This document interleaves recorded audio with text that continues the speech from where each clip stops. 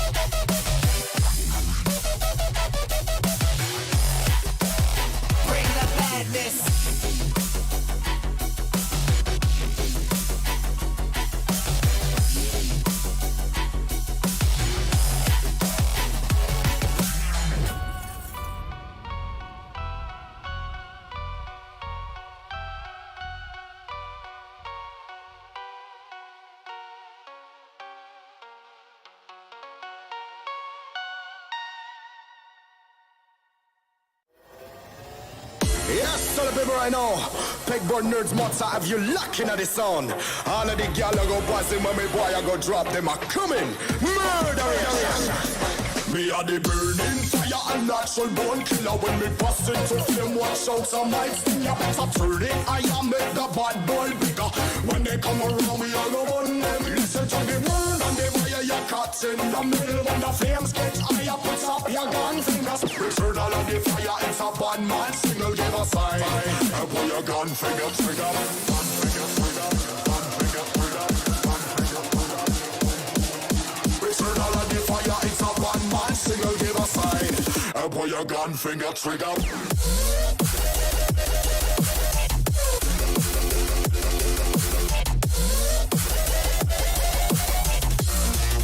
Your gun finger trigger.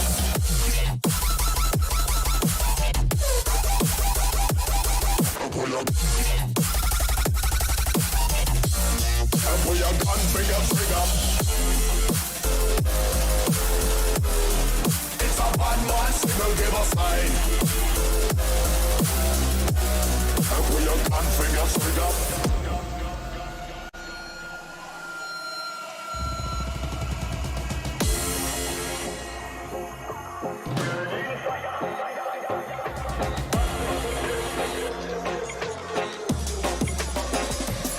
Me are the burning fire and natural born killer. When me bust into flame, watch out some mics. You better turn it. I am make the bad boy bigger. When they come around me, I go on them. Listen to the word and the fire you cut in the middle. When the flames get higher, put up your gun fingers. Return all of the fire. It's a bad man signal. Give a sign. And pull your gun finger trigger. Gun finger trigger. Gun finger trigger. Gun finger trigger. Return all of the fire. It's a bad man signal. Give a sign. And pull your gun finger trigger.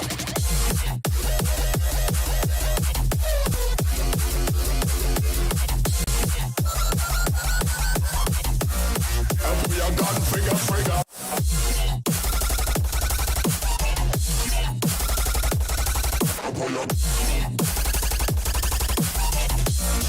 Pull your gun finger trigger. It's a bad man signal, give a sign.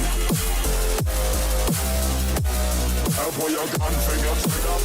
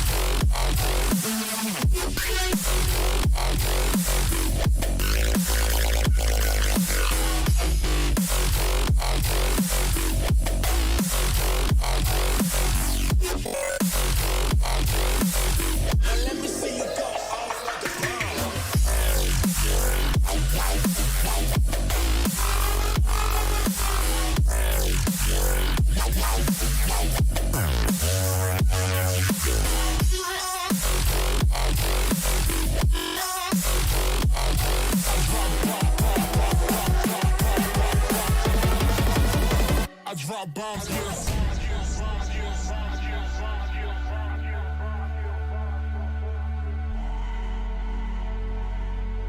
Now let me see you go off like a bomb.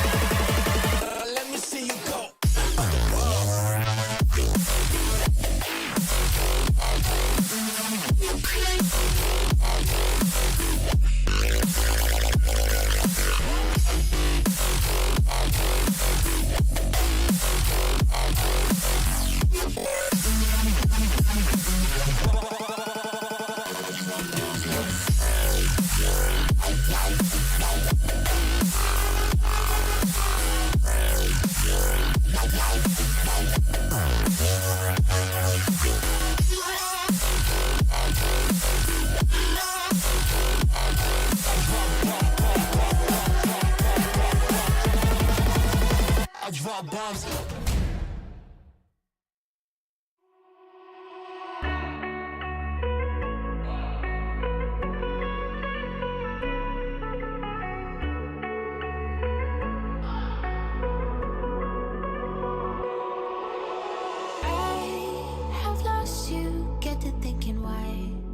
We used to be so high on life.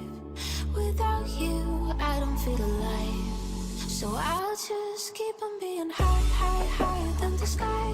Tell me, are you there for me even when I try? Keep on being high.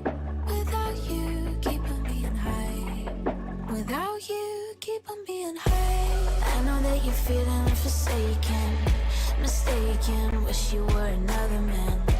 I remember feeling awakened, mistaken if you thought I'm in that place where you want me to be, but I don't want you back. So it's easy to see when I'm high all the time. 'Cause I have lost you, get the thinking why. We used to be so high on life. Without you, I don't feel alive. So I just keep on being high, high, higher than the sky. Tell me, are you there for me even when I try? Keep on being high. Without you, keep on being high. Without you, keep on being high.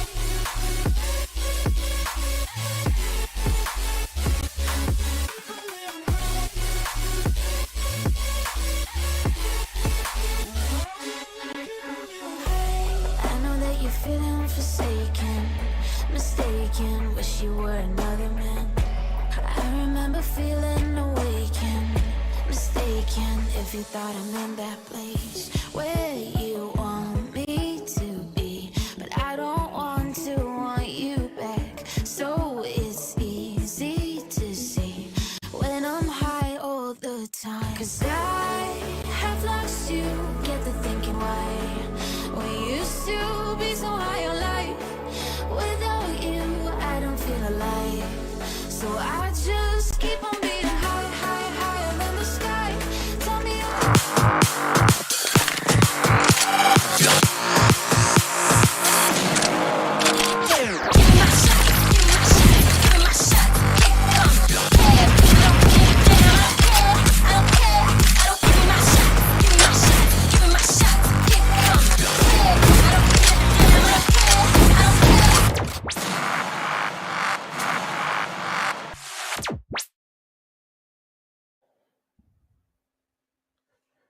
The moment you've all been waiting for is finally here. The grand finals of the NODWIN's Valorant Conquerors Championship with Gillette as a grooming partner. I'm going to be your host and caster Necro. Of course, John alongside with me is going to be CA. Now, the grand finals itself, CA, I know there's a lot of things online. A lot of nerves are going to be rattling over here. This is the pressure that the teams have never felt before. Exactly, that pressure, everything these teams have been working towards, everything we've been working towards is all in this weekend, and that lovely, lovely damn trophy. Yeah. It's all on the line right here, right now. Exactly. Look at the trophy as well. It's absolutely beautiful. And as you mentioned, a lot of things online. Of course, Prizepool has to be one of them as well. A long journey, a long seamless journey through the Valorant. A lot of teams have been eliminated through entire VCC. Of course, I am respecting all those teams, and thank you for giving us your time. But now we're down to the top 4 teams over here, CA. And what are your thoughts on that? We're going to be kicking things off with a pretty much impactful match over here.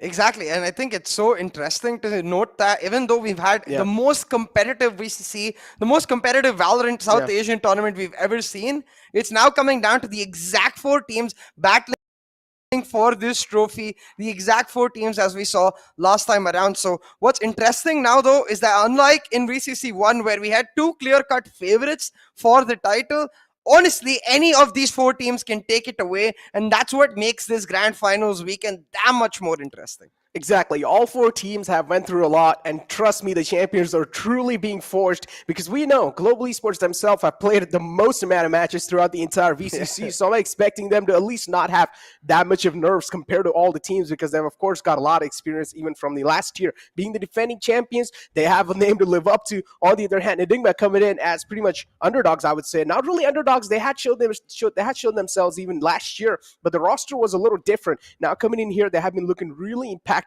What do you think? So what are the chances of them standing against a team like Global Esports? Oh, the chances are extremely high. I genuinely think both of the matchups today are 50-50, maybe 55-45, depending on how the veto goes, because that's another interesting factor for us to end up talking about. We're going to see it in a while, because all of these teams, they've had these 4 days to try and prepare something for the veto, and maybe, just maybe, bring in an extra X factor in the Neon into that agent selection after the veto. Now, you can see Necro instantly just going like, nah, see, it's not going to happen. But I believe Necro. I know. It's gonna happen. Trust me, it's gonna happen. Trust me. There is someone on the Hindi desk who has given us a little bit, kind of like I would say, earrings that maybe there will be neon whipped out. But let's just find out.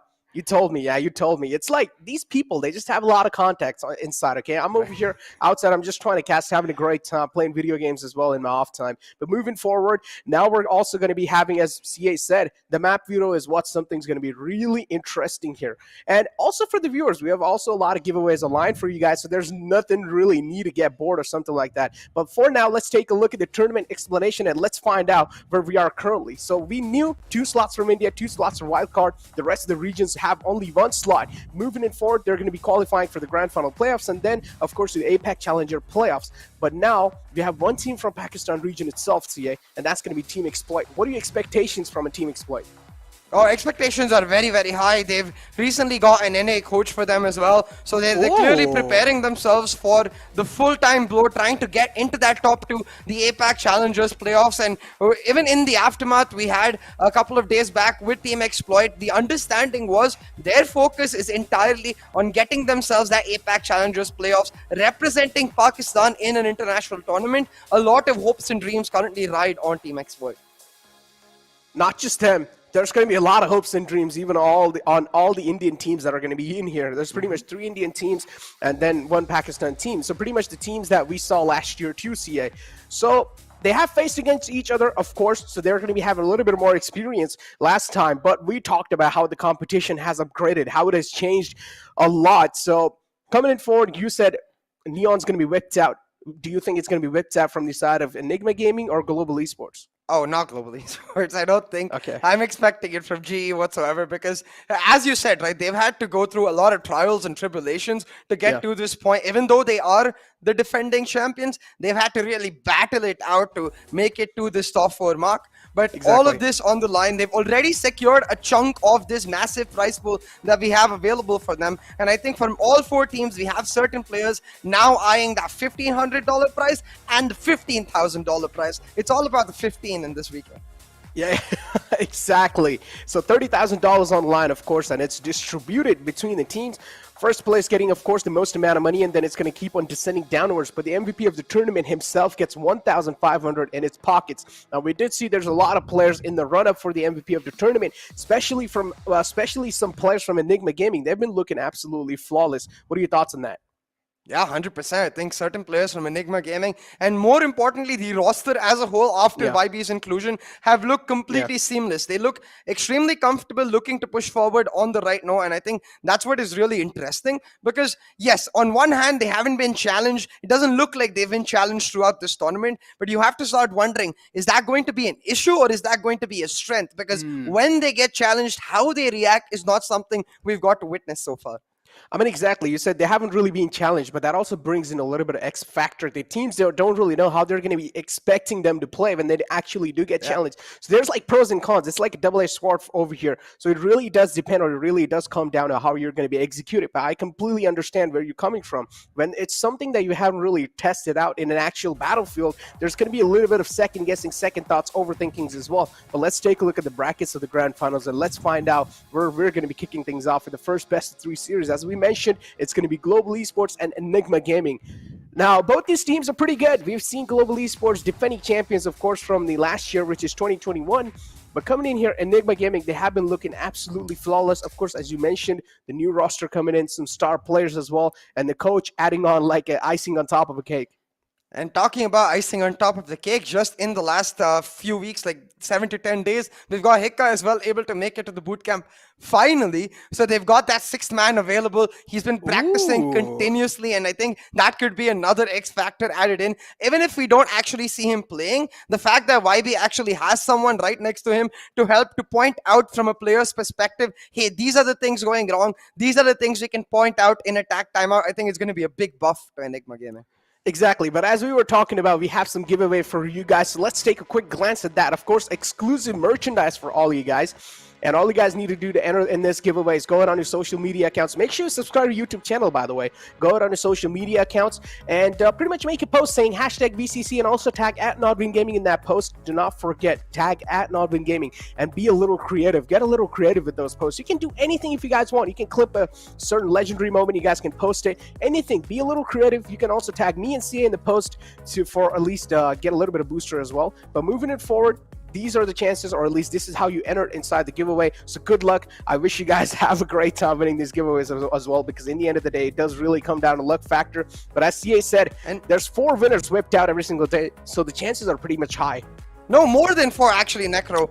Because it's every single map. So you want to hope it goes all 3 maps. And if it does go all 3 maps in all series today, there will be 9 giveaway winners because we have 3 best of 3 series. But at a minimum, we're going to have 6 winners every single map. And an important note for all the viewers watching out there, irrespective of which platform you're on, it's important to note that this giveaway, of course, exclusive to the NODWIN Gaming platforms. The link is in the description below, as well as in the pinned comments, I believe. So you got to make sure you apply, you get in every single map, you have a chance to make it happen. And that's what we bring for the grand finals. All the hype, all the merchandise, everything on the line from our end as well as from the teams. And you guys also saw this cool bomber jackets on the screen. So all you guys need to do to order those is go out on gullyactive.com and make sure to order one of those. Because those, honestly, I'm not going to lie, those are some kind of fire merchandise. I haven't really seen those kind of merchandises out here in India. So I would not want to miss out on those. I've definitely ordered one for myself. So you guys can go ahead and order for you guys too. I'm pretty sure CA has this coming up too in the pretty much on the final day. So we're probably going to be wearing that and casting, but we never really know. Nothing's really going to be confirmed yet. But moving forward, man, the first matchup. So we talked a lot about Enigma Gaming. I want you to shed a little bit of light on Global Esports.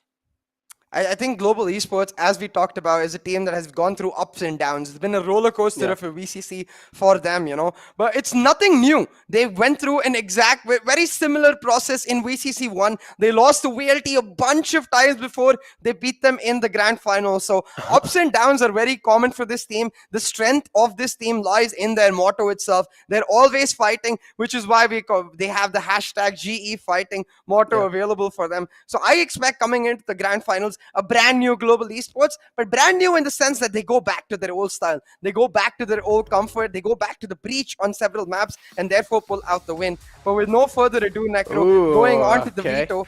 Very standard bans. Enigma, their comfort ban in Breeze, Global with their comfort ban on Fracture. Now, what is interesting, and this is something I was talking to you guys off camera about, is GE pick up the Haven. I think a strong reason for this is the return of that Breach Sova composition on that map of Haven. GE going back to what they know best. Exactly. Now, pretty much both these teams sticking to the basics, nothing really pulled out the box. But again, I want to personally see that Neon being picked out, so maybe that can be a pull. That can be something like that brings the anonymous factor in the game. But moving forward over here, as we do know, Enigma Gaming has picked up the map of Bind. We have seen they have been one of those teams that have been pretty much unbeatable on the map of Bind, so I want to see what Global Esports have in their bag. Now, it doesn't really... Okay, it's quite understandable if your Global Esports even does miss out on the first map of Bind, but second map of Haven, I feel like Enigma Gaming are pretty good on Haven too, so it's going to be a tough competition in the end of the day. Global Esports will need to keep up. Yeah, it's quite interesting too, right? Because Split was left up for grabs, and you think Global Esports would instantly pick up the Split because of their comfort on that pick, but they go for the Haven. I think it's a bit of a challenge, as well as a bit of a reminder to their team. Now, Haven used to be one of our strongest maps in the past. So now we want to default back to that. We want to play the Breach Sova composition, instill that fear that several teams had in the past going into Haven, man. If that Breach is coming along with Hellranger's Breach and Rossi's Jet, you've got something to worry about. Exactly. There's pretty much both these teams are equally skilled. But again, in the end of the day, it does really come down to the mind games and who's able to play those mind games even well. Let's take a look at the Asian pick rate on Bind. We certainly know that there's going to be a double duelist composition pulled out from the side of Enigma. And over here on the other side, on the hand of Global Esports, now Rossi's pretty much going to be shifting on towards Jet. On Raze, my bad. So Raze being picked out from Rossi, of course, we know her utility is really good for close range clearance, and also those nades can flush out a lot of players from the angles. But again, do you think that's going to work out against a team like Enigma? Because we have seen one thing is that Global Esports thrives on that bathroom control. I wouldn't be surprised if that bind map composition completely changed. Now, as you said, I do have a little bit of insider information, and it could go either ways, honestly. But I'm fully expecting, like I was talking about Haven, even on the map of bind, that they go back to comfort. Maybe even remove the Viper altogether, because that's something that we've seen them have continuous trouble with respect to flank watch. Maybe a chamber comes in. Either ways, I'm excited to see, and it's actually going to be a Sage. So full burst composition here for Global Esports. This is what I was talking about. Going back to utmost comfort. The Breach Sova coming in with lightning fast on the Sage. On the defense, they have amazing capability to hold it down with that Sage Sentinel as well as Rossi's Operator. But on the attack is where this composition really thrives. It's W Gaming, and that's really what GE excels at. Oh yeah, this is going to be an absolute great thing. Now, this composition is of course one of the most like OG compositions out there, without a doubt. And Global Esports, they're like, all right, you guys think we're going to pull out something out the box? No, it's just going to be something that is pretty casual in the game too, and nothing really is going to be out the box. But on the other hand, Enigma Gaming sticking to their basics, what they like to play on the map of Bind. So, do you think now that the Asian selection's on your screen, do you think there's going to be some factor that's going to catch Enigma Gaming off guard? Oh, most definitely. They're going to get caught off guard because they're not expecting this composition to come through, right? They've been preparing for Rossi on the Raze, the slower style of gameplay that Global Esports like to play with the Astra Viper lineup. But this is simply the most, as you said, OG composition we've seen all the way back in the day. A composition that, for example, in VCT Korea last year, it used to dominate all the way through for their ability to continuously control power points like U-Hauls or control power points like Buhuka. And that's where the Breach really comes into play. Now, what I do want to see is, again, the lack of dedicated flank watch for Global Esports could be a troublesome point that EG could look to exploit. But given the fact that GE are starting on defense, and given we know how much both of these teams thrive off of the momentum factor, I think this defensive half, if EG is able to pull off even a 7-5 against them or even a 6-6, then they will be in a very comfortable spot going into their own defense. But I honestly feel like Enigma Gaming is one of those rosters that really does good even under pressure. So even if there's like a huge lead made by the enemy side, they have some experienced players, of course. Don't get me wrong, Global Esports has those as well. But Enigma Gaming is one of those teams that they just have a lot of star players under their sleeves that can pull off some solo plays pretty easily. For example, you have Exali coming in, raw fuel as well. Then you pretty much have Antidote as well. If both these get shut down, then Antidote, we've seen him in the past. He used to play Jet and the Operator. He's really good at that too. So he excels also on some solo plays. So Enigma Gaming overall is, of course, like a stacked up team. But I like this virtual kind of like a thingy that NODWIN's made. Yeah, it's basically our step, and now we've got the players. While we cannot have... Is he sleeping? No, he's just relaxing. I think we got to talk to Rossi earlier into this tournament, and he loves just getting the focus on, a bit of a power nap almost, just to calm his nerves, calm his mind, and get into the game itself, because the composed nature of both of these teams is going to be crucial, Necro. First map of the Grand Finals weekend, Global Esports versus Enigma Gaming. And so far, Enigma Gaming, they've had the edge. They've had the lead. They've had the capability to shut down GE in every single way. Now, on this first map, the map of EG's choice, they've got to do it again. Exactly, and as always, Rossi's going to be pulling out the Sheriff without any doubt, without any two-side thinking. On the other hand, Enigma Gaming pretty much just sticking to the normal ghosts being whipped out from their side. Now, Rossi has to be the playmaker in the pistol rounds, and Global Esports is relying heavily, as always, on Rossi, even inside here. But on the other hand, Enigma Gaming, now, we really need to talk about players like RVK and how much impact they had. We've seen RVK pull out some insane clutches, too, in the past, and I feel like RVK is one of those calculated players that really does take calculated risk. Absolutely.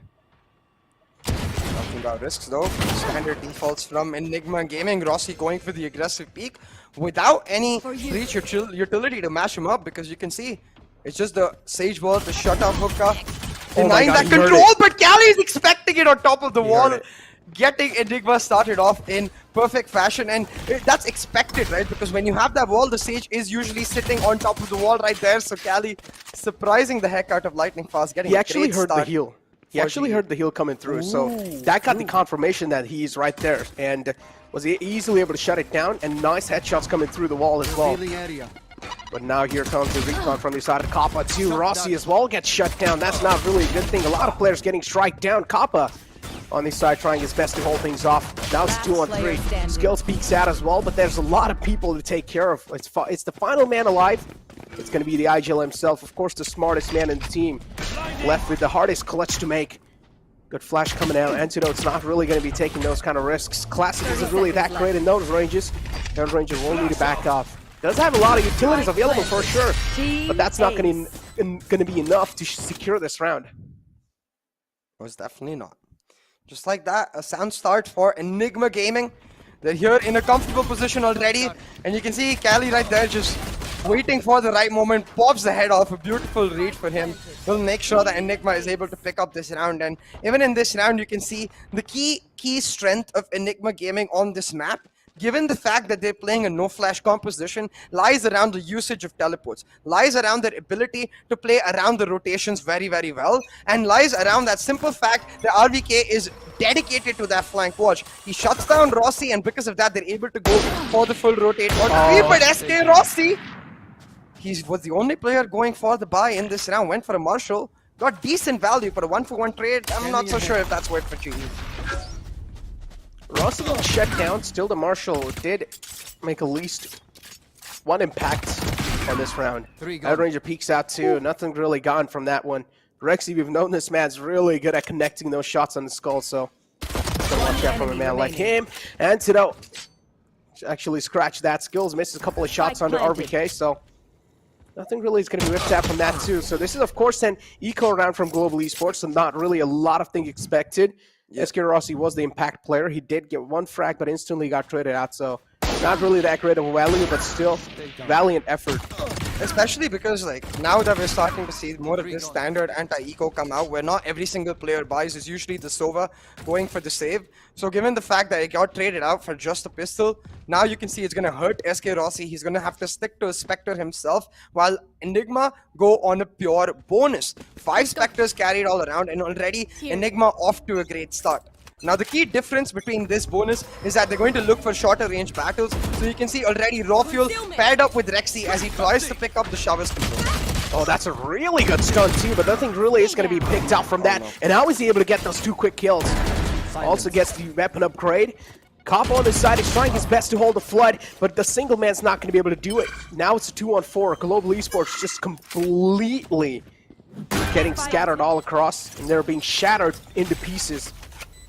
Now, should they go for a save here, or should they actually try and commit? SK Rossi with the Spectre can definitely go ahead and try and do something, or at least try and whip out some exit frags. But Global Esports, they're not going to back out just from that CA. Yeah, it's also quite weird that Skills goes for the fight right there. It's a tendency that we've seen a lot. And again, Rossi with the random spray trying to catch off RVK in the smoke. Gets caught out instead. So back to that point, right? Like, when you know the other team is playing on the bonus, you want to play a little more defensive. You want to play maybe even on the retake and give them that part of control or re-aggress. But Skills instead goes for the solo peek, and Rafael just shuts him down. A bonus win here for Enigma Gaming will obliterate the economy of Global Esports. And considering the fact that Rafael was the only person who ended up dying in this round, I wouldn't be surprised if they just go for another bonus right here, knowing that GE is going to be on an equal pitch. No, these two frags. I don't know what was that, but I don't know. I honestly feel like those kind of frags should not be given away, especially against the Spectre when you have the ARs to play against, and those kind of frags are going to be hurting quite a lot, not just economically, also mentally, because in the end of the day, aiming is a factor that really does come down to the confidence. If you're not going to be having a lot of confidence in your peaks, then you're going to be missing out on a lot of things. Global Esports, you can see they're going to go for that 3-stack here, but already Rafael this time going for that bonus, like we talked about, has the judge available.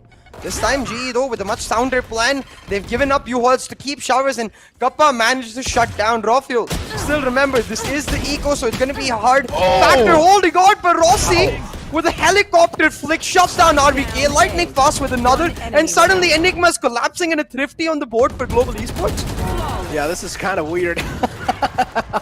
What? SK Rossi messes up that dash, and unfortunately, Enigma Gaming also with a couple of shots onto SK Rossi, and they will have to pay the price for that.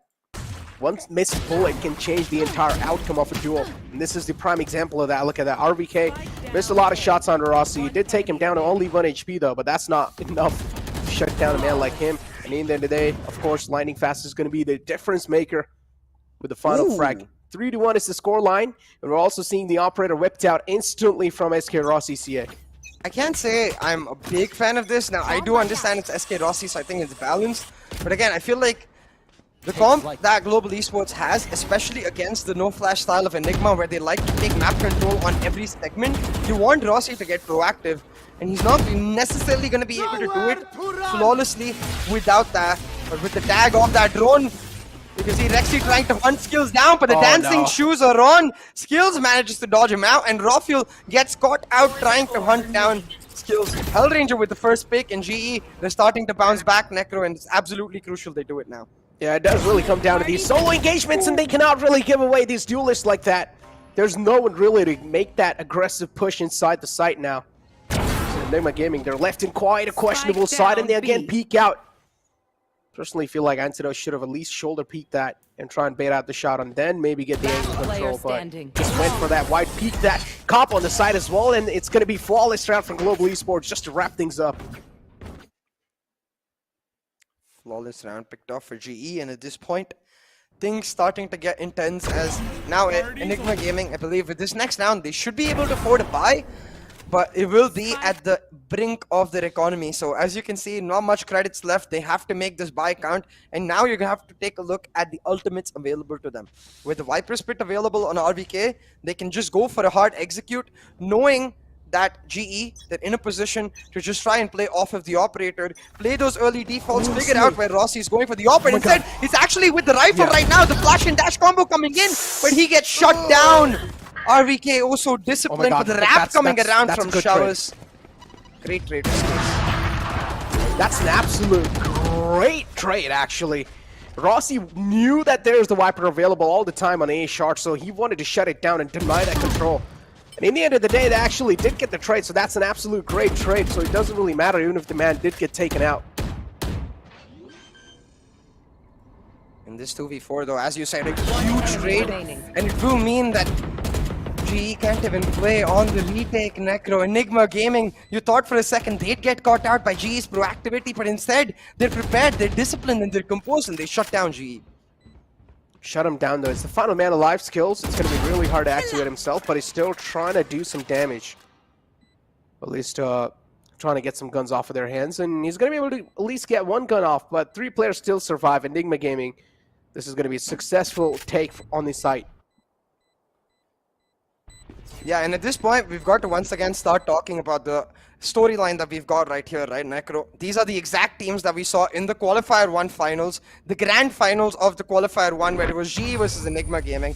GE took that first map over there, but ever since that map loss, Enigma Gaming have looked absolutely flawless. They won the Qualifier finals 3-1. They went on to the grand final playoffs, just smashing every single team they saw, and it looks like they might continue on the same form. And the fact here becomes that where does Global Esports start adapting? Because we saw the aggressive play trying to catch EG off guard, but clearly the question we talked about in the pre-show, where EG haven't been challenged yet, how did they react? At least in this moment, it shows that EG aren't a team that's worried about reacting. They're just focused on their gameplay as a whole, and that's a big, big strength. Talking about big strengths, Enigma Gaming too have a strength in their hands.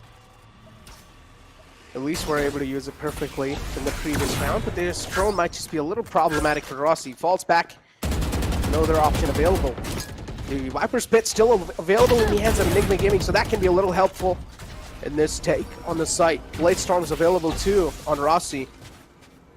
Doesn't really come down when he's going to be deciding to use it. Still, Global Esports kept on their toes. Nothing really a lot revealed, but with this teleporter, this is going to be a lot of info revealed, and this wall is just causing so much trouble, and also bought a lot of time. Okay, RVK though. I think the entire plan for EG right here to let RVK go for the late lurk into hookah, given the amount of time they have, then to wrap back around into hookah and get someone caught off guard. Even with Rofio's position, you can see they're expecting someone to push forward and try to exploit the biggest weakness of the GE composition, where without this guy, without that extra initiator that gives you information, GE don't have as much info mid-round. Hellranger trying to do exactly that, the flash and peek. Doesn't see anyone just yet, but Rossi misses the shot, and suddenly the execute on for EG onto the B side. Oh no, he's so lucky, just sees the dead body flying right on his face. Hellranger over here trying his best to hold on, but it's okay, now Rossi's activated himself. But Rofio with 2 quick kills and also a questionable peek coming out from Kappa. Right outside the smoke, a dry peek too. Keep this in mind, they have the Cosmic Divide available. That can be the difference maker in this retake. Skills needs to stay alive, his life is really important. Lightning Fast is over here to provide him some support while he's trying to use the utilities. He's trying to get the gravity well on, but he's 3 seconds off the cooldown, and those 3 seconds could make the difference. Oh, they can. And look at the Cosmic Divide use too. Quite a lot of heavy investment from the side of Enigma Gaming, but nothing really pans out. In the end of the day, it's the round in the hand of Global Esports. Yeah, they also use the Cosmic Divide at the last second too.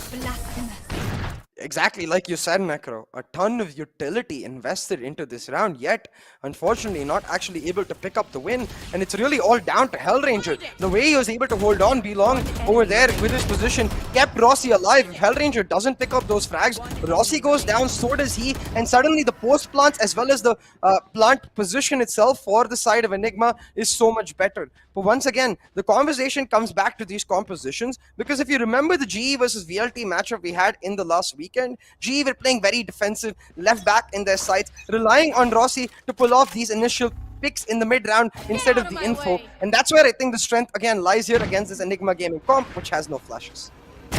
Party's over. Oh, that's a quick pick on the start. We talked about they cannot really afford to give these picks, and still the controller peeks out, so yeah, that's quite a bold move from Enigma Gaming. Antidote.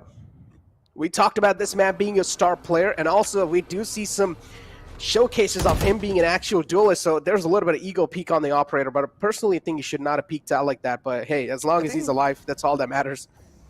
Yeah, exactly. I also think that Cali was trying to escape that drone which came through from that A-shot area from the TP, so he automatically assume that if he can get behind the boxes, then he could escape the drone. But Rossi is expecting it, and that's where the combination of this breach sober, right, where they're setting up Rossi for these aggressive peaks, really plays into the strength of Global Esports. Talk about the strengths. This can be one of those Blade Storms. Missed a couple of shots, and Rafiel now left with only 2 daggers in his hands, CA. 3 wasted, 2 in the hands. And with those 2... Now, Rossi spotted out Rafiel being long, so they know that the Viper's Pit is not that big of a threat. Papa pushes it in solo, and GE with a beautiful read to pull off this round. The Rolling Thunder invested as well. They're just playing for time, denying the site. Yeah, and look at the lightning fast flank. Always works out. Enigma Gaming, they're just being caught off guard with that flank. The Sage, of course, being the true battle Sage, is able to work out, or at least able to get a lot of frags in their hands. Now it's all down to these final 2 players alive. Rafiel and Rex. Rex is going to be there, and a nice shutdown from Skills too. It's like Global Esports, they're just so fluid on this map. Exactly, and that's where, again, the strength lies in their ability to hold down the site till the last moment, understanding that Enigma Gaming, their tendency is to play for that last moment. You can see every single player on the cam ready for it, and this is what I'm talking about. Like, as soon as he hears the drone, he's like, okay, I'm gonna go behind the box, maybe the drone won't check my angle. Either ways, I should be in a comfortable spot and not be exposed for whoever peeks out to the hookah. But he's not expecting Rossi to be already ready for that dodge. Rossi shuts him down, and again, a key ultimate invested and a round loss for Enigma Gaming. The round before this, it was the Cosmic Divide. In this round, it was the Viper's Pit, and these defaults are starting to be broken by Global Esports. So I think after this round, the next buy, Enigma Gaming, they've just got to start going for more bursts, put the fear into GE that they can't play exclusively for site, and punish them for not taking map control proactively. Oh, they just walk in the site too. Easy site take. And landing fast, also getting the confirmation that the shower area is clear. Questionable wall too, yeah. Didn't really know what was that wall, but okay. Maybe just try and deny some angles, I guess. Peeks out. That's pretty much the first frag, but no, whiffs a couple of shots, it's okay. It's still alive though. The life is going to be more valuable than actually connecting the shots here. I think the idea maybe with that wall there to make sure that they don't wrap on him, knowing that it's EG's economy. So he makes sure that he doesn't give away a weapon. So I'm actually curious about that. We're going to have to ask Lightning Fast if we ever get to talk to him. But right now on the retake is Global Esports. The weapon advantage available. They've shut one down. They've got the flank coming through. And from every single angle, they will wrap, suffocate, and shut down EG. Yeah, it's pretty much a Dunzo round for over here. The final man's quite low, and nothing really is expected. Rafiel still, though, made a skull crack through, but it's okay. Another round in the favor, or at least in the accounts of Global Esports, looking really strong inside this matchup. CA, did you expect this kind of an outcome over here?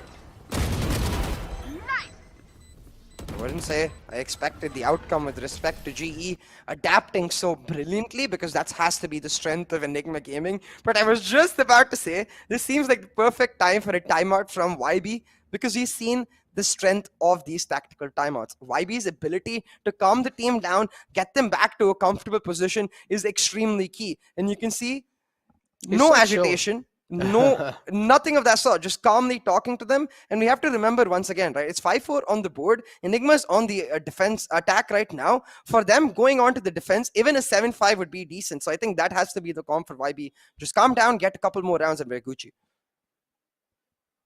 That is true, but it does seem like it's talking quite a lot, though.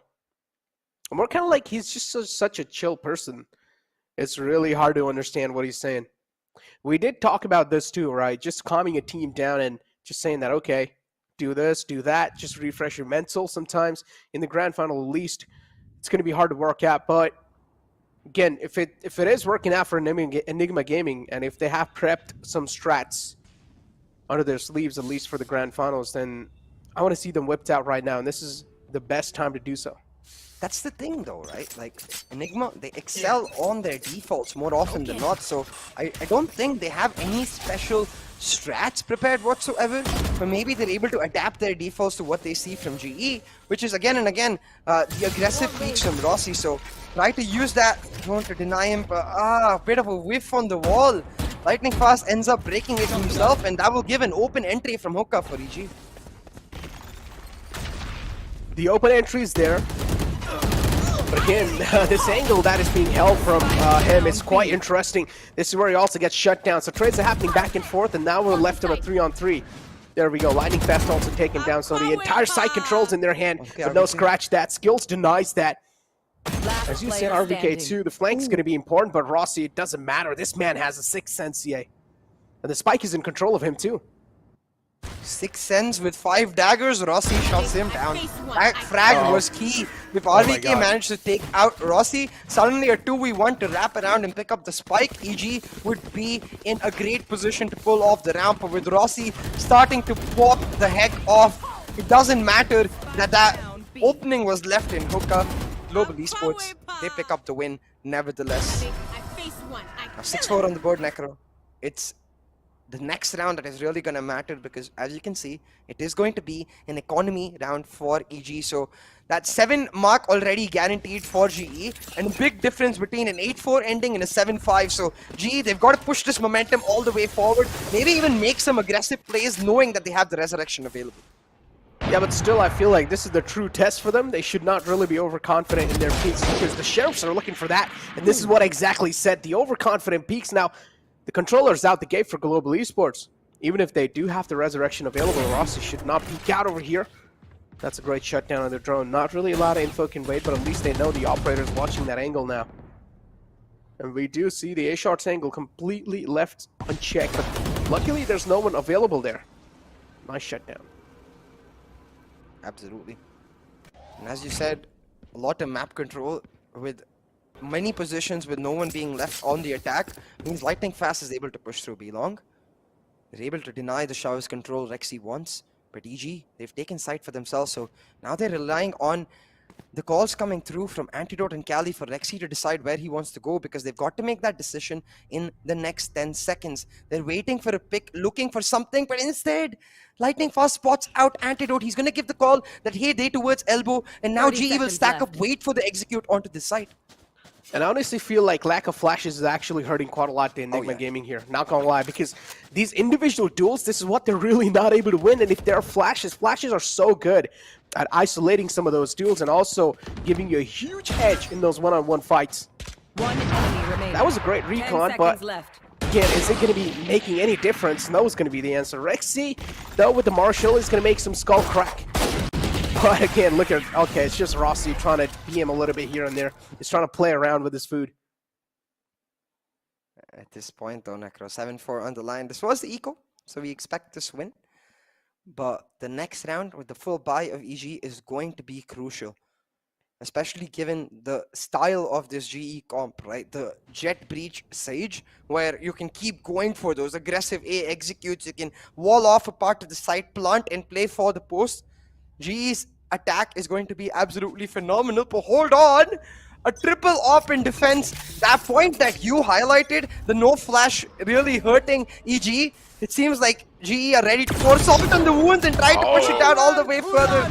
Normally, the hips don't lie, but right there, Rossi gets caught out. But skills with the operator for himself shuts down Rawfield, and it looks like EG, they're going to start crumbling right here in this round itself. It's funny how Rexy didn't exactly know where he should get the final charge through. Oh, but that's a great shutdown onto Rossi. So pretty much the man advantage now equalized, but it really comes down to which player's being shut down. So both the duelist on both the sides being shut down, but skills now taking out the Viper. That's another key factor off the gate for Enigma Gaming. How are they going to make this takes happen now? They will have to rely heavily on the Astra to try and make that happen. They do have the smokes available. They're going to be completely utilizing those, but look at the resurrection. This gives the man advantage back to Global Esports.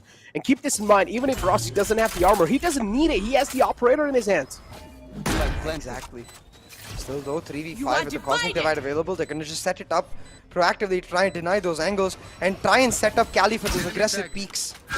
Now, in this 3v5, it really does come down to Cali to find those initial peaks, because what Global Esports most likely going to do is use the Hunter's Fury to clear out a specific angle and then just go for the retake immediately. But Anti shuts down the elbow push. Suddenly, the Hunter's Fury not nearly as valuable, and the stakes, they have been equalized with the time running out for GE.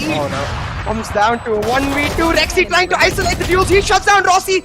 Goes for the flick, but he will not find it, and skills with the 4K finds them kills and that 4-round lead for Global Esports. And I honestly feel like on the attack now, Global Esports are going to be really strong. CA, it's going to be hard to stop the floodgates. it's really going to be hard to stop the floodgates because we know this is when truly Rossi gets activated with that breach and jet dash combination. That can give them an easy lamps control, and also those stun can also help out quite a lot. So now Enigma Gaming, the problems upgrade a little bit more. They will have to go through the second wave of global esports. Yeah, and that's where I think a slight error from Enigma Gaming in their post plans. I would have liked to see them, if they are going to play all on the site, then play with either Rexy plays with either Anti or Cali on the crossfire. Right? You know, the biggest strength of that Cosmic Divide lies in the fact that they can't flash both angles and enter, since the breach is only going to come in from one. And since Anti shuts down that breach early into the retake, if Rexy had the crossfire ready with Cali, maybe they pull it off. Or they just play the complete post plan from long, but not necessarily committed to one particular idea, ends up being the downfall for Enigma Gaming. But nevertheless, GE on the attack, you talked about the floodgates and they've already been opened. Exactly. And ladies and gentlemen, keep this in mind. 8-4 is the first half, and this is the match pick of Enigma Gaming.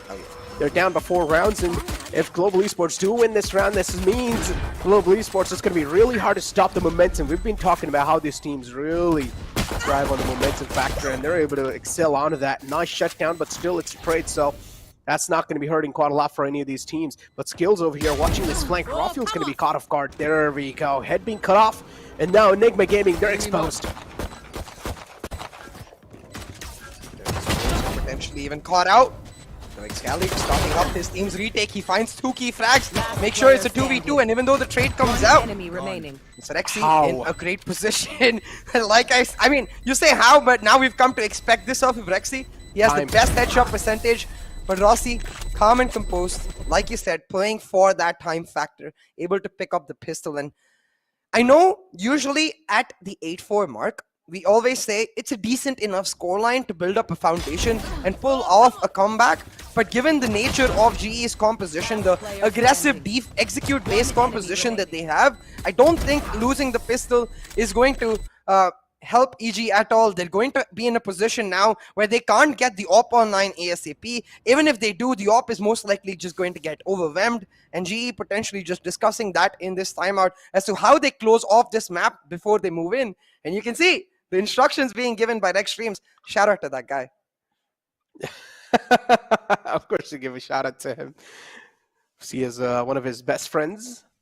Yeah. Moving forward, though, CA, we need to talk about, and we need to highlight this man right here, Kappa. Have you seen those recon darts? That are giving so many informations, those out drones as well, they're being used perfectly on times. And I feel like Kappa is one of those men that has been conveying so much information, at least in the defensive half, where the players are, like, at least, you know, situated. And Kappa has to be given the most, I would say, at least the biggest trophy when it comes to those retakes that being made happen in the global esports side. Because if Kappa wasn't alive right there, those would have been really tough because he's the only one who's given a lot of information. You guys need to realize, being a solo, you have a lot of pressure on yourself to actually give those information, especially on the defending half. And if you're on the attacking half, you have a lot of pressure to give info on the attacking side. So being a solo is doing a great job. 100%. This is why every single time after GE loses, I get these questions on my stream like, hey, is Kappa not performing? Is Kappa not doing this? Is Kappa not doing that? And I always believe that Kappa can perform when the rest of the team performs. Because you can see the way GE are knit together, they're a team. They're not the kind of stupid team that relies on individual performances. They rely on every single member to step up. We're talking about step up. Once again, an aggressive execute, but this time Hellranger getting caught off guard. RVK with another. This is not affordable for GE, it's just their anti-eco. It's okay though, they only got 2 players taken out still, as long as these 3 players are alive. Okay, maybe now it's hurting a little bit. Another one to be taken through. Luckily, it needed a fresh magazine, but still, that's quite a successful round, I would say, from Enigma Gaming. They got 3 guns off, and now Global Esports, they cannot play on bonus anymore. Exactly, but I think for Global Esports, it is still a win-win essentially for both of these teams. Double digits. Yeah, exactly. Double digits picked up for GE. They're in a great position to push their momentum forward. And they're not even going to care as much about the lack of a bonus because they're just going to keep maintaining that W gaming mood. But hold on, actually.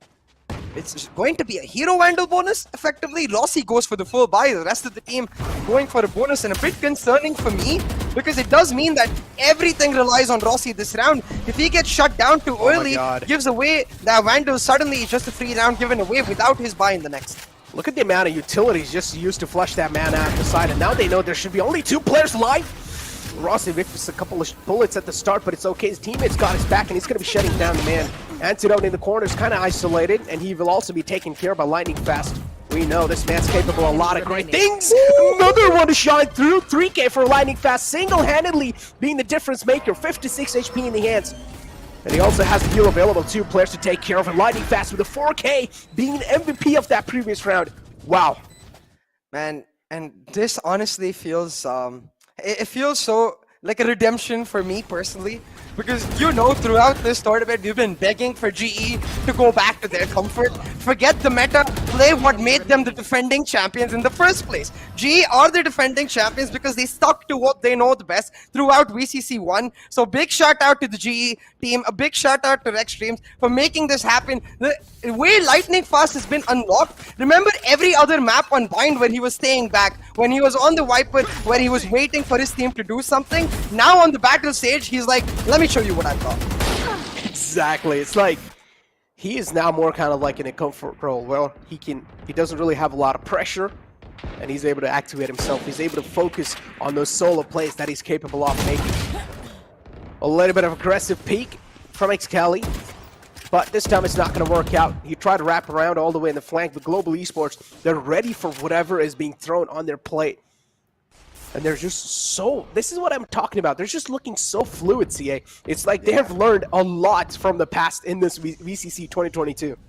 And that's the thing, right? They look this fluid because they've played this composition, at least a version of this composition, umpteen number of times. They know exactly how to get those executes through. I'm sure they've spent a hell of a time in those customs, making sure every player is on the same page. And because of that same page, they just look on a perfect note together. Once again, going for the executes slightly later into the round, but Rofio,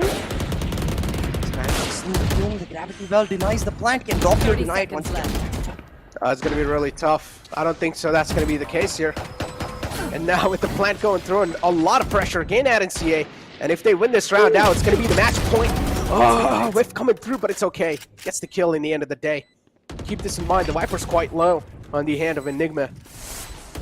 So that shouldn't really be that big of a deal to shut him down, but still RVK is trying his best to live up to his name. Getting those frags on the board, but Enigma Gaming, how are they able to secure these frags? It's kind of questionable. Now it's all down to the final man, Rossi, 100 HP, doesn't have any armor to save himself. RVK is quite low, peeks out. Rossi is able to shut him down single-handedly. Does he have time? Yes, he does. Yeah.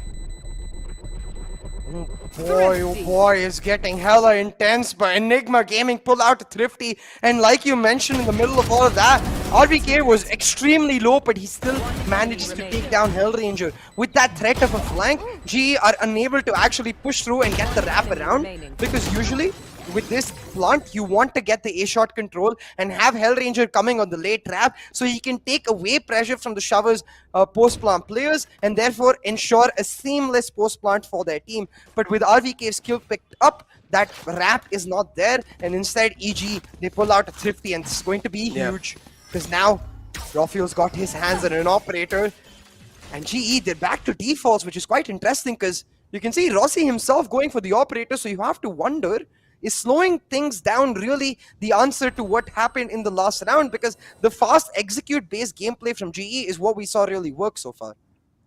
I feel like the mentality over here is that they realized last round Enigma Gaming were pushing out and giving them kills.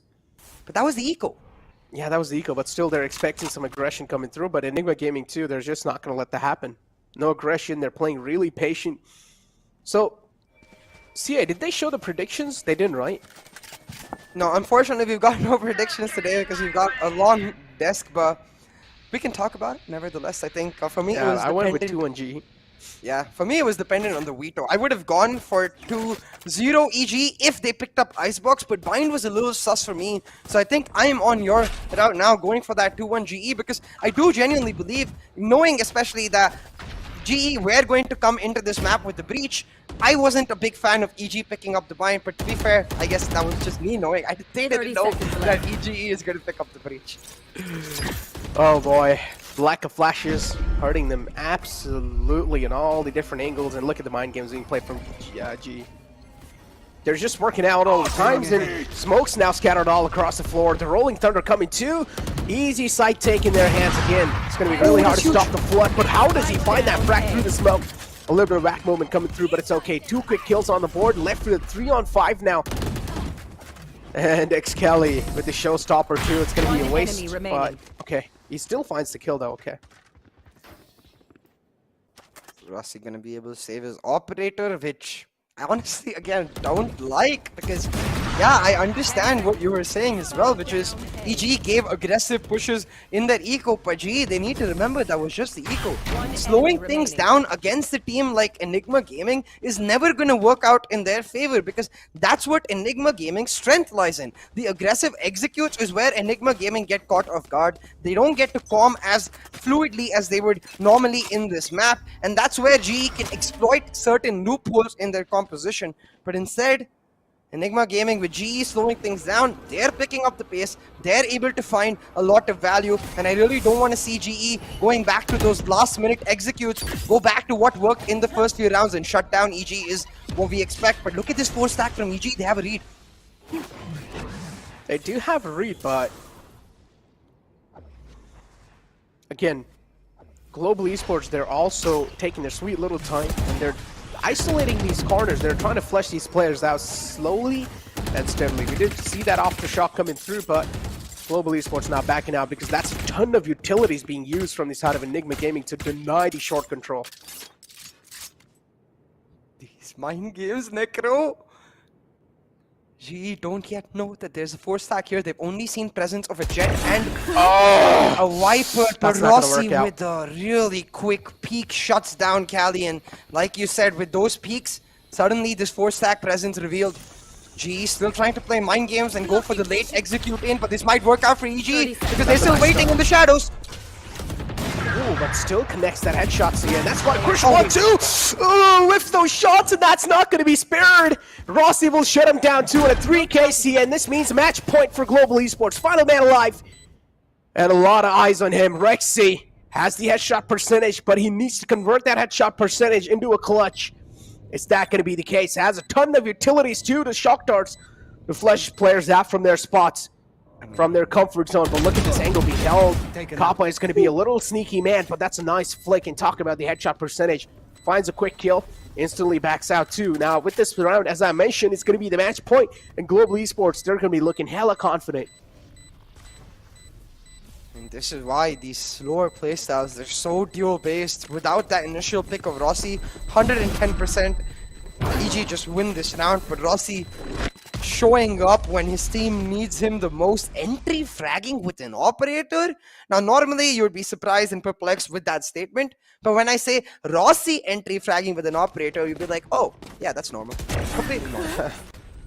Yeah, those aggressive angles, man, I just don't understand. I was able to get those picks, honestly. Now this is where I really am questioning myself and saying, what are those two people doing at the same angle right there? There's 4 players available. You could have tried to get some different angles for yourself. Maybe one guy plays on top of their trucks and keeps his position anonymous. It's a lot to do with mind games, right? Because in those angles, the Raze never used her utility, never revealed her position. And I think Rossi is not checking for the Raze, he's checking for the Jet, who used the Cloudburst already. So as soon as that Cloudburst is used from that angle, I think Cali has to reposition. But now with the mixed buys, Enigma once again going for the aggressive please, so they can find the trades, and it's exactly that. Even though Antidote whiffed a couple of shots in the last round, he more than makes up for it in this round, finds 2 key frags and shuts down GE. It's not yet over, GE, you gotta push for the win. And in this 3v4, this round unlikely, but still they've got a big push. These kind of plays prove that Antidote used to be an actual duelist. Look at the amount of confidence he had in those peaks coming through. A great recon dart again. And we talked about how impactful Kappa can be, and that also gives them a man advantage. And not just a man advantage, it's a 2-on-3 CA. And those 2 players are on those 2 individual sites. That means to take a site control, 3 players can open the floodgates on a site. And it's going to be tough for a single man to try and hold on. And that's the operator spotted too, all the way in the back. Nowhere to run! There we go. Just really coming out to clear a specific angle. Last player standing. Rafuel gets stunned and pushed into a corner, shut down, and let me take my words back because I thought 3v4 was not possible. Well, GE Fighting most definitely make it possible. A 1v3 here for RVK, and don't get me wrong, I think RVK is a cracked AF player, but I think we have to just get ready for map 2 because GE, they're not going to give this away. And keep this in mind, Bind has been the map that Enigma Gaming has been looking unbeatable, flawless, and Global Esports pinning them in their own home is something that's going to be making a huge statement. So, Enigma Gaming, you got a lot of things to work on. To add on to your point, Necro, 100% agree. Enigma Gaming have been looking so damn good on this map. And again, to GE, I think they'll agree with me here. They've been looking so damn bad on this map. Throughout this VCC, they lost to GOP Particles. They had their longest overtime, but they bring in that key composition change when it matters the most. This is the reason this team is the defending champions. They turn up when they need to, not when throughout the tournament. They take all the info they've got. They come back to comfort and they slap EG in the face and tell them, sit down, guys. Let me show you why we are the defending champions. Take a seat. I got this. This is what Rossi literally said there. And Kappa too, overall, the utility utilization, man, what just happened? It's like Global Esports. They were just cracked AF, even though if they don't really have the star players, like all the players aren't really star players, but still, the utility, the teamwork that they shown here, it looked like that was absolutely unbeatable. The communications on point, the recon darts were used perfectly. Pretty much the controller too did a great job. Lightning fast with those lurks on the defensive half. It was unbeatable. Skills too was stepping up to the mark. Exactly. And this is what I always say about Global Esports. I think they're the kind of team, once the team gets going, every single player gets on a completely different level in terms of individual performances. And I think I do want to once again give shout out to a simple fact that I feel like changed this entire map for GE, unlocking Lightning Fast. I really feel that he was confiscated, almost like stuck in that role as a Viper where he couldn't make plays, he couldn't be his natural self. Now on the Sage, he can still be the supportive character, still offer the utility when his team needs it, but with that extra fragging ability, with that freedom, he completely goes ham and he's able to unlock the entire team along with him. Exactly. Lightning Fast definitely looked like a man who was absolutely unleashed from the cages, but on the other hand too, we saw Rafael as well doing a great job. He did a great job. He had his pop-off rounds, but not as poppy as we expected. It's just overall a clean sweep coming through from Global Esports. Not really as clean, but I would still consider it a clean sweep, considering Enigma Gaming has been one of those teams that have been looking really flawless on the map of Binance, and Global Esports just comes through and just smurfs around them. Now, this is a statement that is being made in the grand finals. Now, I'm pretty sure the two other teams that are in the back, Exploit and VLT, they're watching this matchup, and they're going to be starting to thinking now, this is where Global Esports, they just come out of nowhere and proving that they are the defending champions and they are here to get their ticket back. Boy, oh boy, Necro. 13-6 on the map of Enigma Gaming's choice. Rafael shut down Excali, the X factor that has been for Enigma Gaming throughout VCC Qualifier 1, just made to completely disappear. But sheesh, Rexy, sheesh. At this point, like, for every single player of Enigma Gaming, this is a test. They haven't been challenged. We talked about this in the pre-show. They've never been in a position where they had to rally back, where they had to live up to what GE's motto is in the GE Fighting, and when they had to really establish a sort of momentum to try and pull themselves back, having lost the map of their choice, going into Haven, where again a similar composition for GE is going to continue out through. Question marks for EG, can they bounce back? Can they bounce back? Now it's all down. It all really comes down to the IGL Antidote himself and also the coach YB. What is he going to be telling them? What he noticed throughout this entire matchup? Are we going to be seeing some key default changes coming through? And this is what we talked about. This is the right time to whip out those secret strats if you have on these maps. Because if you don't, that means your team's going to be hurt quite a lot, and they're going to be moving down to lower brackets. For a team like Enigma Gaming, if they're going to be pushed down to the elimination brackets themselves, that's going to be quite a huge drop-off because none of us expected this. Yeah, exactly. I think most of us were certainly expecting Enigma Gaming to continue their flawless momentum, to push forward for the win, per GE making it count with their map 1 going on to Haven. I'm 100% sure they're going to be feeling even more comfortable, especially with the bind win picked up right here.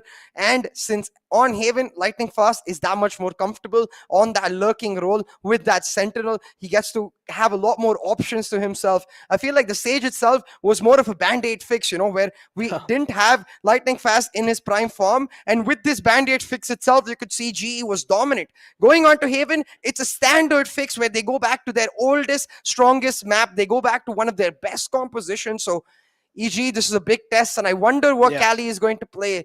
Maybe it's time to pull out that Neon. We saw Team Liquid playing it on Haven. We know it works out.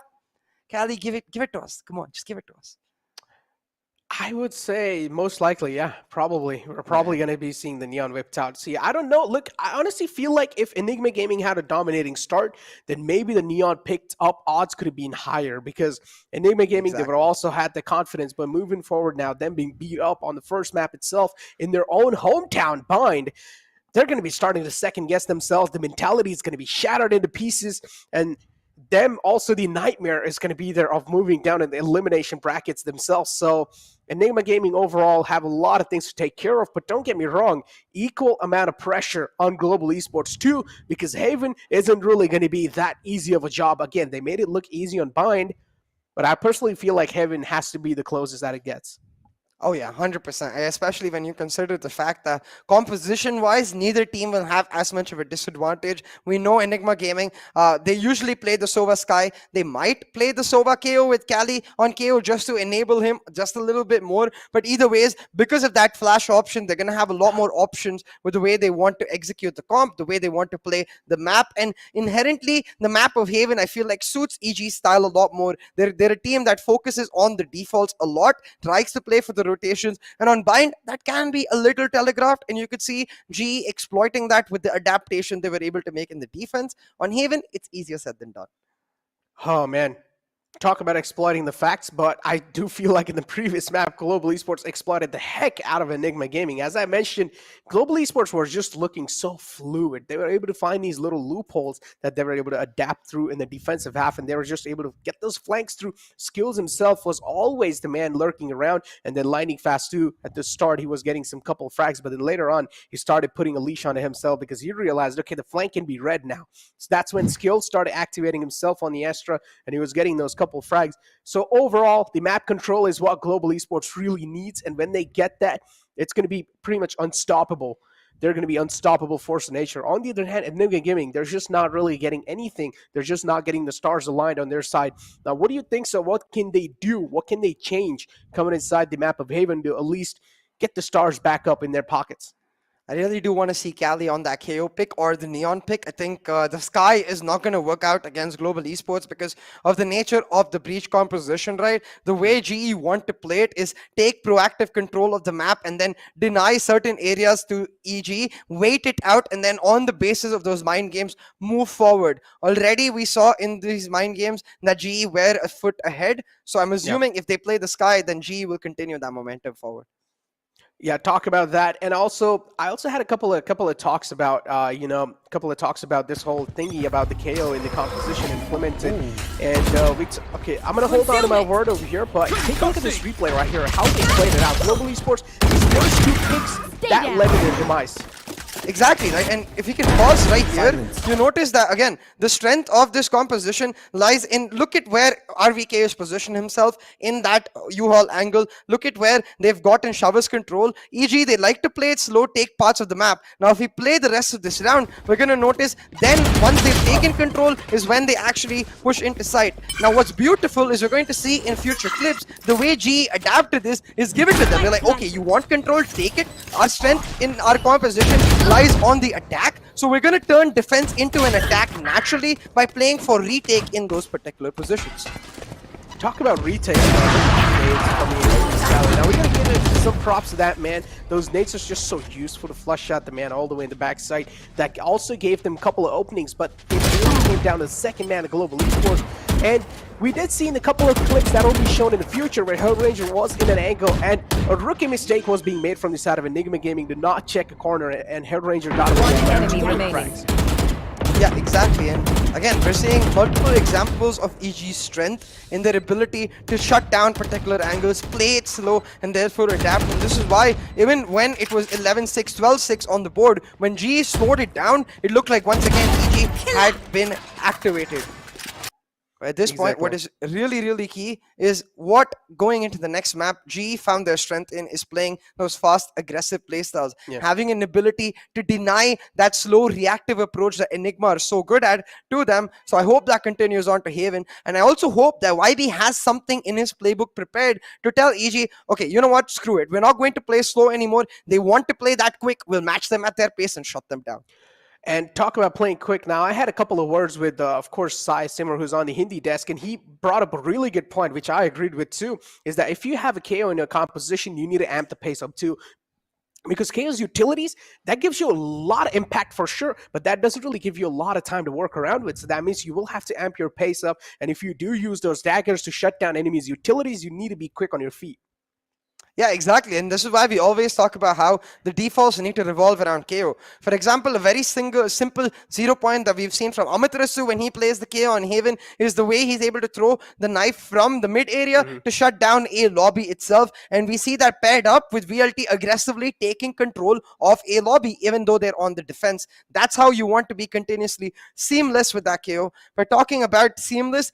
Every single map, my viewers, you've got this exclusive merchandise available for you guys. So make sure you participate in this giveaway. Exactly. All you guys need to do to participate in the giveaways, go down to social media accounts. Make sure you guys subscribe to the YouTube channel as well. Go down to social media accounts, make a post saying hashtag VCC and tag at NODWIN Gaming in that post too. Make sure to do that and be a little creative with the post, and you guys will have a fair share chance for this giveaway. Moving forward, we have limited edition of these bomber jackets, and all you guys need to do to order these jackets is go on gullyactive.com and make sure to order these. These are pretty cool looking, and you can also flex on some players, or flex on some, not players, people or around your friends, you know, in real life, and be like, look, man, I play this game and I've all got some exclusive merchandise for this game. Have you got it? Nah. Yeah, I'm hoping we get it, so we get to flex on our viewers and be like, ha, you didn't get them yet. No, I'm kidding. I think we might get it soon, though. So before it ends up getting out, as you know, it's a limited edition. Make sure you grab it for yourselves. But let's continue our conversation, Necro, talking about this series. Again, bringing back the narrative. This was the finals in Qualifier 1. These were the two strongest teams at the start of the VCC. So it's actually quite interesting that we see them at the start of the Grand Finals weekend itself. But a starkly different tale from Qualifier 1, where GE, they won one map. Yes, they won the first map, but that was the map of their choice. Now, on the map of Enigma Gaming's choice, they shut them down, and going on to the map of their choice, especially considering that this is the best of 3, GE look like the team in the driver's seat to try and push this all the way to the finish line. And it's not even like they won from like a little difference, okay? They won from like 13-6. That's huge in itself. Like, you need to understand how much impact that makes, not just on the game, also on the mentals of each and every single player of Enigma Gaming. So that in itself, like, huge. You talked about them sitting on driver's seat. I feel like they're just owning the entire car at this point. It's like, we are in the car. All of our players are in the car. If you guys want something, make sure just come here and make a room for yourself, because we're not going to flush ourselves out like that easily. Enigma Gaming, we talked about some secret strats. You want them to pull out the KO2. You want them to pull out Amp the pace up with Neon 2.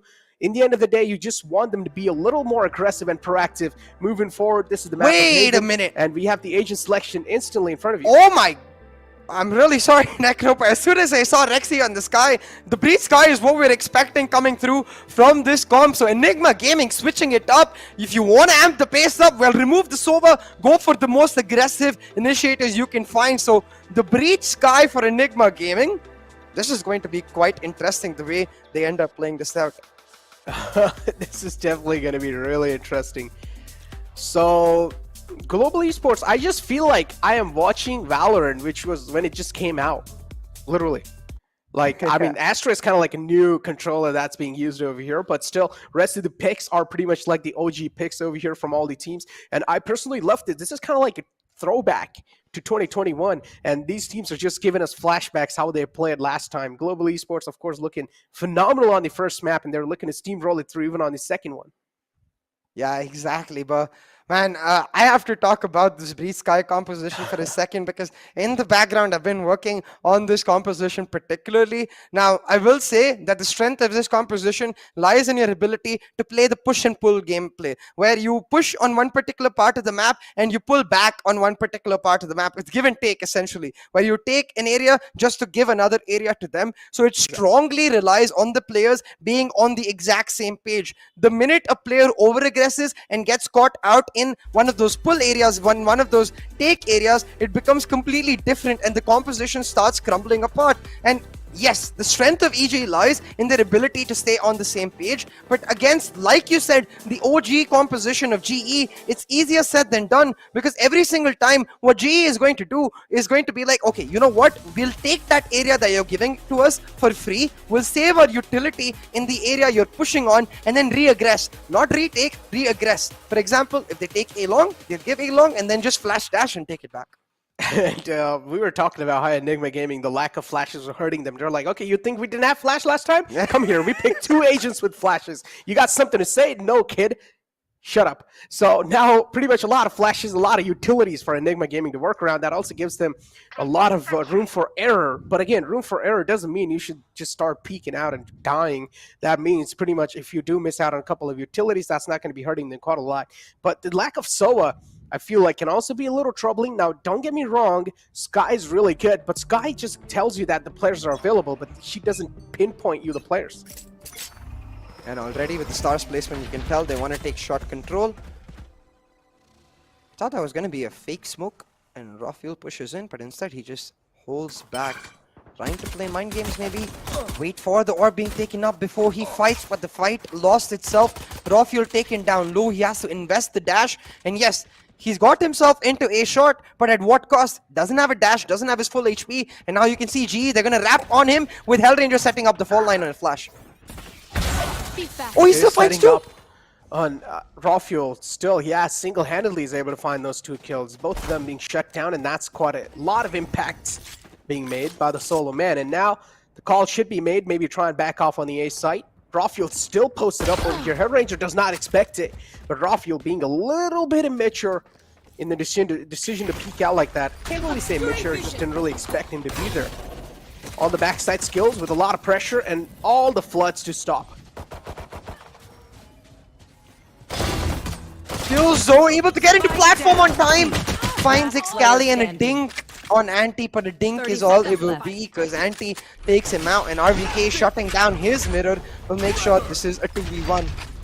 25 seconds left on the clock. Enigma Gaming actually opting for the safe route. They go for the full rotate, get themselves onto this B site, and I assume a plant for A-Link right here with Anti coming on the wrap all the way around. But RVK, all about timing right here. He gets caught out. Hellranger can just go for the full defuse. Yeah, you definitely can, and keep this in mind. Hell used a lot of utility on the C side to get the control back, so he only has 1 flash available in his hands now. Antidote's quite low. All he needs to do is just find the initial connection, and that's just seal the deal. He's down to 50% CA, so that's quite huge for Hell now. He can just try and play for head, and still is able to win this round. So Global Esports, even though things really didn't go in their way, they still get the first round in their hands. Now keep this in mind, Enigma Gaming did get the plant through, so that means we're going to be seeing a little force pulled out. Now I really want you to pay attention.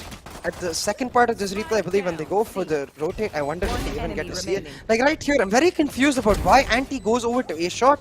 In a 2v1, you want to stick together. I understand that he's thinking maybe Hellranger is still on the A side, maybe he's going to come through on the flank. But even if that happens, as long as they stick together, they can play on the trade, especially considering the fact the Antidote is so low. And this is where the weakness of Enigma Gaming as a team lies. They play a little too much on the guaranteed note, and it's never going to work out against this composition of GE where they're just playing dedicatedly for one particular playstyle. They're the kind of team with this comp which is like, we don't give a damn what you do, we're going to play it our way.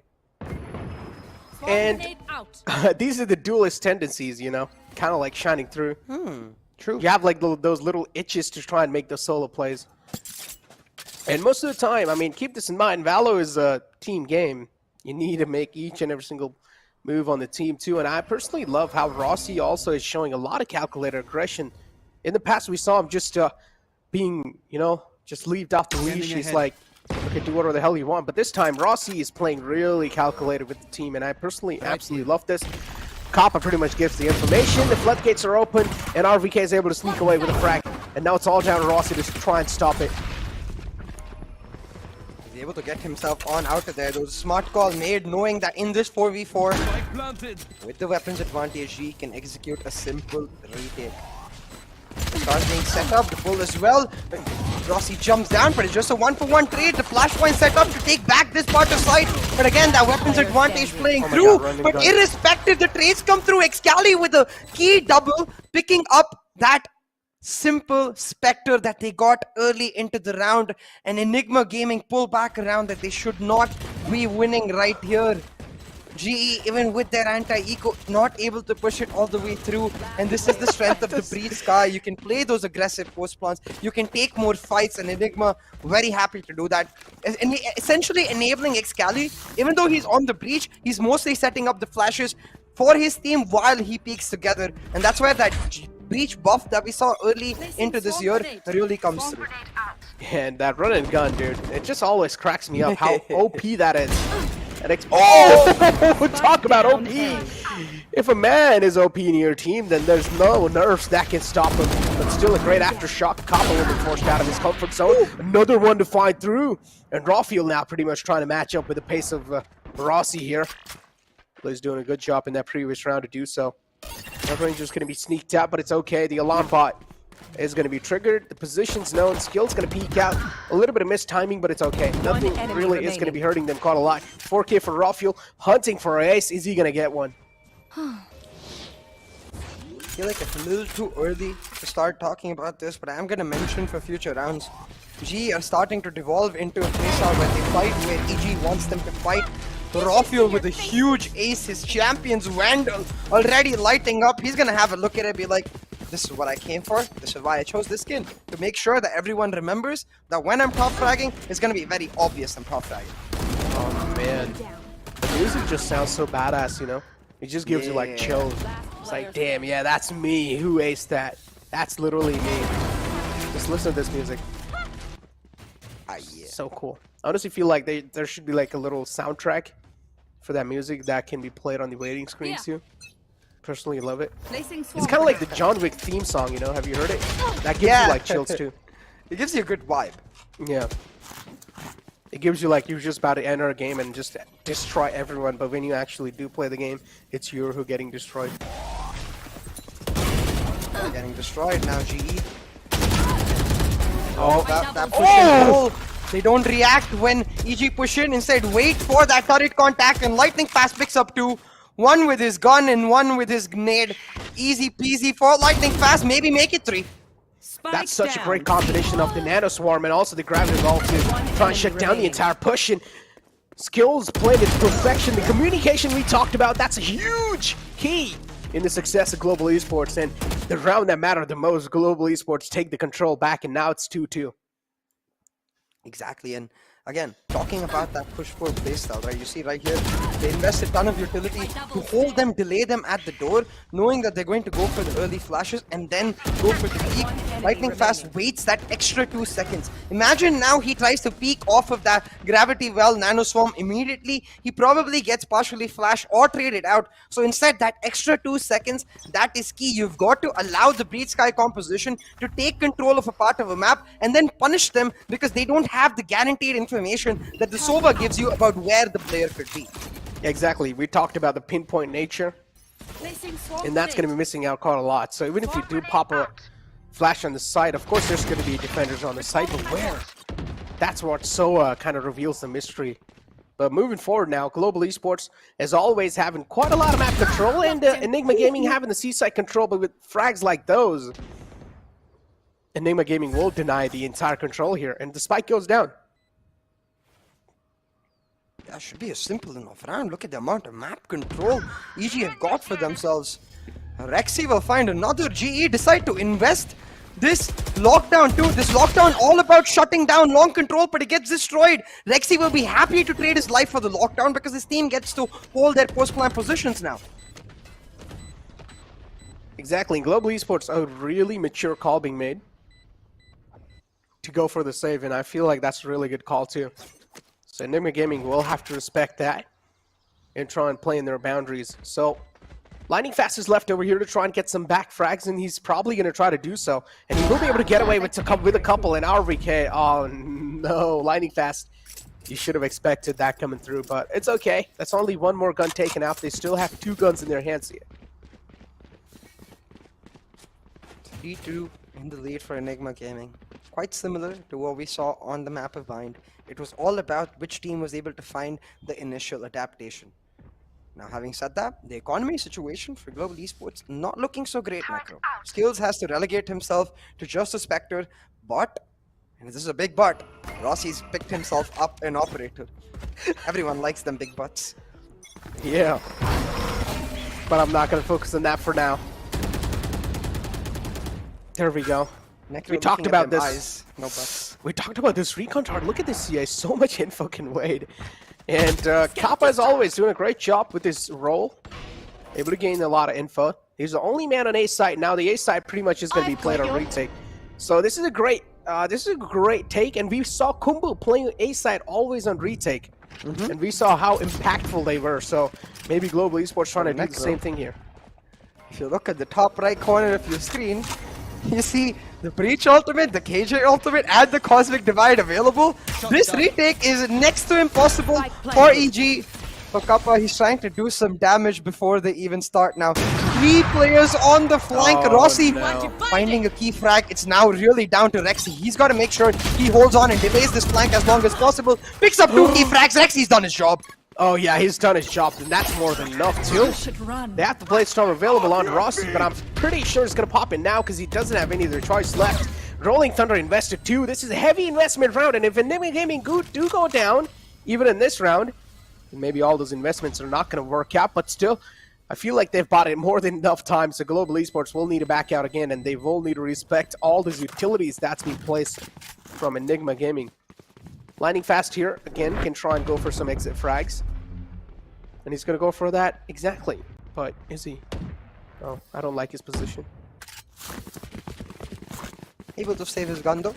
So, yeah, not a big fan of that position either, but maybe looking for an half angle. Either way, Rexy is cracked, man. This is why this guy is always at the top of that headshot percentage for his team. It's more kind of like Global Esports just whiffed those shots, and let's be honest. But he still hit 2 headshots. Come on, you gotta give him the props for that. Okay, I do give him the props, but if Global Esports were on point with their aim, this would have never just happened. He should have been able to get one, and there should be a quick trade, but the rest of the players just missed out on their shots. But it's okay. Rexy is a cracked player. Nothing taken away from him. They haven't hit B even once in this map so far. They go for a slow walk in into this site. Rafiel finds one. A-Link cleared up. Will mean they can just go for an A-Link plant now. But a bit of a whiff from Rafiel himself will mean Enigma, they don't get the B site. Instead, they try to isolate Kappa and now rotate on over to the A site entirely. They also have the Cosmic Divide available, and look at the amount of control that Enigma Gaming has. How is this possible? Breach Sky. The best part about this comp is that you get to play it in duos with an initiator, effectively like a Rexy becoming a pseudo-duelist, able to find himself a lot of self-agency, but Antidote getting shut down here. It's about timing on Rexy's position now. He's got to be able to shut down Lightning Fast, but he doesn't come through on time. Rexy doesn't find that frag. Instead, the Cosmic Divide now set up to buy time, and the time is perfect. Lightning Fast is going for the defuse. Skill shuts down RBK, and Rexy's not going to be able to make it on time. Oh no, Skills with a huge perfect 4K Cosmic too. Divide, man. Yeah, that's such a great timing too. Kind of saved his life there. But His overall, and his teammates. And Antidote over here kind of meditating out and over. I understand there can be a lot of nerves, man, but you can't just sit out in the open like that. Especially when you're holding the flank and when your team's like relying on you that heavily. But it's okay. But let me tell you what it's about. It's about drive, it's about power. And let the chat complete the other lines. Because I think Anti was relying on Rexy's position there over at A shot to tell him if someone pushes in on him. But for a moment, Rexy turned towards site, and that moment was all they needed. Anti was shut down, and Rexy was not able to take out Lightning Fast. Imagine, Lightning Fast was 12 HP. If the one shot was a second, not even a second, like 1/10 of a second earlier, Lightning Fast goes down. Suddenly, Skills is in a 1v2, and it's much easier on the retake for the side of EG. Retake as in, they're trying to take back the site even though they were the ones on the post plant. And in that situation, that millisecond, that timing factor plays such a big deal. Now with this timeout, I think it's all about GE trying to calm themselves down. Again, they're starting on the defensive side, even though the attacking side is going to be much stronger for them overall. So for them, it's all about getting a decent scoreline in this first half and then going to the attack knowing they're going to be much stronger. Oh, man. Here. For now, this is getting a little too close for comfort, not gonna lie. And we expected this coming through, so I'm not really surprised, and I'm absolutely loving what's happening in front of me, what's happening on the screen too. But this glowing Vandal right here, absolutely great. Rossi will need to shut it down, and I'm pretty sure it shouldn't really be that big of a deal when Rafuel just makes a solo peak, because we don't really see the Breach playing that well with him. Now this is where he's gonna merge through. The flash comes in as well. But Enigma Gaming, they're just holding the angles. Lightning Flash just took back his turret. He should have it available in the next 10 seconds or so. And I'm assuming he's going to place the turret for Garage. So then he can play on the full C stack and just leave Garage on that turret contact. So should be available in the next 5 seconds or so. Let's see if he goes for that. This recon dart just always is kind of like buying a little bit of more time. I know it's not really a lot, but in these kind of games, every single second matters a lot. And that's a quick pick as well on Rossi. So that's the operator out now. And instantly marks the op too. So 30 seconds left. they're pretty much going to be trying to secure it. All those flashes, all those utilities used, but still Complex going to be able to stop the floodgates. And the Rolling Thunder comes through as well. Global Esports looking flawless on the A site. And it's going to be really hard to take the A side from their hands now. And the problem is the time's running away from their hands. Spike down. And the dreams of securing the op 2 are fading away a little bit here. 10 seconds left in the clock. The time's running away from their hands like it's sand. And RVK with a decent amount of utilities in the hand, or at least the alarm bot is going to be going for a save. And it has the armor too, so that's a worth it save right there.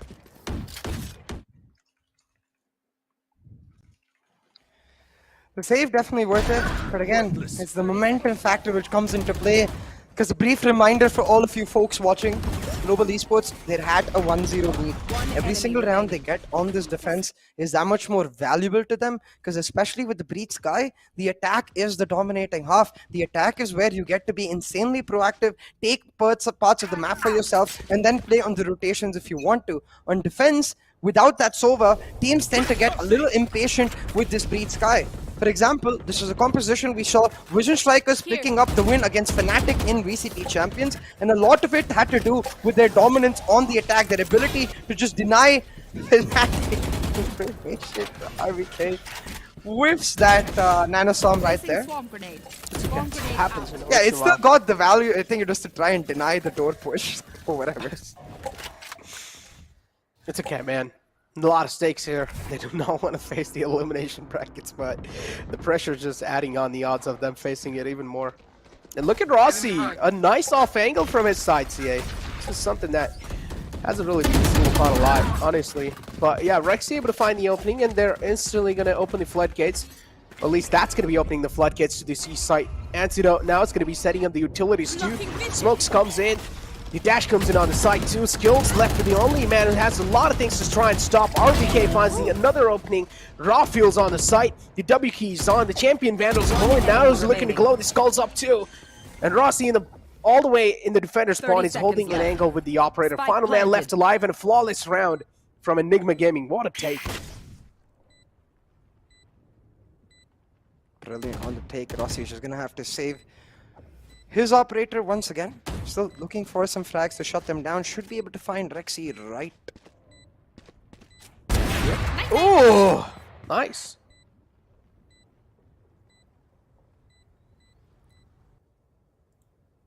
Oh, these two players, man, being really sneaky. Rossi senses it. We talked about this man having the sixth sense, huh?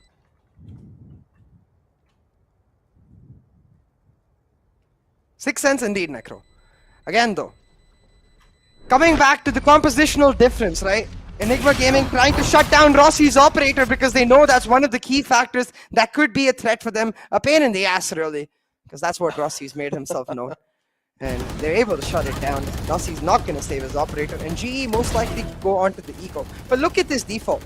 Flashes to areas to make sure they get the entry. Aftershocks that platform area to make sure that the only angle that Flash can be avoided from is if he plays right behind the edge of that smoke.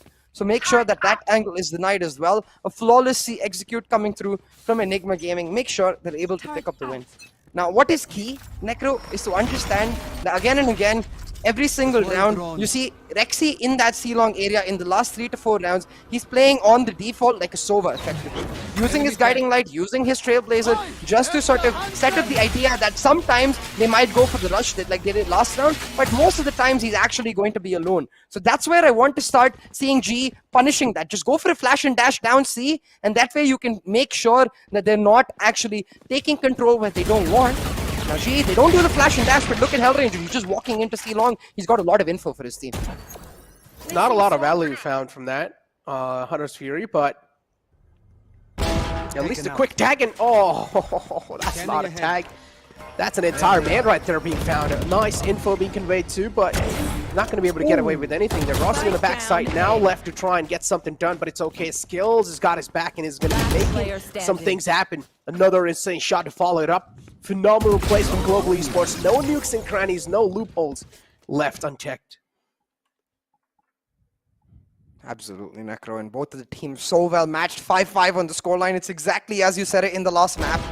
Haven, for both of these teams, much more comfortable in their ability to adapt, in their ability to find those nooks and crannies when they can. Right now, G, they're not leaving any, but I'm sure with this tactical timeout called for YB, he's going to tell his team that, hey, you're leaving this area, you're not really punishing them here, you're not really able to calm yourselves down, and he knows how crucial these next 2 rounds are going to be. And it's really interesting. You see, it's actually RVK relaying a lot of information. So again, I think it has to be about the fact that for this Breach Sky, yes, they're able to create a lot of space for raw fuel to move in, but it's just as important while that Breach Sky is creating the space to get some space for RVK to start lurking, for him to start moving into corners, and that's not happening. So that's where I want to see maybe Enigma slightly switch up their defaults, go for a C execute again, allow RVK to take slow mid control, and then wrap around from Garage into C-Link. And that shot from Kappa, not gonna lie, impressive plays. And if he keeps up plays like that, then honestly, that's going to be taking down a lot of pressure from a man like SK Rossi. I almost called him SK Ruski there. Ruski buff Opi. Now that you said SK Ruski, watch, Rossi's going to pop off. I'm telling you, now it's tough. He's already been doing great, but if he pops up even more, then okay. No, we're gonna see 4K Ruski now. Behind me. What's behind you? Tell me. Okay, Breach. Green screen? I thought the Breach was actually communicating with us. He said behind me. I was like, okay, what's behind you? There's nothing. But moving forward, another lame joke from me. You guys can ignore it. But yeah, skills again. Taking a lot of map control here. And Enigma Gaming just can't do anything to deny that. It's gonna fall back too. A little spot did come through on the Killjoy's hat, but nothing really critical happening just yet. So they are finding the visual contacts. Oh, misses! Not likely. Antidote though, in the midst of all that chaos, he's able to get the entry for his team onto B. Once again though, very telegraphed from the side of Enigma Gaming. They get A-shot control early, they get C-long control early, and then they try to push on one of those halves. As soon as it's A-link that they get, they push through from the A-shot Alexi has. They get the site, and now with these post plants, they made sure that a flank can't come through. They only have A-shot available for Lightning Fast. And Lightning Fast man, when he shuts one down, now with the lockdown setup, he's got to be careful about this jet coming through on the flank. Oh man, talk about the flank. Left in 2-on-3, Global Esports being shut down. Low rolling thunder for the final man. Oh, I don't know if I should call that BM, but still Kappa is able to get away with a frag. And keep this in mind, all these like sharp executions from both these teams, or sharp retakes from the side of Global Esports, it has to be that one man making those crucial plays all the time, just going big. We saw this thing even in Bind. Exactly, and it's gonna come down to those plays, Necro, because now into this last round, Kappa is not having much of the credit. He's trying to figure out which pistol he wants to play on. No, it is going to be the Sheriff. Would have been interesting if he picked up the short. Not nice, just interesting. Once again, remember the C-long default they did in the last round? Trying to get raw fuel in an aggressive position. This time they do it with a lot of Sky utility invested. Rossi gets caught off guard with a gun in his hand. Not able to escape it, and that's a key frag. But Enigma, they're not going to overly commit. The strength of the Breach Sky is you can take control on one part of the map, invest that much utility, and still have a ton of it left on your Breach to go back to a different side. Did Rossi not have a Cloud Burst? If he did, he could have just used it and tried and get away. I think he did. Yeah, he was just a little panicked. But oh no, what's going on? Kappa doing the Papa moment again and popping off in that corner right there. 2 crucial frags. And doing a lot of damage on the eco rounds too. So Enigma Gaming again left on their toes to try and know what exactly to make happen now. Great stunt from his side. Aftershock too to try and force out Rexy, but not enough to force him out the comfort spot just yet. Raw fuel's available under heaven. Flashes went through. A little bit of team flash coming through, but it's okay. The trade's there on the point. Keep this in mind. Rexy is quite low, but the cabbage is going to eat him alive. It's jellyfish. But yeah, it looks like a cabbage. I'll give you that. Yeah, it's like green, you know, leaves too. It's actually a jellyfish. But again, yeah, it's a little weird. Yeah, it is a jellyfish. Australian jellyfish, I believe. Either way, Kappa's heroics will mean nothing as Enigma Gaming able to differentiate themselves. What we saw as continuously an even scoreline throughout this first half ends with a lead for Enigma Gaming, and this lead crucial because that Breach Sky, it excels on the attack much more than on the defense. Now, having said that, Rossi on the bottom is not something we're used to seeing, so I think GE now on the attack will look to really step it up, get the confidence back for Rossi by setting him up for success. With this Breach Sova composition, a lot more guaranteed information and still reliable play that you can make, but Rossi dashes into his foul line. Slight oof on the timing right there. Oh man. Okay. Second half though, CA. Ooh! Really nice aftershock over there because Rossi, I think, notices the alarm bot as well as the nano swarm. Some util from the killjoy right there. Calls for the aftershock, which, as I was saying, from the buff that was made to the breach earlier, breaks almost every object in the game. So the aftershock takes out the util and now leaves RVK in a panicky state where he can't really be sure when Rossi starts pushing up short. Interesting, yeah, definitely a good call, and also make sure that there's no man just lurking around in those corners. So Rossi can pretty much make sure that those corners are unchecked, but doesn't really check his back. And this is where he will be shut down, but it's okay. Cop on the side is going to be the difference maker. Easy floods on the site. Not really a lot of problems. Enigma Gaming, though, keep this in mind. They also have the breach available, but is that going to mean quite a lot? Excali left with a lot of angles to watch. Going to be a little confused with those puzzle peaks from Global Esports. And always this anonymous factor left in his hands. Antidote, not a lot of HP, man. And he will be shut down, too. And Global Esports having smiles. I know the jump classic play is very common. The lightning fast jumping on the Sheriff. That was kind of scary for me. Still managed to pull it off though. Again, extremely key here from the side of GE. This pistol, like we talked about, of course, in terms of scoreline, it isn't as relevant because, yeah, of course, they get a chance to equalize it. But what's even more important is the confidence factor. Lightning fast popping off. They unlocked him on bind and he's rewarding them on Haven. 14-9-2 on that Killjoy, compensating for the space that Rossi is able to create for the lack of frags he's able to deliver. Lightning fast telling him, don't you worry, my jet. You create the space, I'll clean it up for you. But Rossi's saying, no, no, no, no, no. I want the $1,500, bro. I'm going to start pushing now myself. And I personally love it. Rossi, just keep the pedal to the metal, please. Because I feel like that's when you really do thrive a lot. But again, not a little bit too much. And how are they not expecting this? Because there's no one really to watch this out. And both of them just have their knives out. Hands are quite busy too. Rossi able to get away from a tricky spot, but again, the alarm bot's available, but it's also shut down, so it's okay. Final man alive. It's going to be it's going to be the Astra. So again, another round secured as always, and Antidote is left with quite a lot of things to take care of.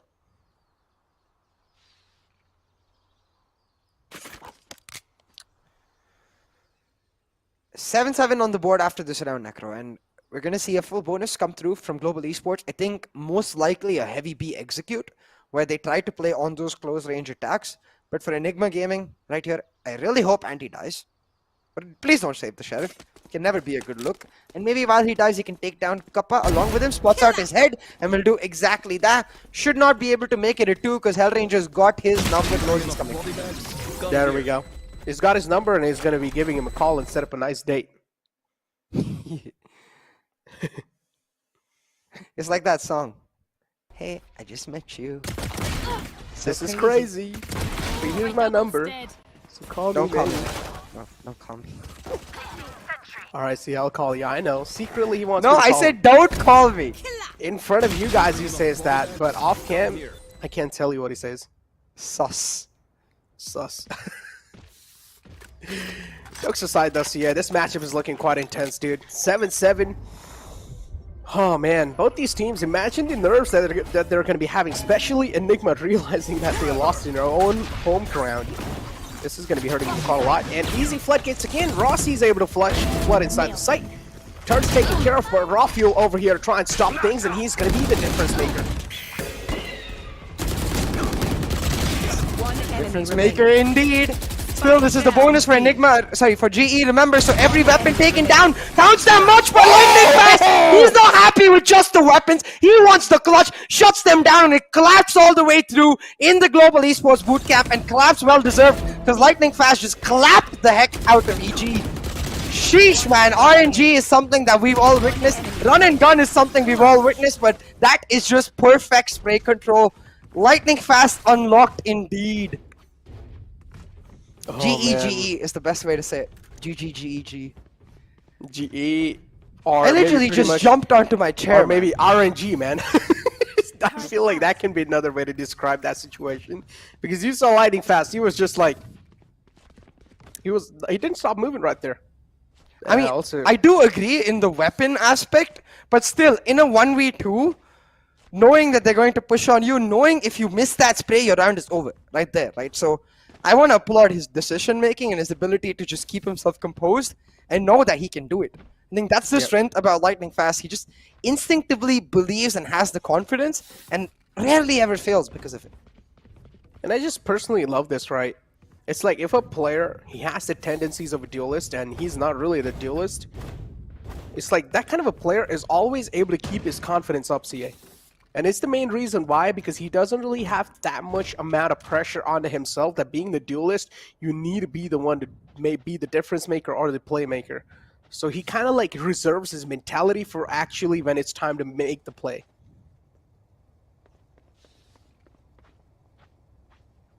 Talking about plays though. Right now, a little late on the ritualistic sacrifice, but we'll have it indeed. A couple of minutes lost to the technical break right here.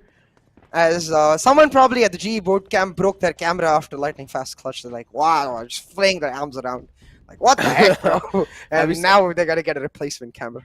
Have you seen that XQC moment where he like actually slams his desk with the feet? Something like that is like, oh my god, he just slams his desk with the feet.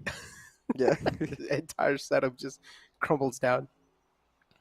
But yeah, a great lead though. I mean, not really a great lead, but okay-ish lead to at least make sure that Enigma Gaming now are going to start to second guess themselves. This technical timeout will also give them a little bit of factor to get the side of reliefs in. And SK Rossi again, a man unleashed, is going to be pressing the WP, looking really unstoppable, realizing that the players are hurt from Enigma, and he's trying to just rub some salt in their wounds. Yeah, Necro, and at this point we know what G does after clutches like that. We know how crucial they can be to the momentum factor. So Enigma, they're trying to push through on this eco, try to pull some of it back, but I think it's next to impossible. G, they've got a taste for victory, and just like a shark in the waters, they're hunting for blood. They're hunting for this victory. Yeah, they are, and Rossi's all by himself. He's like, all right, go ahead, Rossi, you can try and get an ace for yourself. Because Rafael's got one, so it's time for you now. Being the duelist, you need to at least get an ace onto your hands. And there we go. Gets another man too. 82 HP in hands. That's quite a lot of HP. Enigma Gaming now. Again, do realize there's Owl Drone coming. They're going to wait for it to run out of time. So defenders spawn pretty much now. I guess Global Esports think that it's clear. So maybe no one's going to be checking it. But they still do. Nice stun to follow through. Rexy's quite low. But again, all he takes is one bullet on the skull.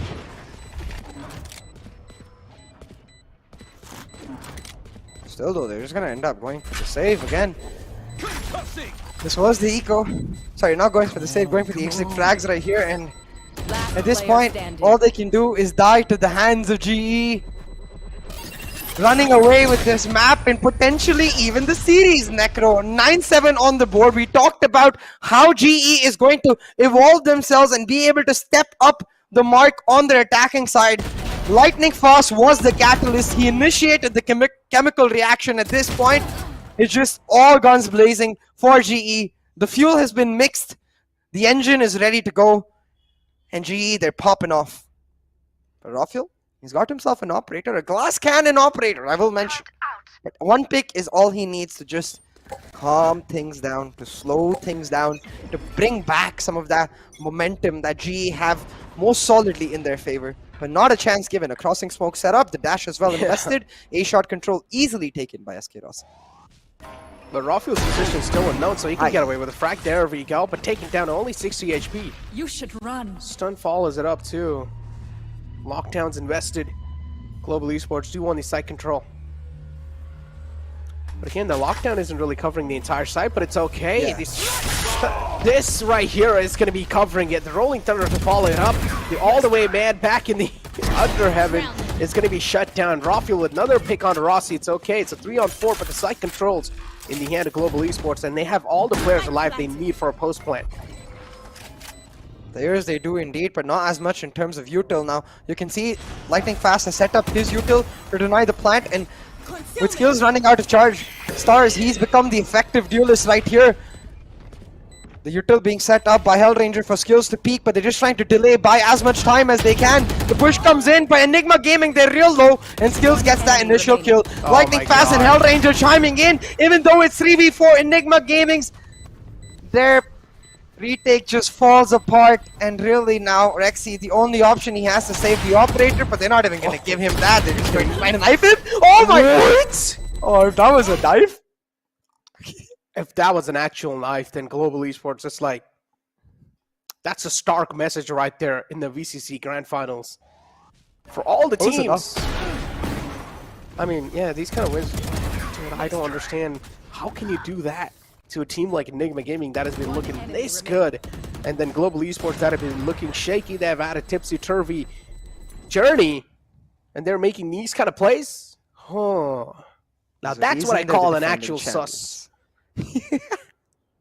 Sus indeed. But you know, they've done it once, so I think this time we can give them the benefit of the doubt.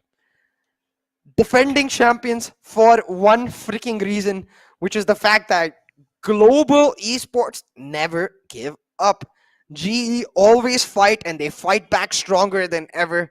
A tactical timeout called, but I feel like this is just to make sure that the momentum is not getting to their heads, to make sure that they're not getting complacent, and they're actually able to close off this map. Hellranger detailing out the instructions of what he wants to do. I think we're just going to see a lot of orb control to try and bring back that Breach ultimate or the KJ ultimate we saw in this round, and then towards the end of this half, once again, play on the executes like we saw in this round. See, don't you think it's funny how Kappa and Rossi, they just don't have gaming chairs? Maybe they don't like gaming chairs. I don't understand. Yeah, to a certain fact too. I feel like gaming chairs are really uncomfortable. I don't know why. Wow, I'm sitting on one. I don't think I could, like, cast in the same position sitting on one without one. Okay, I do understand where you're coming from, but I still feel like when you're actually gaming, I feel like, I personally feel like it just limits a lot of arm movement for me. No, I agree. I think you've either got to get the best of the best chairs, or you just get a normal chair, you know? The middle gaming chairs are not so good. Like, you got to invest a lot, which might not be worth it. But talking about investing a lot right now, Hellranger, actually, the one detailing out instructions in that timeout, gets caught out first. That's not a good look for the IGL. And Global Esports, again, an easy site take, and nothing's looking stoppable for them. Lockdown's invested. They're trying to get the site control, but Global Esports, all they need is this plan to go down, and as soon as it does, Rossi's going to be falling back. Oh! Is he going to get detained? No, barely. He's able to get away. So, all the players now stacked up out here. And yep, Kappa is able to find a quick frag on the RVK. Instantly uses the recon dart 2 behind him, making sure that all the angles are clear. Now look at Excali here. Cali can't die. The team is relying on him to stay alive because he has a rolling thunder and they can retake with that. But right now, Cali is isolated. He might be in a position where he gets caught out and catch out. He does. The knives missed as well. That's bound to be a free round picked up for GE. And the mind games, an early cosmic divide to deny the entrance. GE leave, but they hold on to their position in C long and Garden just to push back and take it over.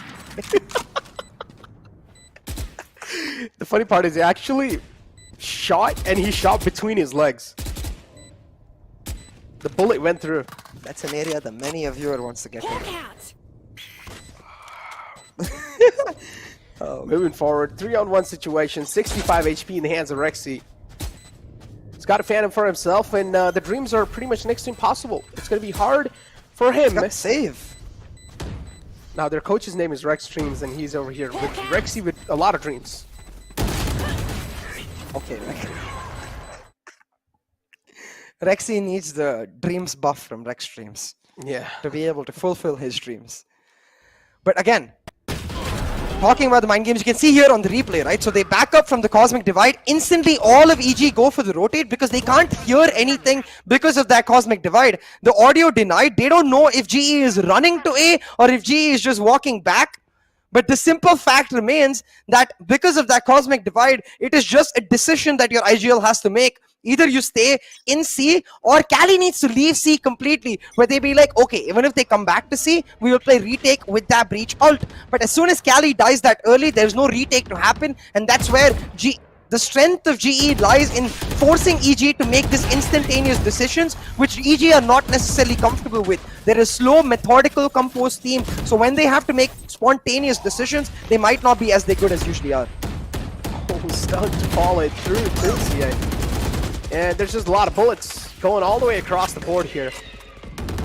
Flashes out too. And yeah, 5v5 situation. A lot of damage dealt though, if you take a look at that. Enigma Gaming. That's the controller quite low, so that's not going to be affordable if the controller do get taken out. But she's getting healed by the Sky, so again, raw fuel doesn't get checked in this angle. But I personally feel like this is not worth it. This is a little too slick of a peek to hold. He misses that shot as expected, and this is going to shut down. These kind of picks, I do understand you're going for like a heavy skill play, but Excali, no, he's holding on for that rolling thunder for a little too long. He's waiting for his team to close the distance, but Raw C is going to shut him down. That rolling thunder could have bought a lot of time, but Excali was second-guessing himself, and with this round win, they're going to get the match point too. It's like, Enigma Gaming, do they care about this win on Haven? They've got to Necro because they're 1-0 down in the series. They're about to give away match point, and GE with a 2-0 victory will settle their spot in the upper bracket finals, one step away from APAC Challengers playoffs. Remember this, 2 wins in the grand finals weekend and you guarantee yourself that international event setup. And it looks like GE, they've gone there once as the first representative of India in the Asia Pacific last chance qualifier just last year. They want to do it again, and they're ready for it, man. They are indeed ready for it. Imagine if Cali was playing the KO, right here, they're playing the KO server composition. He could go for the puff flashes with the KO and fight. I feel like on the breach, he's kind of restricted, where like you mentioned too, he was ready to pop the rolling thunder, but I assume hasn't done it because his team was not in the right position. Exactly, a little too much reliance with the team is great, of course, for most teams like GE, but not for Excali. Excali, his X factor in his ability to create the solo plays around what the team is doing. And right now, he's not able to unlock himself on this breach. Timeout taken, though. And Enigma Gaming, yeah, look at the faces. Something that is kind of a face where you just get absolutely astonished. And you just don't know what to do now. And YB looks so fed up. I don't know why. He just looks like he's fed up. I think that's just a standard poker face of YB, you know? Oh, okay. He's just kind of chilling. It's like it's okay, team. We can still bounce back from the elimination bracket. Believe in yourself. I don't think he's saying that. I don't think any coach is ever going to tell them, okay, you've lost this map, let's go next. And if he is, then that's sus. Like, please, no. Because that hurts a team's confidence, you know, when a coach tells them that, nah, you can't win it. So I don't think YB is saying that. I think it's more along the lines of stop worrying about the scoreline, focus round to round, because that's usually where we see the comebacks when teams are able to, round after round, just focus on that particular 1.5 minutes rather than focusing on the bigger picture. Exactly. 12-7. Global Esports needs only one more round in their hands, and already, just look at this, guns blazing through. With heavy presence known, it's like they're just not scared of anyone. Just breaks the door in the garage. Easy entry inside too. The rest of the players were forced, or at least pushed all the way on the wrong side, and now they're being a little paranoid about garage too, so they don't know if there's a man left lurking around or not. Xkelly and all the players slowly and steadily closing in. Global Esports with the mind games again, catching them off guard. 3 players around the garage area, only 1 player around A site. The other guy's pretty much playing for the rotation, which is the Killjoy, so Rexy now is going to start to notice that there is something coming through. That's going to be a great flash, which is going to be revealing a lot of position. Trailblazer's out too. Now this has to be confirmation that there's a push coming through, and now this is where I feel like the Rolling Thunder is going to be used to perfection. You should run. Yep, I think now they're just going to rely on the lockdown because they picked up the AWR for lightning fast. With that lockdown, they just have to flash the default and then go for the full execute. But they're going to do it from short instead, and this might be a little too much time wasted on their end. But look at this, Cali. He uses the Rolling Thunder a second too early, and now with the Hunter's Fury, they can go for the execute. I really would have liked to see that Rolling Thunder saved for the retake. Instead, the Rolling Thunder wasted, and now Global Esports surely finish this map right here, right now. Yeah, it's pretty much a donezo, honestly. Spike planted. We do have Antidote on the flank. Raw fuel. Okay, that's a quick frag. Maybe if they make plays like that, then it's possible. And now it's all down to the clutch paw. With a lot of experience. Is he going to be able to make the clutch happen? Is he going to be able to read this team like a book? Crosshairs placed on the perfection. But still, the head's just not found yet. Gravity rolls out too, but oh no, you can't give him peeks like that. He's the clutch play. He's known for his clutch plays. And Rafuel again is the rookie in front of the amateur. Sticks the defuse through. Clutch pop peeks out. Rafuel's going to let it go through, but it's okay. Gets it down to 50%. And it's going to be the rookie who slaps down the amateur. And the leader coming up clutch when EG needs it the most. Anti with a crucial frag on that retake right there. I hope we get to see a replay of it. Because in this moment, when the Rolling Thunder has been used, it's a 3v2, it's almost always over. But Rafuel and Anti pushing through from either side. They get isolated frags on GE and put too much pressure on Kappa right there, to be honest. And I don't think he could have played that better. He did his best. Stood tall in that gravity well. Got one, but at that point, Rafuel knew that as long as he held the defuse, Kappa has to be the one coming to him. So, NT Kappa, but it's EG fighting back.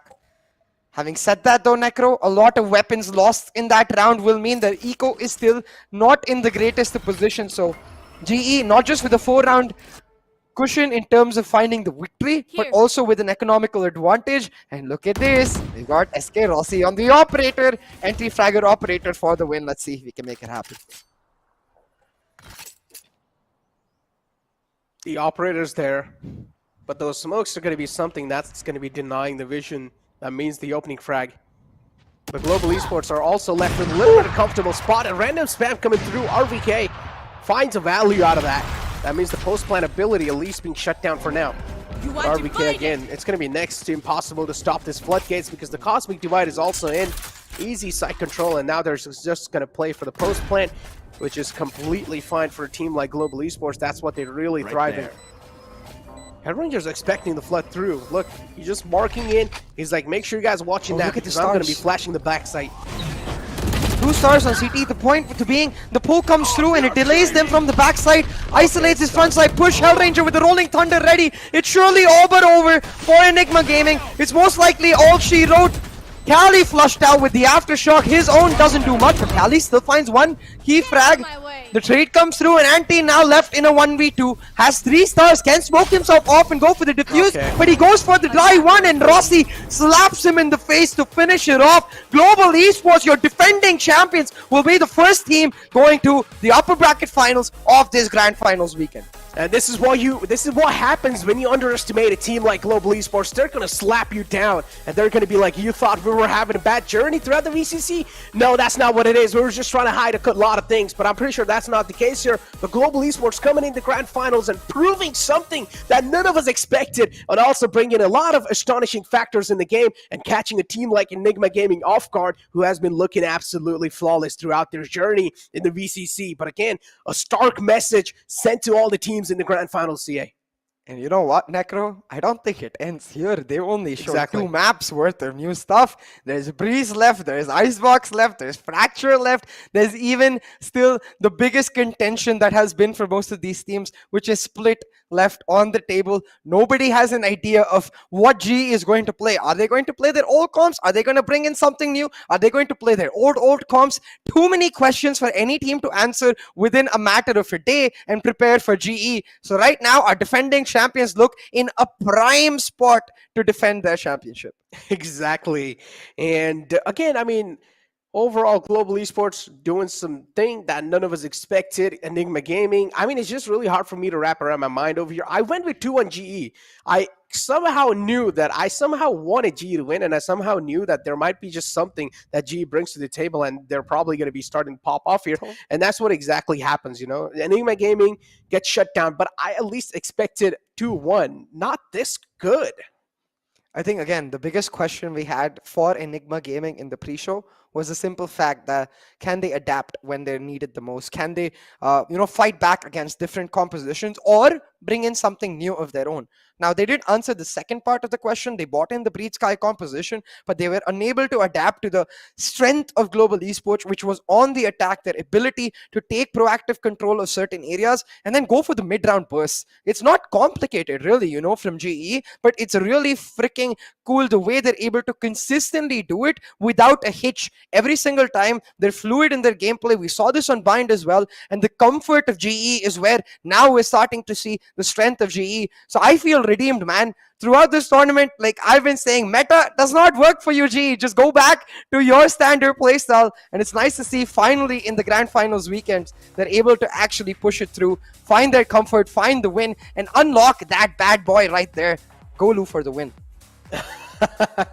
Landing fast pretty much on the top fragging side of Global Esports. On the other hand, of course, it's going to be the Jet herself with 22 frags, 16 death, and 4 assists with the ACS of 308 and the econ rating of 82. He's been looking absolutely phenomenal, but the rest of the team definitely needs to catch up to him.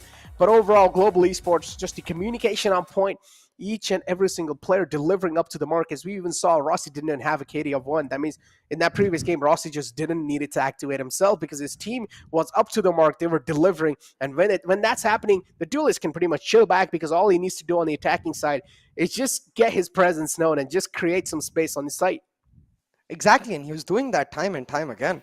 Even though the frags don't show it, you have to remember that every single time SK Rossi was able to create the space that Global Esports needed, and that's where, in the end, it was either Lightning Fast or Hellranger, someone right behind Rossi who was cleaning it up. So props to be given to the entire team, because you have to remember that GE is not the kind of team where it's a one-man show. Yes, Rossi pops off from time to time, but he only pops off when his team is setting him up for success, and that's where they were able to do it right here. Even though he didn't find the frags, he found the impact and the value in that breach composition.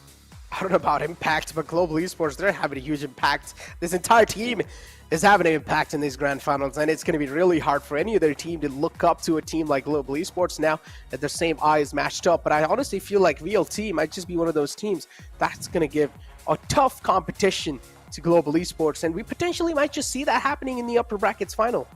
Yeah, especially because of the fact that, of course, for Enigma Gaming, these compositions they're facing might be new, but VLT, for them, GE is an old foe. They faced them time and time again throughout these years. So if, again, a big if VLT actually pick up the win in our upcoming series against Exploit, these new compositions, they're not going to face VLT. They faced off against the strength and comfort of GE in the past. They know how to respond against that.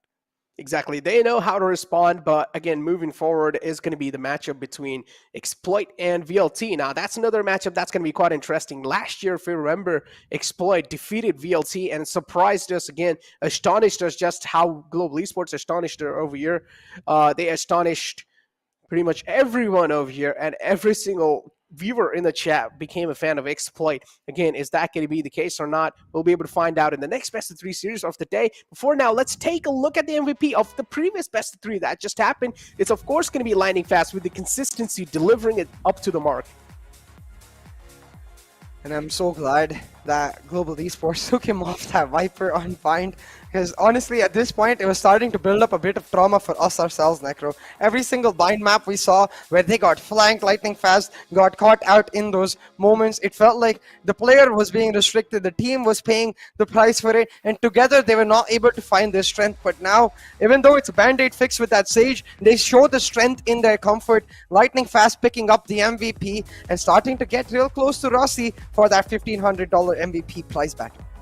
Oh, I don't know about real close. That's 644 right there. That's a huge difference. Sure. But still, it's okay. I mean, you talked about the MVP, and you didn't really say that it's going to be counted on kills. So no, it's on average. So it's on average overall. But still, I would say Rossi has a little bit of edge over Lightning Fast in general. But moving forward, Global Esports, the entire team card and how they looked like throughout the VCC. Now, we talked about how they have played the most matches in the grand finals coming in, so we talked about the experience as well, just a level added over all the other teams. Take a look at the brackets too to find out now what has happened. We talked about this, the upper brackets final, Global Esports moving in forward, and then now the next best of 3 series is going to be between VLT and Team Exploit. And boy, oh boy, it's going to be an interesting one, Necro, because as you said, this matchup carries a lot of history.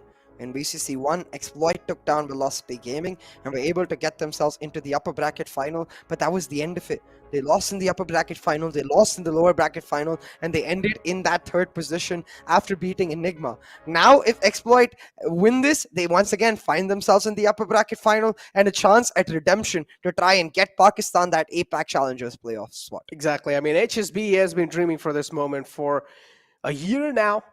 Pretty much last year too, but this is the time. If HSB doesn't deliver and his team doesn't deliver, that means it's going to be the ticket on the line, and they're going to be moving down in the elimination bracket. Even though Enigma, they're hurt quite a lot, I'm pretty sure it's not going to be an easy cake to take.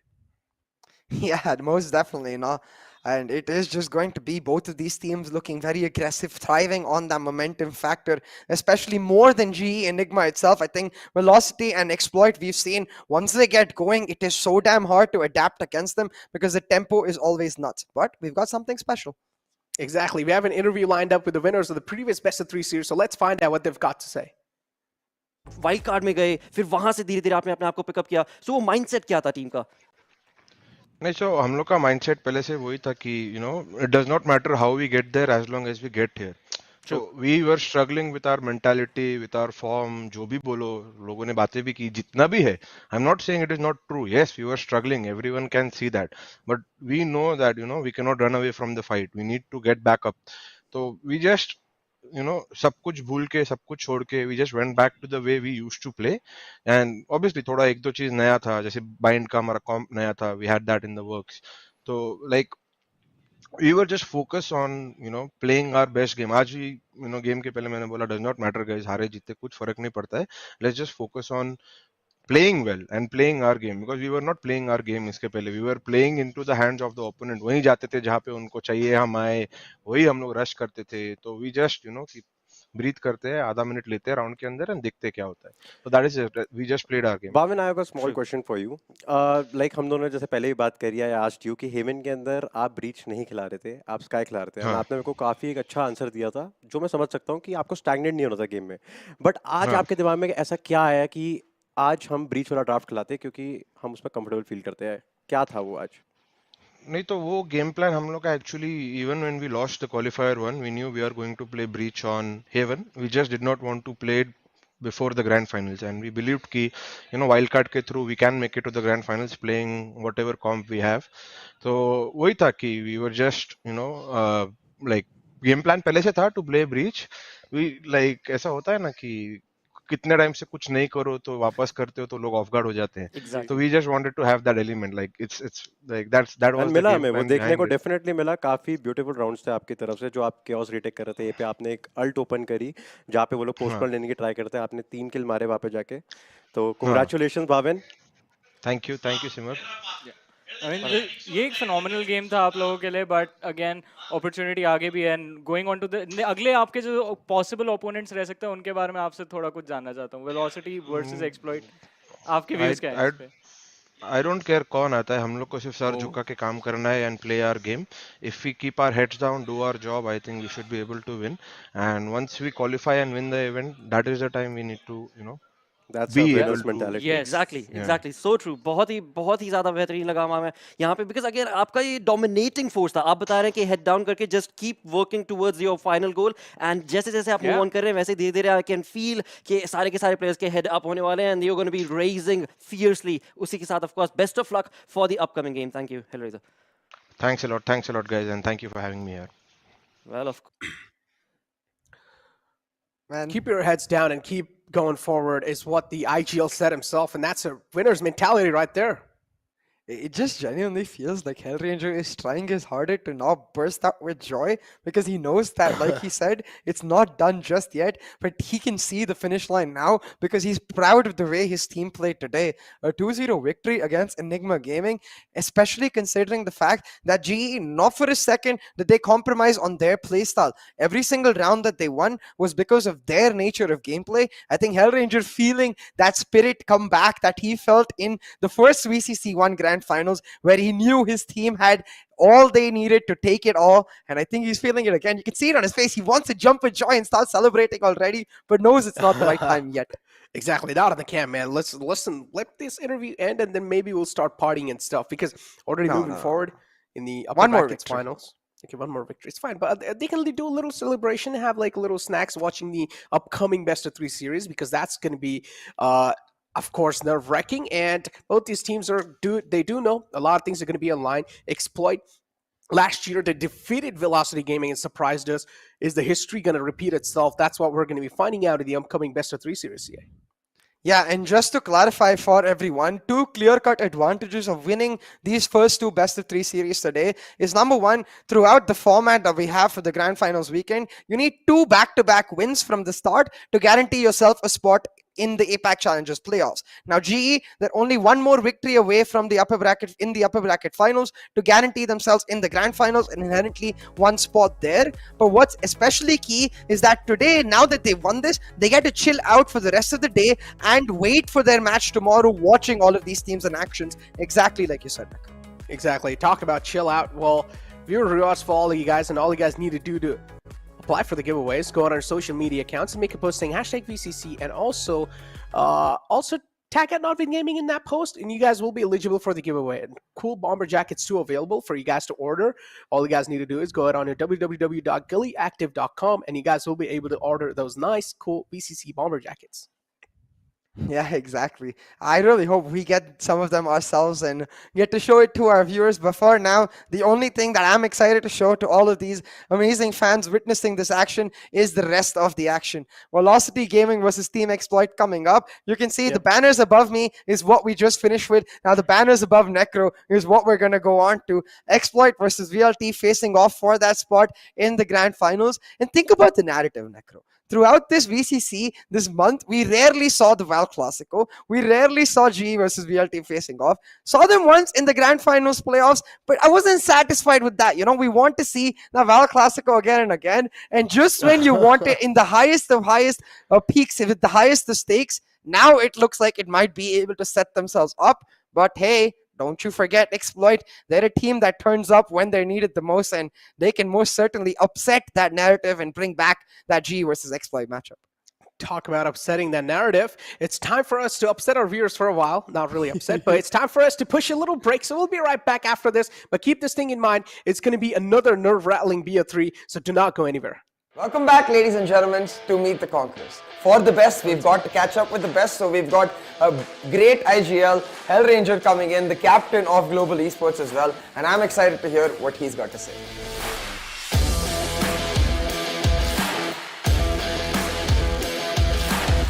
Hey Hellranger, how are you? Hey Shay, I'm good. Thank you for having me here. Yeah, it's an absolute pleasure, but with no further ado, let's get the questions started, and I think the first question is potentially even the biggest, so let's get the elephant out of the room. Is there an increased dependence on SK Rossi? No. I mean, so the funny thing is what people don't understand is our team does not work in that way. Obviously, we want to enable Rossi to, be at his best and, use our utility to help him to get into positions where he can kill 3 or 4 people maybe. But that obviously does not happen every time. For us, it's the mentality which is the bigger factor. And in the wildcard qualifiers, we have had a really great mentality after a long time. So I think that is what matters more for us, and everything else is just outside noise, so we just don't care about it. I can understand that, definitely, especially given that you guys, the entire style you play is supposed to be around that. But I do want to ask, after the recent loss in VCC Q1, what was the atmosphere like in the team in the boot camp? Did you have to give them a pep talk? Oh, we were pretty happy. I just told the boys that I'm proud of the way our atmosphere is, and we handled things. No one got negative. Everyone was supporting each other and really focused on what we have to do in the next round. Obviously, now we have made it to the grand finals. I don't think it matters in the bigger scheme of things. I think what we do right now will matter the most. Now, one thing that I was personally missing too in the JE versus VLT game recently was your breach on Haven. So I just want to ask about that. What happened? Why not a breach on Haven?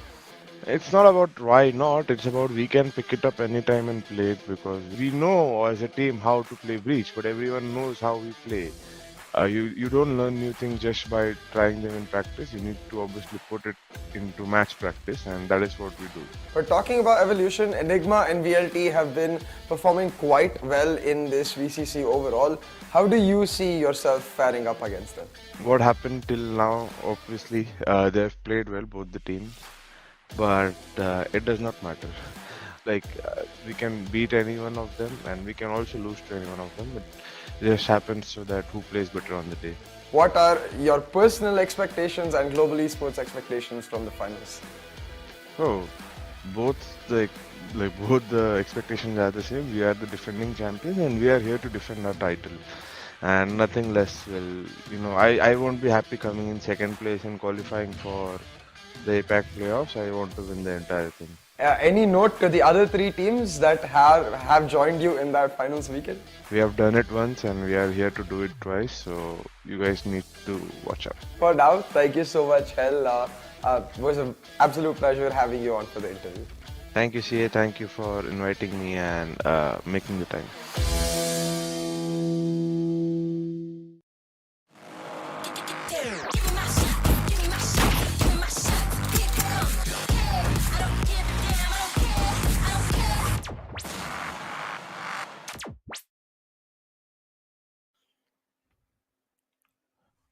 Welcome back, ladies and gentlemen. After the first BO3 CA, it has been looking quite an astonishing day itself. I mean, an astonishing year itself. It has been looking through the VCC 2022. But moving forward now, the second BO3, what are your expectations?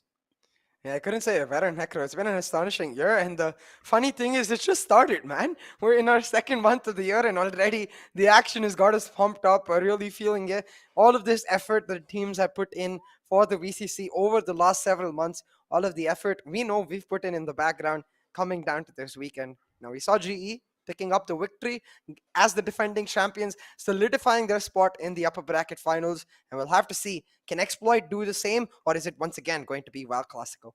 Oh, is it once again going to be WoW Classico? I'm not going to lie.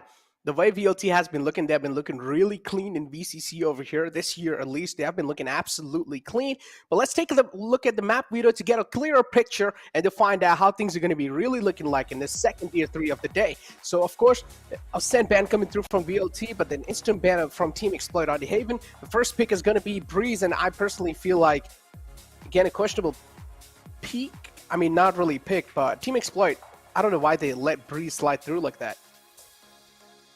Yeah, it's really weird because we know that as soon as VLT get the map of Breeze, they instantly pick it up.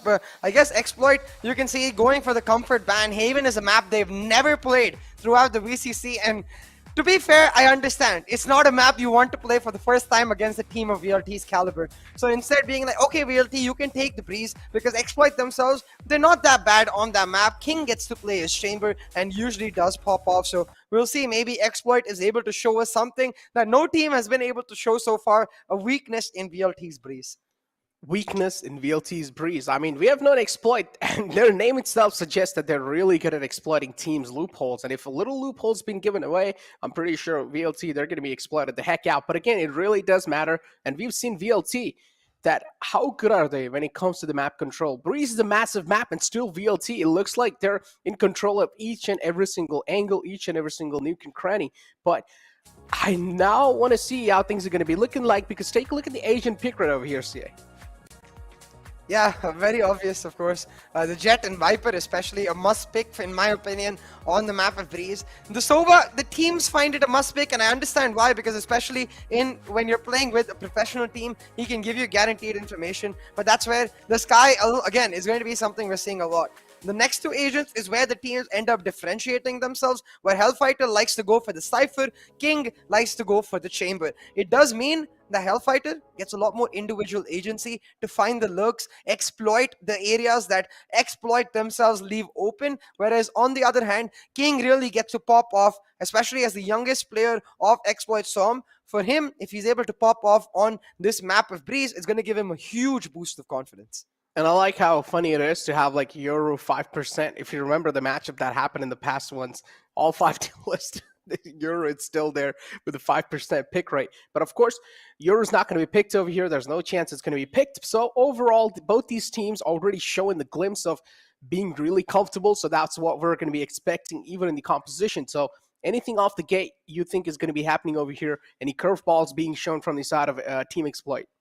Now, in the aftermath, they said they feel Neon is trash, so they're definitely not going to pull out the Neon, and that does mean I doubt they're going to change up much besides that. Their composition right now itself suits the map of Breeze and their playstyle very much. It does, though, mean that when they are on the attack, they rely a little too much on those duels for players like King and for Shooter to pop off because they're playing the Chamber. So I want to see new strats with the way they're able to utilize the Rendezvous, because their key positions, for example, you can go for the elbow push and have the Rendezvous set up for mid control. So while you go for the elbow push, if your team takes mid control, suddenly instead of a 3-stack, they can convert into a 4-stack and a mid to a execute. And those sort of seamless transitions is what Chamber really excels on. But it's not something we've seen in South Asia just yet. Yeah, exactly. I mean, still, it's quite like an advanced kind of thingy. So, okay, we'll need to get these teams a little bit more time to try and practice around that. But moving forward, man, the comfort pick is what we expected, and we know now. VLT, last time we saw them play Breeze, they just have their pace amped up to another level, right? It really does come down to what side they're going to be picking. Even if they're on the defender side, we've seen them being so proactive on this map, and they always abuse the fact that Metal Doors a lot of times is left unchecked.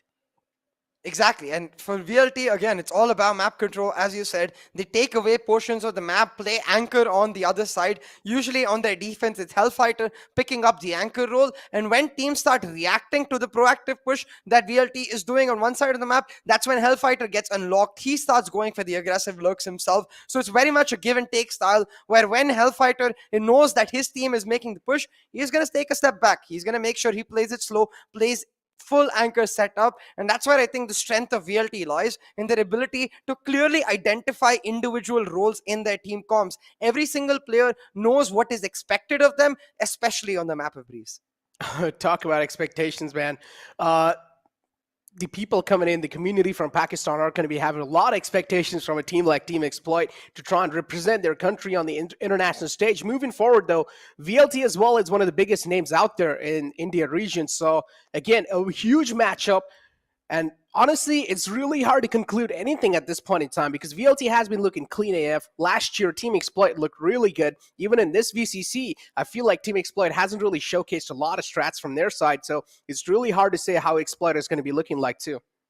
Yeah, and one of the discussions we were having in the aftermath, that one of my questions was, hey, for Exploit, I think one of the biggest reasons they took down VLT last year was the aggressive nature of their team, right? They were able to continuously overwhelm VLT, not really give them a chance to react. But now coming in, we've seen Exploit, for example, beaten by God Particles in the recent Grand Finals playoffs. And it all came down to the fact that when Exploit slowed down, God P were able to continuously take advantage of that to capture parts of the map and leave Exploit feeling like they were suffocated. Now VLT, as you mentioned too, they excel at taking those portions of the map. So I wonder if Exploit continues playing that slow playstyle. I don't think VLT is going to be challenged whatsoever. They're going to welcome it with open arms and be like, okay, we love playing against slow teams. We are only a little bit scared when we start playing against the SEA style full W gaming.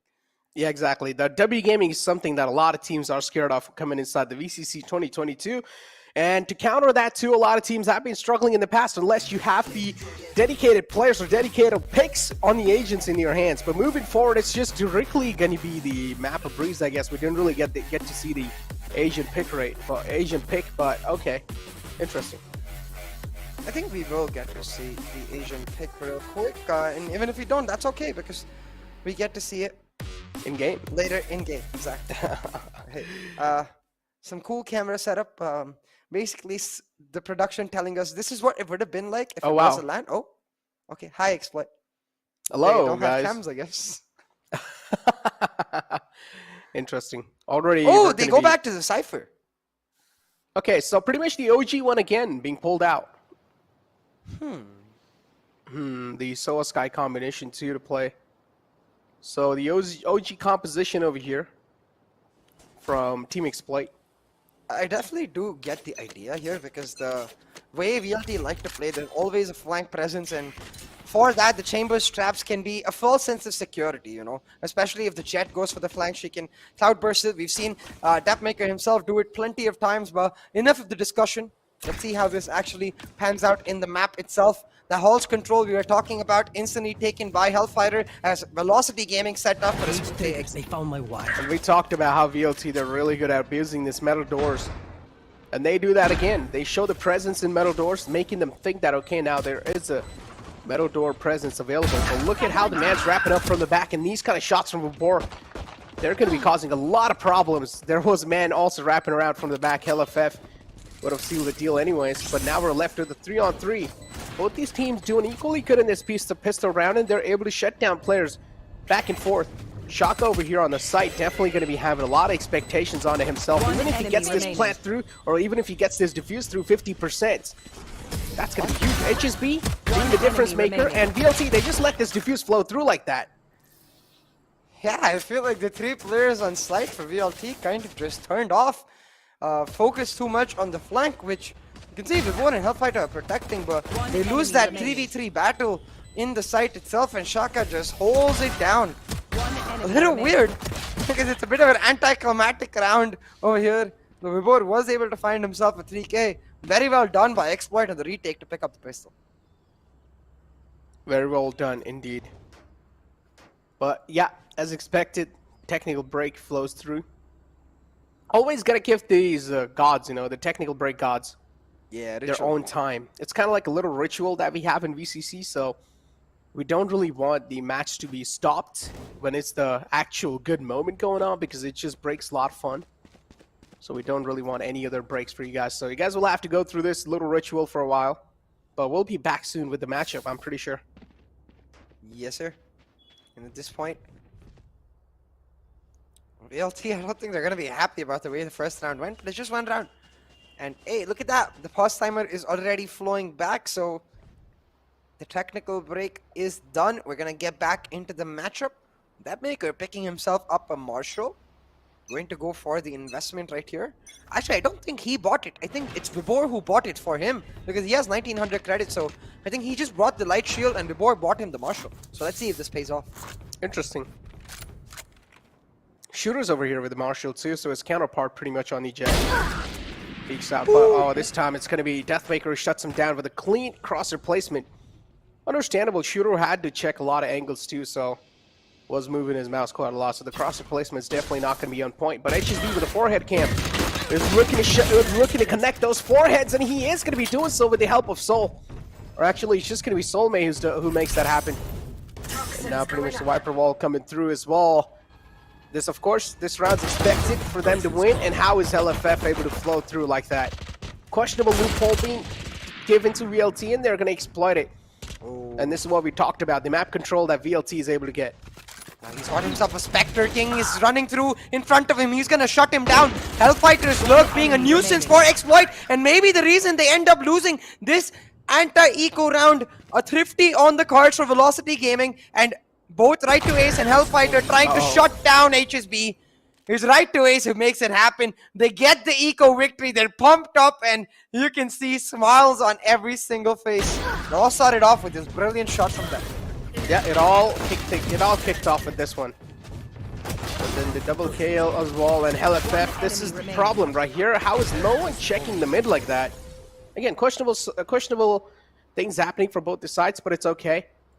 At the end of the day, the scoreline's equalized, and now it's Team Exploit who are forced on an eco. All players with the Sheriff in the hand. And now they're gonna start. They're gonna need to connect these skulls. It's a stack, CA.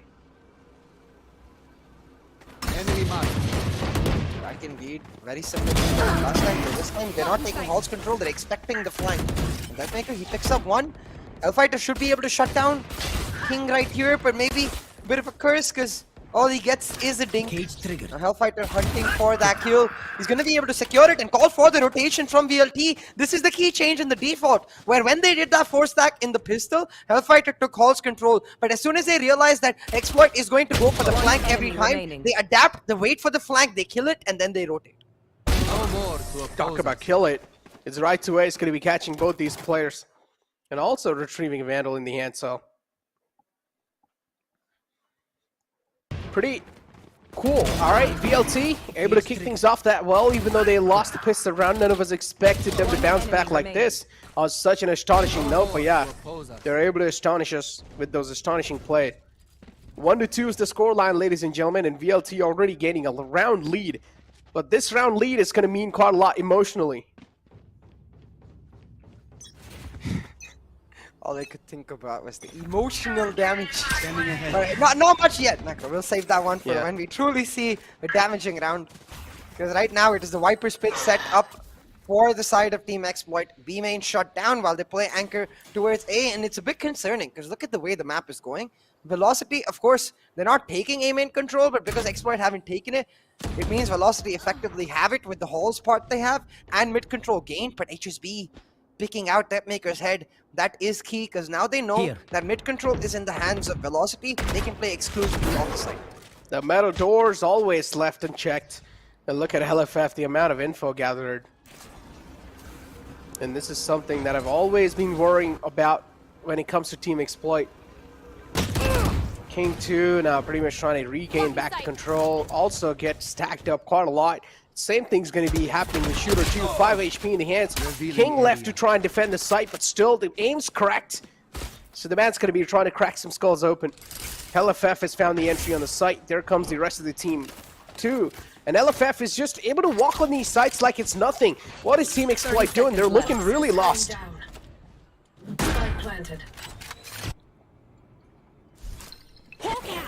Again, look at Guy's position. Enemy down. Gets revealed by the guiding light, but Guy's HSB instead to his grave will mean now it's a 4v4 setup with VLT with exclusive map control. Now the retake wall set up, Exploit moving in, they shut down Hellfighter, and Amaterasu, his position is key, he spots out, Shooter takes down one, will find another, and just like that, the round in the bag for Velocity Gaming, because surely now, with Right to Ace's flank, this retake is nigh impossible. All of this utility coming in to deny the plant and the low health Right to Ace, he finds another. The time is running down, the clock is winding away, and Velocity Gaming, they will run away with it, even though they go down. Yeah, but that's the guns taken off their hand, but it's okay. Still, they're going to be stable when it comes to the economical part. On the other hand, Team Exploit, they're going to be struggling now. They should be forced on an eco, if I'm not wrong. Or at least a couple of broken buys in their hands. But again, VLT, these back-to-back rounds, and we know VLT is one of those teams that really does thrive on that momentum, and they're smelling it right now.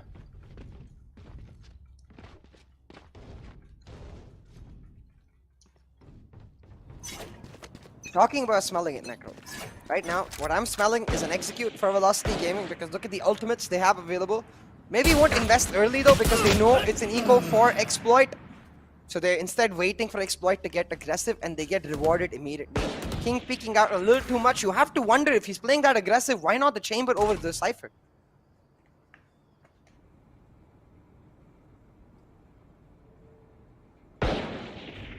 Talk about playing that aggressive. Right here. There we go. The first kill's on the board. I've got your trail. And Seeker's out too in the mid, so that's going to be revealing a couple of info. There we go. Seeker goes all the way in the mid.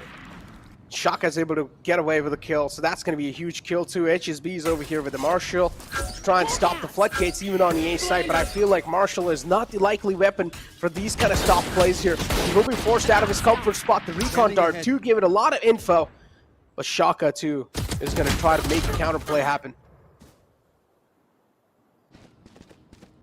Euro Theft most likely to come in here from Hellfighter. One enemy Actually remaining. not opting to do so because they know where HSB is. So instead just pushing on through, saving the ball Cypher buff for another round. 4-1 now to Velocity Gaming. We talked about why Exploit left this map through, and to be fair, I understand, of course. The Haven is not their strongest map. They've never played it in the VCC, and they don't want to play it against the damn strong VLT on that map with Amit Rasu's KO. But if you leave one up, if you have that exploitable map pool, you can see Velocity, they will punish you. And immediately, Velocity doing exactly that. Now with this timeout, I think the instruction from Kaushi has to be, let's get more proactive. We're giving VLT too much space to make their plays. Let's make them start questioning themselves and hesitate a little bit with an aggressive play of our own. Oh man, aggressive plays. And we haven't really seen Team Exploit be on the aggressive page so far. They have always been one of those teams that have been staying on the back foot. Not really a lot of proactive nature. And just because them giving the site control and playing a little scared in this matchup, I feel like is causing a lot of problems here.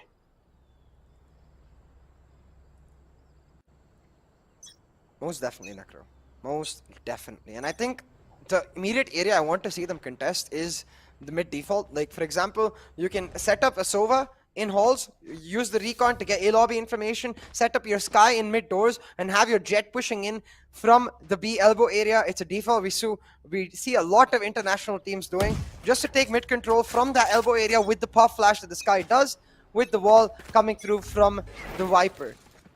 Instead, they're just going to go ahead for a push from both players right there. The op turns away with the recon just perfect from right to ace. And a 1-for-1 trade is worth it for them, because now the neural theft comes out. They know exactly where all of Exploit is, and they're going to look to shut them down. Trade for VLT is most definitely worth it because they get the site in return. Spike down. Oh, the Hunter's Fury out too, and Shooter now has the site control with the operator. But talk about the spike, Shooter has pretty much the edge for him, but HP factor, HP-wise, is something the problem is where we'll knock on his doors. Shooter will need to connect a shot. One opportunity in his hands, and he will need to deliver. Has to play Storm 2, unless if things go south.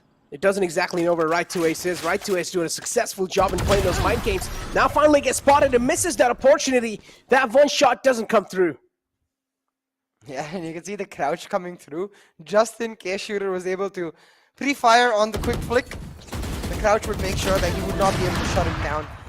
And again, these trades are not worth it for Exploit on the defense, especially when the operator playing. You want those advantageous peaks.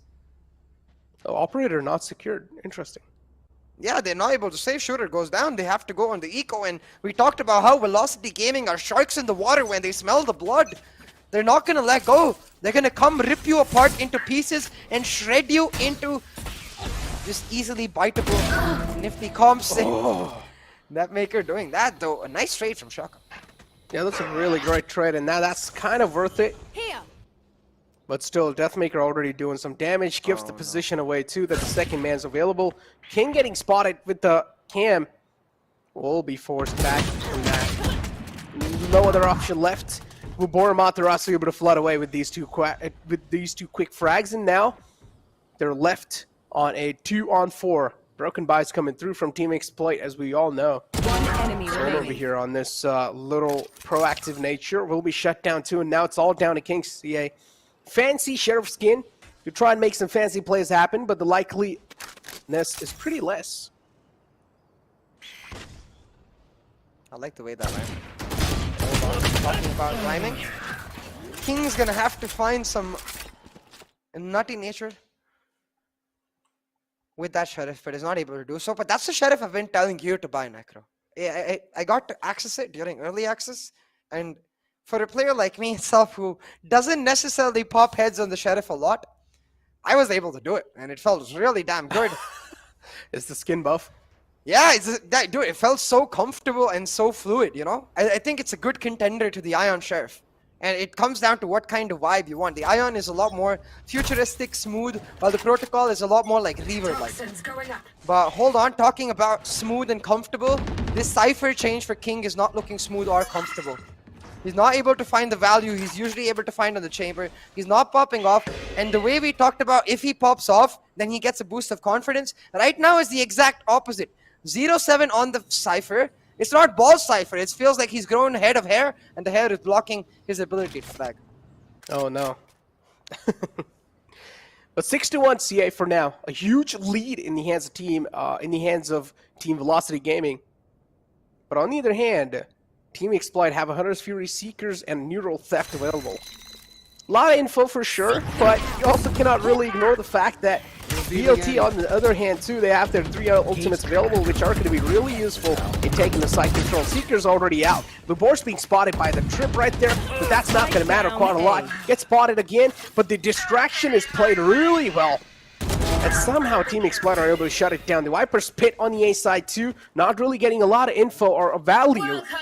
Now we're left with a 2-on-3, and instant counter ultimate coming through from Amaterasu this time. Viper's pit activated, instantly going to go for the plant too. And I feel like LFF's position right here is going to be a key one.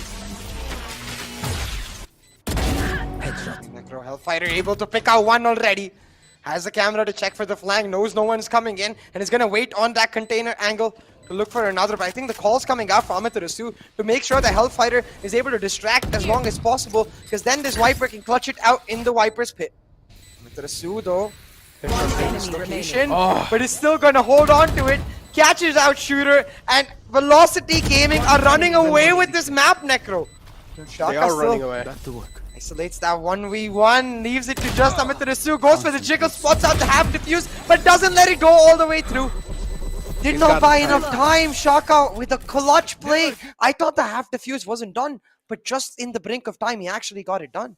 Exactly, he definitely does get it done, and Shaka stepping up when his teams need him the most, and Amaterasu, I feel like he should have been able to shut it down, you know, especially when he did the first shoulder peek and he realized that Shaka is not really leaving the defuse. He should have just went for a wide peek on the second time, but Shaka got given enough time to get comfortable on that clutch right there, and he was able to get his mentality back in check. But it's okay, still a little cushion available for VLT, and also a decent economy left over, even if they do lose out on this round. So VLT, nothing really being hurt that much, but Shooter now back on the operator. He can be the difference maker, and we've seen a little glimpses of that in the past. Connects the shot, but he gets instantly shut down. It's okay, that's a fair trade. Fair trade in terms of man coverage for sure, but an operator down for a rifle, that's going to hurt Exploit a lot now. Soul does manage to shut down Hellfighter. I will make sure that King can just go back. I want him to go back to that body so he can pop that Neural Theft and get all the information about VLT's positioning, because they haven't gone for the plant just yet. They do that just as I was saying. So, and now with the Seekers instead of the Neural Theft Exploit, they go for the retake, and they're able to do it in a prolific fashion. Talk about a prolific fashion. Look at those frags coming through from Materasu. Oh, another one on the table. So oh my God! What is going on? It's the IGL stepping up when he needs them the most. Oh my! Final 1-2 to shut it down. Exact reaction that we're having right now too. LFF just drops his headset. He's like, all right, I'm done. I am done. Bro. What were those shots, man? I'm gonna stay quiet. Let's just appreciate the shots. Moment of silence for all the players. F's in the chat for Team Exploit. Head after head after head after head. He just drowned all of Exploit's hopes and dreams. Sheesh, man. That's the IGL, the captain, and I think the oldest player from VLT, still showing that he's got that mechanical raw skill that we witnessed in the stats all the way through. This is why his headshot percentage is always so cracked. Velocity Gaming, with that round win, surely they just finish off the map from here. Oh, man. Oh, this time, though, it's Soul. Not gonna lie. Team Exploit, they've also got some cracked individual to keep up with the aims of VLT, but the way they got destroyed in the previous round, that's something that can never be ignored in their entire lifetime. I have the spike. The IGL saving the day, being the Captain America of VLT. Right, so if he's the Captain America, then who is the... I guess HSB is Baron Zemo. I guess. Yeah, because he's super confident too, you know, fits the character. Yeah. We're talking about fitting the character right now. Velocity again.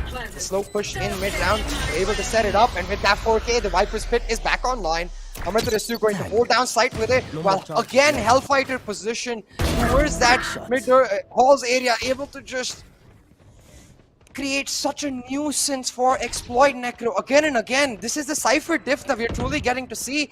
Every single round, Hellfighter gets himself into these tiny nooks and crannies. He's able to exploit the space, and timing is going to be key. Holds on to his life, though. Has the neural theft, so he can go for that, but Hellfighter wants them heads instead. Doesn't need the hats off to make some hats off plays. Yeah, does he really need the neural theft, though? When he's a thief himself and he's just stealing those kills. Oh. Or maybe I should say stealing those foreheads. Trick shots. Now I understand why HSB has a forehead cam, because he's going to give his forehead to them. No hard feelings. One enemy remaining. Oh, that tap right there, so crispy. Crispy is exactly what we are seeing from Velocity Gaming. Again and again, that Cypher diff, man. Now, I want you guys to try and get your eyes peeled towards the Cypher diff this round particularly. Because again, you can see Velocity taking mid-control while Exploit tried to contest it. It's because of this aggressive plays that Exploit are able to find the advantageous trades. Finally, some sort of proactivity we see from the side of Exploit. But Amaterasu, he's feeling himself on a completely different level. Again, he's going to be able to take up the site, going for the point, but the neural theft this time from Exploit will reveal their positions. And Amaterasu isn't even scratched yet. He has full HP available. So that's going to be another factor that's going to be adding. And there we go. Trying to equalize the man number. That's not really the case this time. And it's King who's going to connect the skulls and also connect the stars. And they get another round in their hands. Are we going to be seeing an 8-4 half? Cage trigger. We just might, Necro. We just might. And at this point, I think what I really want to see is King starting to step up, getting a lot more aggressive. Because if you remember Exploit in the Grand Final playoffs, their strength on the breeze lied in King's ability to continuously, even in the defensive side, make those aggressive plays, find those frags as the Chamber. Which is why we were questioning this Cypher pick a lot. Because while I do personally believe that the Cypher is better than the Chamber on this map, I think for players like King, the Chamber gives a lot more individual agency. So if he can find the same fragging power on this map the way he did with Chamber on the Cypher, then when he goes onto the attack, when Team Exploit go onto the attack, they will be able to find themselves in these really key spaces the way Hellfighter is able to do. Now, talking about key spaces, this time again, you can see the way Velocity are set up. They want to go for a late A hit, but from the side of Exploit, it's a simple enough plan. Contest halls, deny Hellfighter that position, and then retake it. Talk about a late A hit. Seekers out too from the side of VLT. And is that going to be conveying a lot of info that there's a lot of players and a nice off angle being held from LFF, an instant neural theft too, and Deathmaker is just going to be nailing that shot, or nailing that dagger in his skull. Misses a lot of shots. Oh, Amaterasu. But okay, flawless round for VLT. Another round added to their accounts, and VLT looking unstoppable in the first half. And they will need to convert this momentum even in the second half too. Now keep this in mind, this pistol round is going to be the savior of Team Exploit. If they do not take this pistol round, then it's pretty much a GG. Go next. I'm just scared that they won this. Because look at the scoreline now. 9-3. 9-3 curse against Velocity Gaming. Most of the times. But most of the times, it doesn't work. It's usually only GE that has made it work so far, so maybe Exploit will convert that superstition into an actual curse. Right now, though, I think still, you have to remember, Deathmaker isn't even popping off. And the minute that player starts popping off, imagine an op in his hands, it's GG, lights out for Exploit. That's what I really want to hear now in this defensive half, that night from Deathmaker. Talk about a night. Exploit's not going to have a good night's sleep if they lose here. And okay, that's a great shot from them.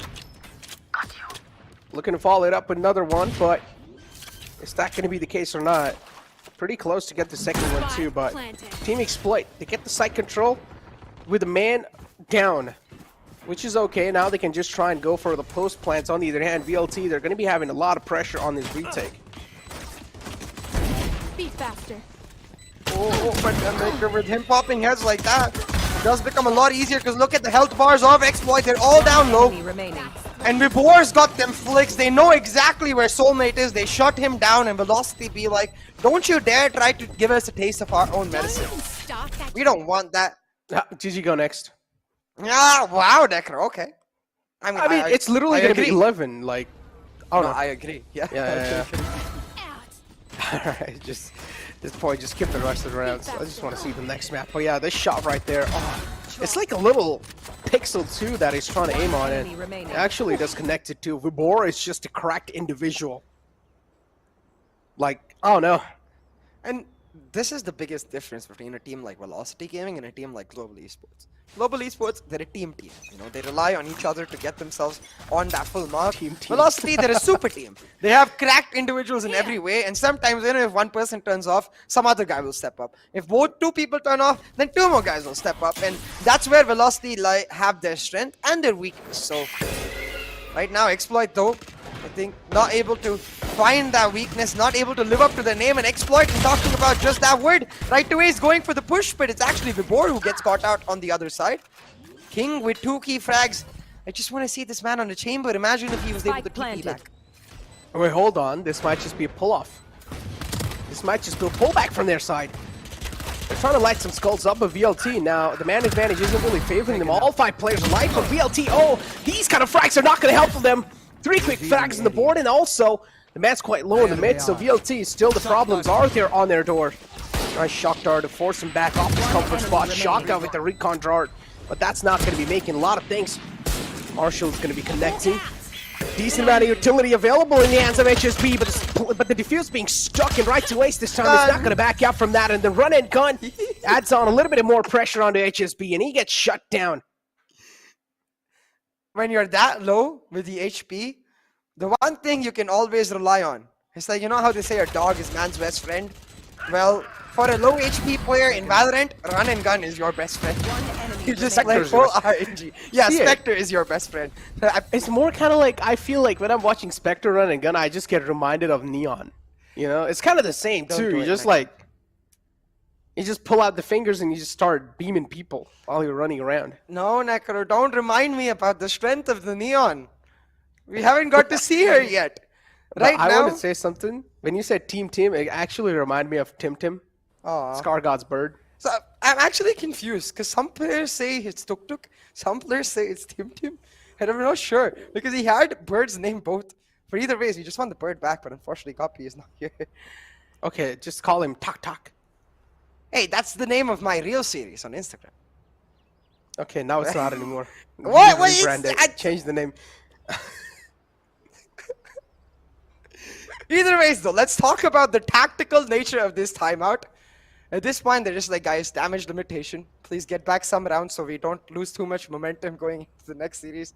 Because no shade to Exploit, man. This is why every single damn team bans Breeze against Velocity or loses it. Either you ban it or you lose it. They're just too damn good. Yep. Too damn good.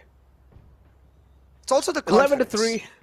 It's like Team Exploiter just being smurfed on, and their dreams of securing a spot in the APAC, it's looking next to impossible. But yeah, still, if things continue like this, then VLT, they're just going to rub salt on your wounds, and it's really going to be hard to find a cure for your wounds at this point, because Team Exploit, they're taking quite a slower approach, and we know VLT, when a slower approach, that's when VLT, they're in prime.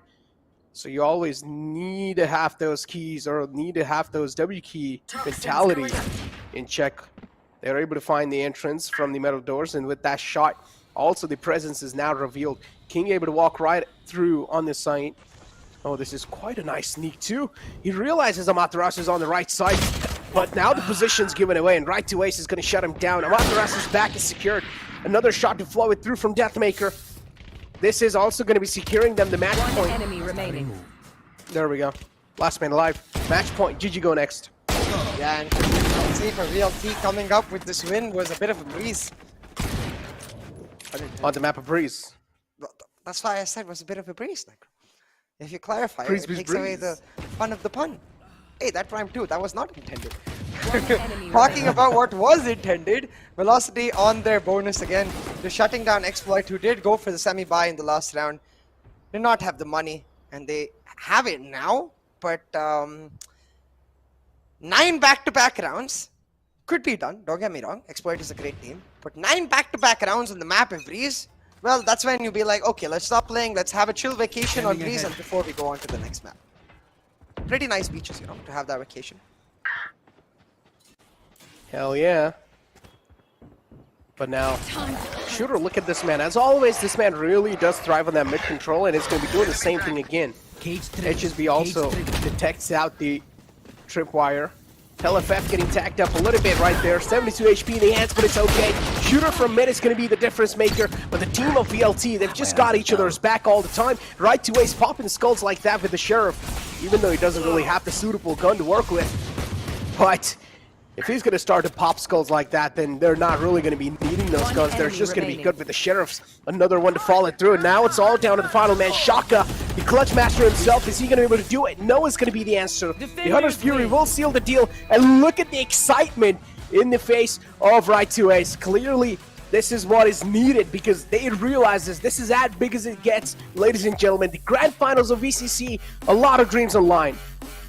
To be honest, I wasn't really looking at their faces during that end, because the Hunter's Fury was going on. We get to see in slow motion how Sova sets up the Hunter's Fury. So it's like he's taking like a advanced shock dart and putting it into place, and it turns into a laser beam. I have to do more research into that and how Sova's arrows actually work, because at this point there's not much to analyze with this map. This is called don't ban VLT Breeze, you lose VLT Breeze. Simple. Exactly. Analysis done, go next. GG go next. Move on forward to Split. But again, I mean, Split is another one of those maps that we've seen Deathmaker just being really good on. He's able to flow on fluid. In this map, Deathmaker wasn't even playing that good. He wasn't even being that impact fragger. But overall, it's just the entire team of VLT showing that communication. And I literally mentioned this before the start of the game too, is that VLT, they've been looking really clean in their VCC journey, and they're clearly proving that here. Exactly, man. And if we are to actually try to break down what happened in this map, we kept talking in the pre-show about VLT's strength in their ability to take proactive map control. In the first few rounds, Exploit just gave it to them. There was rarely ever a moment where they were trying to proactively either contest their map control or take another part of the map for themselves. The only effort we saw was from King's flank, which VLT instantly adapted to. They knew King was going to come in on the flank. They knew he's not playing the chamber. He can't really peek and TP back the way a Jet can, for example, and they caught him out every single time. Needed to see some mid executes, like mid default plays on the defense from the side of Exploit, have a 3-man push come and use that Sky pop flash to take mid control, or even stack up and deny Hellfighter that area he was able to take time and time again. But instead, they just fold it over, bend it over, and let VLT slap them away. Talk about bending them over. Team Exploit over here with only 3 rounds, as we know. It was 13-3, big difference. And pretty much at this point, I would just call it a flawless win too. Team Exploit, of course, Shaka with only 11 kills in the hands, 13 deaths and 2 assists. On the other hand, Amaterasu just unmatched with 19 kills, 8 deaths and 4 assists. He's looking absolutely flawless, and that went on 4 clutch right after himself, making it happen on the B site. It was insane. It was something that broke down Team Exploit's mental, and also it broke down Team Exploit to even make that comeback happen. Because we've seen those kind of clutch plays, it not just activate that single player right there, it activates the entire team. That was a pure 1v4 too. It's not like he didn't use any utilities. Yeah, exactly. It's not even like he out-thought them. They can think, okay, fair enough, Amaterasu, big brain, IGL, he just was a step ahead of us. No, he just smacked them in the face, slappity slap, and just put them back into their graves. And man, I can't get my head over that, because the way he popped heads, I think I felt the bullet in mine. Oh my God, that's quite deep, man. Yeah. Moving forward, CA, it's like that's going to cause some emotional damage to Exploit. Oh, dude, emotional damage. And moving forward, ladies and gentlemen, take a look at the damage stats too. 13.23k from VLT. Of course, it's going to be way higher, but this time, talk about the skull popping. It's going to be a little better done from the side of Team Exploit, where this is where they outshine them. But again, we can't really judge it off because they just didn't really get as many frags compared to VLT. Yeah. At this point, I really hope Exploit doesn't look at these stats, because all they're going to see is their headshot percentage, which is amazing, and then be reminded of the headshots Amaterasu was able to hit on them. But alright, that's fine. Enough of that. We have to remember the fact that this was VLT's strongest map. Like, hands down, the strongest map for velocity in the entire map pool. So the fact that they're able to pick it up, not much of a surprise. But going into Split, it is Exploit's stronger map. I won't say strongest map, because they play the exact same composition VLT does. So it is going to be a mirror matchup. And with the mental edge that VLT have right now, and the fact that they already beat them in one mirror matchup, I don't know, man. I don't know. Yeah, me too. It's kind of hard to say, but this is the MVP comparison. Shaka, on the other hand, was playing Soa, and then Amaterasu, on the other hand, was playing Viper. So, as you can see, the MVP comparison, this is where Amaterasu is going to be leading the charge. Shaka, too, had his pop-off moments, but not as poppy as the man himself, Amaterasu. So, Shaka, a couple of steps below Amaterasu, but it's okay. The upcoming map is going to be the map pick of Team Exploit. This is where they will have a little bit of hopes and dreams of bouncing back. Hopes and dreams are exactly what they're going to have, because right now, Velocity Gaming, they're living up to their name. I can feel the velocity, Necro. I can feel the tempo and the pace with which they want to set up a matchup with their oldest, their most formidable foe so far. GE waiting in the upper bracket finals, and VLT, they want to get there real quick so they can find redemption. GE is the team that denied Velocity that APAC LCQ spot, so getting that victory over there for Velocity, that will be almost a year's worth of effort finally paying off. Year worth of effort right there. Almost. But Team Exploit, on the other hand, man, I'm pretty sure they've also put in a lot of efforts in this matchup, but VLT, they're just proving them unparalleled. No matter what they do, Team Exploit, as you mentioned, they're just getting slapped across the board, and there's like, all right, you guys are just not as good as us at this point. Just go back, get your strats done correctly, and then maybe come back the next time and try and take us down. But it's time to do some analysis, ladies and gentlemen. Let's find out how things really look like, because there's nothing really to analyze over here. It's just VLT rolling through. Oh, this is actually a really cool round. So, in this 3v, I believe this is the 4K, if I'm not mistaken. 3v4 right now, they should be able to find 2 frags, and they're gonna pop the Seekers, which is where first thing I'm confused, because King is right next to a dead body, so I'm unsure why he doesn't just push down elbow, pop the neural theft instead. Maybe even with the Seekers, because it's gonna give them a lot more information. See, Shaka and King, they're able to isolate, and then let's pause right here, because here is where the Seeker reveals Amaterasu's position. So number one error, when you're in a 4v1, just group up together. You know he's in B backside. Just go for the double peek from both sides. You can have 2 peeks coming out with the CT push, with 2 players coming from the double box and the CT, and 2 players pushing in from B main. But let's play and see what Exploit is going to end up doing. Shaka will peek, trying to get the... Is not just ego, he tries to peek off of the guiding light, which Amaterasu dodges perfectly. And then one player is going for the diffuse while King is holding it down there. If King really wants his teammate to go for the diffuse, he can hold it right next to his teammate. but instead they give away Spike planted. back isolated frags to leave him in a 1v1. One And in enemy that point, remaining. there's not much Soulmate can do. Honestly, that's a great point from your side. Because Last as they player realize standing. Amaterasu is pretty much isolated over here in this corner, I feel like King should have played right next to Soul. Yeah, If he exactly. played right next to Soul, there could have been a little advantage where even if Soul is not really able to get the diffuse through, at least he will be able to get the trade as soon as King dies right there. But overall, if King should have realized he is isolated right at the back. Amaterasu is isolated right in the back, and if he steps on the platform too, he has a little bit of high ground to compensate for it, so he can throw his crosser placement off guard. But no, that was not the case. Instead, he tried to go for a little bit of ego peek, and as you perfectly pointed out, those isolated duels is what secured them the route.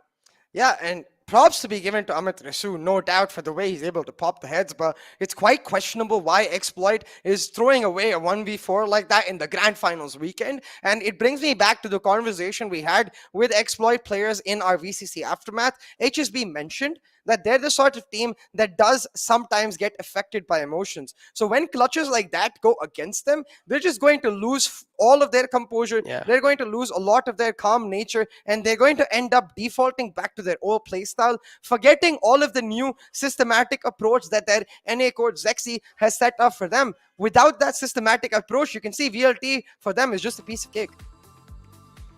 Talk about a piece of cake. This is pretty much a piece of cake for you guys too, to try and win the viewer rewards. All you guys need to do is go ahead on your social media accounts and make a post saying hashtag VCC and also tag NODWIN Gaming in that post. Be a little creative with it, and maybe you guys will have a fair share of chance to try and win this exclusive merchandise. Keep this in mind. We also have some cool bomber jackets available for sale, and all you guys need to get those exclusive, and those are limited edition bomber jackets. All you guys need to do is go to www.gullyactive.com, and you guys can go ahead and order those nice VCC bomber jackets. Yeah, and hopefully we'll get some of them for ourselves. But right now, I think our focus was definitely on this second map. Let's start talking about Split, because we're going to see mirror compositions once again. The Jet Rays, Astra Viper Sky composition for both of the teams is what they prefer. But again, VLT's ability, like they do on Breeze, to take map control across the entire map is where they are a step ahead of Exploit. Having said that, Exploit will be a lot more comfortable, so maybe they can give a better fight. With that being said, that's the first map out, the second best of 3 series. It's time for us to take a short break. We'll be right back. Alrighty, ladies and gentlemen, स्वागत है आप सभी का एक बार फिर से हमारे इस exciting Meet the Conquerors के अंदर। और इस बार हमारे साथ जो शख्सियत जुड़ने जा रहे हैं, he's part of one of the Titan teams of India. Domination का पूरा एक साल इन्होंने कंटिन्यू किया था, and then they came into the last Valorant Conquerors Championship, जहाँ पे they managed to make it to the top 2. Can you guess it? Well, I'll give you the reveal. So it is Right to Ace joining us from Velocity Gaming.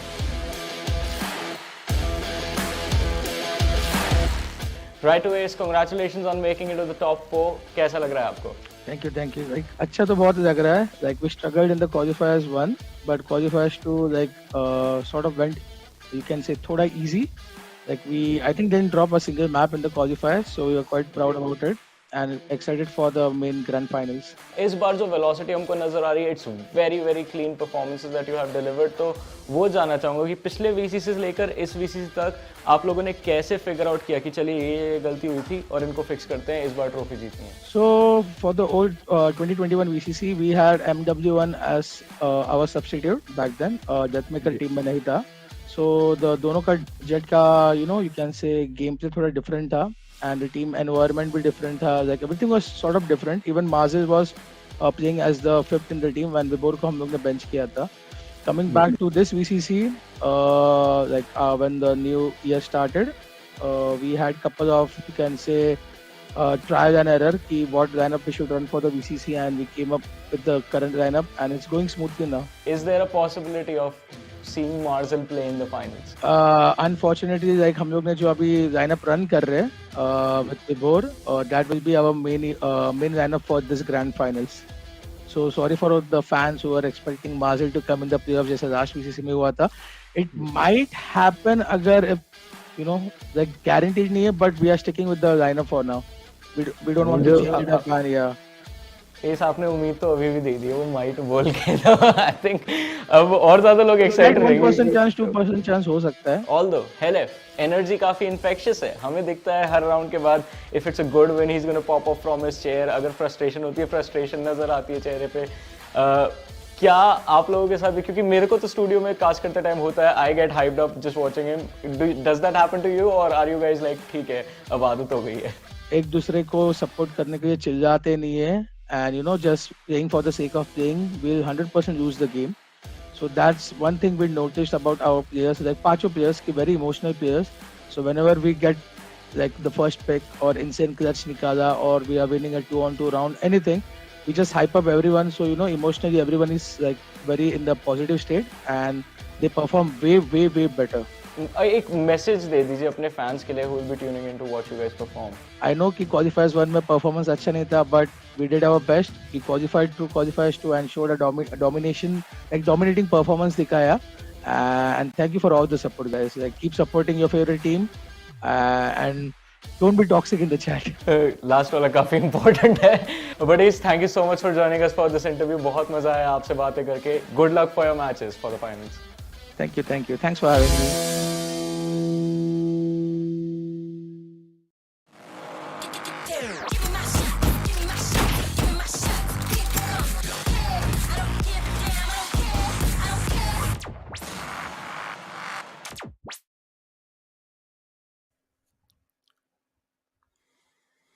Welcome back, ladies and gentlemen, to NODWIN's Valorant Conquerors Championship. First best of 3 series is out the gate, and now second best of 3 series. First map is out the gate too, and the results are looking pretty clear up till now. This is the map pick of Team Exploit, and this is where they will need to try and bounce back, or at least this is the last glimmer of hope for them in the upper brackets. Exactly. Velocity, meanwhile, trying to set up the Val Classico for us. As we talked about, we've got the mirror compositions on both sides, the double duelist, double controller with the Sky coming through. And given the way we saw every single player from Velocity popping off, especially with Hellfighter now on the Astra, he's so damn good with his ability to control the entire map. I genuinely believe he's the best Astra in South Asia right now. It's going to get that much more difficult for Team Exploit to find this win. But hey, I doubt it's going to be a 13-3. Surely not, right? Talk about things getting more difficult, man. Yeah, I also doubt it's going to be 13-3. Maybe it's going to be a 13-6, but moving forward, take a look at the trophies too, man. It just looks absolutely nice. But moving forward, CA, as you mentioned, I doubt it's going to be 13-3. Me too. I do not really want this to be a steamroll. But for what just happened in the last map, I feel like this also has to be a steamroll. Maybe it's going to be 13-4, 13-5, 13-6. Well, you're savage, Necro, I'll tell you that. Yeah, because right now, all of the XY fans in the chat, they'll be like, no, come on, Necro. But I do agree in that regard, because Velocity, they're just as strong on the map as Split. They have very few weak maps, and they regularly ban them out, which is the Ascent itself. Velocity doesn't give those teams a chance to exploit their weaknesses. Instead, want to play on the strong foot, and it is an issue for Exploit overall, because I do feel like, again, this composition without the Sentinel relies on proactive map control across all areas. Getting information of where the defenders are setting up their defaults is how then you're able to adapt in the later rounds to go for bursts, to go for executes, and that's where Velocity excel every single time. Now, having said that, I do think King himself, a key player for Exploit, will be a lot more comfortable on his agent pick of Raze now than he was on the Cypher and Breeze. Exactly. Talk about the Asian pick of Raze now. Overall, King, we've seen this man pop off. He's, of course, one of those poppy players without a doubt. He has those individual and mechanical skills for that. But moving forward, as you mentioned, Raze is going to be activating himself a little bit better.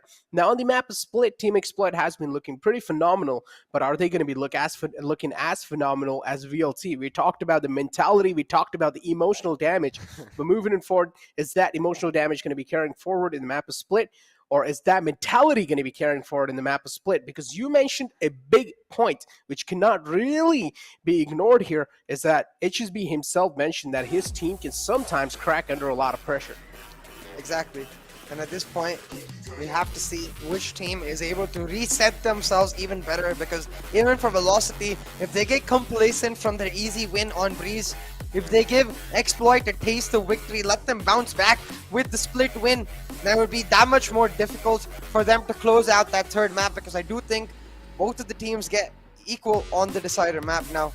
Having said that, Exploit, you can see, seems to be smiles on all of their faces. They have the positive mentality, so the question of whether they're going to be able to reset themselves certainly looks like they can. But looks like. We don't exactly know yet. Are they going to be able to not? But it just looks like they can. Yes, sir. But VLT, they don't really need to reset themselves. It's kind of like pretty chill for them. You know? Team Exploit, though, they definitely need a reset. Because this is where the comeback mentality should be in. The Champions mentality should be in. Right there. But yeah, LFF is trying to go for the aggressive peek again, but is instantly going to be denied with a snake bite, so we'll need to fall back there. Shooter able to flood inside the vents.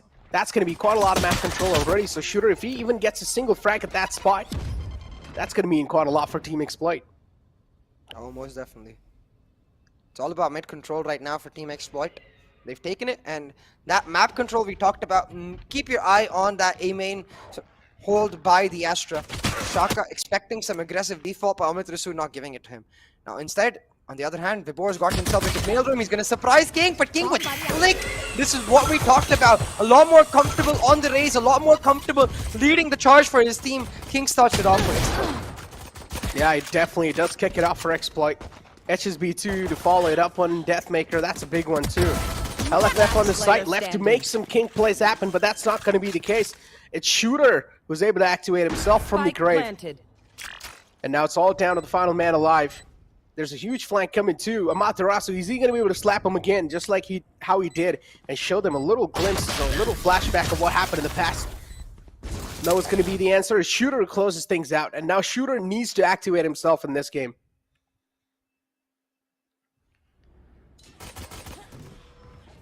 Most definitely going to need to activate himself, but already Exploit off to a great start in this round. They're able to pick up the pistol, and again, given the fact that they're on the attack, this is going to be crucial. It delays Deathmaker's operator that much longer, and with this composition on that jet, the operator is the key factor on the defense. There's not much use to her without the operator, unless you're pressing the W key with the sky, which you most definitely don't want to do. Is the operator that does make the big difference on the defense. For Velocity with the read right now, or with the 4-stack onto A, might catch Exploit off guard. Talk about catching them off guard, and yep, VLT2 though, with some equal traits to shut it down. And the entire aggression now, it has been amped down. And it's just going to be LFF who's going to be exploiting these ropes, but it's Team Exploit who's going to be shutting him down. As you said, he's got the Vandal too, and he can actually go for a fair share chance right here, because it was just like an eco round for them. So Deathmaker, I'm pretty sure he's not going to go out without a try. Sold with a really late flank. It's a little too late for Comfort. So Deathmaker is going to be finding himself that Comfort spot for now. Vandal in the hand is looking to glow some skulls up. Is that going to be happening or not? Because both these players, they have a crossfire setup on the defender spawn. Yeah, no util available for Deathmaker to try and isolate them. He's just going to have to show off his cracked aim. Goes for the shoulder peek and gets spotted out. And Soulmate now starting to run through aggressively on the flank. The guiding light as well, just to delay him out. And HSB and Shaka, they backed up. All three players giving respect to Deathmaker, acknowledging that he has the Vandal. But they need to make sure they take him down and pick up the Vandal, otherwise it will be a big loss. And Shaka doing just that. Soulmate will be able to get it through. Yep, I think so. Explosion. Oh, okay. He's able to get away, and Shooter will get his Vandal back, so man should have his happy faces back up. But still, Team Exploit looked quite good in that previous round, or at least quite decent, I would say. But 2 guns taken off their hands. That means the rest 2 players, are they going to be going for some save buys or broken buys? No is going to be the answer. Instead, they opt out for a full Spectre play. Still a bonus round for them. Exactly. Still a bonus round for them, especially since they were able to retrieve that Vandal. Now, Velocity Gaming, we need to make sure they clean up their holes on site, because again, they're getting caught out in these weird positions on the pistol. Going for the aggressive plays, quite reminiscent of the way we see GE playing on this map. They like to aggress down mid, they like to contest it and trade a lot of util and burn the attacker's util in that mid area, so that holding down on defense becomes that much easier. A little late on the peak though with that guiding light. Vibor just throws away his life. Oh, that's a great shot too. See, another one followed up. Shooter is fired up and is looking to make some fiery plays for sure. Deathmaker reveals his flank presence, but it's okay. LFF on the side. It's going to be a mountain for them to climb. So LFF doing a successful job of defending the site. Deathmaker 2 wins that aim duel. Another one to follow it up. And now Deathmaker. If this man gets activated, Team Exploit will have a lot of things to worry about. And Velocity actually win the round they really needed to. So again, Velocity looking, or at least having a little edge over Team Exploit. I do understand Team Exploit is still leading, and they also have a good economy, CA, but you talk about the mental edge, man. Yeah, and again, it's the map control that comes into play, right? When you don't have the Sentinel, you don't have a dedicated trapwire or a dedicated trademark to mark that a push, not even at least an alarm bot. True. It does allow Deathmaker to come through, despite Shooter's heroics in the early stages of the round. One simple flank just shuts them down. Hellfire, of course, chiming in with a beautiful hold on the anchor. But right now, they've got to make sure Exploit, again, they've left A main unchecked. Again, Deathmaker is able to get a flank. If they're doing this, they need to make sure that they have it in the back of their mind and have someone watching their backs, because seems to be doing that. He will catch Deathmaker off guard. Hey, so the adaptation there, very well done, Exploit. Well done indeed. 1-on-2 is the scoreline, and Velocity Gaming were able to pull off the round in the bye round, so you can clearly see the paranoia setting in again. The A side's left completely open. They never know if there's going to be any floodgates coming through, but Team Exploit, that's a great 2 find. So VLT's aggression, or at least the proactive nature for now, has been shut down. Team Exploit, this should be a quick round in their hands, and the rest of the VLT players should go for a save here. Concealment. They are going to go for the save. And really did come down to that flank. Velocity Gaming relying on Deathmaker to not just give them information, but also find value on his flank. We're not able to do so. Now, the Vandal will be retrieved, but that's all it is going to be for Velocity in this round. Already, Exploit looking much, much more comfortable as they did compared to Breeze. And it will mean that we get a closer map in this. Map was split, especially with King starting to feel himself. A nice flick right there. And I'm really glad that King is on that race. But it makes me wonder, Neko. What if we saw King on Chamber in the first map? What if we saw King with a basic ability to continuously play his comfort, play his aggressive nature? Maybe Breeze would have been a lot closer. Maybe Exploit could have pulled it through. But that's all it's going to be for now. Just a bunch of maybes. Yep. A lot of maybes indeed. And I honestly feel like they should have just stick to their comfort zone. That's not what we see though. Before now, it's going to be Team Exploit with a little bit of safety cushion for themselves. And Team Exploit, they're looking to exploit that cushion for sure. But again, as always, now this time they have the Viper watching the back, so they're not going to let those flanks through just like that. Deathmaker's creating a lot of space, a lot of map control in their hands, but Team Exploit 2 getting equally that much amount of map control, so it's okay. Man's already sneak past through. It's going to be Shooter himself who's going to try to make some difference, but we already do see Rapport is right there, and he's watching it. He's not going to let the ropes slip by just like that. And there we go. King finds the opening on the Amaterasu.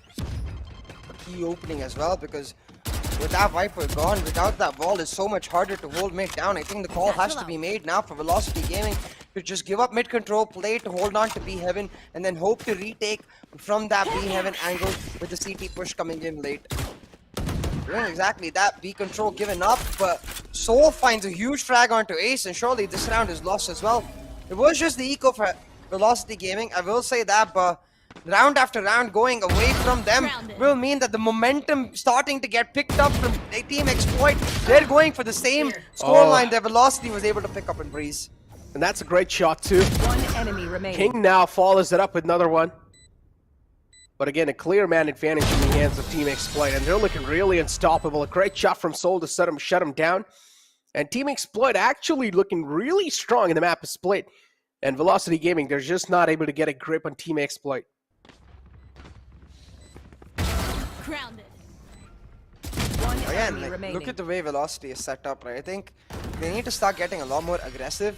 For example, towards B main, take that area and then just sit there in a crossfire and allow Exploit to force themselves towards the A side where they have the anchor. Now instead, they're trying to anchor down mid with the Amiterasu and Vibor holding down from Vents and Mailroom respectively, while Deathmaker, who has the op now, will hold down B side. There's a lot of pressure on Deathmaker. We'll have to see if he can live up to it. Let's find out though. Heavy presence from both the side on mid, but this time it's HSB shuts it down. Vibor shuts down another one too to follow it up, but again the problem is the HP factor, which is not working out in the favor of VLT just for now. Vibor's down quite low, not really a lot of HP that he can rely on, but that's a nice sneak through coming in, and LFF is able to get the timing right with that push through the wall. And Team Exploit, they're being exploited right here. Spike's down, and that's a known fact, and it's going to be really hard to deny that.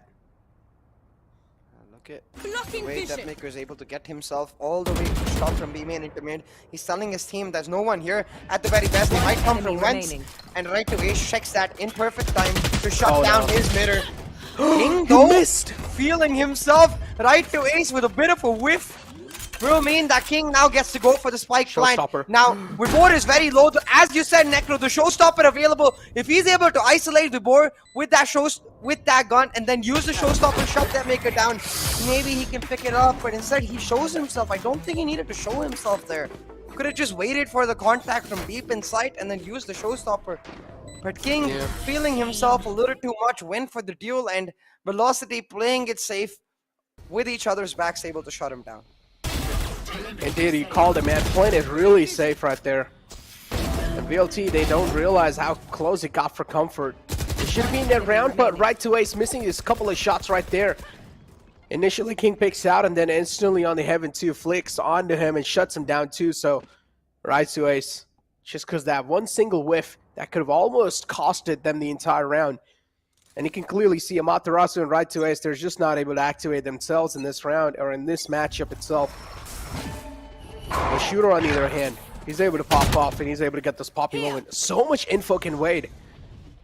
So Team Exploit now, there's going to be a little sign of worries for them. I know worries indeed, but Exploit, they're stacking up now. They have all 5 ultimates available on the table, so it's going to be the showstopper to bring the party to Velocity, but hits the wall instead, and the Seekers pop through, will not find much. Instead, Hellfighter with the opening frag. Now the Cosmic Divide set up to create some space for right to Ace, and a whiff coming through from Exploit. Key ultimates invested for Exploit, they're crumbling in every single way, and the true party comes through from Velocity. But hold on, Shaka with some frags, Necro. Able to make it a 2v2. Spike down. Exactly, but Vibor is able to shut down Shaka now. It's a 2-on-1. HSB have a lot of pressure. Duels isolated. Solo peaks coming through, but it's okay. Deathmaker's got the cross, and HSB, a clear sign of disappointment. Had no other choice too, man. It was really hard for him to actually cross that too. Position was known. HSB had to take that shot or take his chances to try and cross through. But Deathmaker's so quick with the flick, he's going to shut him down. But Team Exploit overall, they're doing a really good job in the map of split and actually making us know that this is their map pick. But VLT, they're not really far away. They're really close. It's 3-4. And Team Exploit, they cannot let any more rounds slip by. Most definitely cannot, especially with Deathmaker being the only one able to save, hold on to his weapon there. The Operator, though, the best weapon to hold on to in those circumstances, so I'm sure they will take it. Now Velocity themselves, knowing that Exploit invested all of their biggest ultimates. The Seeker's gone, the Viper's Pit gone, the Showstopper gone for Exploit. They know they're going to play on the defaults again, so they use their own Viper's Pit to shut off mid, while the Operator anchors down B main. Oh, that was so close. Deathmaker trying to use the audio cue of the Trailblazer coming through to find a shot, but he did not find any. So he's going to back up and try to hold on to site.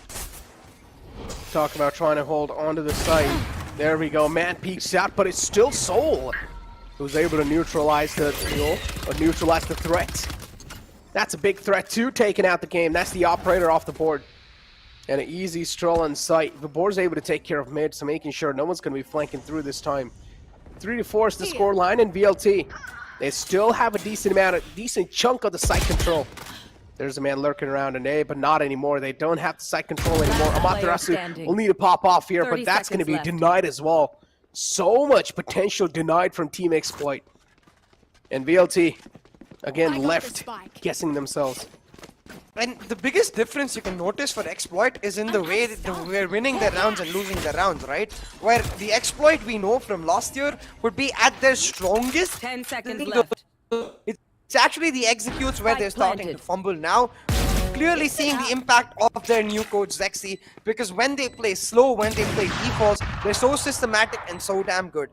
Ford was able to shut one down in this 1v4, but I think that's all he's going to get, despite Shooter. Some key initial shots now.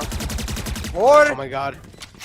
Low. putting himself into sight. He's getting pushed from multiple angles, and the jump peak from Shooter is a distraction that Soulmate needs to shut him down. It's a back and forth, Necro, between these teams. Neither team really willing to give up any sort of front, any sort of full momentum. No team able to establish a win streak Spike planted. yet. Talk about establishing a win streak, but this shot right there, a great one too, CA. 3-5 is the score line, and VLT now pretty much forced on an eco. On the other hand, Team Exploit looking absolutely great when it comes to the economical output. So Team Exploit, this round should be their round. It should be a stomp. I like this stack from VLT, but yeah, they need the board towards mid to at least show some presence, so Exploit don't realize that this is just free B site and a stack. The guiding light does reveal someone's presence in Wentz. They don't know it's Vibor just yet, but it will mean that maybe Exploit just go for the full rotate with the A main control they're able to get and try to go for a split A execute. Now the Trailblazer coming out, this is crucial. It doesn't check B heaven, instead it goes towards Wentz, it spots out Vibor, and with that they're going to go for the A rotate. Imagine if that Trailblazer had gone towards B heaven, realized it was empty, they would have just gone for B. Instead, this might work out for VLT, decking into a stack Exploit. Yeah, they're straight up walking into a trap, and there we go. The first slap comes through, and it's a banger one too, but Team Exploit, the kills are just flooding away. Even though a lot of damage is on the board, but they're not able to convert that damage into kills. And there we go, another round of the board for Team Exploit. That's going to be adding a little cushion. And look at HSB, just trying to motivate his team too. Be like, all right, guys, it's all chill. We got this. He's also chewing a chewing gum. That's kind of like, you know, sign of a badass player, I guess. I like me some chewing gum myself. I wish there you was. You cannot cast while chewing gum, though. Yeah, exactly. Yeah. That's what I was just about to say. I wish I could talk and chew gum at the same time, but it's impossible. I've tried it. That'll be like literal ASMR for the chat. Yeah.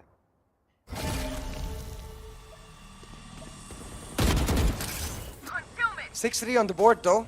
Last round was an eco for the side of Team Velocity, so now they're going back to their defaults again, trying to hold down mid with this race, but every single time Exploit play it slow and then they burst in those mid rounds. Around the 115 mark is where you'll see Exploit starting to take those fights, waiting till those first 15 seconds for some sort of aggression to come through from Velocity, for them to get impatient. Velocity just that, but this time paired up with the right utility is Vibor shutting down King. Mid control denied, forces Exploit to go over to B main where we've got Hellfight as anchor weight. Talk about pairing up with the right utility. That's a great pull too. One enemy remaining. 3-on-5 situation in VLT. They're just lining them up. They're stacking them on top of each other. And a flawless round. What a great read coming through. Just fundamental Valorant from Velocity Gaming. Instead of just a free peek from the board, he tosses up the nade first. With the information coming in from the Trailblazer, he's able to easily shut down his copy. The flawless round picked up for the side of Velocity Gaming ensures that this operator gets to continue. Now, we've seen this tactical timeout be a big difference in the GE versus EG matchup. So it didn't really make a difference in the first map, but given the nature of this map so far, how close it is, I'm sure Kaushi will be able to make an impact on Exploit. But something's got me concerned, Necro. I see all of Exploit stacking up on this A site, going for the execute. And if this was VCC 1, I would just write this round off and say Exploit's going to win this. But so far in VCC 2, they haven't looked as great on the executes as they looked previously. Okay, so Kaushi is their coach? Kaushi is actually their manager / analyst. And Zexy is their coach. But Zexi's from NA, so I don't think he's in the lobby or available during the matches. Okay, makes sense. So he's just going to be there in the call with them. Trying to coach him, I guess. But yeah, moving forward, that was a quick time I pulled out too, so Team Exploit now realizing that their strats are being easily read by VLT when they have the guns available. And you also see the operator pulled out from Deathmaker. Fact to add on a little bit of more pressure and also to create a little bit of more difference in this round. Yeah. And Deathmaker himself, the name itself creates a difference. It's quite interesting that this time VLT have decided to set up the operator to hold down mid, because it's one of the hardest things to do as an operator given the amount of utility you generally see towards that mid area. But it's almost like they have a read that there's going to be an aggressive execute on one of the sites, so they double stack the sites, putting the operator in mid, having that defensive utility to shut down and execute. So again, Velocity Gaming with these reads able to stay a step ahead, but the question is, will they be able to turn the reads into an actual valuable round? Because without that, reads don't matter. Yeah, reads indeed don't matter. But that's a great frag from King to open things up, and that's going to be opening a lot of opportunities to CA. That's the snake bite out. And that was also quite vulnerable to damage, so we'll need to back off at least for now. And LFF, yeah, HSB might just be caught off guard, but no, it's going to be the answer. That's a quick shut down LFF instead. And VLT, they're just losing these individual duels, CA. Oh, VLT get impatient, Necro. I think they just needed to wait in their positions. We've been seeing this again and again from Exploit. The key adaptation they made from the first few rounds towards this is the simple fact that whenever they're going for a play, they wait for 15-20 seconds before actually doing something. They're exploiting the fact that Velocity Gaming is getting impatient again and again and going for those lurks, going for those flanks, going for those pushes. And at this point, Velocity, they're not able to adapt to that.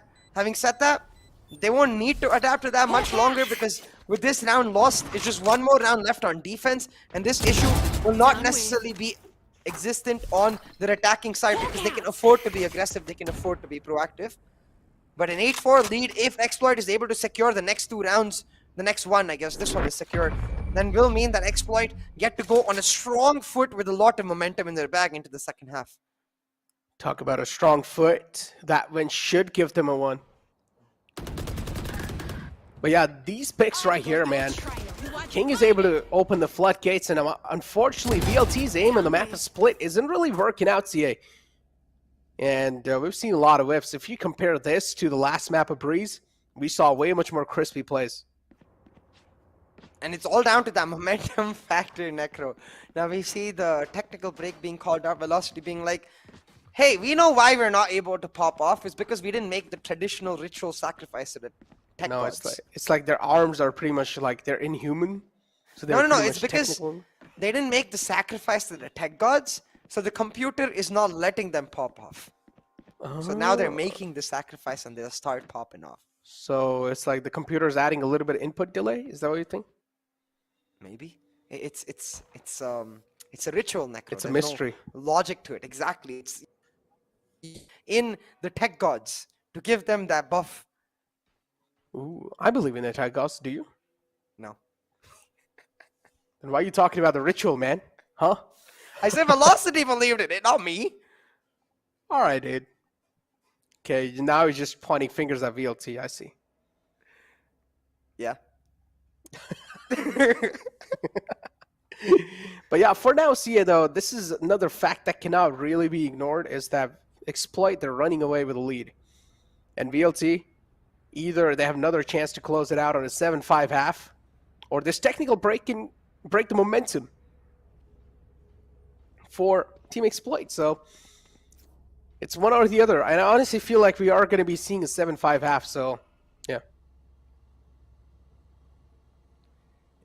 It's really interesting that you say that, Necro, because look, on the side of Team Exploit, again, they're stacked up towards that A side. They have the Viper Spit available. I think they're just going to repeat the exact same execute that we saw a couple rounds back, where they hold on for the first 10 to 15 seconds, and then they try to get onto the A site with Soulnate for his Viper Spit to be set up to win the round itself. But as you mentioned, this time VLT is not trying to bring Vibor onto that A side to get utility to hold it down. Instead, getting aggressive with the guiding light, most likely set up for Deathmaker's early peak on this operator. It's all down to that first shot. Yeah, and well, there we go. Got unfortunately blinded too, and also will be spotted by the Boombot, so being forced out of its comfort spot. Shooter 2 has the Blade Storm available. But Team Exploit, they just made their presence known over there. Taking that back. Outside the A. And now they're trying to move around. Team Exploit though. All the way deep in sewers. Yeah, look at this. I mean, the Blade Storm's available, so Shooter still isn't really having that much of confidence with it, but he's still trying to move in. The showstopper though. Yeah. Before he's jiggling, he shuts one down. He should just pop the showstopper right here and go for more, but instead gonna use the pain shell to delay them. Now again though, look at that A main control maintained by Exploit. They're going for a split A execute. And I love this Viper split because you see that small corner into sight that they can sneak into. But Amitarasu is aware. He's going to drop down, get himself into that position and shut both of them down. Deathmaker finds another, and the read from the brain. Prof Amitarasu just shutting down Exploit. But Shaka, he wants to... 30 Oh seconds. my god, okay. Able to find a 3K. Now in a 1v2, can he finish this off with an ace? Well, I mean, last time it was Amaterasu who did it. The clutch happened. Is he going to be able to do it again? Or at least, is Shaka going to be able to replicate what Amaterasu did last map? Just trying to move in slowly, steadily. They got the site control too. It's a 2-on-1. Certainly possible. But the problem is the showstopper that's going to be utilized from before. The double satchel's available to it. Instantly going to be satcheling on the site. And the showstopper is going to be finding the final man alive from Team Exploit. And it should seal the deal too. VLT, as I said, it should be a 7-5 half. And that's what exactly happens. VLT getting another round on the board. It's going to be a 7-5 half, and moving forward, the pistol round is going to be a big thing for VLT now. One enemy remaining. 7-5 was your call, Necro, and you're absolutely right in that regard. You see that scoreline coming through, and VLT will feel a lot more comfortable with this scoreline because, as you said, the pistol round can grab them that equalization and they can start playing on the buy, especially considering the fact that I think both of these teams are much more comfortable on the attack than on the defense when they can control the tempo and the pace of their play and effectively make it their sandbox, you know, force the other team to play in their battleground, which is where both of these teams really excel along with each other. So now I want to see if Velocity is able to find the same impact towards that mid control that Exploit was able to do in their early rounds and then translate that impact in the later part of the half to the other side. But ooh, Shooter almost got cut out. Almost. But yeah, still. VL2. Oh my god, these kind of picks this time. Deathmaker amping the pace down a little bit. Usually likes to play with the Sheriff, but this time goes for the Ghost. Wants to take things on a little bit of safer note, but misses a lot of shots, and Team Exploit clearly punishing that fact. VLT, the aim's not on point today, or at least in the map of split. Looked pretty much on point in the previous map, but now right to ace, left to clutch it out. He's the right to clutch. He has the right to clutch as well. Shooter's quite low. One bullet on the Shooter should seal the deal, and a huge rotation coming through as well, and I'm pretty sure Shaka's not going to expect it.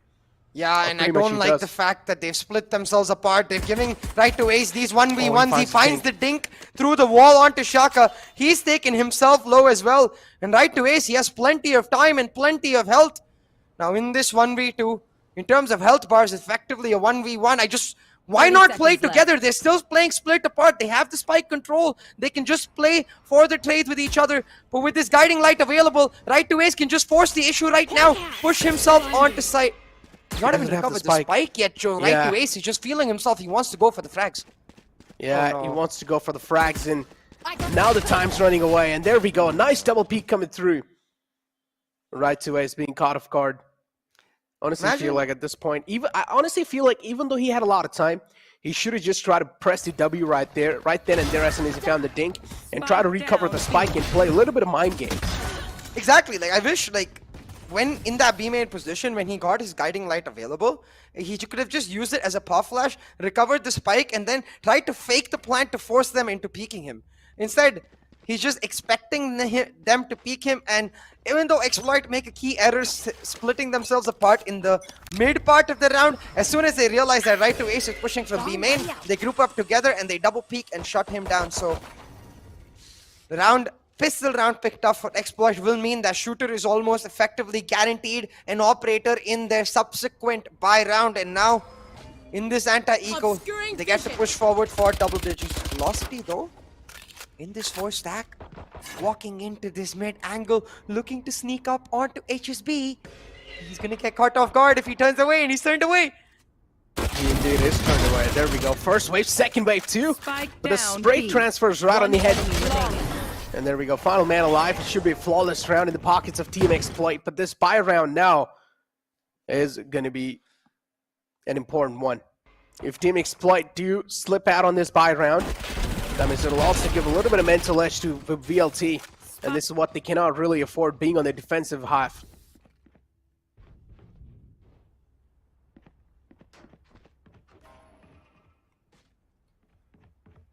We'll have to see, Necro, because now with the buy round available, I want to take a look at how you see Velocity's placing their stars, right? So they haven't really gotten aggressive towards that A main or B main angle yet, but this time with the same stars, they're doing the B main. What I mean is that you see 1 star placed in mailroom, 1 star towards B heaven, and 1 for mid control near that vent for the smoke, but they don't actually pop it. Instead, they go for B main, expecting to catch Exploit off guard, and they almost were able to do that. But almost is not good enough. Shaka able to step back, now has his own guiding light to retake that B main control, and he's able to make sure that Velocity doesn't get a free entrance.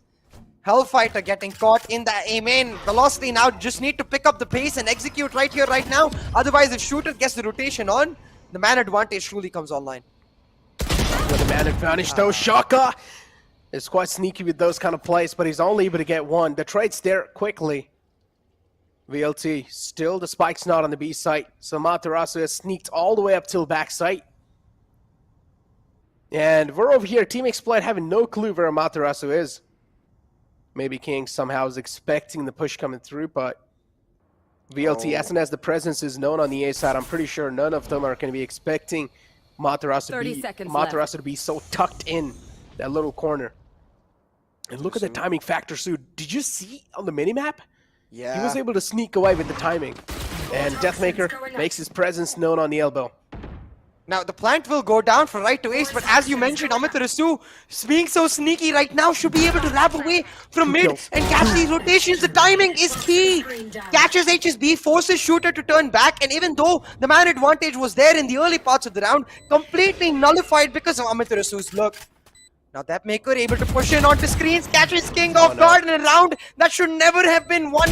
But Velocity looks like it might go their way, but they line up for Soulmate. Yeah, no, and then Amaterasu just doesn't expect Shooter to watch the flank too. Didn't realize that there could be potentially 2 players on the flank, so Shooter heard him run. Unfortunate factor adding up, and we need to understand this is also a bonus round for Team Exploit, so it's a win-win situation for them. They're looking absolutely great. You can see an HSV scam. I think he was facing some tech issues himself. Seems to have resolved it real quick with the help of his players. Who, by the way, I believe all of Team Exploit is in HSB's house. So, that is their boot camp right now.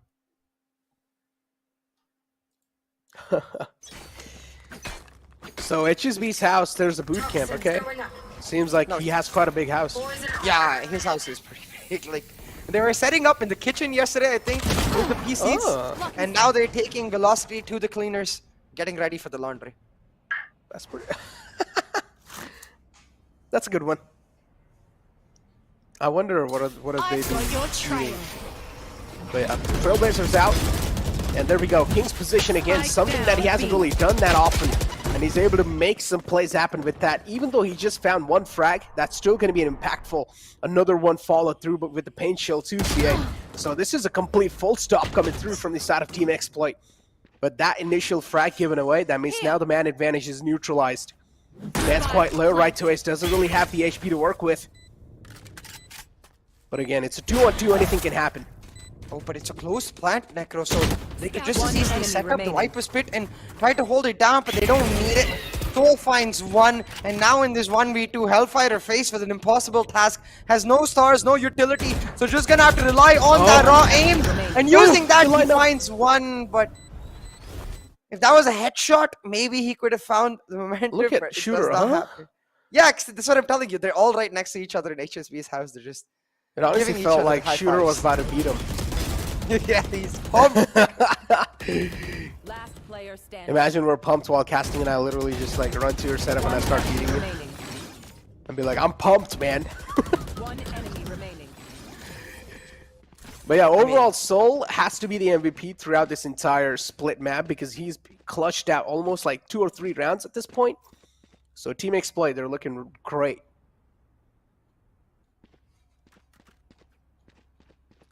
Most definitely. Technical break though coming through for Team XY. I think Sharka facing an issue with his PC because in the last cam screen we noticed that he wasn't there at his station. So I'm sure it'll get resolved real quick. And we'll see if it does work out. 11-5 CA. 11-5. Yeah, and at this point I think we just need to get ourselves ready for map 3 because Velocity just not able to adapt to the systematic playstyle with which Exploit are approaching their defense. Velocity trying to play it slow on defaults, but every single time Exploit just hold their lines, they maintain their discipline and they're able to shut them down. Which is why I think Velocity now need to start forcing mid a lot more. Burn that defensive utility down in mid, and then later towards the ends of the round, you can go for the late rotation and catch them off guard, focus more on the MDOs. But if you don't burn that defensive utility early, then it's just a piece of cake for Exploit on the retake. I personally don't really know what to expect because 11-5, I mean, over here it does really look clear that it should be Team Exploit taking this map. And we saw how VLT were looking confident in the first map, and now it's Team Exploit who is just running away with the map too. And all these maps, honestly, not gonna lie, they're being really close, so it's really hard to notice that, or even it's really hard to say that Team Exploit, they're just like dominating it through. It's just like flawless coming through from them. Rounds are being closed, but as long as they're secured by Team Exploit, again, it's kind of like the same story where if you're gonna be the one to run away with the cake, that's all that really matters. And LFF just holding the flank angle this time, and King always is able to find the opening. Yeah, just a nade towards that mid area. Vibor caught off guard in the ends of his Viper's pit. Oh my god. Hellfighter with the key frag. He's going to be able to retrieve the operator for himself. Right to Ace picks up another. And now they're going to be able to most likely find Soulmate as well. Exploit handing away this round like a gift to VLT's hands. And at that 11-5 score, you don't want to give VLT momentum. Oh yeah, you don't. This is what I said. Nothing really can be said because VLT is one of those teams that are one of the best out there, and they can bounce back, and this is why Lightning Fast is not an opera. The reaction time isn't really on point. Oh, yeah. Oh, my God. It's just that controller sometimes can get me. Yeah, Hellfighter. And then a thrifty round from VLT. Why? Much needed. But why does Exploit push in from the Viper's pit? They get the early kill. They can just back up. Fair enough, Hellfighter gets one onto Shooter. That I understand. Shooter trying to take aim and control. But why does Soulmate and King push through the Viper's pit? I cannot, for the love of God, wrap my head around. It's unnecessary momentum given away to Velocity Gaming. An operator given away to Deathmaker. And normally an operator on attack, meh, not so great. But when Velocity want to play the slow playstyle, when they want to play for picks, then Deathmaker, he will make it work with that operator. This might be the start of the end for Exploit if they keep getting aggressive and complacent like this, Necro. Complacent. Indeed, the complacency is something that's going to be hurt Exploit quite a lot. You want to make sure to not really let VLT get comfortable in your own map pick. So overall, HSB2, look at the aggressive angle that this man's holding. The Boombot should clear him out too. But Deathmaker now, again, himself holding an aggressive angle. As I said, the Boombot should clear him out. Forces him a little bit on the back foot. Deathmaker's ready with the op too. If anyone tries to make the aggressive plays happen, he's probably going to connect the shots quickly. Does have another man to line him up, and He passes on the operator to him because now it's his job to actually create some space on the site. But Amaterasu with two quick heads, he will shut him down. How did he kill Soulmate? I understand how he killed King, but he got a headshot onto Soulmate. Amaterasu Yeah, I don't know. sus.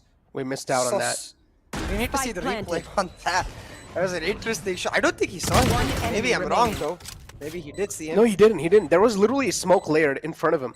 Yeah, that's what I'm assuming too, but yeah, he just smacked him. Flawless. That maker doing round. exactly that. A flawless picked up. They even retrieved a Vandal in exchange for that Spectre. Yeah, he just wow. Yeah, I think so. There's a little lucky there. I mean, yeah, but that's why. Yeah, wow, that's still I never impressive, get luck yeah. like that. Yeah, it's not fair. I mean, those kind of luck you only get when you're actually good at the game. Wow. Okay, Necro. You never get luck like that either. Ha. That's true. Yeah, I'm not as good at these players. Yeah, nothing taken away. Yeah. True that. That is true. Yeah. So, but yeah, a timeout pulled out again, and we've seen all the time.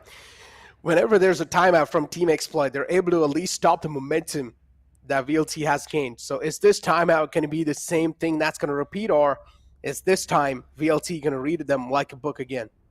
That's exactly such an important point, Necro, that you mentioned about the reads that Velocity had on their defensive half. Every single time when Exploit tried to play off their ultimates, Velocity was able to read them like a book, but they were never able to actually translate those rounds into actual victories. Now on the attack, take a look at what ultimates Exploit has. The Seekers, that's especially important because it gives Exploit an opportunity to play one side purely on the retake, or get real aggressive down mid with the showstopper and get into Velocity's face. Now, the question is, which one is Velocity expecting? And I think it is that aggression, because you can see they're playing defensive defaults, holding for an aggressive peak from the side of Team Exploit with Deathmaker on the operator.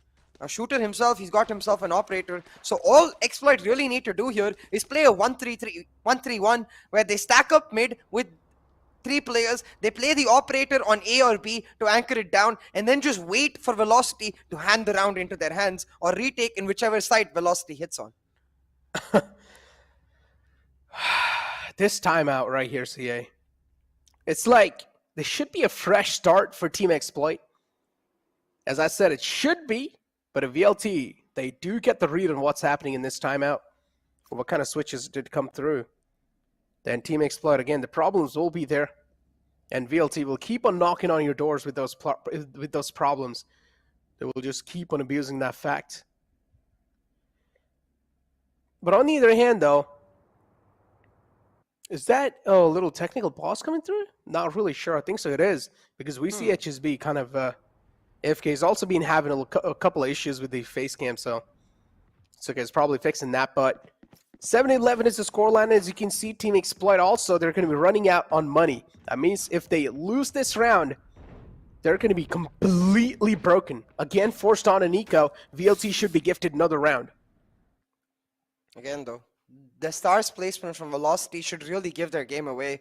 From the pistol to this round, they've got that double star towards the mid, but they've rarely ever been super aggressive.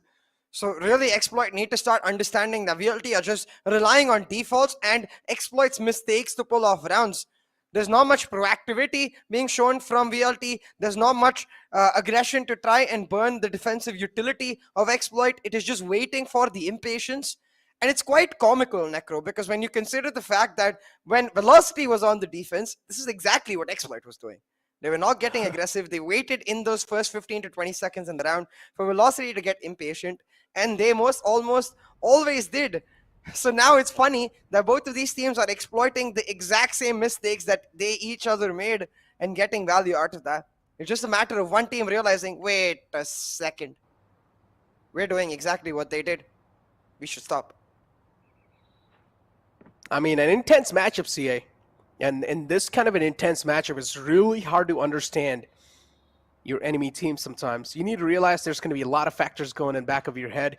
And when you're actually playing in the game, it's really hard to get your mental back up straight and trying to think like a normal person. So overall, I would say VLT, they're doing a really good job in reading. And of course, this is where the experience is flowing through. On the other hand, Team Exploit, this map is really needed for them.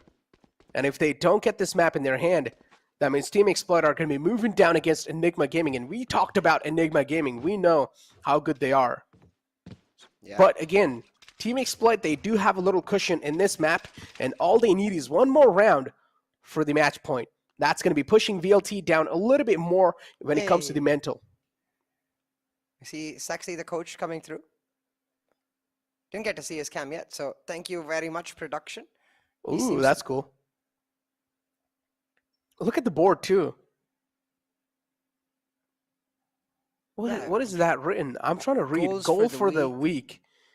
Passport. Yeah. Homeostasis? What is that?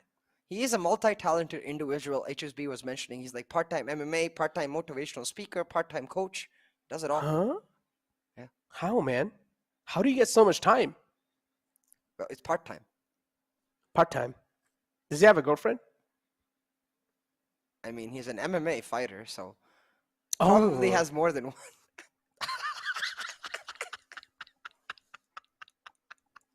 All right, CA. All right. I mean, his name says it all, you know, Sexy. So yeah, it's a sexy man with some sexy talents, with some sexy girls. Is looking to rock the floor. Being the coach of Team Exploit, doing a great job coaching them too. But in the first map, the coach failed, but it's okay. The map of split is where it all comes down to. If split's being won by Team Exploit, that means the decider is going to be equally good for both these teams. Another close matchup. But moving forward, CA, Team Exploit, all they need is one more round, and this is extending for quite a long time. We finally do see the timer unpaused. Ah, yeah. Let's go. We don't need to talk about Sexy's girlfriends anymore. 11-7 on the board. We get to focus on the game finally. And I have to remind the viewers of a simple point. Key ultimates available for Exploit. I wanted to see them playing the 1-3-1. They do the 1-2-2 instead. And Shooter, he finds the first pick. Immediately rotating on from Heaven. Almost finds the second, but has created the bait here for King. But King turns away on time. It's the timing that screws him off for Metarasu with the trade and the Rams control now. Velocity just need to hold on for dear life. And they can get the A-side execute. Yeah, Shooter still holding that aggressive angle. Got to give props to this man's. He's got some big balls for sure.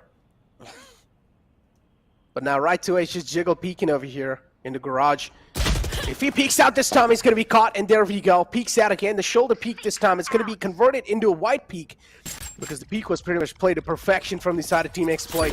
Amaterasu out too. The Seeker is going to be revealing a lot of intentions. Now they exactly know the entire VLT is going for a B take. You are divided. They're going to try to rush it on through, but they've already lost the man, and while trying to force this slide, they're going to find themselves at the front end of the 3-stack from the side of Exploit, ready with the pop flash on the other side of the Cosmic Divide. Viper's Pit now set up for VLT, but the Trailblazer pushing them out of their own Viper's Pit. VLT are stuck in a corner, but look at Hellfighter. He's got himself on a huge flank. The Shooter is marking that flank, but it's all about timing once again. The Cosmic Device set up as they look to retake, but Amitarasu, he finds one, and with a random flick, shuts down another. A man on a mission, Amitarasu, the leader from the front, shutting down Exploit's hopes and dreams, and now in a 1v2 with a pincer from either side. Surely HSB doesn't pull this off. Surely. Oh, man. Oh, there we go. He doesn't. Yep, the HP is a factor that he's missing on. And we talked about this. That means now Team Exploit are forced on an eco.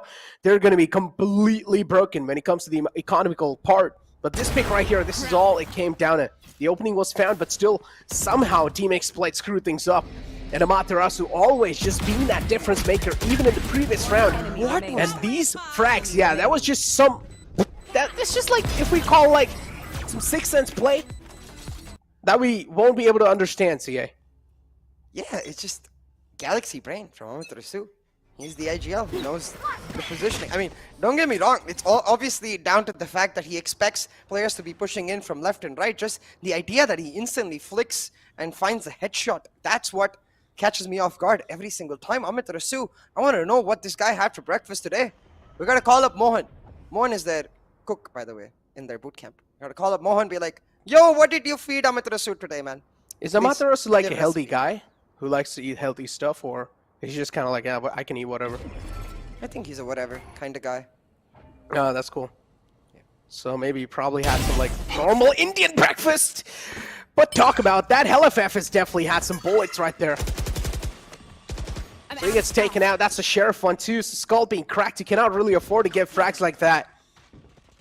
VLT being a little complacent, and that's what's kind of helping Team Exploit on the defensive half. But another frag to follow it up. Shooter this time. He's going to light them up like it's nothing. And he's like a Minecraft torch right now, which is creating a lot of light for them. But again, the rest of the players too, moving in from the events area. That's going to be another frag being found. And Team Exploit, what a read. And this should be a thrifty round secured for them. Oh my lord. And it's Shooter, who's being the difference maker. Again, beating the F out of his teammates. Shooter is pumped up, slicing and dicing. Hellfighter as well, getting caught by a clean shot from Soul. That was the last of the daggers from Shooter. But with the return, he makes them count. Match point right here for Team Exploit. But they've got to make sure they calm down. They've got to make sure they don't get aggressive, they don't push in, because we've seen what happens when they start going all the way through and start giving away certain rounds. It's all down to this round right here, because again, for Velocity Gaming, I feel like Icebox is going to be completely equal between both of these teams, so they need to find something here. They do find some damage, but that's all it is. Instead, Shooter able to create a huge bait. I don't think they're going to expect King on the left. Yeah, that's the match point too. King again with that same positioning that he's had in the past, and I'm pretty sure this time VLT should expect him to be there, unless a lot of distractions being caused by the rest of the players on the site, which can be Shooter potentially to try and get all the attention onto himself. But Team Exploit still doing a really good job keeping the mid presence for themselves, keeping the mid control in their hands, because mid control can be something that will help them out quite a lot. Deathmaker misses the initial dagger. It's just a little shoulder being peeking out. But again, now goes for the peek, and this time it's going to be Soul with a quick flick on a Deathmaker's head, who's going to make his death happen. Soul looking to get Vent's control back up, and he will be able to do so. Team Exploit looking really promising on the map of Split. I really think Velocity should be going to try and shut Soulmate down. He's a top fragger as well as a Viper playing solo in Vents. If you're able to isolate that Viper, then you can go for the rotate, but instead they're walking into a stack. Amaterasu shot, he picks up one, but the instant trade's taken out will mean that Hellfighter, he's got in a solo position. The nade will find him, and we're going to map 3, boys. A ruthless victory for Team Exploit as they shut down Velocity Gaming and their momentum. Let's freaking go on to Icebox. Yeah, we're going to be moving on forward with the map of Icebox, and both these teams are equally good, so that's why it's a decider map. But still, as I mentioned, a promising performance, a promising show-up coming through from this side of Team Exploit, and proving the reason why they're here in the grand finals of the VCC, and these are the well-deserved 4 teams, and I'm really happy because the champions are truly being forged, CA. Oh, yeah, exactly. Every single team going through the grinder as they try to find their best run of form. And so far in this matchup between Velocity Gaming and Team Exploit, both teams have shown glimpses of excellence. But it's going to have to be much more than a glimpse to secure the last map of Icebox and their spot in the upper bracket finals. Talk about the spot in the upper brackets final, because right now it's really hard to understand which team is going to be taking that spot in the upper brackets final moving forward, because again, if VLT takes it, that means we're going to be seeing a Val Classico potentially, but if it's Team Exploit, then we're going to be seeing global esports versus Team Exploit happening, and I personally don't know what's going to be the outcome this time too with seeing them. But moving forward, CA, that's going to be pretty much a 1-1 tie coming through. And somewhere down the line, I think so my predictions were 2-1 VLT, if I'm not wrong. Yeah, I think both of our predictions were for the 2-1 VLT. So we'll have to see on Icebox what comes up, because I have to remind everyone that VLT on Icebox in Qualifier 1, not so great. They haven't played much of it since then, but there were glimpses in the off-stream matches where Amaterasu was playing the Reina. So I wonder if that comes back, but we'll save that conversation for the pre-map of that map 3. Talking about Split once again, both of these teams got real slow, and for me in general, that was a big warning sign, because you could see for Sexy, it was just very comfortable for Exploit itself. That was what the coach had really ingrained and drilled into the team, to play that slow, systematic, methodical style. But most of all, the most important thing was that 3K shooter found on that Thrifty, bringing back the momentum, bringing back that clutch factor into his team, raising their morale and making hay while the sun shines. Exploit, they picked up the map. Yeah, man. And that Thrifty round in itself kind of broke down VLT hard in that previous map. A split, but moving forward, 13-8 was the scoreline, ladies and gentlemen. And of course, your top fragger from the side of VLT has to be HellaFef with 16 frags, 17 deaths, and 1 assist. On the other hand, it was Soulmate with 21 kills, 10 deaths, and 4 assists. Soulmate was looking absolutely phenomenal, without a doubt. But always, we got to give props to a man like King, who was able to open the floodgates. Yeah, exactly. Talking about opening the floodgates, though.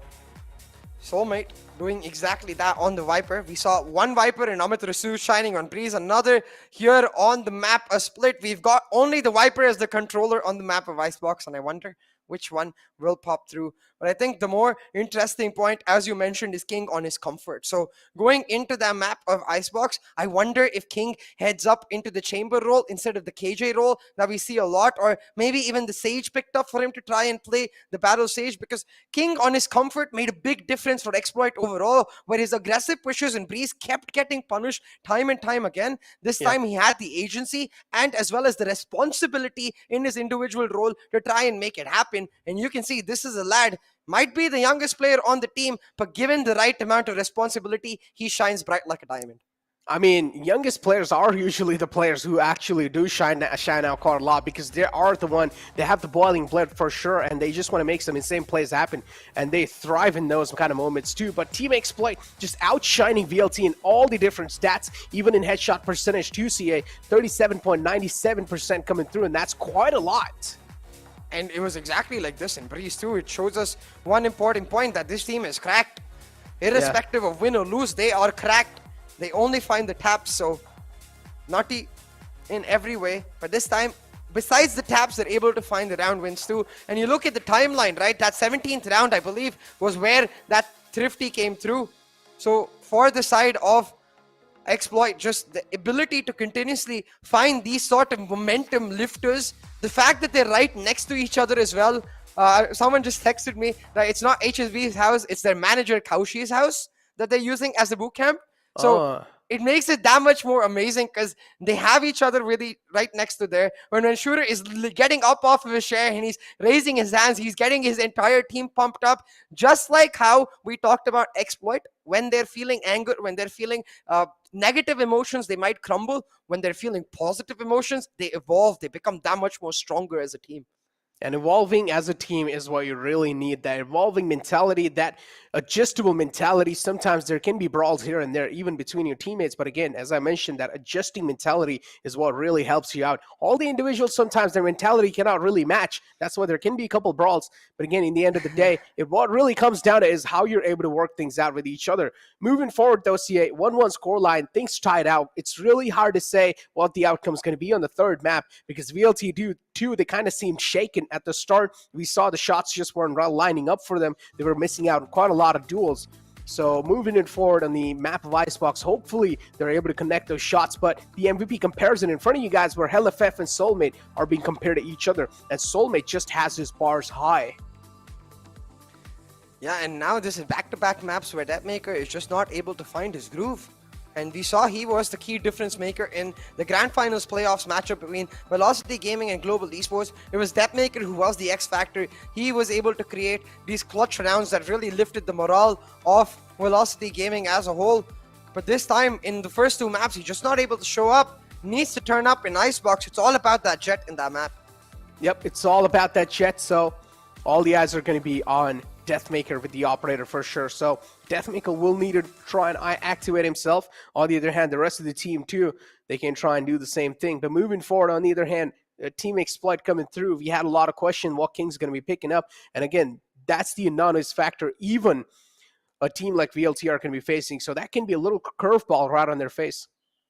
Yeah, exactly. And it's going to be a very interesting situation looking at VLT on that map of Icebox itself. But as you mentioned, with Shooter now starting to really feel himself with that clutch for the Thrifty that he found on that Bladestorm 3K, he's going to be going into Icebox with a ton of confidence. His ability to create those plays, find those operator picks is what is going to be Exploit relying on to try and find this win right here, upset everyone who wants the Val Clasico, and establish the stamp that Pakistan is here to play. They won that APAC Challengers playoffs and really give redemption to all of these amazing fans of Team Exploit waiting for them to get that exact redemption. And as well, make it clear that what happened in VCC 1 was not a one-time affair. Make it that, again, Exploit beating VLT in these grand finals, proving that it's not just a one-time thing, but they were able to overwhelm, as well as do it in two completely different styles. An aggressive Exploit compared to now a methodical Exploit. Methodical, oh, that's a really nice word. But yeah, moving forward, CA, again, they're here to prove that they are one of those best teams out there. And now winning that previous map of Split, they have proved their caliber too. Now we pretty much know that they are one of those teams that have a lot of capability in themselves that can make those kind of plays happen. But I'm pretty sure we're going to be getting a couple of rounds to try and analyze what exactly happened or how VLT started slipping things off. And I personally am really going to be focusing on that Thrifty round, because that in itself were a key mistakes were being made. Without wasting any more time, let's just take it. Let's just go ahead and let's just find out what's going to analysis here. And of course, so this frag right here pretty much shutting down Definite. I remember this round, Yeah, I believe this is the round where Vibor was able to catch him out. And a key round once again, because this was a round that Velocity was supposed to have got the victory in, because look at the positions that Velocity find themselves in, right? But instead, Hellfighter gets caught off by Shaka, and it's the start of a domino effect where back-to-back picks are given away. 30 seconds left. That's where I think Velocity really fell apart. You saw the impatience with which they were looking for the information. I think that's where they need to just step back and wait for Exploit to be able to push it on. Exploit again and again were able to just hold on in those last first 15 to 20 seconds, and then towards the mid-round when they knew Velocity would take a step 10 and seconds just punish left. them. Yep. Spike planted. Vibor's flank right here, he was able to get away with a frag, but yeah, nothing really much more after that.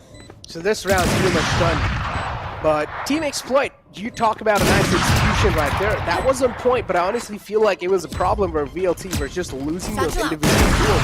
And I honestly feel like map of Split, a lot of problems were created from the side of VLT for themselves. And now, moving on forward with the map of Icebox, way much more bigger map, way much more open sights, and this is where you will really need to rely a lot on the A2. I want to see how VLT is going to be performing. That gravity roll was clutch from Shaka. I don't think I noticed in the actual round, but it delayed the Seekers as well as the double satchel from the side of Vibor. Made sure that they're not able to push through. Yeah, in this 2v2 as well. Like, we're gonna notice right over here, as soon as the plant goes down, Hellfighter ends up losing his teammate. With Soul picking up the kill, and that's where you have to wonder. This little bit of impatience that I mentioned last time around as well. Why VLT is showing it. Like, right away is going for the peak right there. Not necessary at all. Trying to catch them off guard while they're going for the Trailblazer. It never works out for them. Yeah, never really works out. And the Telepath right there left to a close situation, but Soul peaks out in the end. Pretty much well played. You talk about teamwork being played to perfection, and it's Team Exploit who have their aim factor, who have their mechanical factor on point, and also the team communication right really on point. Yeah, it was absolutely great. And yeah, as you ask for a pause, go ahead and explain. No, I'm just saying, like notice in this position, right, imagine right to ace doesn't die there. Instead, he waits for the contact of Hellfighter when they push in onto site and then has a wrap around them. The round would be completely different. And I agree with your point that they lost these key aim duels. If he had won that aim duel, maybe they were able to pull it off. But when you're 5-10 down, why even give the chance for those aim duels is my question. That is true too, but again, this is where the mental factor does hit in quite a lot, CA.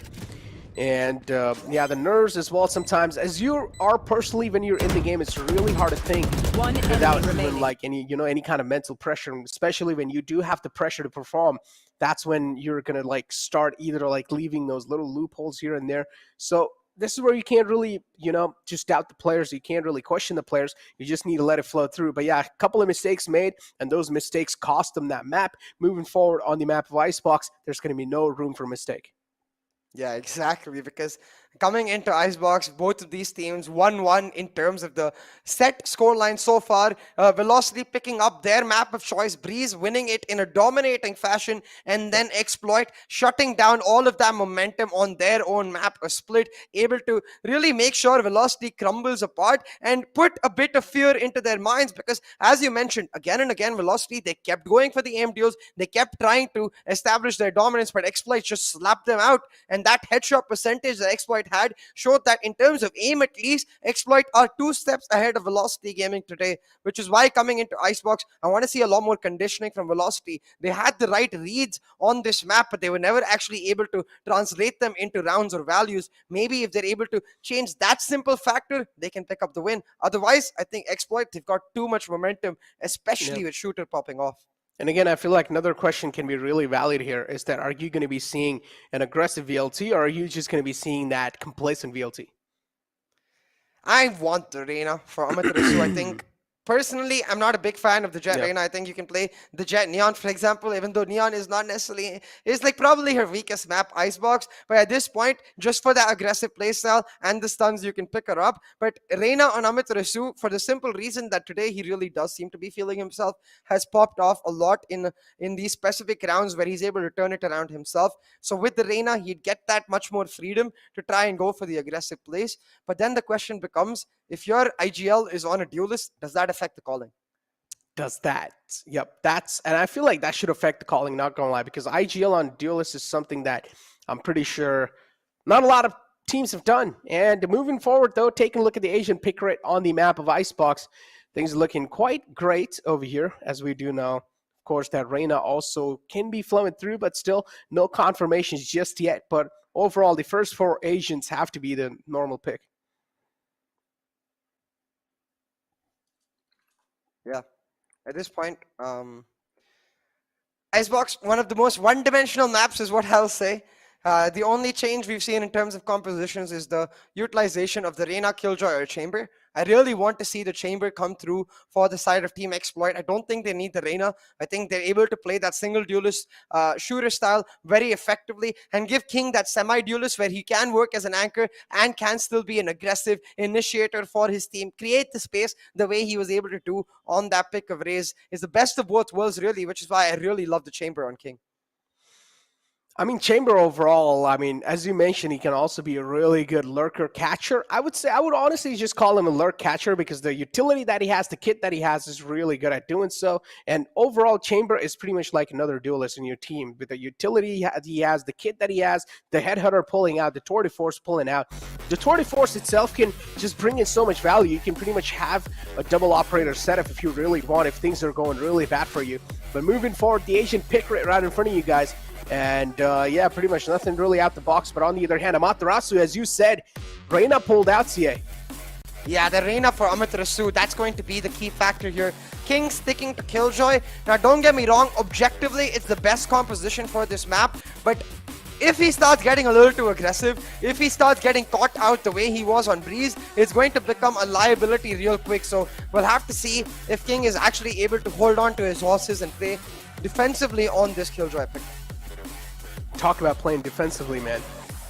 On the other hand, VLT's composition is completely W key, or at least that's what I want to see. I want to see them W key the heck out over here because the way they have the Reyna, of course, the Leers are going to be there on point. But at this point, when it's 2022, the Reyna Leers are not really a blind thing. It's just something to distract the player's aim off. It's just something to throw the player's aim off. So Reyna Leers pretty much do win those initial engagements to throw the aim off, and then pretty much you can just try and make the entry happen on the site. Unless if the player doesn't really go for the Leers, then the flash can work out.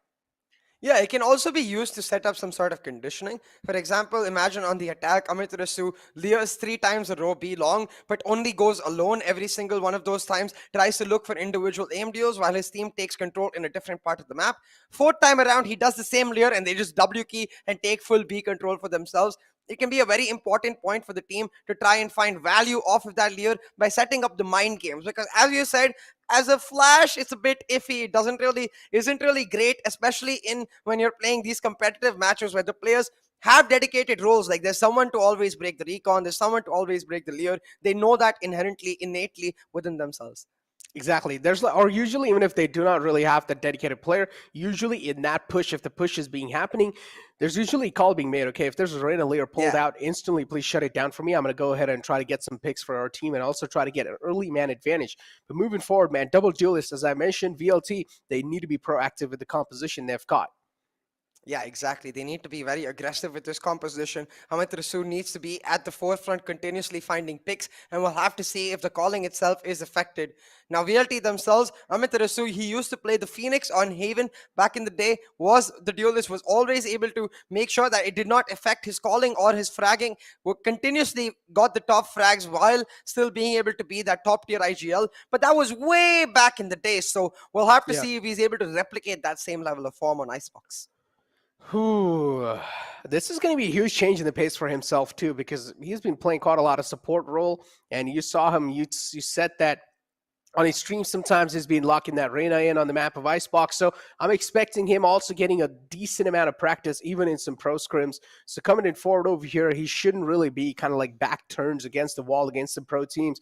He will need to try and utilize the Reyna a little bit in a different manner than how he played in scrims too, and how he played in an actual compy game, because this is the pro game. This is where scrims also sometimes can throw you off guard, because in scrims, teams are not going to be utilizing their main strats.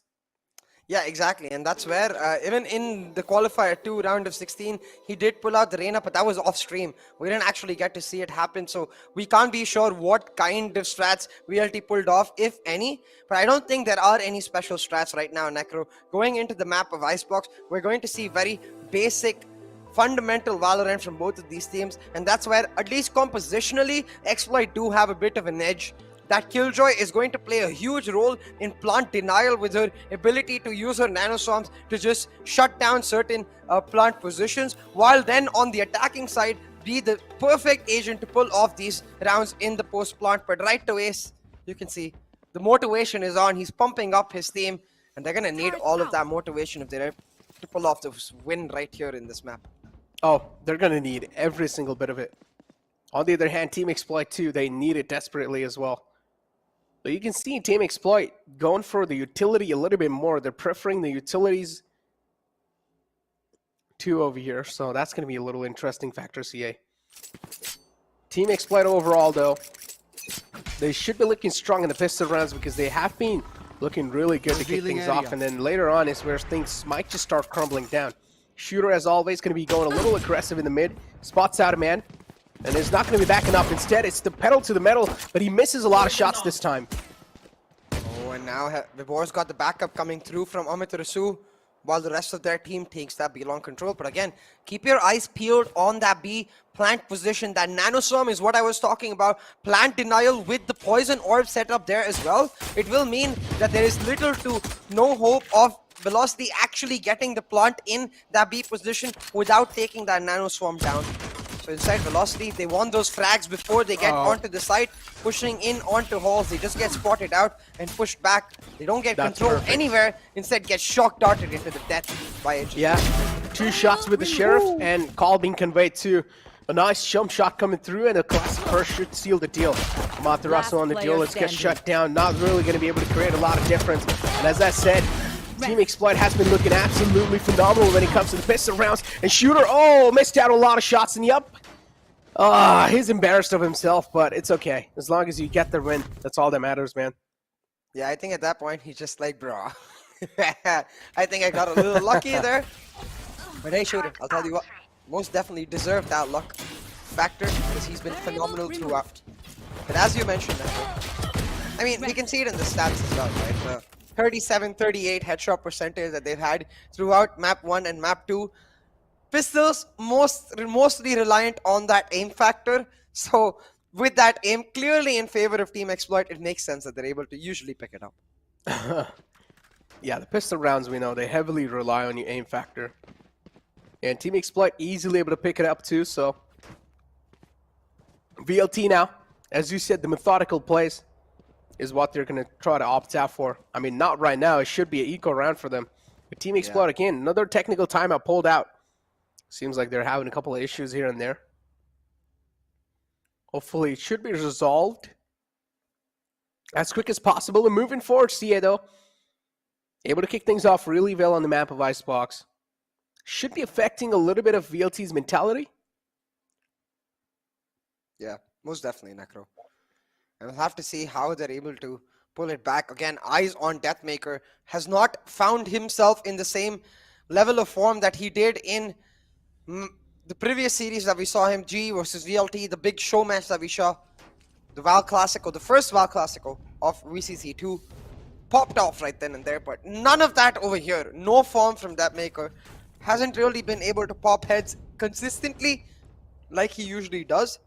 But during this technical break, I do notice a couple of things exactly on that Nanoswarm mark. So maybe VLT is expecting one around and use a shock dart to just clear off the entire area, then go for the plant. Because if you pre-plan for that Nanoswarm, it can throw a spanner into the works of the defending team, because they're heavily relying on that Nanoswarm, single Nanoswarm's ability to slow down the plant and then give them a better position to retake from. Talk about a spanner, man. For now, again, eco rounds, of course, from the side of VLT.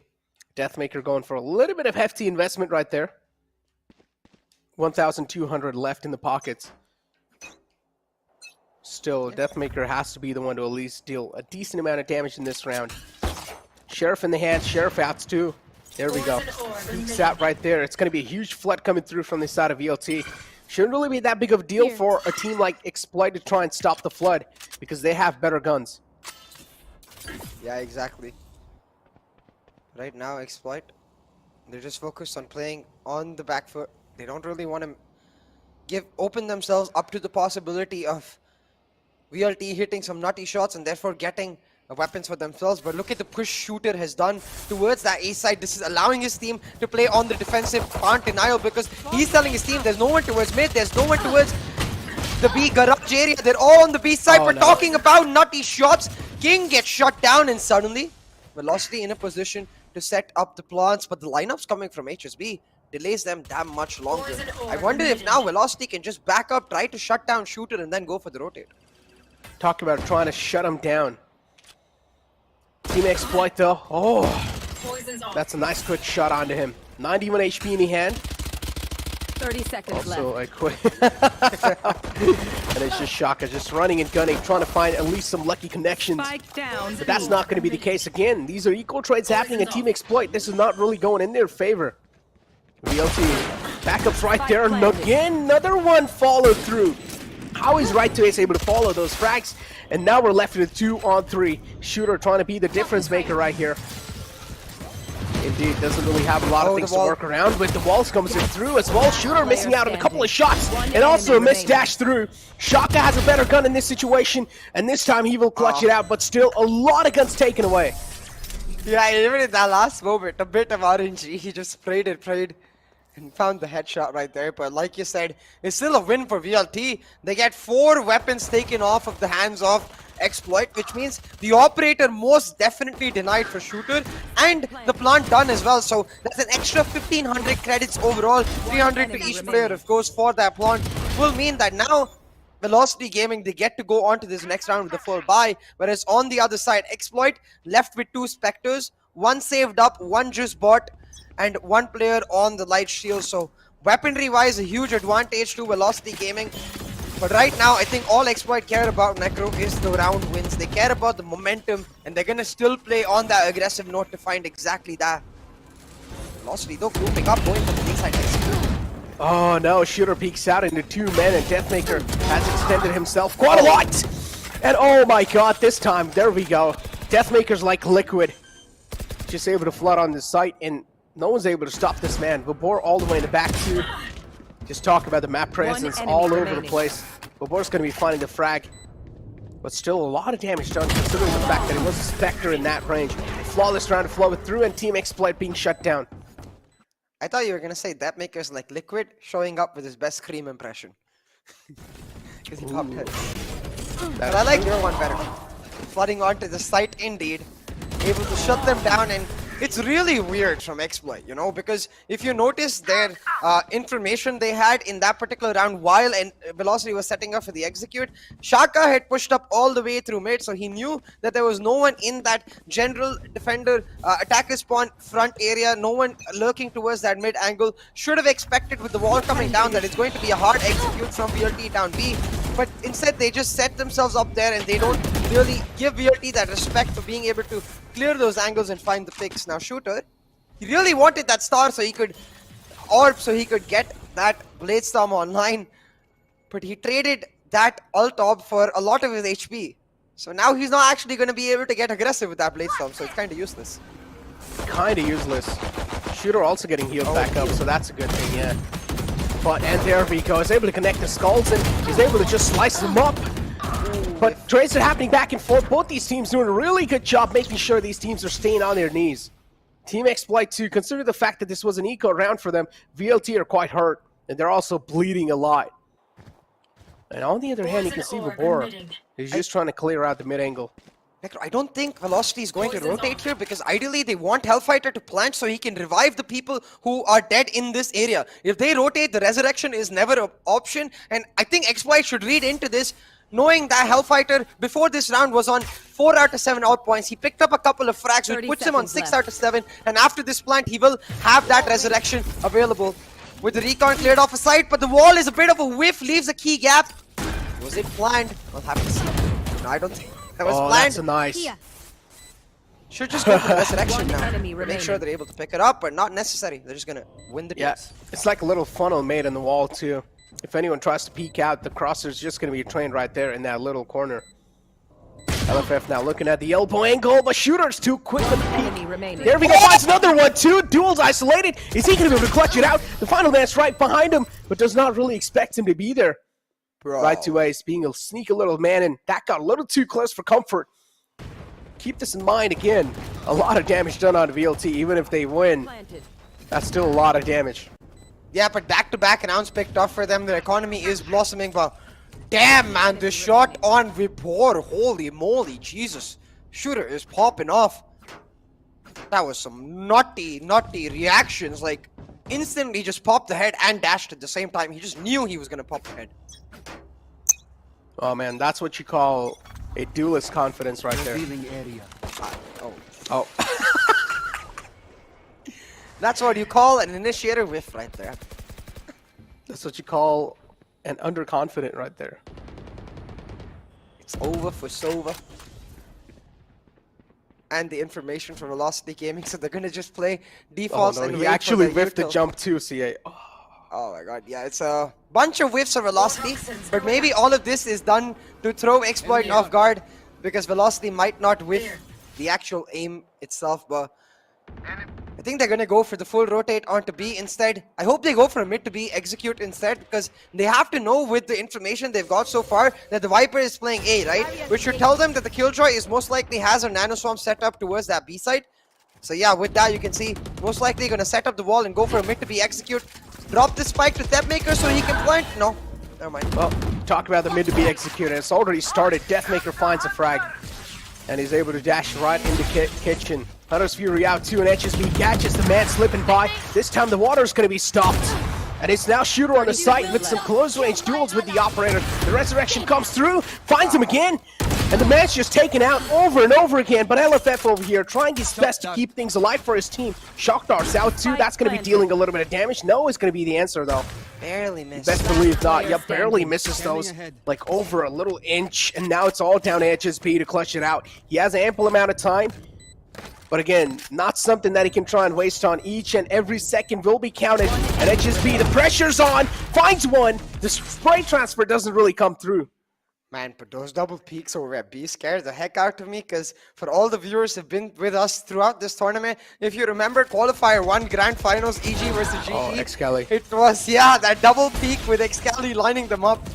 Thankfully, they don't line up this time, and it does mean that they're able to finish it off. Almost did though, they almost did. Yeah, exactly, which is why it got my heart going for a second. You can see right here, just literal like millimeter. If he's able to shift it downwards, the HSB finds the clutch. If you slow it down to like 0.25, you can actually see that bullet connected right over his head.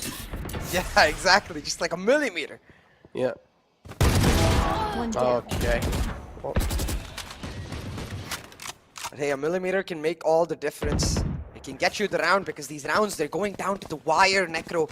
Every single round going to that last man, to that last second, as both of these teams are neck and neck against each other. They want the win, they want the spot in the upper bracket finals. Now this is an eco for Team Exploit, should be a simple enough round for Velocity Gaming, but it's in that next round where the operator comes online where we'll see the test once again. yeah. Eco trade still on the B site, but the trade still not favoring Team Exploit. This is their round to lose. Marshall's in the hand too. HSB should be shut down right here. Couple of whiffs coming through from the side of Amaterasu, but it's okay. No, actually, that's not okay anymore. Team Exploit able to bounce back, even though they're not really looking that great in this round. 3-on-2 situation. Shaka has the Sheriff in the hand. He's looking to glow some skulls up. Right to Ace 2 on top of the containers. Now HSB with the Marshall in the hand. One enemy remaining. Something that's not really highly likely weapon of him. Also gets a shot connected onto himself. Now HSB is down quite low. There we go. Shock dart to seal the deal. Shock dart. Shock dart. HSB's life right there. Still, man, even on the eco, Exploit make it go down to the wire. That Blade Storm and the Marshall from HSB combining beautifully to get a couple key frags, but at the end of it all, with Board and right to Ace, they hold on for dear life and they shut it down. Now again, it's all down to Shooter because you look at the scorecard, you see that he is by far and above clearly on another level from all of his players. Like from his 4 teammates and the other 5 players from Velocity Gaming. Shooter right now is popping the heck off, but if all he gets is a 1-for-1 trade and Velocity able to shut down the operator, suddenly not so valuable anymore. Now Shooter with this peek over at Pipes, he's given the audio cue to Amaterasu. He should be expecting this right here, just needs to wait. And maybe he can punish Shooter. That's what he's doing. Just waiting, giving some time. Team Exploit's done a really good job too, CA, making sure that the B control's not going to be there because the Viper's pit's available right there. So it's going to be really hard to find the entry from B main. But that's a good tech coming through. Again, VLT taking this 8 site in their hands, not going to be that easy of a task as well. So I feel like they should just try and go for mid to B. Because I think they're going to go mid to A.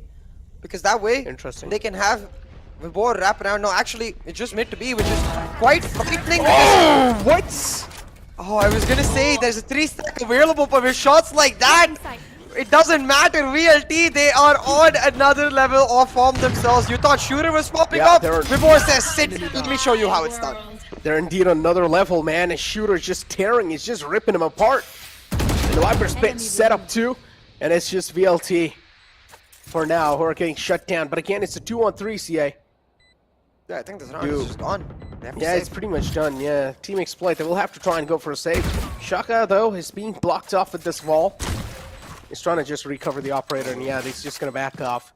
On the other hand, the rest of his player, which is going to be Soul, he's trying to make something happen, but no. Even for him, it's going to be an instant retreat. Right to Ace might just be caught. Is he going to be holding the tube? Yes, he does. Right to Ace gets caught. That's another big frag. And now VLT should just hold their grounds and they should just try and save the guns that they've got. Not sure why he's slowly crouch peeking over there because there's not a single angle that you're going to be able to catch someone off guard with a slow crouch peek from Kitchen Cube, right? Could have gone for the white peek, but hey, it doesn't matter. There's a round which VLT is able to pick up that does truly matter. And again, with the Viper's pit now down for Exploit, with the economy broken, it is up to Shooter to make that operator safe count. He's going to call for a timeout, though, I think, starting to realize that Velocity are playing very methodically in the early parts of the round to make sure they don't give him those picks, understanding that he's popping off. They use their utility, check all of the operator angles, and this is where the Reyna Lear is actually quite useful, because given the fact that the operator is that single shot mechanism, if you're not able to find that shot and you instead have to take down the Lear, Shooter needs someone with him always to shut down that Lear or shut down any drone or recon that comes towards him so he can focus on the shot itself. Talk about focusing on the shots. For now, it's Velocity Gaming who have a little cushion for themselves. And Team Exploit, It's going to be a little bit of iffy start. I mean, they did get the pistol round. After that, they also got the eco round in their hand, or anti-eco round in their hand. But then later on, it's just velocity rolling through them. And how are you supposed to stop these floodgates is what exactly Team Exploit should have discussed in that timeout. They have the Empress as well as the Hunter Fury available. They're just going to go for a hard A execute, but look at Exploit's positioning, Necro. They themselves want to play the retake on this A side with their lockdown. As soon as they hear the plant, I think the lockdown gets popped and they try to push VLT even before the plant fully goes down. There we go, the plant stuck as well, and LFF is going to get the plant down. Matarasu on a confident angle, this time will be slapped across the board. The confidence now slapped away. Another frag to follow through on the shooter. It's going to be a 3-on-3. HSB tried his best to try and equalize the man number, but there we go. Resurrection comes through as well. Same thing's going to be on the side of Shaka. And Deathmaker, at least is able to shut down the Resurrection coming through, so again, the man advantage in the favor of VLT. Snake bites out on the site. So left checked. The 3K for LFF is looking to pop off, and it's going to be a 4K for LFF. Peeks out confidently against the operator. Yeah, and the fact that his Resurrection had already come through will get that Resurrection back online once again. Is the Battle Sage on a support player, Necro. The Hellfighter popping off. He gets Resurrection after Resurrection in just, well, it's 6-2 now. In just 8 rounds, he's already managed to get 2 Resurrections, which means should be able to get 3 Resurrections in this half itself, which will mean that when you have the Sage on that kind of player who's able to prioritize his entry with the help of Deathmaker while still making sure that his co-duelist in the arena is again and again finding the value of her Leers, it effectively becomes like a 3-duelist composition. And that's so hard to beat when you have no flushes yourself the way Exploit do right now. They try to set up the wall to deny this execute, but VLT are quick, VLT are composed, and VLT will shut them down. Yep, and VLT's velocity. And the velocity they've found in the game is unmatchable. Here we go. That's a quick shoulder peek. A little pixel is going to be enough for a man like Shoulder, but it's okay. Matarasu on the arena is just going to laugh on his dead body now. Lockdown's available, and it's going to be instantly invested from the side of Team Exploit. Intentions are clear. They won this retake no matter what. Soa shut down too. Matarasu is still alive and cooking in the game, but does not really expect Soul to be there on such a late angle. Oh, lineups. Yeah, lineups out too. Gets spotted a little bit. That's going to be the back being exposed a little bit. You talk about back being thick, and that's one of the problem for his death right there. Soul is just going to die to the snake bite. Nice lineups from Vibor right there. Like, that particular spot he's doing it from is not one I've seen before. It doesn't expose him on belt because the regular lineup you see on videos actually exposes him on belt itself. So Vibor clearly putting in the hours in the custom games to find his own lineups, sets it up beautifully. And just like that, the round picked up for the side of Velocity Gaming. Now on a 7-2 scoreline. Starting to look a lot like Breeze, Necro. It's starting to look frighteningly a lot like Breeze. Frighteningly, of course, for the Exploit team and fans. CA, who is that Pokemon? Which Pokemon? It's Vibor. What? You don't know that Why meme? do you want to catch Vibor? Yeah, I don't know. Watch this. It's right there, man. We talked about the Pokemons, but well, hold we're on. watching, Shooter. We're watching. Yep. I don't know how he just got that orb like that, but okay.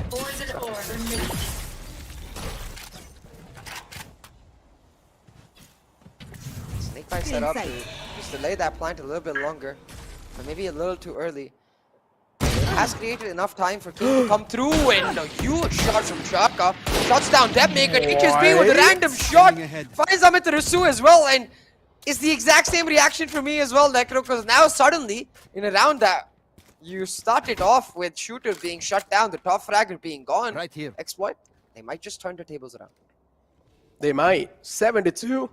If the half is pretty much 9-3 and pistol rounds won by VLT again, just like what happened in the first map, it's GG go next. Hunter's Fury out too. But the Hunter's Fury being shut down, okay. This time, but still the man advantage is in the favor of Team Exploit, and you cannot really give these kind of aim duels to them. because Team Exploit are really flawless when it comes to the aim duels. The mechanical skills, something that they really heavily rely on. But for Board 2, he's been popping off recently, but this time he's not going to be able to do so. A thrifty round coming through from the side of Team Exploit, an unstoppable force in nature. And really, I have to give props for HSB to make that happen. That random shot, man. Got him. Yeah, no. Enemy remaining. Yeah, That one tap. It wasn't even a headshot. I assume Amaterasu was either DK'd or low. I think he was DK'd from the poison orb. But damn.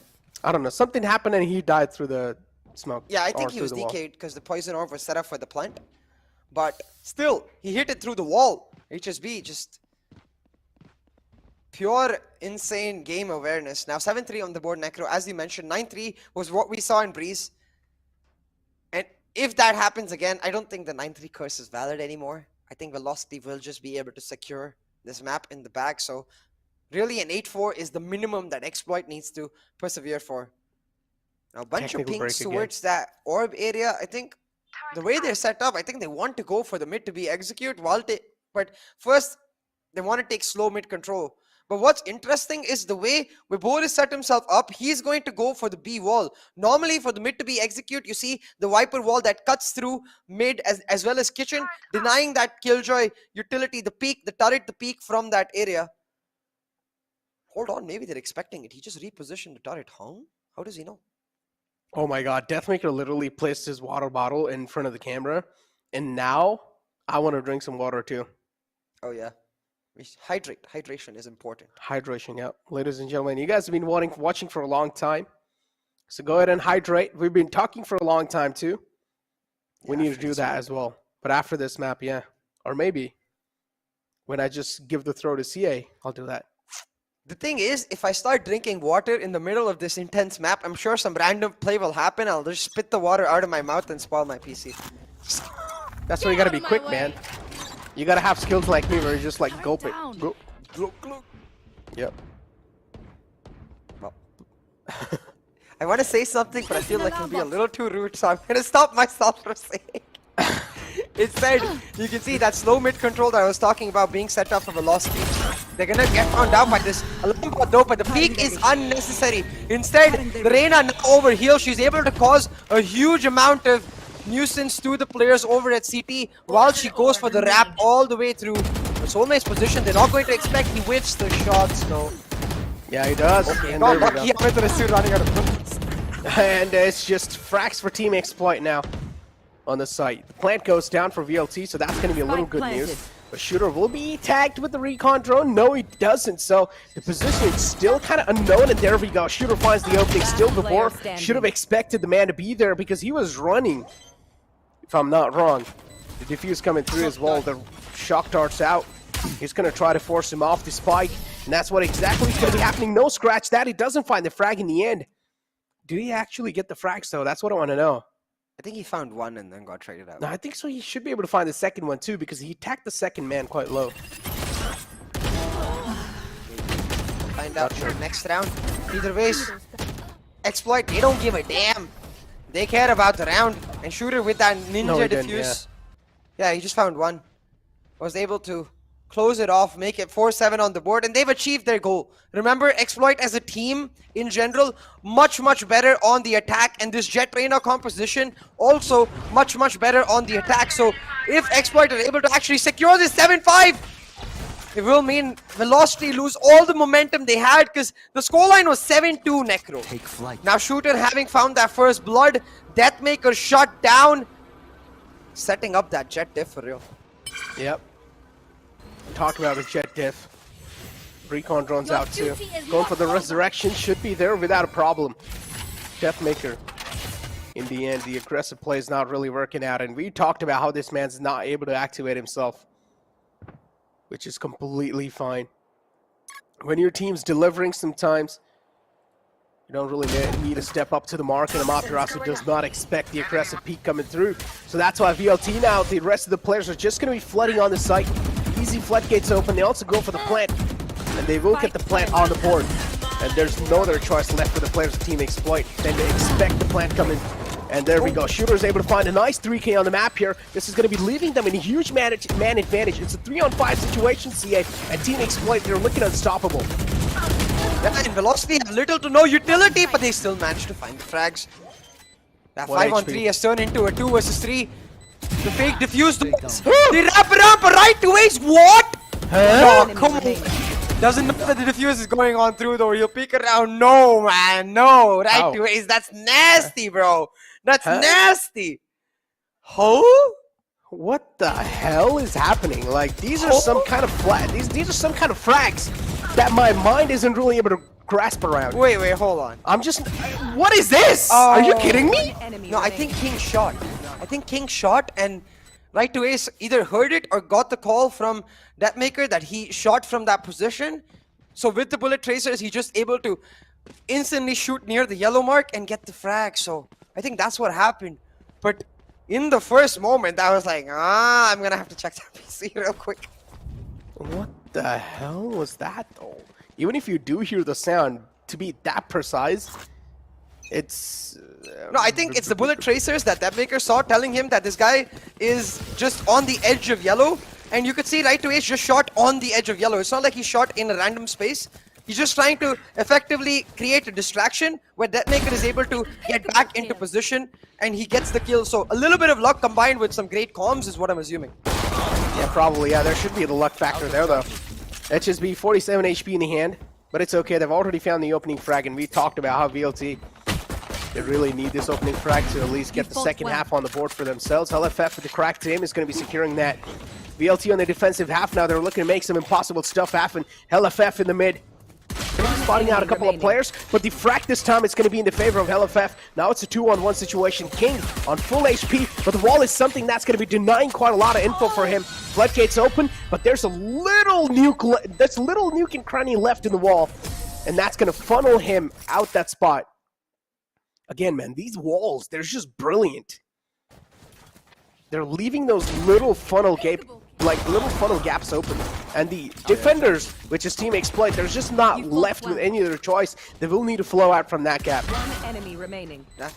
Very well done by Hellfighter. Picks up the 3K for himself. Trying to be that difference maker. And I will say, with those shots especially, that maker starting to set himself apart. Get close to Shooter's mark on this map.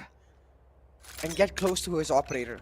For this round though, all he's got is the Marshal as Velocity Gaming move on to the anti-eco. Try to get the double digits online.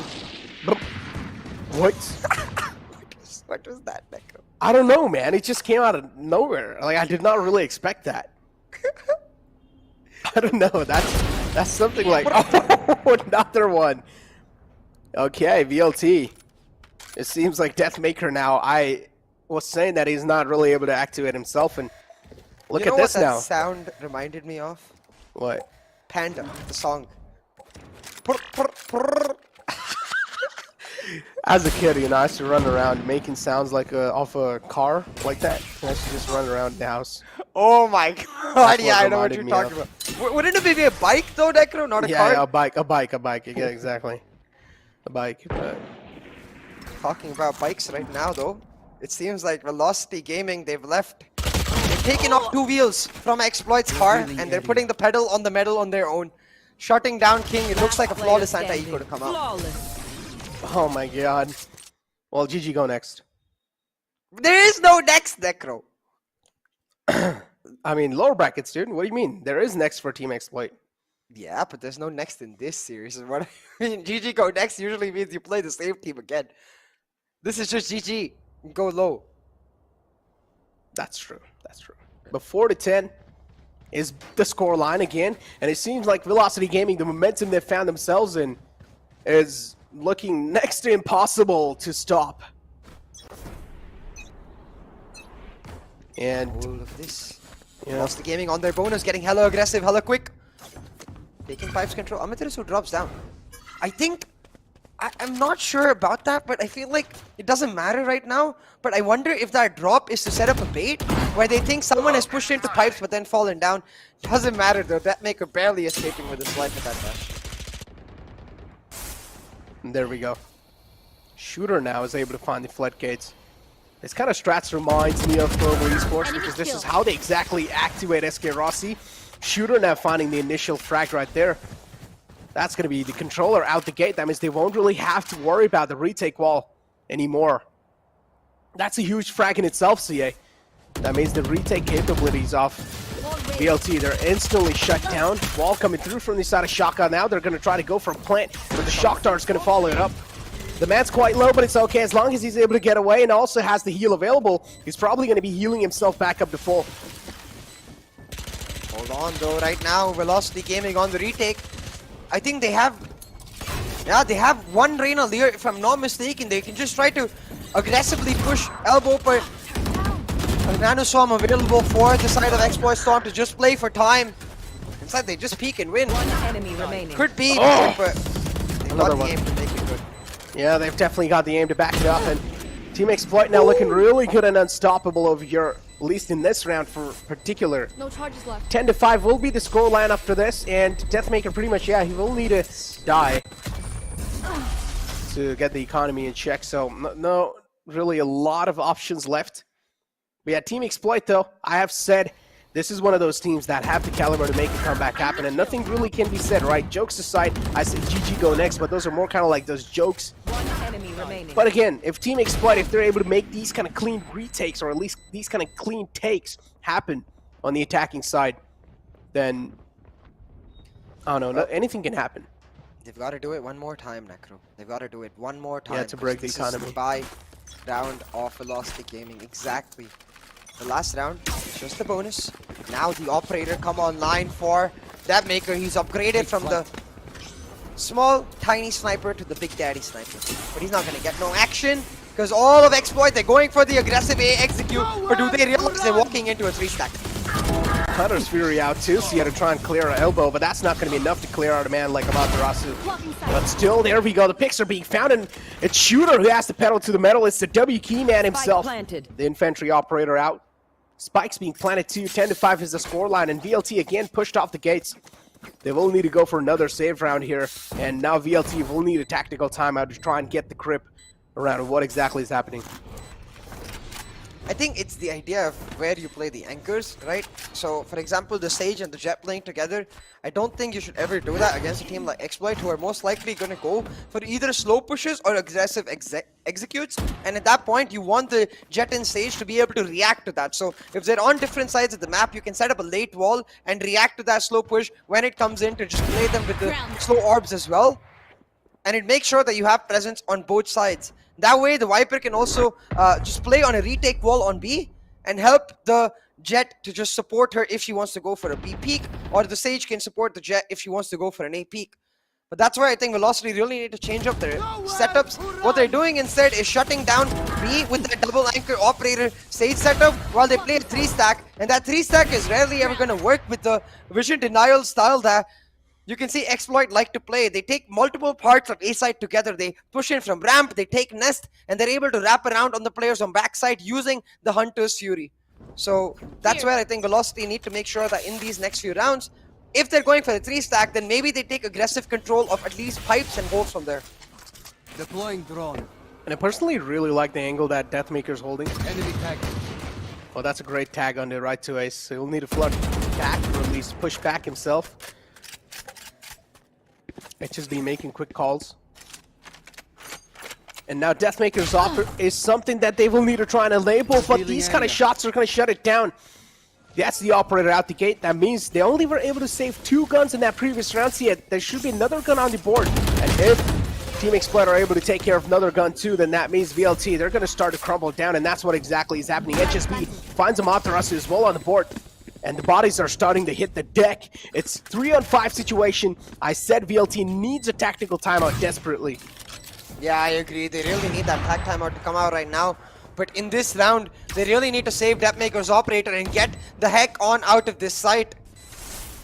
I think Right to Ace has done exactly that. He picked up the operator, now can just leave his team to try and pull off a Ninja Defuse or die. And a Ninja Defuse might just be it!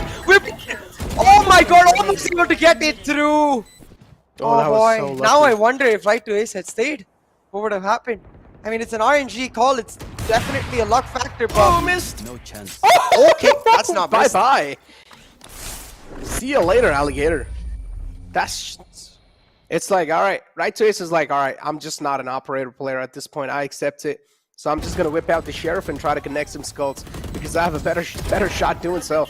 Oh my god. But that defuse, man, gotta say, for Boar. It's like 80% done. Yeah, not even 80, it's like 85. It's like literally 85% done. One more second and the defuse was done. What is this timeout? It's going in minus. Why is negative? Okay, yeah. Production be like, no. We want positivity in the chat, no negativity. That is true. Positivity all across the board, ladies and gentlemen. Spam plus in the chats for positivity. Right now, though, positivity is what Velocity needs because they were so close to pulling off a huge thrifty round. They were so close to having that ninja defuse go through, but it did not happen. And they don't want that to happen with the simple fact of this map. Like in the sense that they don't want it to be so close yet so far in this map. They need to try and make sure they're able to push through for the win because they are the ones who've had the lead this entire map. But on the attacking side, where Exploit is a lot more comfortable, they're pushing back strong, Necro. They are indeed pushing back strong.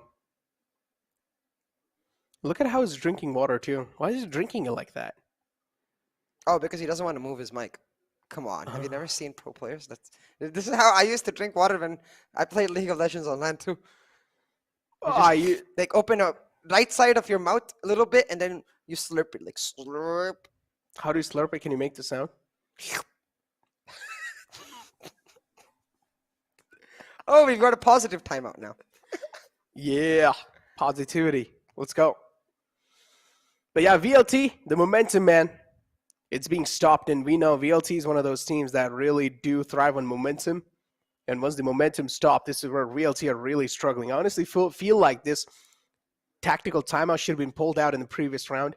But it's okay. Now they're going to be having the rifles on the board. So now is probably the best move. But still, VLT overall, they're still looking in sync. They also have a little cushion to work with.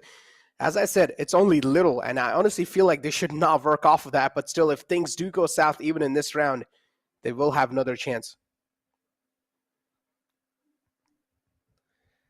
We'll have to see what the discussion here from Velocity Gaming is, because remember, without that Killjoy utility, without that Killjoy lockdown, playing on retake is very, very hard. So it really does come down to key frags. Hamid Rasu on the Reyna, so far, he's not able to find the impact that he found on the first two maps. And I wonder, maybe Reyna was not necessary. Maybe they could have gotten a chamber even for him, so he could still be aggressive while having that utility.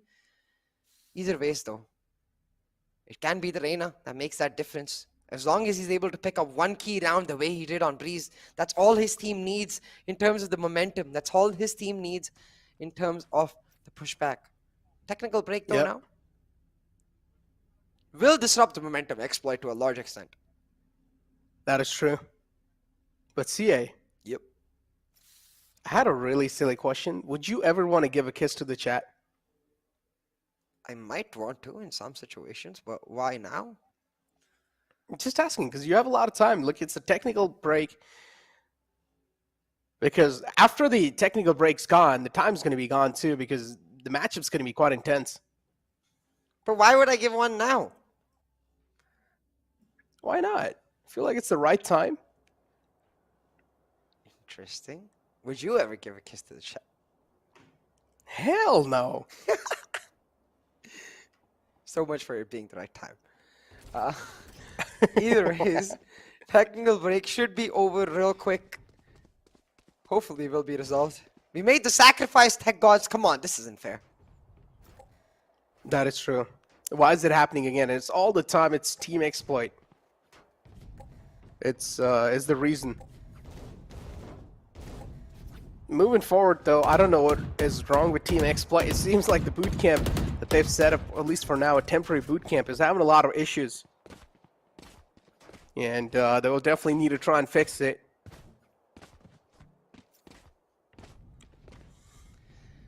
And yeah, but we'll have what to do you see. think so? See, I had a question. what do you think was the talk in the tactical timeout that VLT had? Because VLT, no matter what they try to do in the defensive half, they're being countered easily. So you have to continuously look at the fact that in the first few rounds of Exploit's attack, they were playing slow defaults. As soon as they realized that VLT is playing mostly a 1-1-3 setup or a 1-3-1 setup, sorry, a 1-1-3 or a 3-1-1, they always have three members either on A side or B side, which means they always Exploit have a man advantage as long as they force the site in the 1 minute to 50 seconds part of the round. So I think what VLT really need to do is start getting really aggressive. Play like Paper X, you know. If you guys watch the SEA scene at all, Paper X like playing this jet trainer composition with Forsaken and Jing, and all they do is press W on the defense and catch people off guard. Once they do that for 3-4 rounds, then they take a step back, rely on the operator to anchor down one side. But till you press that W and put the fear into Exploit, nothing gonna happen.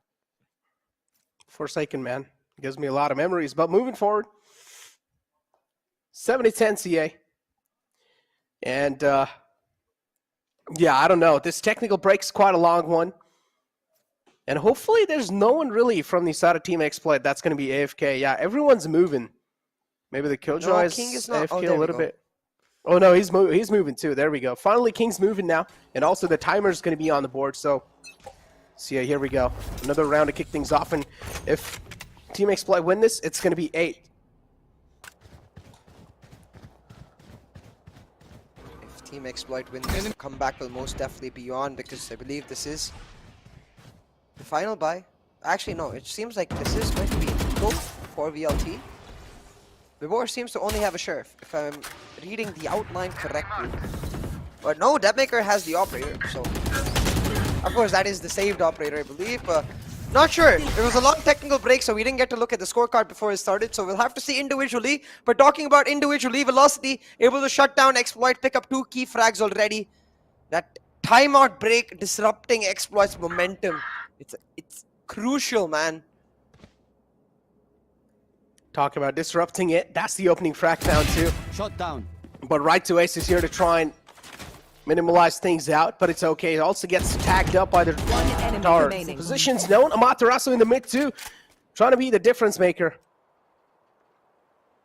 And VLT now, out of nowhere, they just get the grip back up on the game, and that tactical timeout clearly working out. And Team Exploit, they're just being exploited from all the angles over here. Deathmaker's going to be finding the final kill too. The resurrection, that's pretty much an eco res coming through for the side of VLT. VLT looking absolutely great after that tactical timeout, and now Team Exploit will need to start wondering, what did they have talks about in that tactical timeout? I don't think it was anything that particularly important. It was, I think this round, again, crucially down to the fact that the long tech break really disrupted the momentum of the side of Team Exploit, because they were looking in a great flow. They were going for these executes, but as soon as the tech break went off, they just slowed down. They went for these individual peaks, which was not reminiscent of the way they played the rounds right back. So a little weird, but either ways, still not over for Exploit. Now the drone didn't check with the Rasu. Oh, he still finds one though, but it's okay. It's a fair trade.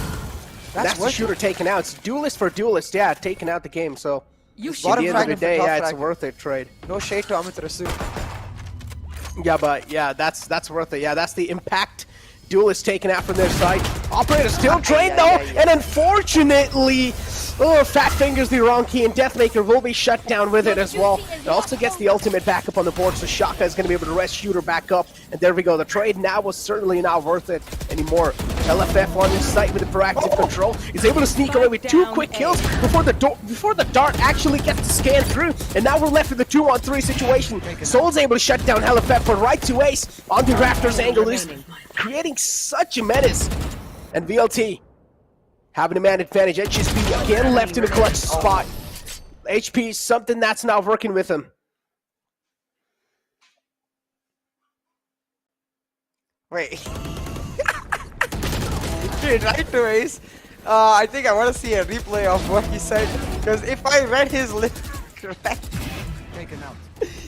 for anyone in the chat who actually read it, you know why I can't say it. What do you say? I can't say. Say it in short forms. I promise you, I can't say it. Yeah, I'll tell you. It's that bad? Yeah, it might be. At least what I read it as. funny and interesting at the same point. Like, you can't come from my mouth, you know? We're talking about mouth right now. The hearts in the mouths of Team Exploit. Kaushi calls for a timeout. They have to win a 5 back-to-back round streak to be able to pull it off. Pull off in overtime, not even pull off this map. And it's easier said than done because look at Velocity. They've got the Viper's Pit available. They've got the Hunter's Fury available. I think they can just shut down one area. Probably a A-side Viper's Pit and then play to deny plant on B with the Hunter's Fury. Yeah, it's a match point too, CA. And yeah, this tactical timeout, I mean, this might just be their last one, but they really need it. Team Exploit's just been taking a lot of timeout. At this point, it's timeout. Team timeout.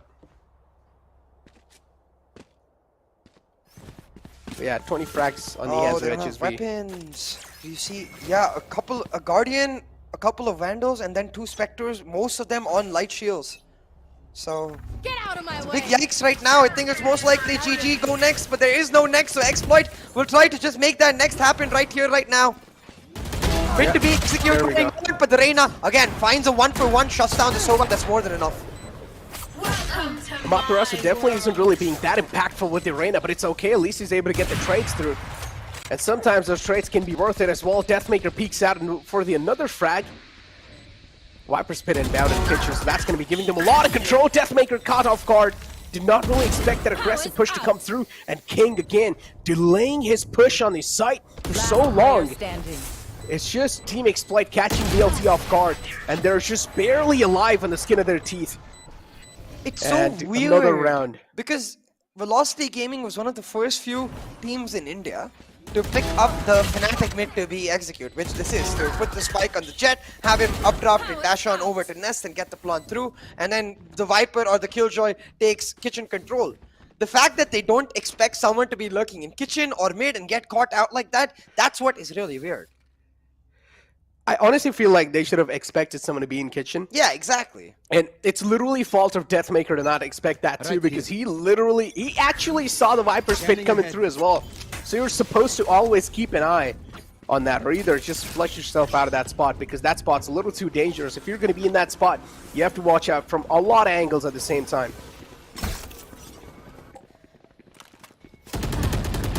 Aggressive push coming in. Remember, this is the eco for Velocity, but it doesn't matter because right to Ace has dropped the spike. He has the Hunter's Fury. Even if they pick up the spike and go for the plant, right to Ace could have gone for the Hunter's Fury, but no, it's saving. No, why? Yeah, they're going for the next round, CA. But they can win this round right here. Yeah, they can definitely win this round. They should have realized that, but they're just maybe not confident in their ability. They're able to find these frags in. They're just maybe not expecting the consistency coming through. Hunter's Fury out from inside of HSV, and counter Hunter's Fury 2 out, and it's pretty much a GG game. GG go next for Team Exploit. They are going to be shifted down to lower brackets, and that's it. HSV is not going to be able to pull off anything else. And yep. Arvind is so holding down the 4 button, or his diffuse button with his left hand while he celebrates with his right hand. Yeah. Yeah. Okay, that sounded kind of weird. Celebrates with his right hand. Moving forward though, ladies and gentlemen, that's going to be the second best of 3 series of the day, and it's VLT, Velocity Gaming, who are here to make their mark in the Apex, and who are here to secure the second slot. Moving forward though, Team Exploit hopes are still not over. They're going to be moving down in the elimination brackets with a team like Enigma Gaming. Now that's what I'm going to be eyeing out for.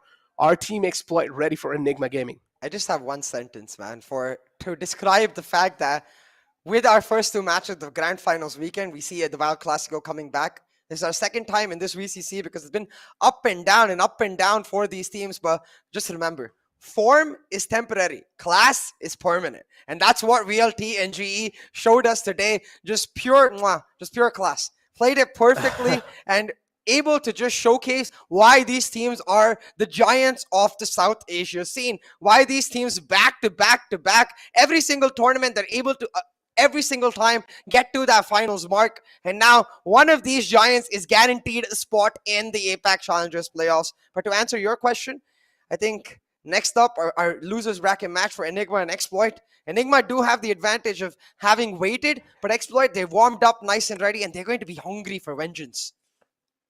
Exactly. They are warmed up, and I'm pretty sure Enigma, they were just watching this matchup in the sideline too to find out who's going to be losing this out.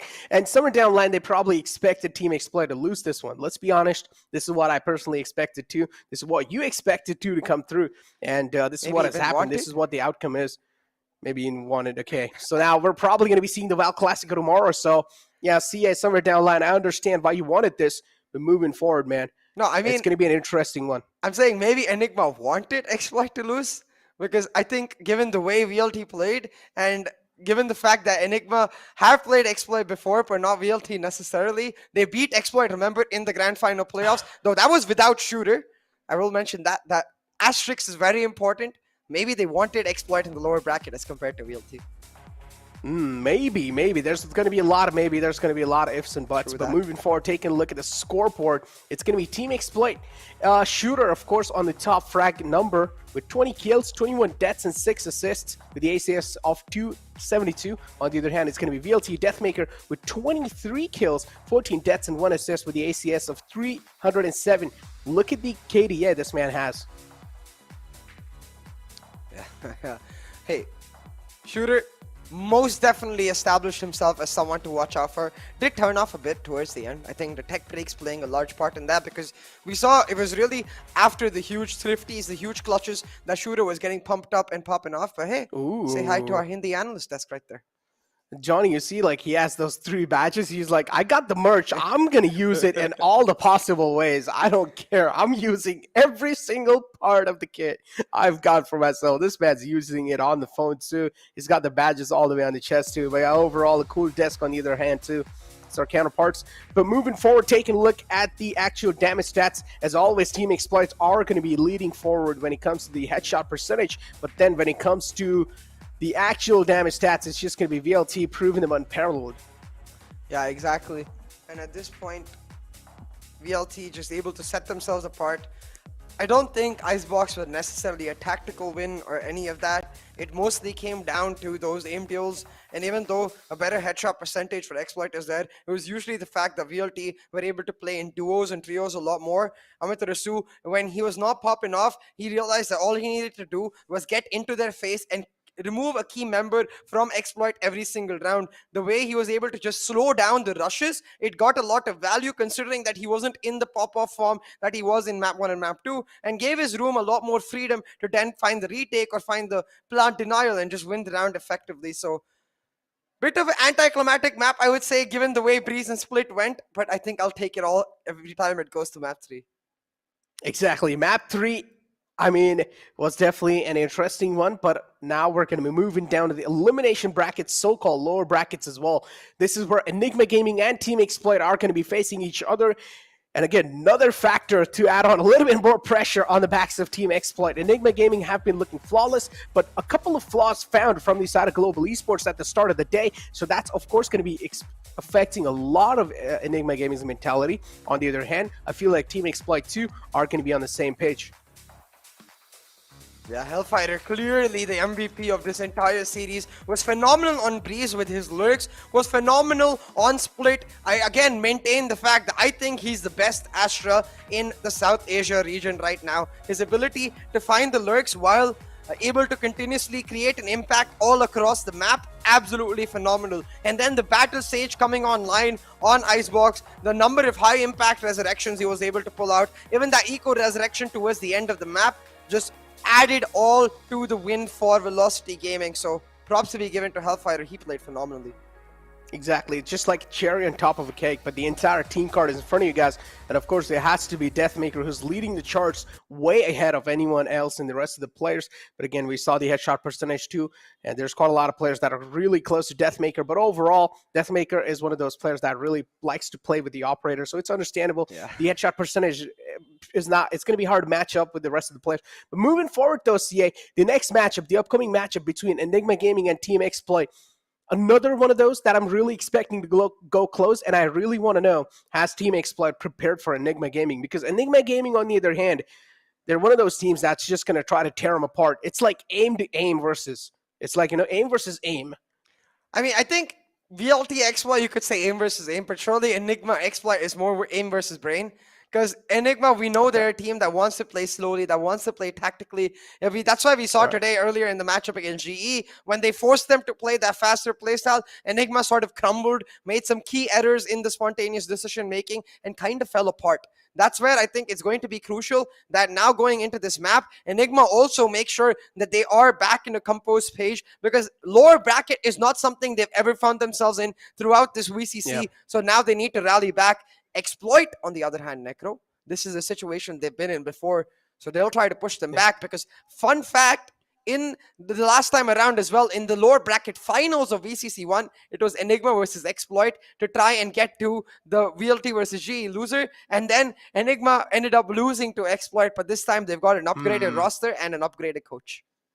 Exactly. A lot of upgrades, a lot of modifications for both the teams. Actually, scratch that. Just the modifications for the side of Enigma with the changed roster, and of course the coach coming in. And on the other hand, they just have a man called Sexy who's able to coach him, who's overall sexy too. So that just helps them out quite a lot in getting the mentality in check.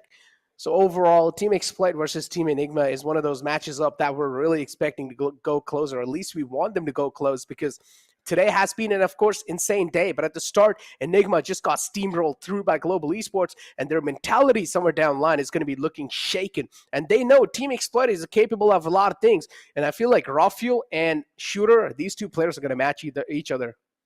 Yeah, most definitely. It's going to be exciting to watch and see if either of them has run out of steam just yet. I hope they've got gas left in their tank, because their team needs them to give it their all. I'm pretty sure they've got a lot of gas left in their tank, and I'm just waiting for all the gas to be poured out in that on that final map of the day. Because again, the final BO3 series, that means a lot of hopes and dreams on the line, especially from all the Indian fan base coming through on Enigma Gaming and all the Pakistani fan base over here supporting Team Exploit. It's going to be an absolute insane matchup for the final BO3.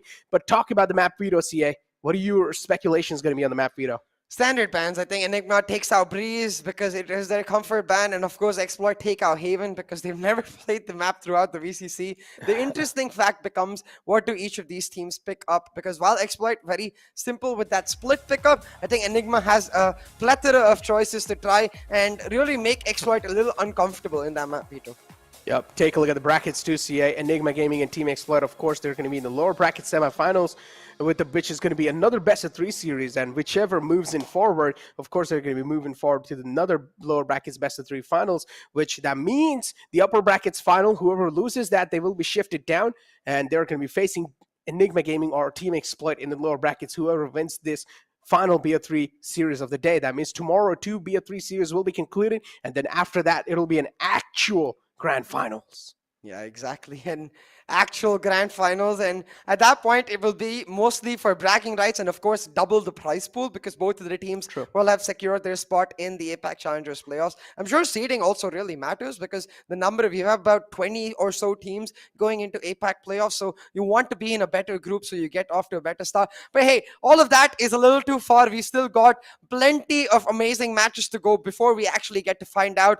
The Val Clasico itself we get to see tomorrow, but for today we get to find out which team is going to be leaving VCC with a heavy heart on the first day of the grand finals weekend. Oh, yeah, that's something that I really forgot to mention, because one team over here will be kicked out, ladies and gentlemen, from the elimination brackets. Either it will be Enigma Gaming or Team Exploit. So make sure you guys are getting your prayers up, and make sure you guys are praying for all the teams that are supporting, or at least either Enigma Gaming, be it Team Exploit. Before now, I'm going to hold on to my words, because we have a little interview with the winner of the previous Best of 3 series. Let's find out what they've got to say. 13-3 का जो score काट रहा है, and then second के अंदर थोड़ा सा it became a little tricky. What was the reason? Second game में लाइक वो लोग हम लोग को थोड़ा मैप में घुमा रहे थे, और हम लोग उन लोग लाइक अडेप्ट नहीं कर पाए थे, उनको रीड नहीं कर पा रहे थे हम लोग कि वो लोग क्या कर रहे हैं. लाइक वो लोग जो भी कर रहे थे, हमारा बाउंसर जा रहा था कि वो लोग किधर है, हम लोग को कुछ लाइक इन्फॉर्मेशन के लिए बहुत डिप्राइव कर दिया था उन लोग ने हमको.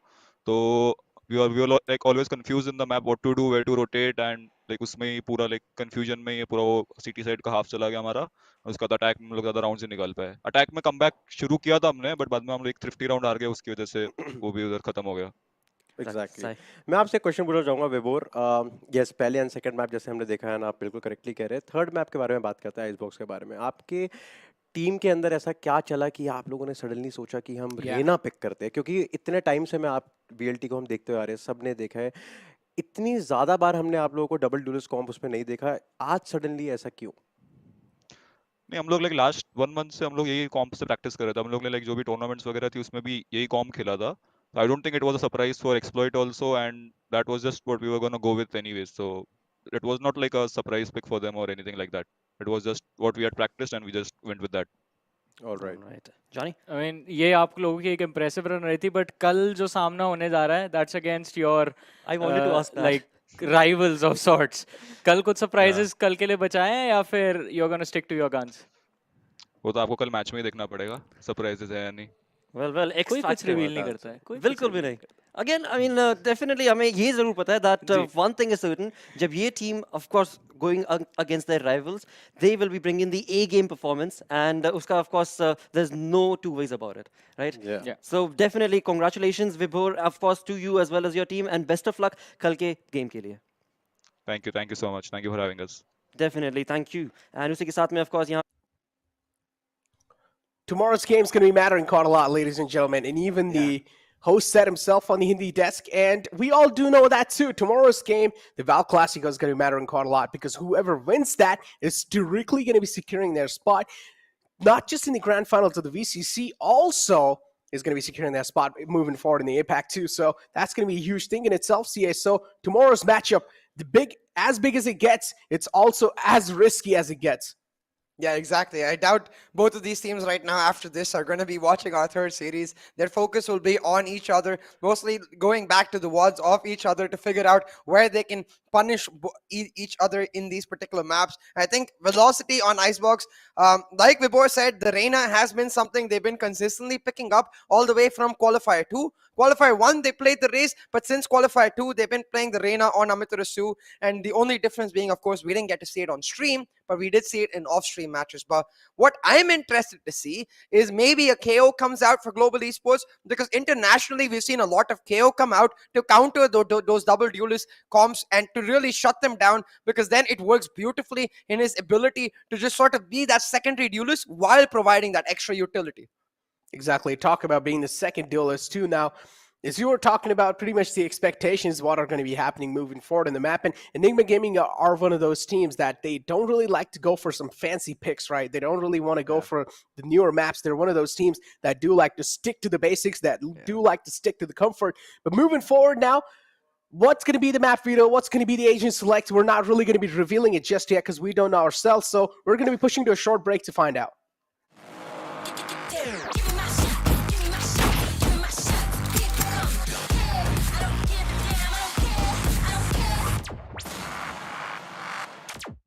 Well, if you haven't, please welcome HSB from Team Exploit.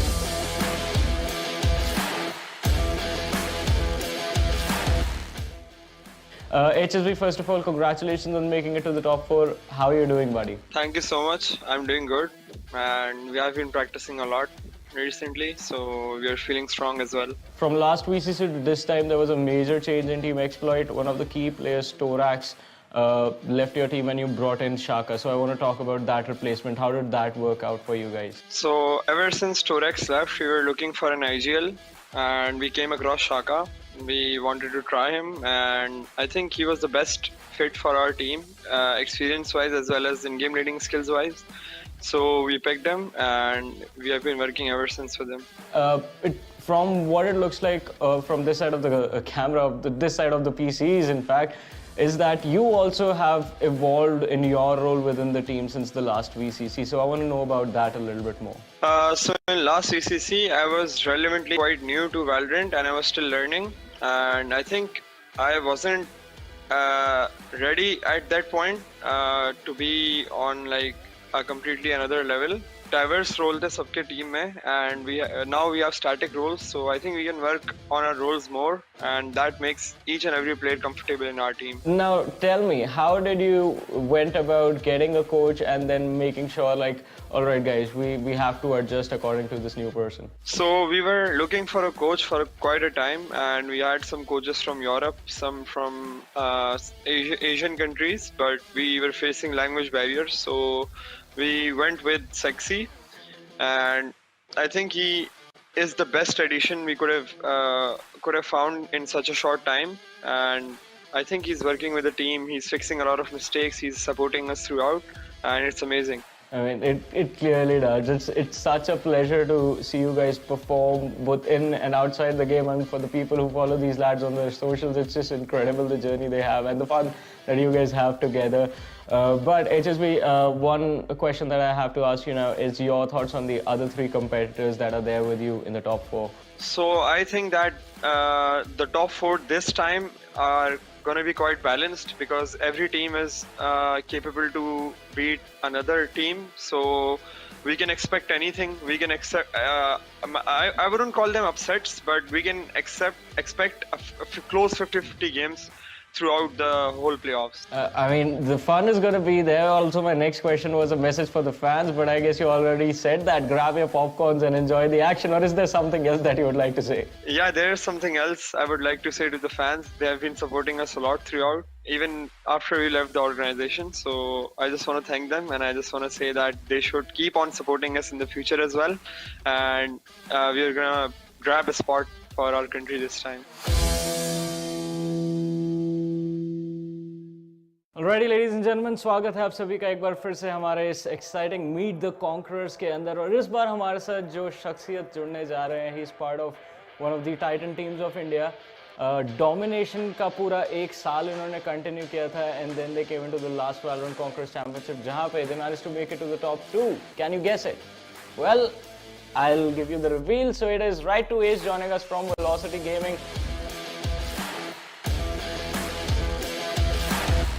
Right to Ace, congratulations on making it to the top 4. कैसा लग रहा है आपको?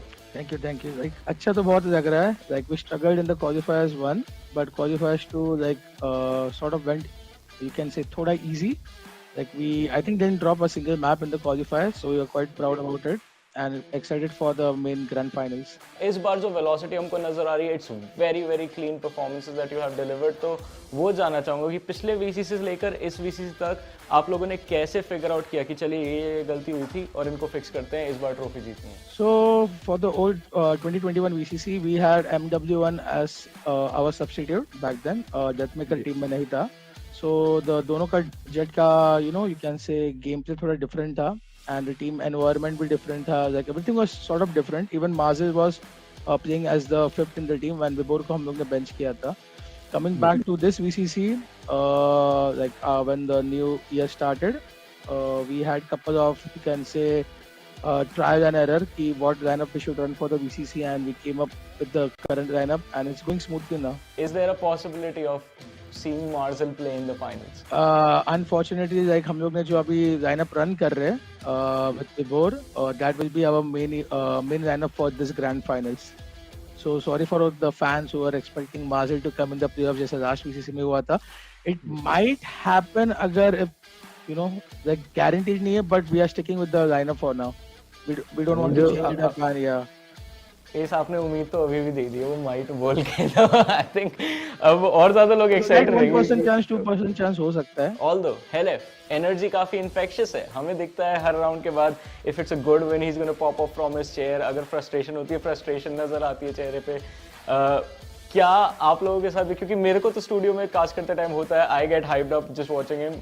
Does that happen to you or are you guys like ठीक है अब आदत हो गई है? एक दूसरे को सपोर्ट करने के लिए चिल्लाते नहीं है. And just playing for the sake of playing, we'll 100% lose the game.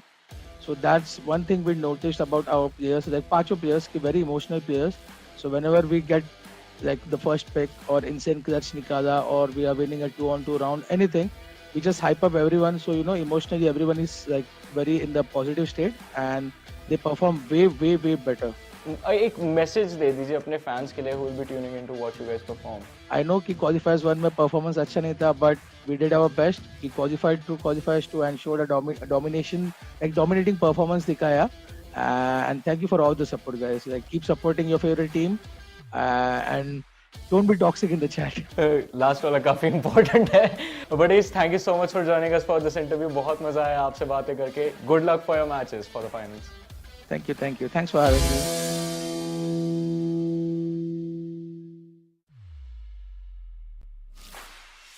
So the first question that I have for you is, you got featured in the anthem. Your thoughts on that? So it was quite exciting, and I was very happy when I saw myself in that anthem.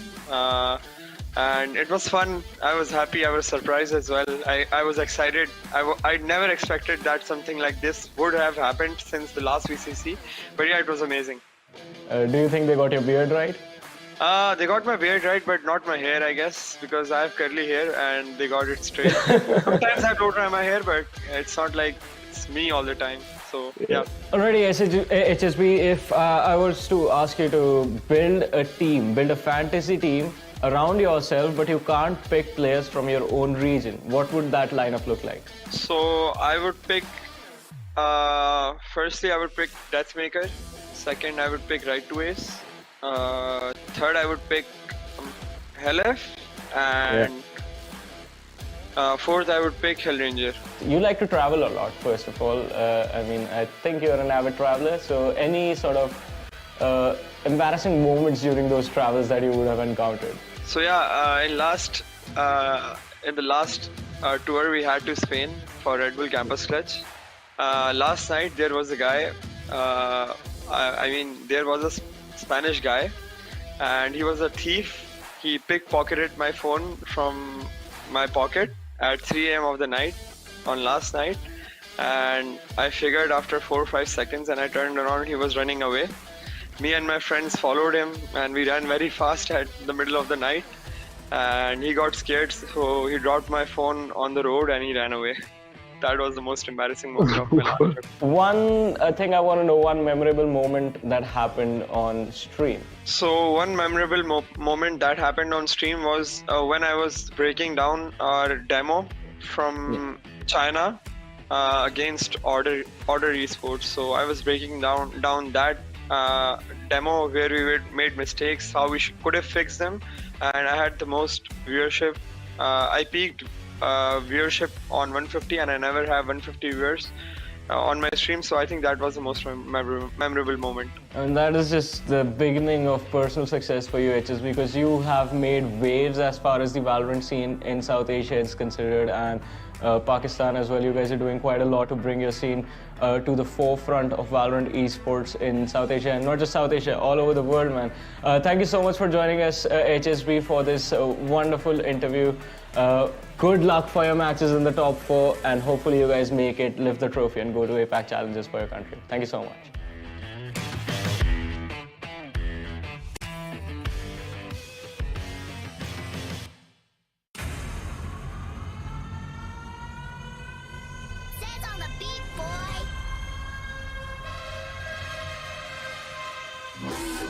है मेरी जिम्मेदारी बनूं काबिल करूं carry कभी कभी मारूं sir पे किसी के वन टैप है मेरी जिम्मेदारी बनूं काबिल करूं कैरी हूं मैं आयरन लेकिन दिल से बंदे रेडिएंट प्लस सर पे ठाठा बंदा जाती सब पे गाटा पे नो ब्रेक्स जब मैं क्लच लाता मिले है वाह निशाना चाहे चाहे चुकप जाना खुद से आगे फिर से आके बैठे इन द क्यूर मैं बांधा या सख्त घड़ी देखी आ चुका था मेरे जीतने का वक्त ये खाते जेट लैग जब मारी ये जेट टैग ब्रीच की अल्ट मैं ना लीव एम ऑल स्टर्न पर जब मैं गिरूं ये पूछे कि मुझसे नहीं हो रहा क्या मैं करूं ट्राई हार्ड ये बोले नहीं हो रहा क्या मैं गया पीस मोड ये बोले नहीं हो रहा क्या वैसा कुछ भी नहीं जो मुझसे नहीं हो रहा क्या है मेरी जिम्मेदारी बनूं काबिल करूं कैरी कभी कभी मारूं सर पे किसी के वन टैप है मेरी जिम्मेदारी बनूं काबिल करूं कैरी हूं मैं आयरन लेकिन दिल से बंदे रेडिएंट प्लस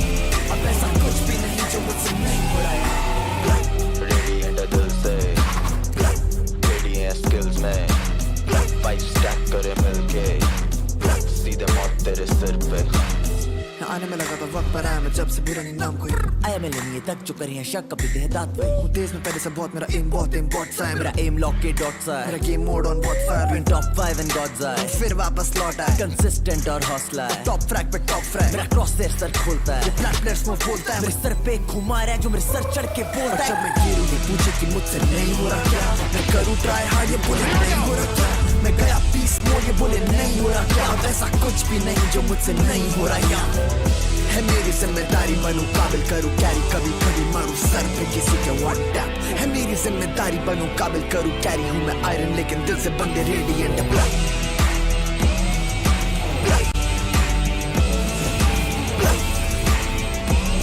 अब ऐसा कुछ भी नहीं जो मुझसे नहीं हो रहा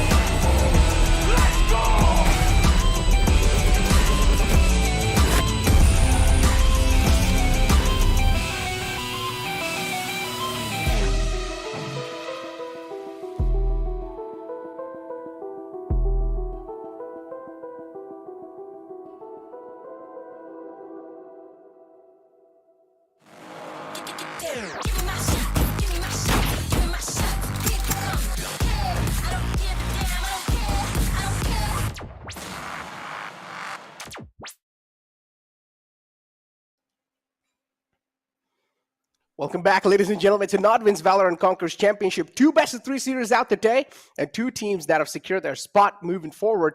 That means we're going to be seeing Val Classico happening forward now, but we exactly don't know what's going to be happening tomorrow. So moving forward, man, over here to decide what's going to be happening tomorrow, this is where we have the lower brackets final coming in. Lower brackets final, pretty much so-called as elimination brackets. That means one of the team over here is going to be ending their journey in the VCC.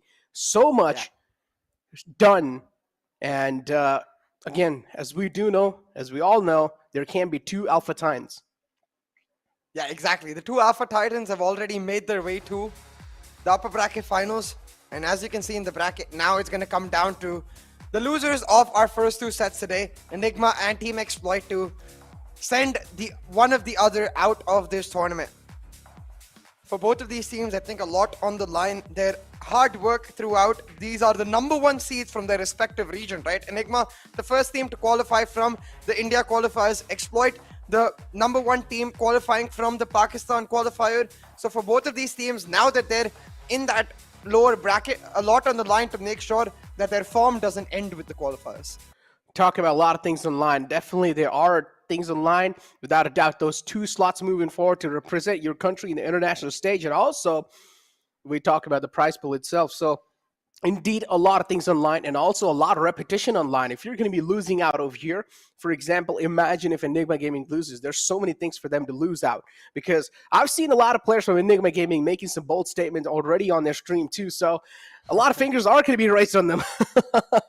Yeah, most definitely, Necro. I think if Enigma Gaming are not able to find the win, it's also the matter of when they last faced off against Exploit, Shooter was not there. They demolished Exploit. If it now ends up being close, we'll surely see that Shooter diff starting to come onto the table. But I'm excited to really see the veto and talk about it for a second too, because the bans, they're quite obvious. Breeze and Haven likely to be banned out by Enigma and Exploit respectively, but that's where the picks come into play. I think Bind is a very strong map for the side of Exploit, so I don't think Enigma should go for that as their opening choice. Rather, maybe go for something like a Fracture, maybe, to try and catch Exploit off guard and show that they have indeed put preparation into that map, because rarely do we see Enigma actually banning out Fracture. They just never play it. So it's a big question mark for us what they pull out. And I'm not gonna lie, a little biased because I want to see Fracture. So maybe, since it's a new map for them, maybe they pull off the Neon. Give me the Neon. Neon being played or not, I honestly had a little bit of insights from Sai Simmer himself. He said we're gonna be seeing that Neon being whipped out, and we did not really see that happen in the first BO3 of the series. So maybe in the lower brackets, this is where they will whip out the Neon. We never really know is that going to be happening or not. But hey, look, just because the first BO3 series where Enigma Gaming, they got slapped hardcore on the first map, that's why they weren't really able to whip out the Neon, because again, that means they're going to be stepping out their comfort zone. But again, against Team Exploit, if they're able to get a nice steamroll through on the first map, then maybe in the second map, we're going to be seeing the Neon pulled out.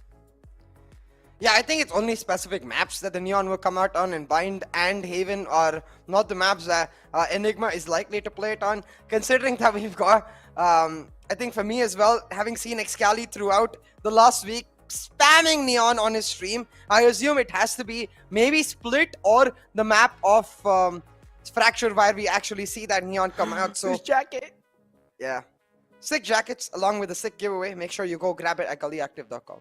Exactly, but the giveaway, you're not going to be able to grab it on gullyactive.com. All you guys need to do to apply the giveaway is go ahead on your social media accounts, make a post saying hashtag VCC, and also tag out NODWIN Gaming in that post. Also be a little creative. Now that out the way, taking a look at now we were talking about the map veto itself, CA. And without wasting any more time, I just got the call from the production, so we're going to be revealing the mysteries over here. So the first ban's going to be Haven, without a doubt, as Team Exploit are going to be going our ban. And as you said, Breeze is going to be the ban from Enigma Gaming too. So Split, the first pick, and then Enigma Gaming on Bind. I want to see something new, Necro. This is so standard from both of the teams. Haven and Breeze, fair enough. But Split and Bind. Split, of course, we 100% expect Exploit to pick it up. But Bind, I thought maybe Enigma would change it around after the devastating loss that they were pushed to with global esports changing up their strategies. But I guess against the side of Team Exploit, they've played that map once before. They feel confident on the map, and I guess right now it's not new strats that they want to pull out. It is just the simple victory to make sure they guaranteed their spot at least in the top 3, if not a chance for the grand finals and the APAC Challenger itself. So fair enough, they go back to Comfort. Exactly, fair enough if they do stick to Comfort. As we mentioned, and Team Exploit, realizing there's a lot of things in line for them, they need to represent, or at least they want to represent their country on the international stage. So for them, it's kind of like a lot of stake on line, because you can clearly see all the other teams are Indian. 3 teams Indian, and then there's only 1 Pakistani team coming in through. So that's a huge statement in itself, CA. And being the only Pakistani teams, that means you also have a lot of things on shoulder. You also have a lot of things on line in itself. So it's understandable the amount of pressure these teams are going to be feeling. And moving forward, Team Exploit and Enigma Gaming being slapped hardcore on the first BA3 series of the day, they don't really want to step out their comfort zone, trust me. To be frank, though, I think Enigma, like you said, they were just caught off guard by the change of G's composition and then slapped because of their inability to adapt. Now going into the matchup against Exploit, it's not going to be anything new coming out. They've already seen multiple maps of Exploit on Split and Icebox, the first and third map.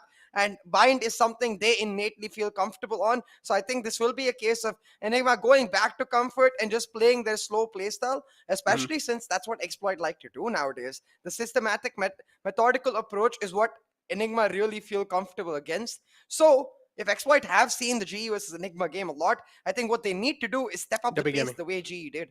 Yeah, just W Gaming on the way. Yeah. And Team Exploit, I honestly feel like that's not going to be the case we're going to be seeing. Maybe Shooter himself will try and step out the boundaries, and we'll try and go for something else. Let's but Excali, wow, Neon being pulled out, CA. And clearly CA is definitely happy, but Neon at the cost of Raze, is that going to be worth it? 110% Necro. Like, yes, it's Fracture, Split, and Bind are Neon's strongest maps. So 110% freaking yes, this Neon is worth it. But damn, let's freaking go. We finally get a Neon on the board. And Excali, thank you very much, my man. It's you who I was counting on to get me that Neon in this finals weekend. So yay, yay. Now, if you win or lose, I don't finally pulled out, man. CA has been asking for this since like almost 2 weeks now. And finally, we're seeing the Neon being whipped out. He was asking for it even in the wild card, but no one really actually went for it. Not in the wild card, my bad, grand final playoffs, but no one really whipped it out. So, but now, fortunately, it's Excali who's going to be making his dreams come true, who's going to be making his wishes come true. So finally, Neon being pulled out now, and it's going to be an interesting one, trust me, for sure, because this is going to be my personally first match ever that I'm going to be casting with a Neon in it. Yeah, same.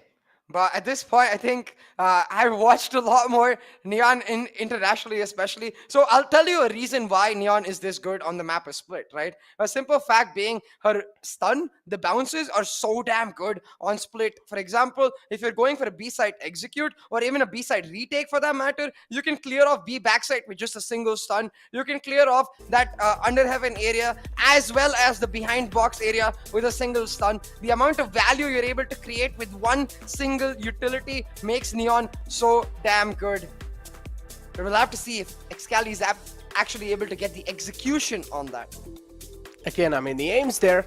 The execution is what we're looking for. The utility utilization is what we're really looking for. And the Neon can definitely pay it off. And, okay, we're seeing Raw Fuel turning on the AC. Dude, it's already pretty cold, man. Why do you need the AC?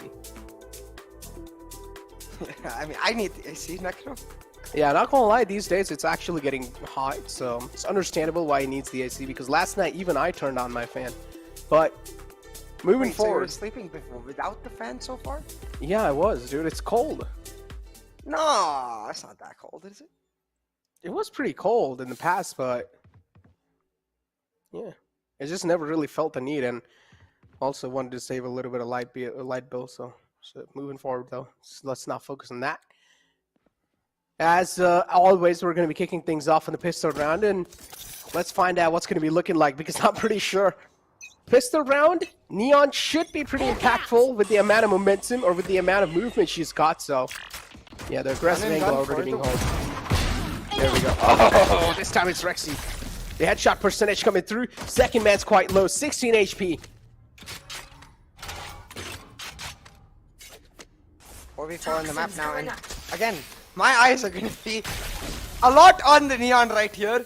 Another reason that she's really good on this map is the way she can combo the stun in that mid area. Basically, smaller maps, better combos on the stun, as well as more damage that you can get on her wall makes her that much better. But I think attack is where she'll really thrive. So for now, eyes on Team Exploit. Got the aim in control, but now holding on to mid, expecting the aggression from B main. They shut down Antidote, and now without that controller, holding on to side that much harder for Enigma. This is such a great adaptation from Team Exploit. They realized Enigma are being really proactive on the pistol round, so they're just going to let them flood through. And those quick kills being found, so HSB overall making a great call out for his team. And now slowly and steadily, Team Exploit trying to execute on the B side. They do realize that Rafael's, of course, going to be on a little bit aggressive mode as soon as they get the side control. 30 seconds left in the clock. The spike should go down. That's what exactly happens, and that's the Neon being shut down from HSB. HSB's aim is looking cracked up, and not just HSB. His whole team's aim is something that's going to be cracked up. So, Enigma Gaming, it's time for you all to try and shut him down.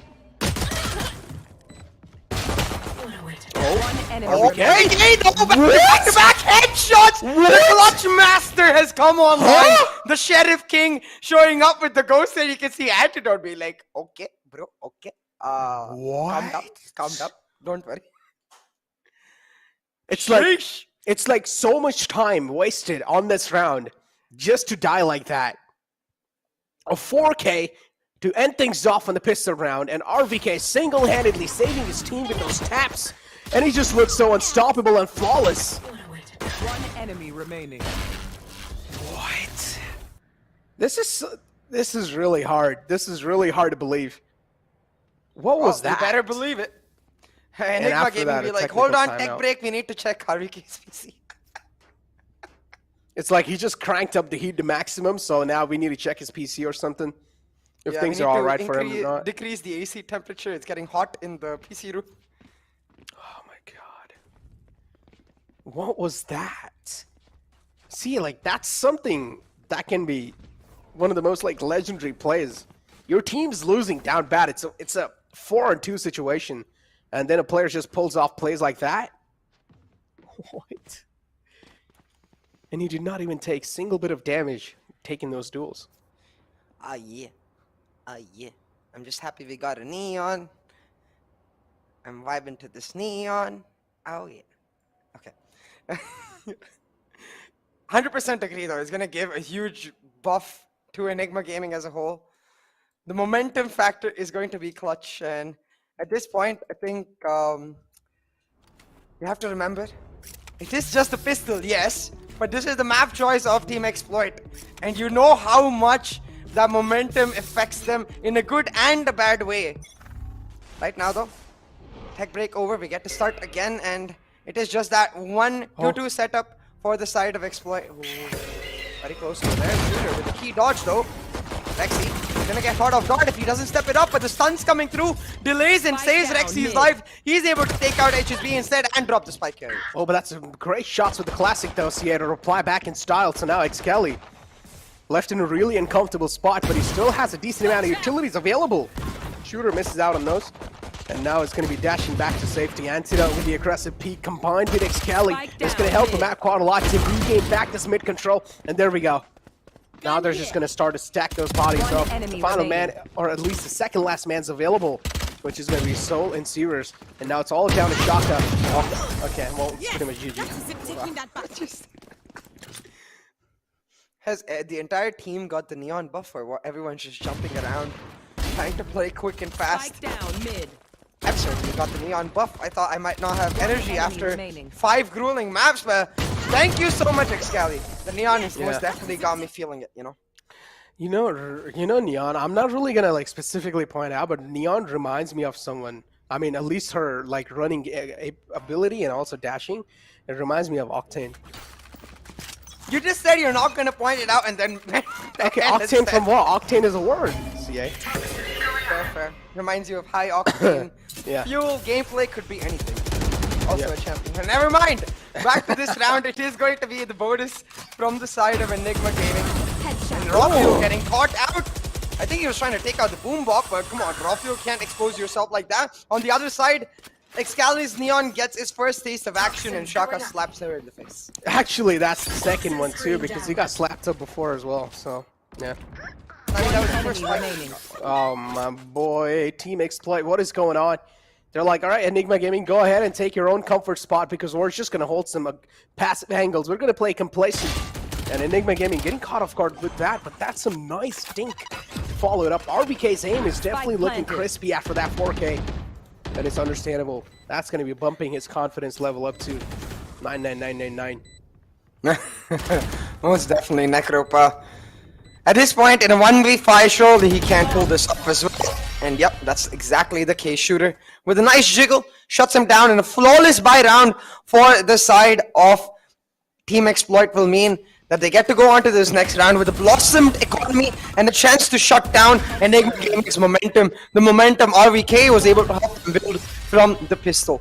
Having said that, I want to see some aggressive action from this Neon. I want to see her try to use her relay bolt to deny that mid control. So the way you can do it, also, if you bounce off of that mid box area and then go for the mid lobby, and make sure that then you can use the fast lane to shut off the vision from two angles and slide into them like you slide into their DMs. Excali has a lot of experience doing that, by the way, sliding into DMs. How do you know that? Hold on.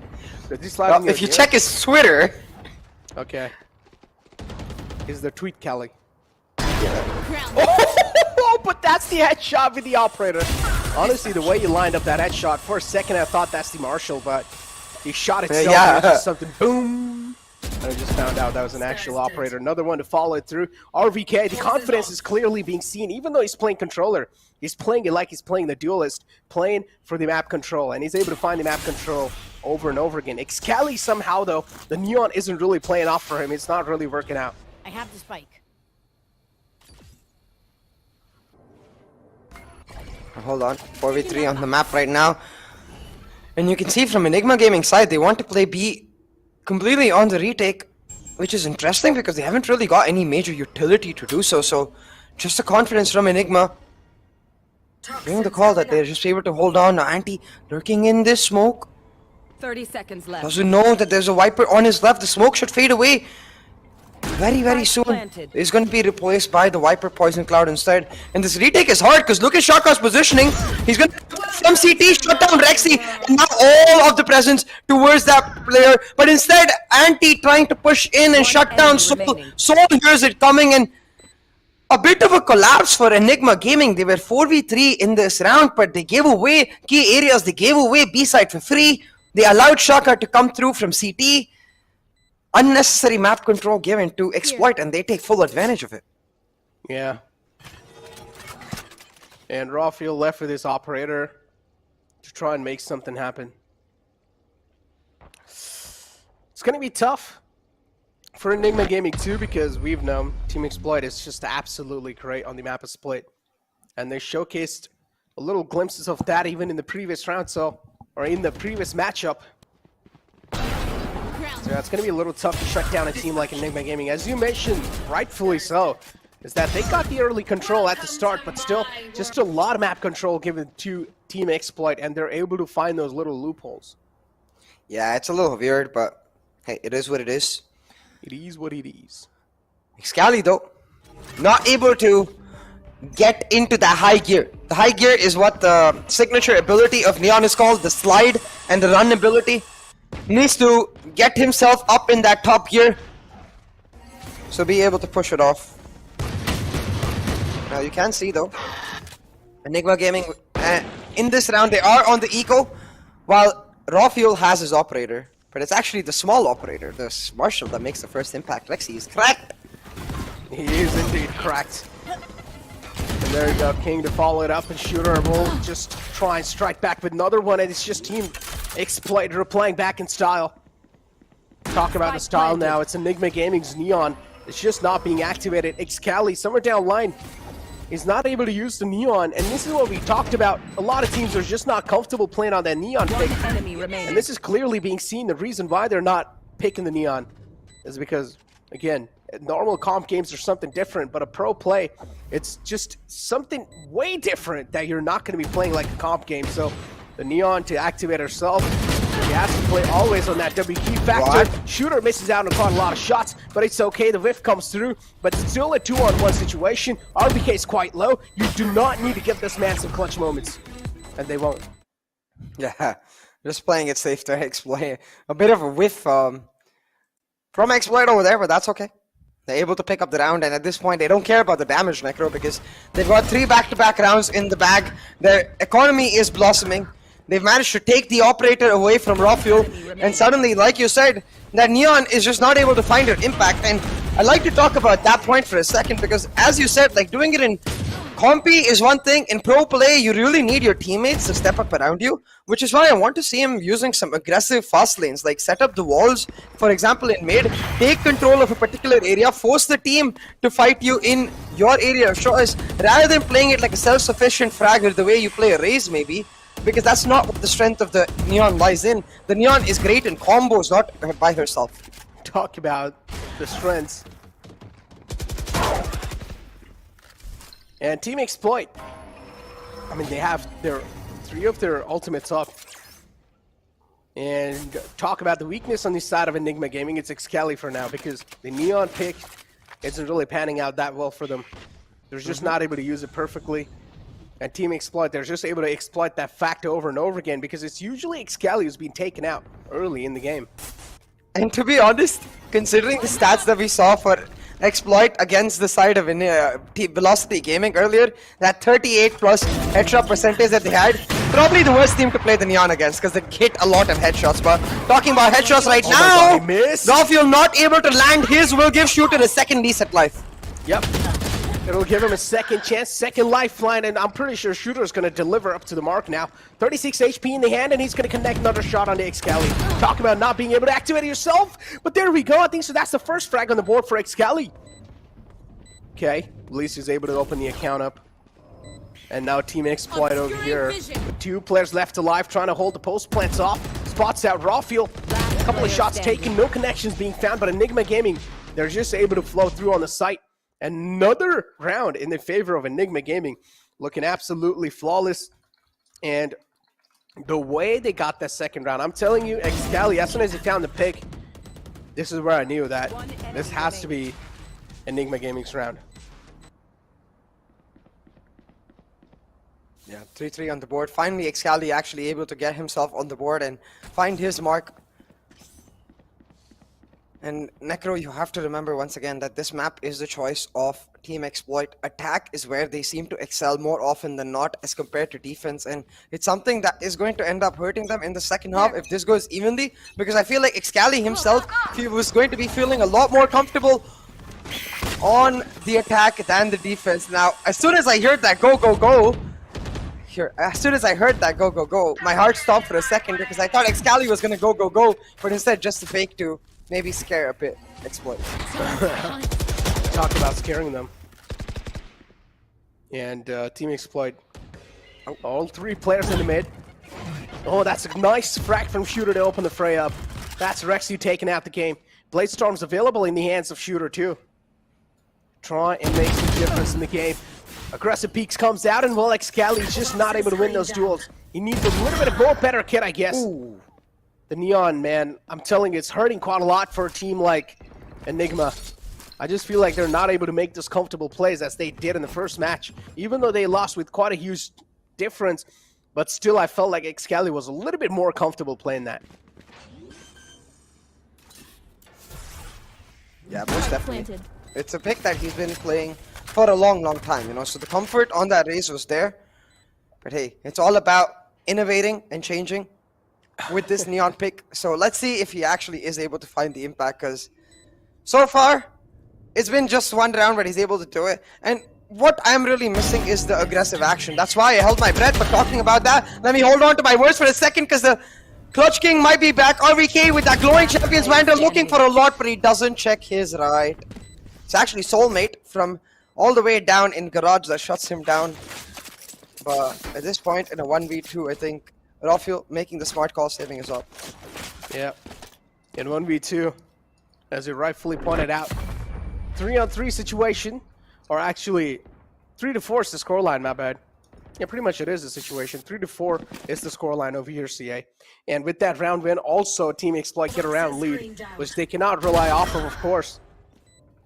And it's just going neck and neck, not gonna lie. And I'm pretty sure as soon as Excali starts activating himself, things can look a little different, but that's not the case for now. He's only found 2 frags in the entire game.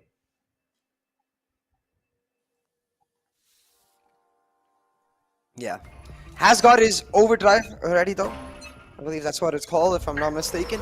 The ultimate available, it is like the Jet, a great economy tool where he can effectively use it as a weapon in these eco rounds, but hasn't popped it just yet. And usually you want to see that Neon popping that overdrive once her entire battery is over, her energy is expended, because the overdrive just resets the entire energy bar. It does, and there we go. Double satchel's out. King's going to be shutting down Antidote. Has the pain shields available. Just going to be utilizing that quickly.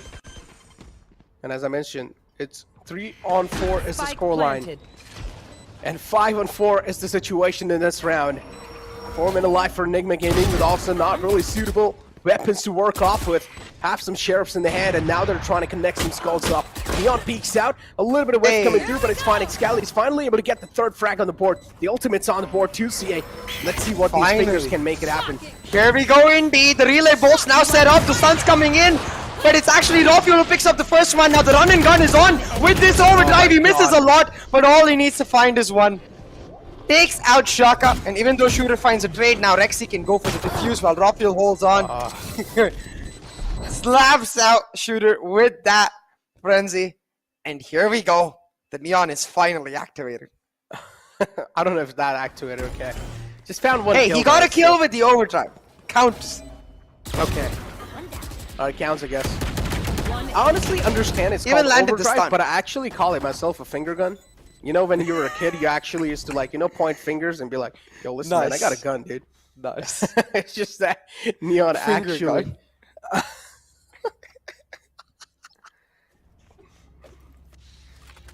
4-4 is the scoreline, ladies and gentlemen, and Get out of my way. Enigma over here. They've got the grip back up on the game, at least winning that previous round, but Shooter cannot be giving these frags away. Ooh, misses by a little inch, or a little millimeter, as you said. A little bit on the left, and that could have been it for a man like Rexy. HSB looking to get the mid control. Toxins going up. An inch is 2.5 centimeters. A centimeter is like 100 millimeters. Poison's off. It's a big difference between an inch and a millimeter. But yeah, contextually, I get what you mean. Yeah, I'm just a math nerd. I can't help it. Yeah, you're just a little too big of a nerd. I say that with pride. Okay, Rafael. Unfortunately, Rafael gets taken out in that spot, but it's okay. RBK has pumped himself up, and is going to try to pump some leads in the players of Team Exploit, but that's not the case for now. It's a 3-on-3 CA. Cosmic Divide's available on Enigma. Yeah, so they can just play on the retake. They've got the Neon moving forward into B Heaven as well. She's going to go for the aggressive peaks, and she finds out HSB wanted to set up the relay bolt before she ran on out of there, but instead just to trade through. But the trade will be worth it for Enigma, because again, they've got one player on each side just holding on for dear life, and Rexy most likely spotting out Shaka right there. He's not going to whiff, because Rexy is cracked, my friends. I keep saying this, and I will never stop saying it, because he's cracked. He's cracked. Dude, I feel like he should actually give it a shot to try and play a duelist, because his aim's phenomenally good. Like, if he's tapping in those kind of clutch situations, I don't know what to expect from this man. Look at that. What? If he can do it on initiator picks, why not? He has amazing utility usage, amazing aim. Maybe give the Neon to Rexy next time, please. Now, see, this is a duelist talking, because at the end of the day, you want every single player in your team to be cracked and playing on comfort. So the duelist in you says that the most cracked players should play duelist, but that shouldn't be the case. For example, Lakia, extremely cracked, plays a lot of Sova. Now Excali though, he's like, enough of these abilities, sets up a stun for himself, goes for the white peak and slaps out King, and Rexy following up with one of his own. Enigma Gaming, they're bouncing back strong, Necro. Oh, they are. Has the Viper Spit available in the hands of Soul. It's the One enemy again, remaining. 5-4 is the scoreline, and these kind of difference-making players can definitely make a lot of impact. In a flawless round from Enigma Gaming, it finally seems like they're getting the grip back up on the game. And if Enigma Gaming do take out Team Exploit on the map of Split, that can be a stock message too, sent from Team Exploit to other teams.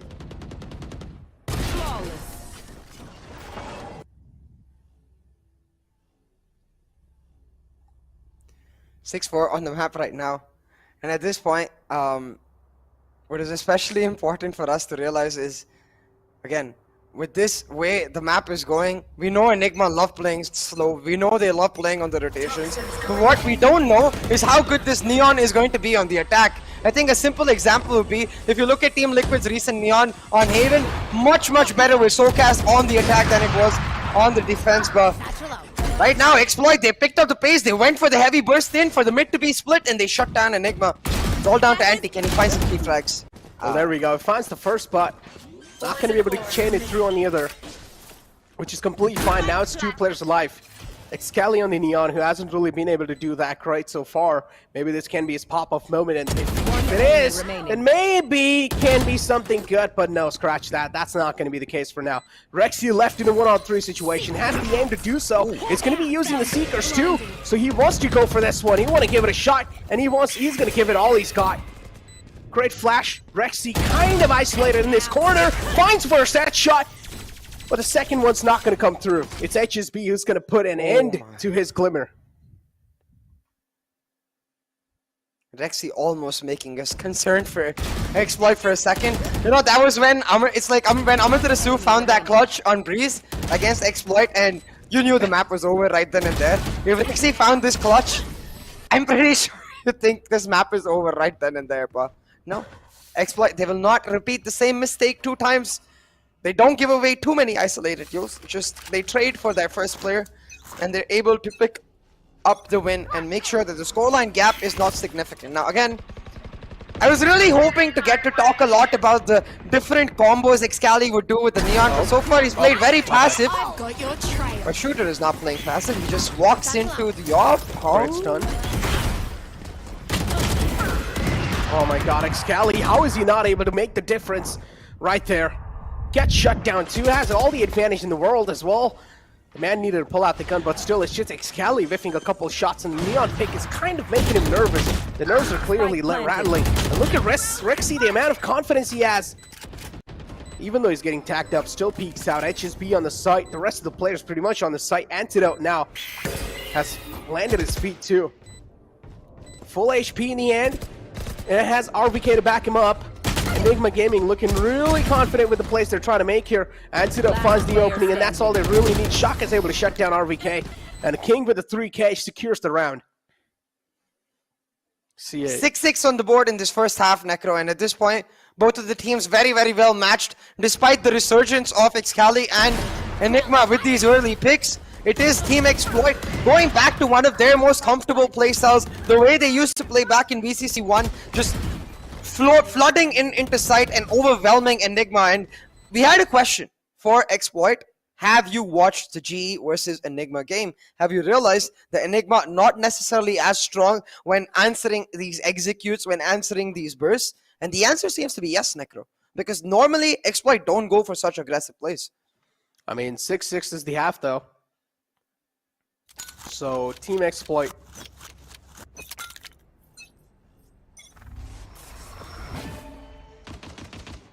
is looking okay, I would say.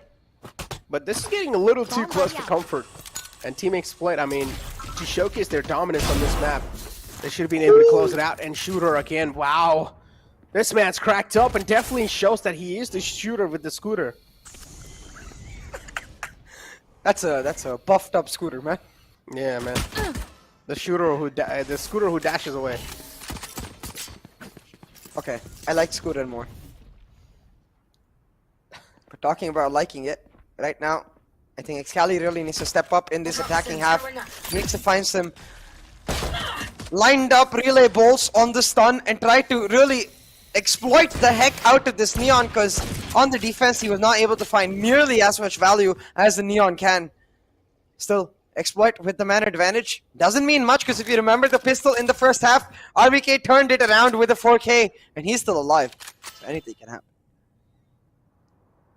Man's alive. But again, man advantage is something that does matter quite a lot. HSB just trying to spam through the smoke, trying to find some random connections onto the players. Rawfield still being shut down. That's the spike down on the sights. Shooter now left with over here on Heaven to try and neutralize the threat, but that's not going to be the case. He's not able to shut down the players, and now the plant's going to go through. Is he going to be able to shut down the plant? No, it's going to be answer. 7 seconds left in the clock, and the plant should come through. RVK is down quite low. Shaka finds an entry on the site, and that's a nice shot to follow it up. Rexy, this, I mean, it's, yeah, RVK this time is not going to be able to make the play happen. Yeah. And the round picked up this time for Enigma Gaming. That shot from Shaka especially. If he loses that duel to Antidote, suddenly RVK becomes a nuisance in the retake for the side of Exploit. And Anti had the stars to be able to play on the post plant, set up the smoke for him to lurk. Spike planted. But Exploit picking up the pistol, they pick up the lead themselves, and just like that, they put themselves in prime form to get Shooter on an operator. You can see he is going to start off with the small boy sniper. Never mind, I'm going to save his money instead. Wait a minute.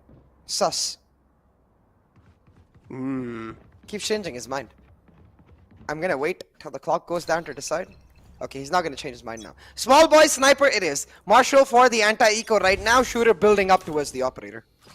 I mean, at least he's got the biggest one in the team. I'm talking about the Marshall and the gun itself. Yeah.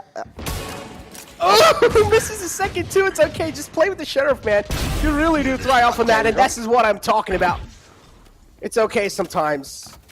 Small guns can work too. Toxin screen down. Oh boy. Still though, this for Enigma could go either way because look at RVK. He's slowly going to try to sneak into this B site, and it comes down to timing for the side of Shaka. Just smoking off this B main angle again and again. And RVK just waiting for the full fuel so he can set his wall up and then go for the execute while his team fights mid so that distraction is there. It's raw fuel who the 1-for-2 trade, so make sure it comes through. RVK with the sneak, Shaka will be able to check the angle, but he doesn't spot him. Shaka hasn't spotted him. RVK hears the jump coming through and he should be able to take it. Shaka rewards himself with the Spectre and a plant. Can RVK flush this out? Planted. I mean, has the capability for sure, and we've seen a little glimpse of that. All he needs to do is find this headshot, which is impossible.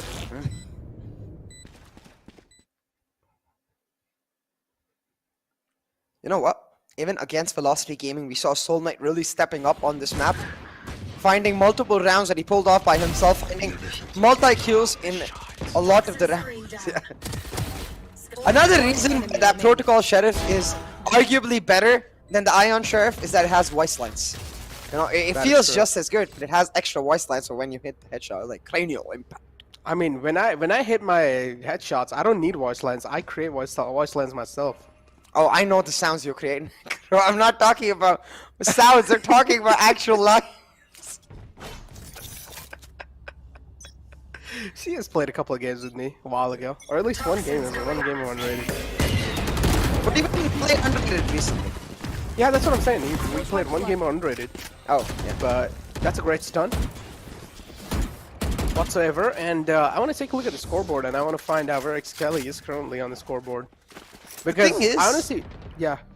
We've never seen him actually go for some aggressive stun and slide plays. We've never seen him set up the wall and try to have his team through it. It just seems like he's using the neon for the sake of the neon. Huh? Okay, there's no way Excali just lost that. Just to point it out.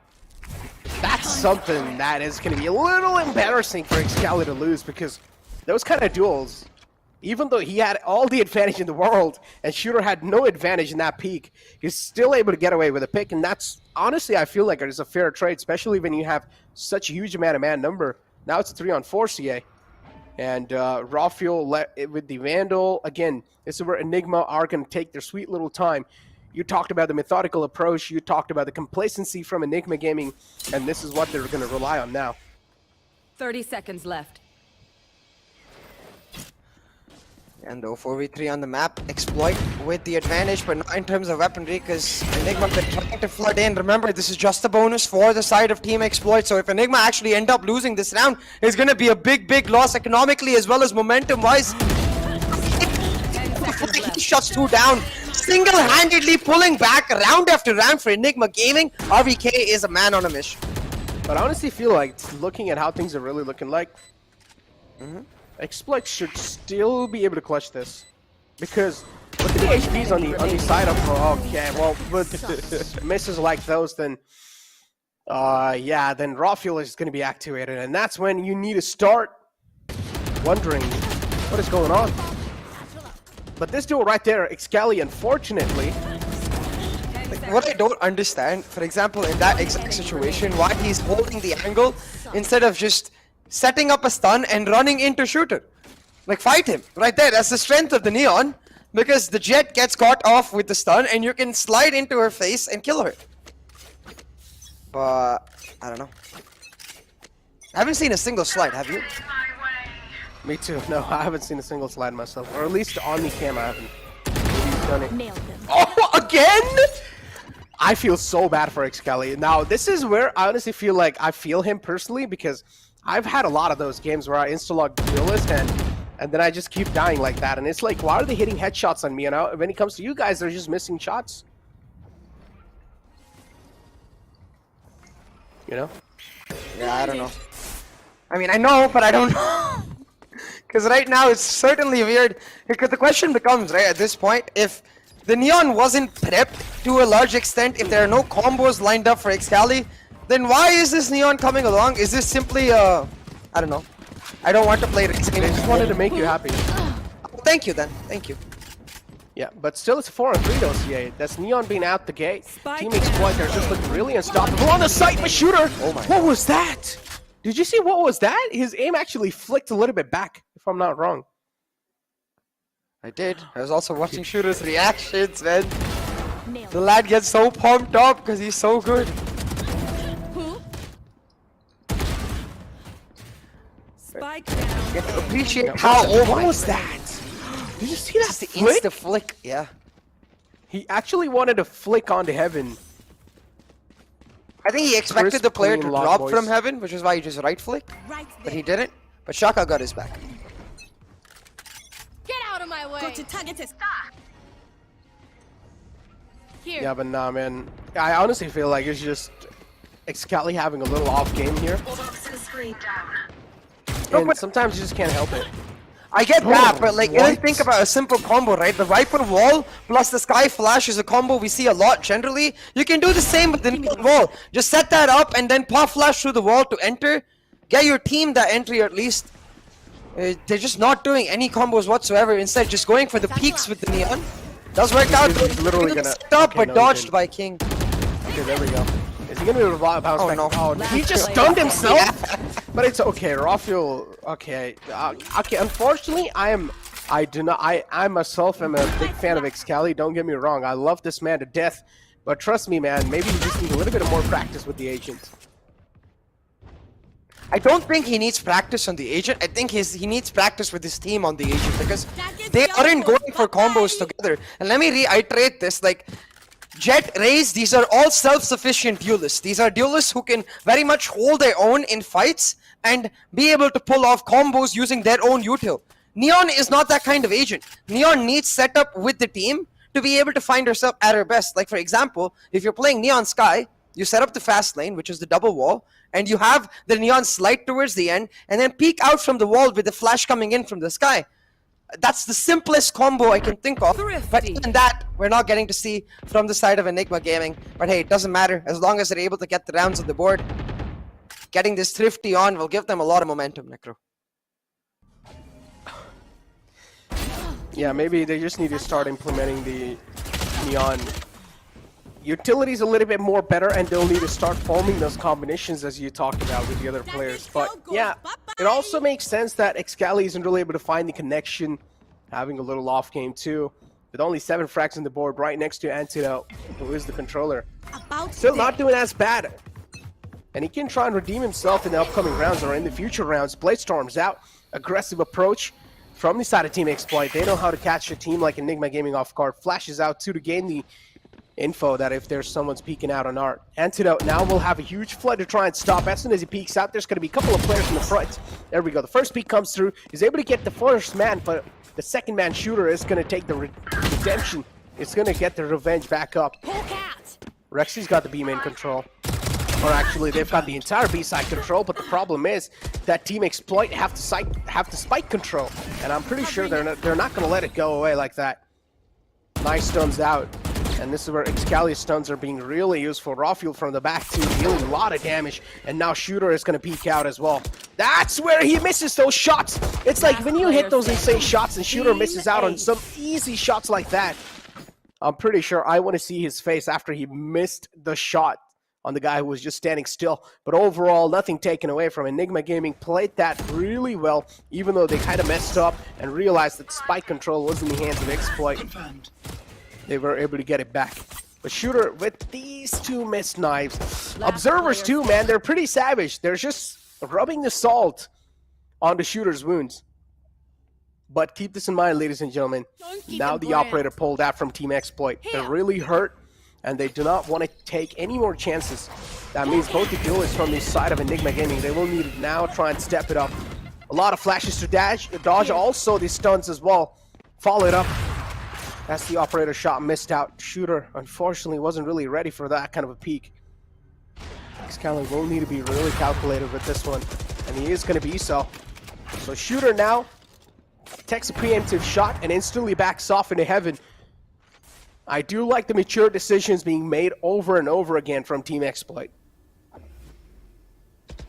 This round is a crucial test for Excali Necro because the entire point of Neon, one of the biggest strengths of Neon is her ability to counter an operator. To be her ability to deny these specific angles to the operator. Oh my God. But it's actually Rafuel's lurking, insane headshots which make it count.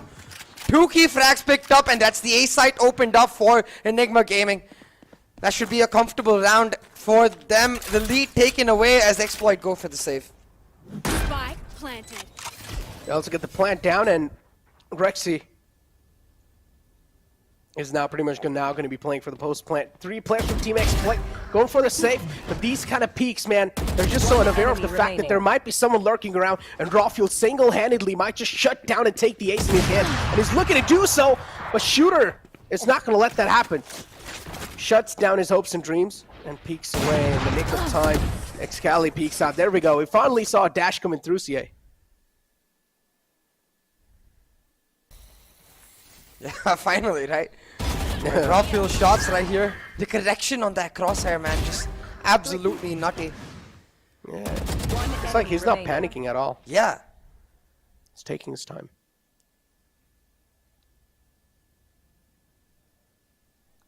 I don't know though. Again, questionable on this Neon pickup. Either like you've got to go full in W, or you've got to at least let her lurk by herself, like be a secondary duelist and be a nuisance really, you know. I think they're finally starting to do that. The relay bolts to clear off B main. Trying to go for the aggressive execute on the side. They have the Seekers to be able to do so. And as long as she shuts up the fast lane from this entry, they can just go in right there. But instead, it's the dash in from Rafuel to create the space. Excali now going to position himself. And he's playing so slow for a Neon. It's really weird. He is playing really slow, but I feel like it's just that he's not able to get his confidence up today. And it's understandable, especially when things are not really working out, when you're having kind of like an off game. Nice paint shows out. That's going to be isolating Excali right there, and I don't even think so he'd try to move from that angle. So he got shut down by the paint shells. Quite questionable plays coming out from his side, but Team Exploit, they're just giving these easy picks, and they're going to try and shut him down over and over again. Snake bites out from RVK, but he's being isolated in B main, and King is just going to try to shut him down with the Judge, and there we go. It comes through. A 4K for King, saves the day for his team, but is that going to be enough time? It's going to be really close for Comfort. Is it going to be? Is it going to be? Oh, I'm telling you, no. Nope. But yeah, like you said, by the skin of their teeth, Necro, 57 milliseconds, sheesh. I think one thing that is very obvious though is on the cams, right? Excali, normally he would be laughing, he would be vibing. Right now, he's got his back straight. He's focused into the match because he knows he's not had the greatest of performances. Even earlier today, Excali was kind of turned off. So I wonder maybe it's just an off day because given the nature of this player, I feel like he really thrives on confidence. Doesn't seem to have a bucket load of it right now the way he normally would. Talk about the fuel in the tank, man. Both these teams have a lot of it. And they're pouring out some raw fuel on the map of Split. They're trying to fill the sievers up with fuel.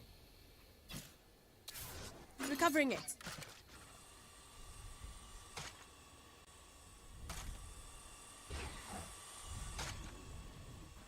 Look at this now. All of this a fake default with the Trailblazer to try and grab some attention towards that A side by Enigma Gaming. The real intention, as you can see with the star placement as well, they want to go towards that B side. But what they don't realize is from the side of Exploit, they've left the B for the retake on the basis of those Seekers. So right now, Enigma going for the full rotate onto B. I got the spike. Exploit with the Seekers will just try to retake. They are trying to retake. And look at him. Oh no, gets caught off guard. King gets a little bit of timing in his favor this time. He's able to instantly secure that frag for himself. But Rexy, oh, a little bit of God moment coming through from this man. He's able to shut him down. And RVK, the presence of mind from this guy is on another level. This is where we wanted to see the stunts coming through. And Shooter will be flushed off from his angle. No shade and the operator to save. Any player from Enigma. You have to tell me if you disagree with me here, Necro, but I genuinely feel like RVK is carrying Enigma right now. And Rafael. I give it to Rafael. He's popped off a few rounds. Yeah, they're trying their best to try and save the day off on it. What? I feel bad for Cali. I'm not gonna lie. At that moment in itself, I didn't feel like I was watching Valorant. I felt like I was watching some other game called from AL. I'll tell you what was an L though. Excali there, taking AL. Right there, slides into his own death. The shorty coming out for the side of Shooter. But it does not matter, Necro. Match point for Team Exploit in the map of choice. Sorry, other way around. Match point for Enigma Gaming in the map of choice for Team Exploit. My brain is scrambled because honestly it's the first time seeing a Neon, so it's like a tinge of excitement mixed with a tinge of RVK popping the heck off mixed with a tinge of that Neon just getting slapped in the face. I felt that in my face as well. Either ways though, now again, all of Enigma grouped up. I really want to see them setting up Cali for success. Use that fast lane, get your team into sight, funnel in from a small angle, and have that pop flash come through. I think that's exactly how you can find the best value out of the Neon. But you just took a lot of damage from the snake bite. Did you see that? The stun and the snake bite combo, at least finally. Hey, follow it up and Team Exploit. Yeah, the final hopes and dreams. It seems like they're being shattered by Rafael himself. 2 quick kills on the board, and now we're left with 3-on-4 situation. Enigma Gaming having the man advantage. And as expected, they're just delivering Rexy again. Another frag through the smoke. That's going to be the Sky v Sky duel. And Rexy proving HSV unparalleled. In the map pick of Team Exploit, it's going to be Enigma Gaming who are looking pretty relentless. And they're looking pretty unstoppable. Blade Storm's available for Rafael. Is he going to be popping it? No, it's going to be the answer. He doesn't need to, but you best believe he's going to be the difference maker with 3K. I killed him. Oh! Shotgun with a clean shot though. Shuts down the top fragger, but he doesn't have time, Necro. He needs to pick up the pace. 1v2 with just 45 HP.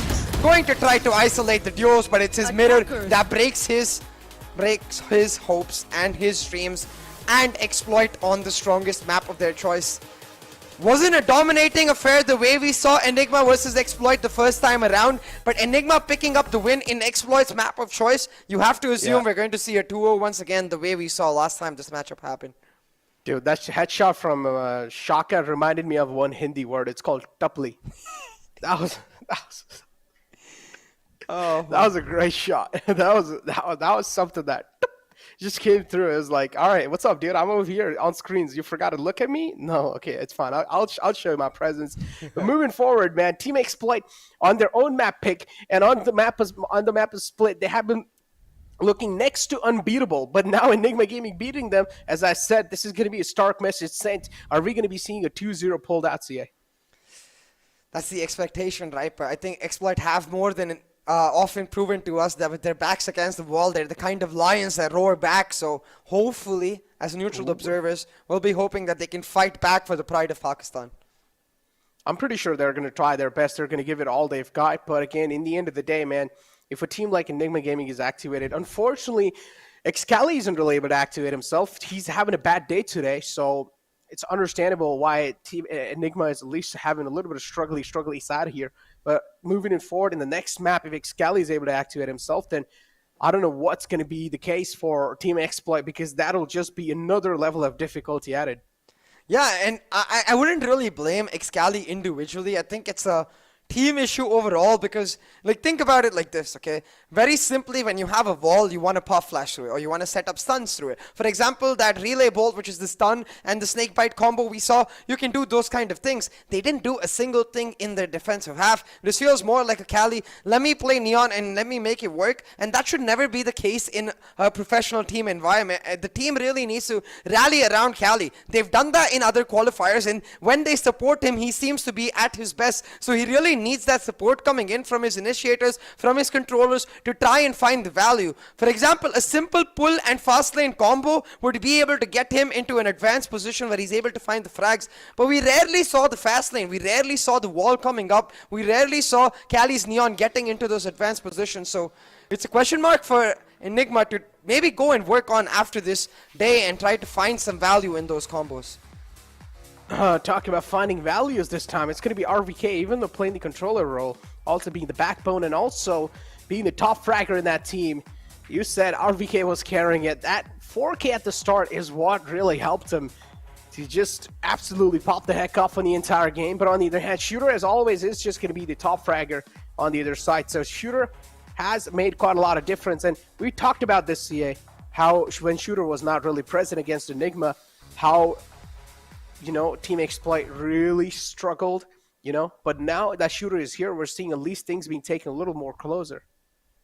Yeah, it is much closer, but the result is still the same, which is frightening right now for Team Exploit, because just a reminder to everyone, this is an elimination match. The loser of this match will go out of this tournament altogether, and Exploit, they don't want that, especially considering that they beat Enigma the last time around. It was Exploit number 3, Enigma number 4 in VCC 1, but Enigma, they're hungry for revenge, not just against Exploit. They want revenge against GE, they want revenge against VLT, they want that APAC challenger spot, and they're on the hunt to make it happen. Exactly. I mean, Team Exploit pick was split, and now they lost in the map of split, so that means moving forward it's going to be the second map pick of Enigma, and they're going to be having a huge advantage over Team Exploit, because we want to see them pull out some insane plays.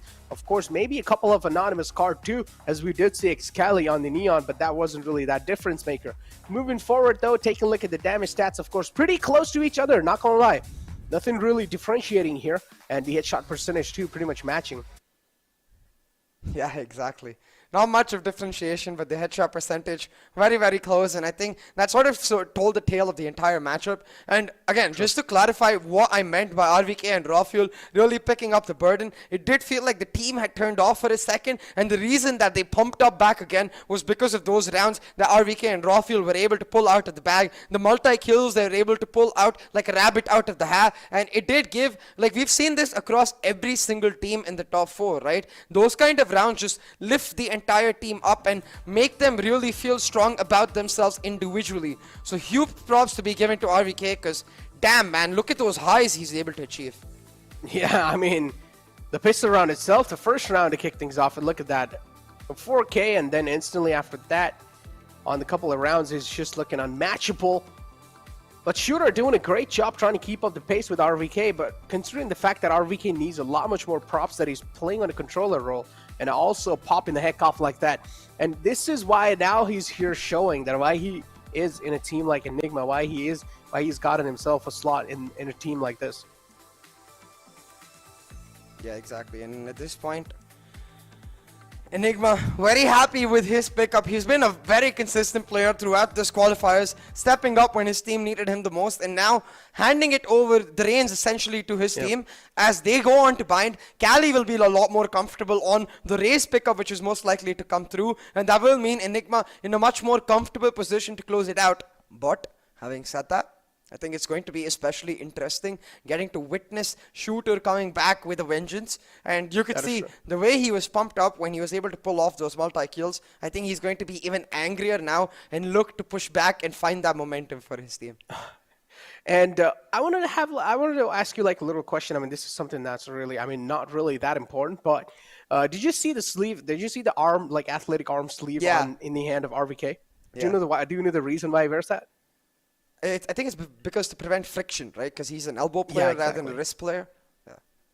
I personally prefer that too, and I feel like sometimes when you just have like a normal skin, it's really hard for your hand to like glide properly on the desk, on the surface, or on the mouse pad, especially when you're in an intense game like this. You also have a little sweat building up, so that arm sleeve kind of gives you kind of like, you know, just takes out the factor that your arm's not going to be able to glide through properly on the mouse pad, because mouse pad is of course like not that good for skins in general. Like you're not going to be able to glide your hands through. But again, it does really come down to how the players are able to play overall. There are a lot of players, actually 90% of the players, they don't really use the sleeve, but I honestly personally think that sleeve is one of those things that players should start implementing, because that helps out quite a lot. I mean, elbow players especially, right? Like, personally, I use my wrist way more than my elbow, so I don't think it would matter as much for me. But I've seen you play, and I can definitely understand what you mean. Like, that simple extra bit of advantage, it can make a big difference to you to just get that extra flow. Even in terms of those flicks that RVK was able to achieve, it just gives you that smoother transition on those flicks. But at this point, we need a brand to sponsor us with those sleeves so we can keep talking about it even more. Hey, guys, if you're looking to get it done, our socials are right here, you know. Yeah, exactly. You guys can contact us, but I don't know if we can take the deal just like that. There's a lot of process that we need to go through, man. Let's not reveal it over here. Moving forward, CA. At least get the process started. Exactly. That's okay. That's going to be the first match of the final BO3 series, ladies and gentlemen. And the map pick of Exploit has been destroyed on by Enigma Gaming. Moving on forward is going to be the map pick of Team Exploit, or Team Enigma, my bad. To find out who's going to be winning that, we'll have to go through a short break, so we'll be right back.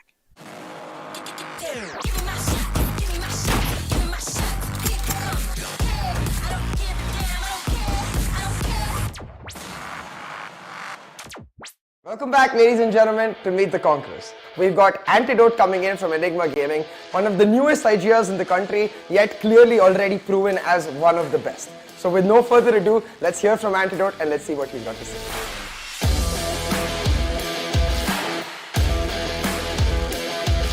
Hey Auntie, how are you?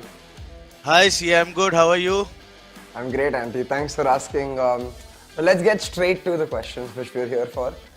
Enigma has really turned the tide from VCC 1 to VCC 2 now. So what was the reason behind this? How has Enigma done this?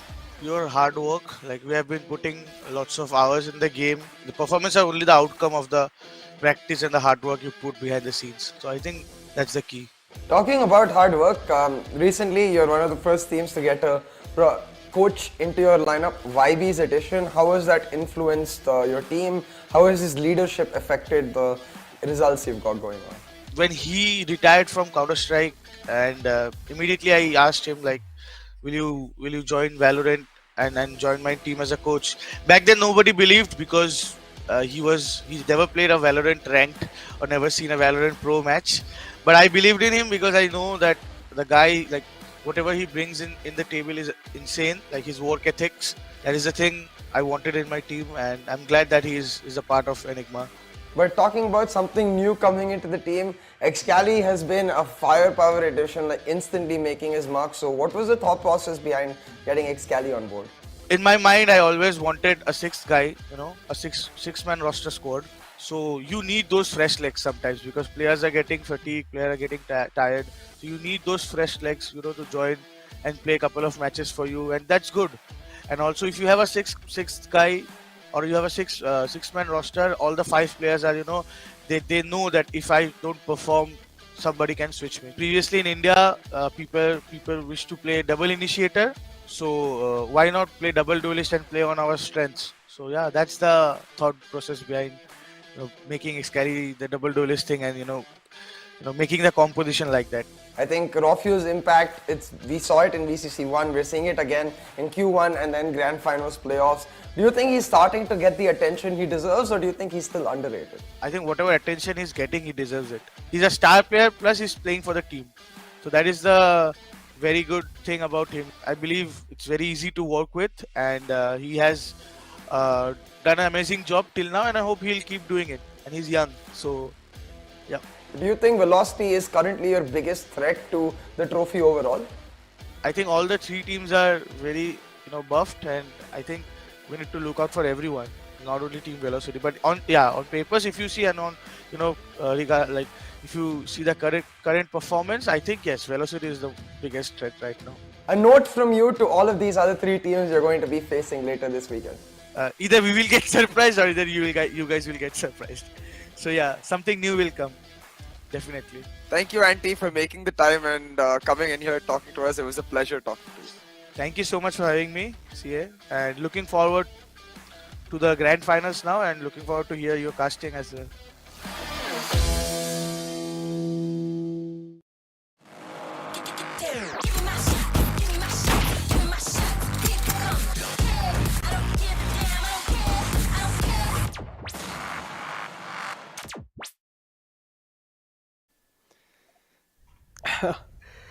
Welcome back, ladies and gentlemen, to NODWIN's Valorant Conquerors Championship with Gillette as a grooming partner. Now we have moved on forward to the final BO3, and we already concluded the first map with the win that Team Enigma has gone for themselves over the map pick of Team Exploit. Moving forward, though, this is going to be the map pick of Team Enigma itself, so them winning this map, the chances are even higher.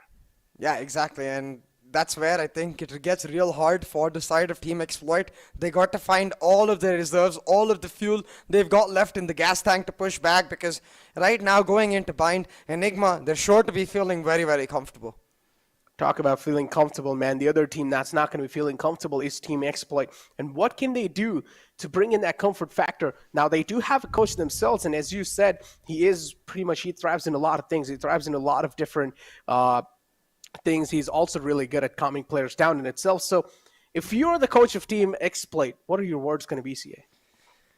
I think it really does come down to how they play tactically. Yes, a motivational talk is necessary just to make sure that they're not turned off, because remember, these players have now played 4 maps in a row. Their physical stamina itself is going to come under the test, but more importantly, It's going to be that mental strength, their ability to just focus in on a particular round is where their test is going to truly come through. And I think that's where the simple fact that what a coach can provide is clear instructions, like to keep it simple for Team Exploit. Now they're going to run the Jets over Sky. Oh, hold on, never mind. They're going to run the Raze here on Shooter with Chamber coming through. I thought they would go back to the Sova Sky, and with HSB on Sky and King on Sova maybe, to allow Shooter to play his comfortable Jep. I don't know about this, Necro.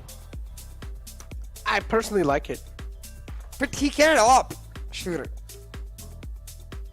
I mean, okay. Yeah, that too I understand, but I don't know. Maybe Shooter isn't really feeling that confident, because you saw it, right? Shooter was definitely playing with the operator, don't get me wrong, in the previous map, but he was able to make a lot much more impact on the rifle rounds. Yeah, but even if you think back to his sheriff shots, even if you think back to the rifle clutches that you saw in those last map, or even in the series against Velocity, it was the availability of that tailwind that gave him the freedom to go for that push, right? Without that tailwind, he's just relying on 1-for-1, and don't get me wrong, like normally a 1-for-1 would be great, but when you're a player, is the star player of a team, when you're the player who's popping off, finding multi-kills, that's why I thought maybe they changed their comp, because this is their regular comp. This is what they played in the grand final playoffs as well. So I assume they change up their comp to let Shooter play on his comfort, but hey, maybe it is the case of Shooter just being like on bind, he just prefers the Raze overall. Either ways, I think it's going to be a tough matchup against that double duelist composition that we're seeing from Enigma, the Jet and Raze coming through, because Raw Fuel, he's going to have just as much freedom as he did on Split. Exactly. Talk about just as much freedom, though.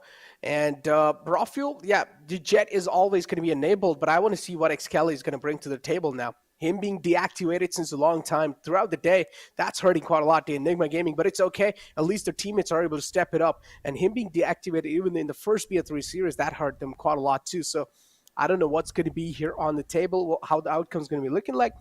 But moving forward, though, CA, we talked about how this is going to be hindering quite a lot, the race speed coming through for Shooter. And I personally think so. They probably have played with this composition a lot of times, even in some pro games, even in some competitive matches. So they will have something lined up. I'm pretty sure there was some kind of game plan will be played around that race. 100%. Like, we've seen this even before in the grand final playoffs. They played, if you forget the Enigma Gaming matchup where it was actually the opposite, King playing the race and their substitute Zarya playing the chamber. They played in other matchups too against God Particles, for example, where Shooter was able to perform on the race. So there's no doubt he's going to be extremely good on that race. It is just for me a simple concern around the fact that he's not going to have nearly as much individual freedom to go for the plays because of the utility that the race has herself. He needs to make sure that he finds value out of that utility as compared to the Jet, where the utility you have to yourself is based around your aim game. It's all about taking the fights and then using that utility to either enable the fights or get yourselves out from a bad situation. The same can't be said for a race. Yeah, the satchels are more kind of like to give you the proactive control. Yeah. Or even the boombot. Yeah. So overall, the utility that Raze has is really good in close range. Or the paint shells can definitely be lobbed in a little bit longer, but for example, the Raze can definitely have a lot of impact in clearing out some corners, some little nukes and crannies. Paint shells can help you out quite a lot, isolating the duels too. So the kit definitely is understandable why it's been picked or preferred on the map of Vine, because it does have a lot of those little choke points that can make another team choke. But Enigma Gaming now on the attackers and Team Exploit on the defenders. I want to see how they're going to be able to activate Shooter here. It's also because of the fact that we've seen King play a mean Raze on Split, right? So we know he can pick up the Raze himself, and they could go for the Jet Raze. It would just mean they don't have the Sentinel, which, to be fair, is quite a big loss. So we'll have to see how the extra presence of the Sentinel can help them out, because right now it's a 3-man push down B long for Exploit, while Enigma sneak in and walk in through U-Halls. They go for the wrap, they shut down Soulmate, and now they're able to get a free plant, but they forgot to check their flanks. Talk about forgetting to check their flanks. It's just within a blink of an eye. 3 kills already on the board, and Enigma Gaming now trying to bounce back in the spot they found themselves in the position they found themselves in. King getting the set up as well, or at least the teleport set up for himself. RVK now is the man left in these clutch situations, and we've seen him pull off some insane clutches without a doubt. And yes, he can make it happen. But 3 players in the front all by himself. Oh, something that is looking quite highly unlikely, but they're giving him these solo duels. Didn't expect the final man there. My heart, Necro. I don't know how much more. Wait, what is Shaka doing? But yeah, man. That's why I said wait a minute, because we saw RVK in this exact position on Split Pistol. He pulled it off then. Almost pulled it off right here. But thankfully, King goes for the trade and is able to find it right then and there. I say thankfully because I feel like that would have destroyed Exploit if that happened again. Oh, yeah. Talk about destroying, though. I'm expecting Enigma Gaming to get destroyed in this round because, of course, it's their eco. But it does really come down to how much damage they're going to be doing here. And, oh, little whiff shots, and he's not able to dash away, CA. The problem already occurring. Yeah, the Jet can definitely be a little bit of better pick in these kind of angles when you're especially going to be holding those aggressive corners. There we go. Soul peeks out the corner. He's able to connect those shots. He's not going to miss out on those. And now it's a 3-on-4. Got RVK wrapping around though, but instantly Soulmate able to shut him down. Should be a simple enough round picked up now for Exploit. But yeah, back to the topic we were discussing, which is I 100% agree. It's like, don't get me wrong, the Raze is better holding that hookah angle down. But Shooter's playstyle to hold those aggressive peaks to find that headshot and then get away, that's not something he can do on the Raze. Bits and pieces of chip damage is what the Raze really excels on, using the boom rod to get information, using the paint shell to deny entry. But that needs a lot of patience, which I fear Shooter is not necessarily showing a lot of. One enemy remaining. That is true. Spike down. And there we go. Nice double dink right there. All down to the final man, Xcali. And he will be taken care of too. Now it's going to be the rifle round, CA. And the main eyes on players like Xcali and Raphael. especially Excali, I think Bind is going to be a bit of a redemption for him to prove himself and to get himself back his confidence, which he had an umpteen amount of through the qualifiers, through the grand final playoffs. Every single time we saw prime time Excali. So far it hasn't happened in the grand finals today, but hey, better late than never is what I always say. And if Excali is able to turn up now in this map 2 of this best of 3 series, find Enigma the victory and get themselves into the lower bracket finals, I don't think anyone else is going to remember the rest of the maps. Talk about remembering the rest of the maps. That's going to be the hookah presence already there. Control a lot for sure in the hands of Enigma. Well, they will need to try and convert this control into an actual site take. Rafiel missing those initial bullets and will need to pay the price for that. He's lost battle. There's lost a duel between a Spectre and a Vandal, and that's a huge duel to lose too. Here's the reload coming through. Instant peek from Shaka is going to peek out again. And the drive-by, the run and gun from Spectre is going to help him out a little bit. Adds on a little bit of run and gun accuracy right there. Misses those shots with the Vandal. And now Shaka also gets a Vandal in the hand. So overall, the advantages after advantages, but that little time that flow through right there. Blocking vision. Nice snake bite. Forces him out of his comfort spot. Shaka is isolated right here, but the shock darts are there to try and support him. Nice shock dart to follow it up, and there we go. Shaka in the corner with the help of King will shut him down. I have the spike. It's a huge round for Team Exploit Necro because remember, this is just the bonus. This was the full buy for Enigma Gaming, but they get shut down piece by piece. This time Shooter with his utility really making it count, and the rest of the team chiming in with some crispy shots as well.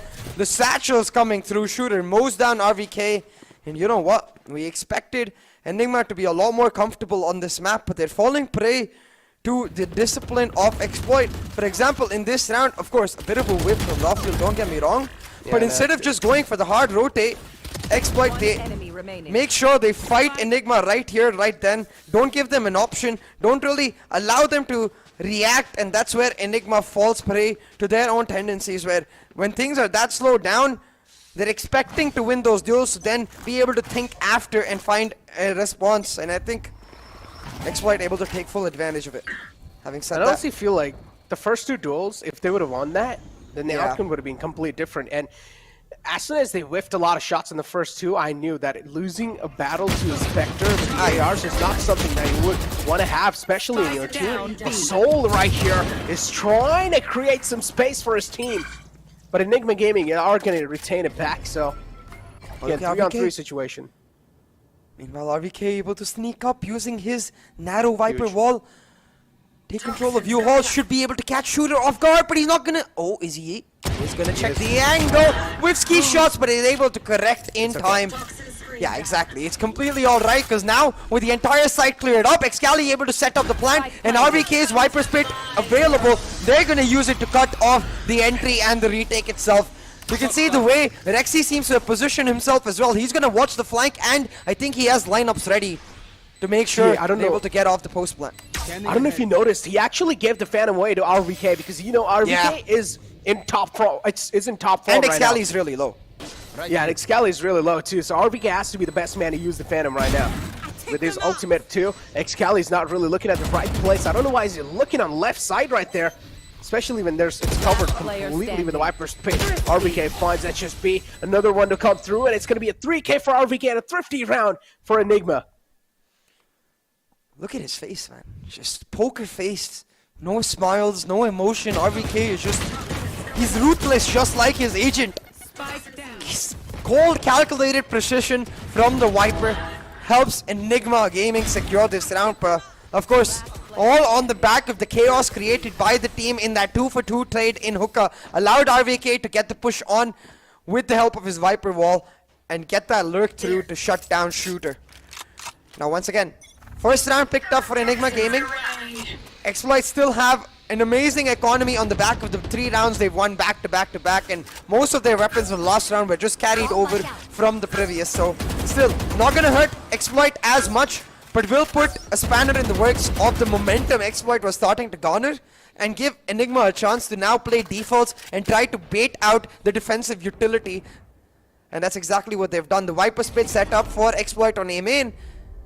Now Enigma are going to try to make their way into that hookah angle while RVK tries to get his lurk on. Rexy just spots a little glimmer. Position instantly given away, and the smoke also comes through. King with an aggressive peek right here. He's relying heavily on his teleporters. And there we go. The rendezvous definitely not being used just yet, but he doesn't really need to because he found a kill with the X-ray vision. And it was combined with the fact that the trademark got hit right there, so he knows as the player has been slowed down, he just needs to spam that exact spot that he saw Cali in before, and he's able to shut them down. So great usage of that trademark trap. That is true. And there we go. King now has a little bit too many things to take care of, too many men in front of him. It's going to be a little tough to take care of all of them at the same time. Satchel's out from shooter to try and reposition himself, and he does exactly that. The final man's position's known, and it's going to be Rexy. The recon dart maybe will get a scan through, but no, it's going to be the answer. Rexy with a cracked out headshot percentage. Left all by himself, actually scratched that. It's a 2-on-2 situation, so both of them get tagged up. And thought it's over, but there's just not really a lot of time left. And it's a clutch. That's where the team comms needed to come in. You could clearly see after the fight with HSB, Rexy did not have an idea of where the spike was. If the pings had come through from the team, maybe he could collect the spike and try to get a plant in the right time. Or at least force HSB into a fight.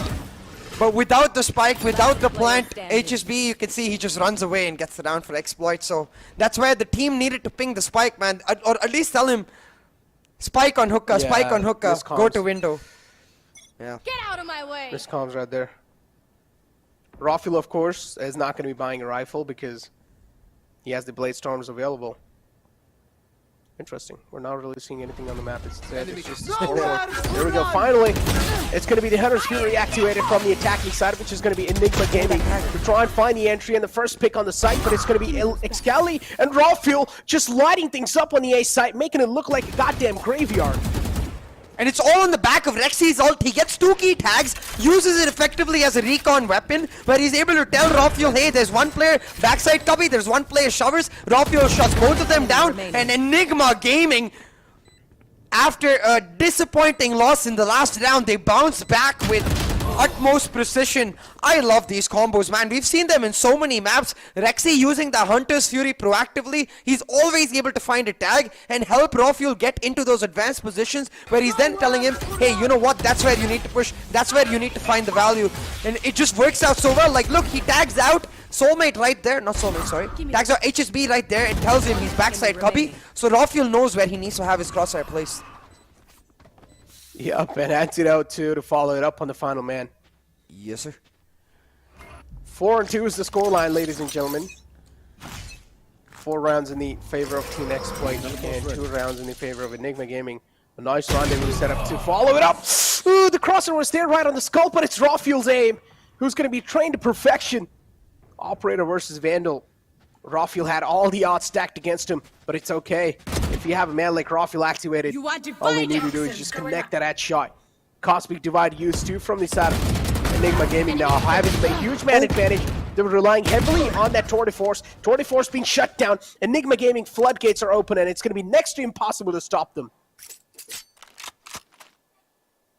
RVK, though, getting flanked from both angles, going to come down to timing and... With the skin of his teeth, he manages to escape them both. He actually stays here. Yeah, he just stays here and now waits. Both of them are going to walk into his crosshairs and get shut down, most likely. HSB first, Soulmate second. And timing is in the favor of RVK. You can call that luck or you can call that skill. Either way, RVK will take them kills. Enemy kill.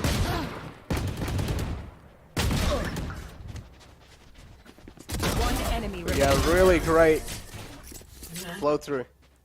And with that win, it's made 4-3 now. 4 rounds in the favor of Team Exploit and 3 rounds in the favor of Enigma. They're starting to get the grip back up on the game. They're starting to crawl back up. And even though both of the teams have Astra Viper, they're both no flash comps Necro. So considering the fact that Exploit have a chamber, you have to expect the composition to excel on the defense as compared to the attack, because the Sentinel isn't going to be as useful now. They hear the drone coming out through that teleport. Excali with the double satchel shuts them down. But RVK got traded out on the other side, so they're going to wrap on Soulmate and try to get Shover's control.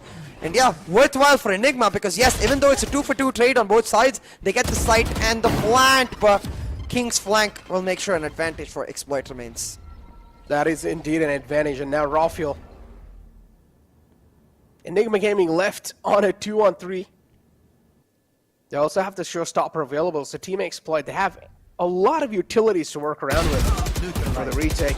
But that's the opening, big things down. And Rexy has been able to activate himself throughout the game, and they're just letting him line up the headshots like that. Now Shaka is one of those, man. His headshot percentage has been looking really cracked up throughout the day. Is he going to be able to crack some skulls open on the side of Enigma Gaming? That's my question. No is going to be the answer because Rafiel is equally cracked. Rexy is so damn consistent with his headshots, dude. Every single time he goes for duels like that, I'm wondering, okay, this time he'll whiff at least a little bit, like this, you know, like he has to crack back, do some crosshair correction. None of that. He just immediately, like, bruh, come on, Rexy. Why so sexy? I thought that was Exploit's coach, not Rexy's name. Yeah. I guess maybe Exploit need to make Rexy as their coach, I guess. But then their coach would be Rexy, not sexy. They can have Rexy sexy, a combination. Ah. Oh, he's still okay. Excali, this is what you need. The pop-off moments right there. Even though you're left in a really tricky spot, it's like, okay, I'll go down, but I'll take another one with me. 2 quick kills on the board, and also being the huge difference maker right here. Enigma Gaming, they're just single-handedly winning these duels with their aim. Oh my god. Oh my god. Yep, now it's just going to be a casual stroll on a summer's day for Enigma Gaming on the map of Bind. I think that's something that I personally want to start doing. The way Excali is just able to sort of calm himself down and focus on getting one more frag after his first. If it was me, I'd just try to spray and pray. Me too, not gonna lie. And that's why we're not pros. Yeah, but something we can take away and try ourselves and learn, you know? That is true.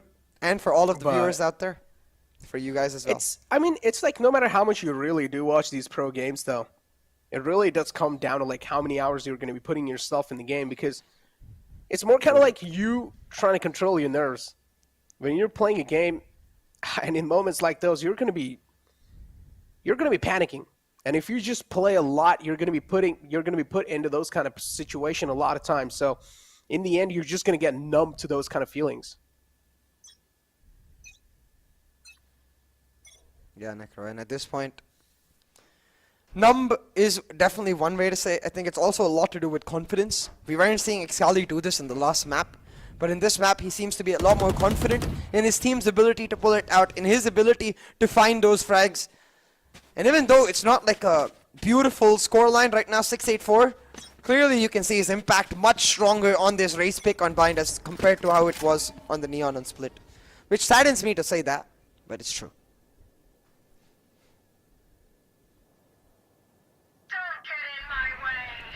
Rafiel's gun is glowing. And it's quite big too, because it's Vandal. Glowing Vandal now, trying to glow some skulls up. And they're just able to walk on the site. Team Exploit, they just can't really do much. Rafiel has already found quite a lot of 8 control.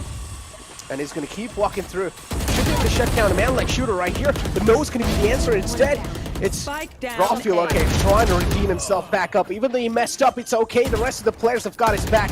And Excali now finally gets the aim on the board too.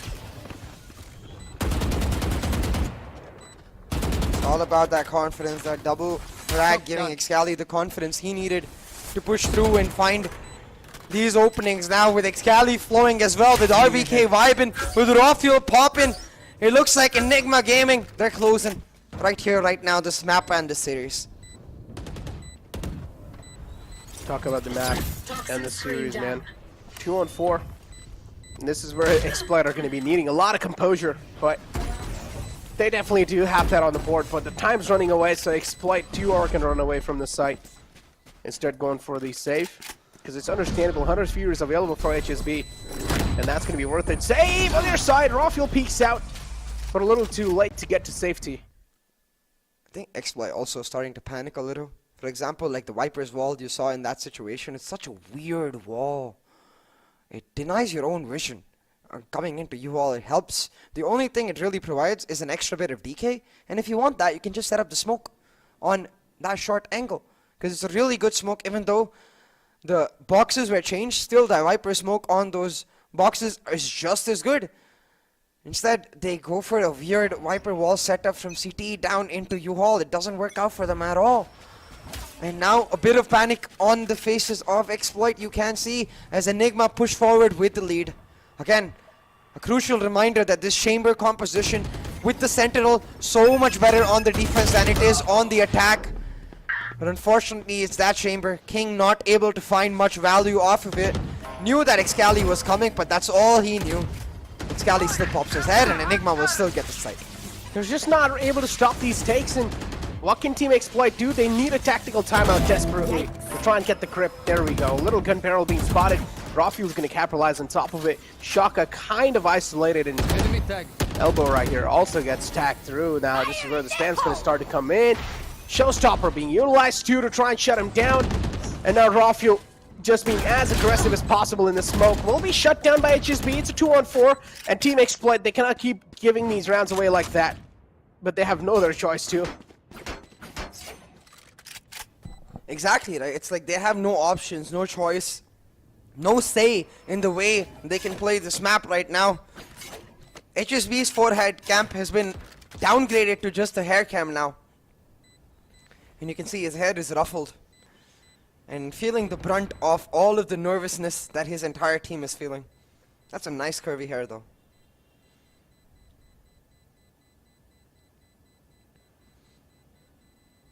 Talk about curvy, man. His forehead's looking quite curvy. Look at that. You know, it's a forehead cam right there. It was a forehead cam because we could see his entire forehead. Now we can just see half his forehead and his entire hair, so it's a hair cam. He's got noodly hair. Yikes. Spike planted. Right now though, Exploit might just be pulling their hairs out of their roots because 7-4 Necro with 1-0 down in this series. Enigma with a significant lead in terms of the scoreline, and now in this round in terms of the weaponry. Exploit have broken buys. They don't have the Tour de Force to try and make up for it. They don't have the Blade Storm because they don't have a jet to try and make up for it. All they have are hopes and dreams which are slowly just shattering and disappearing.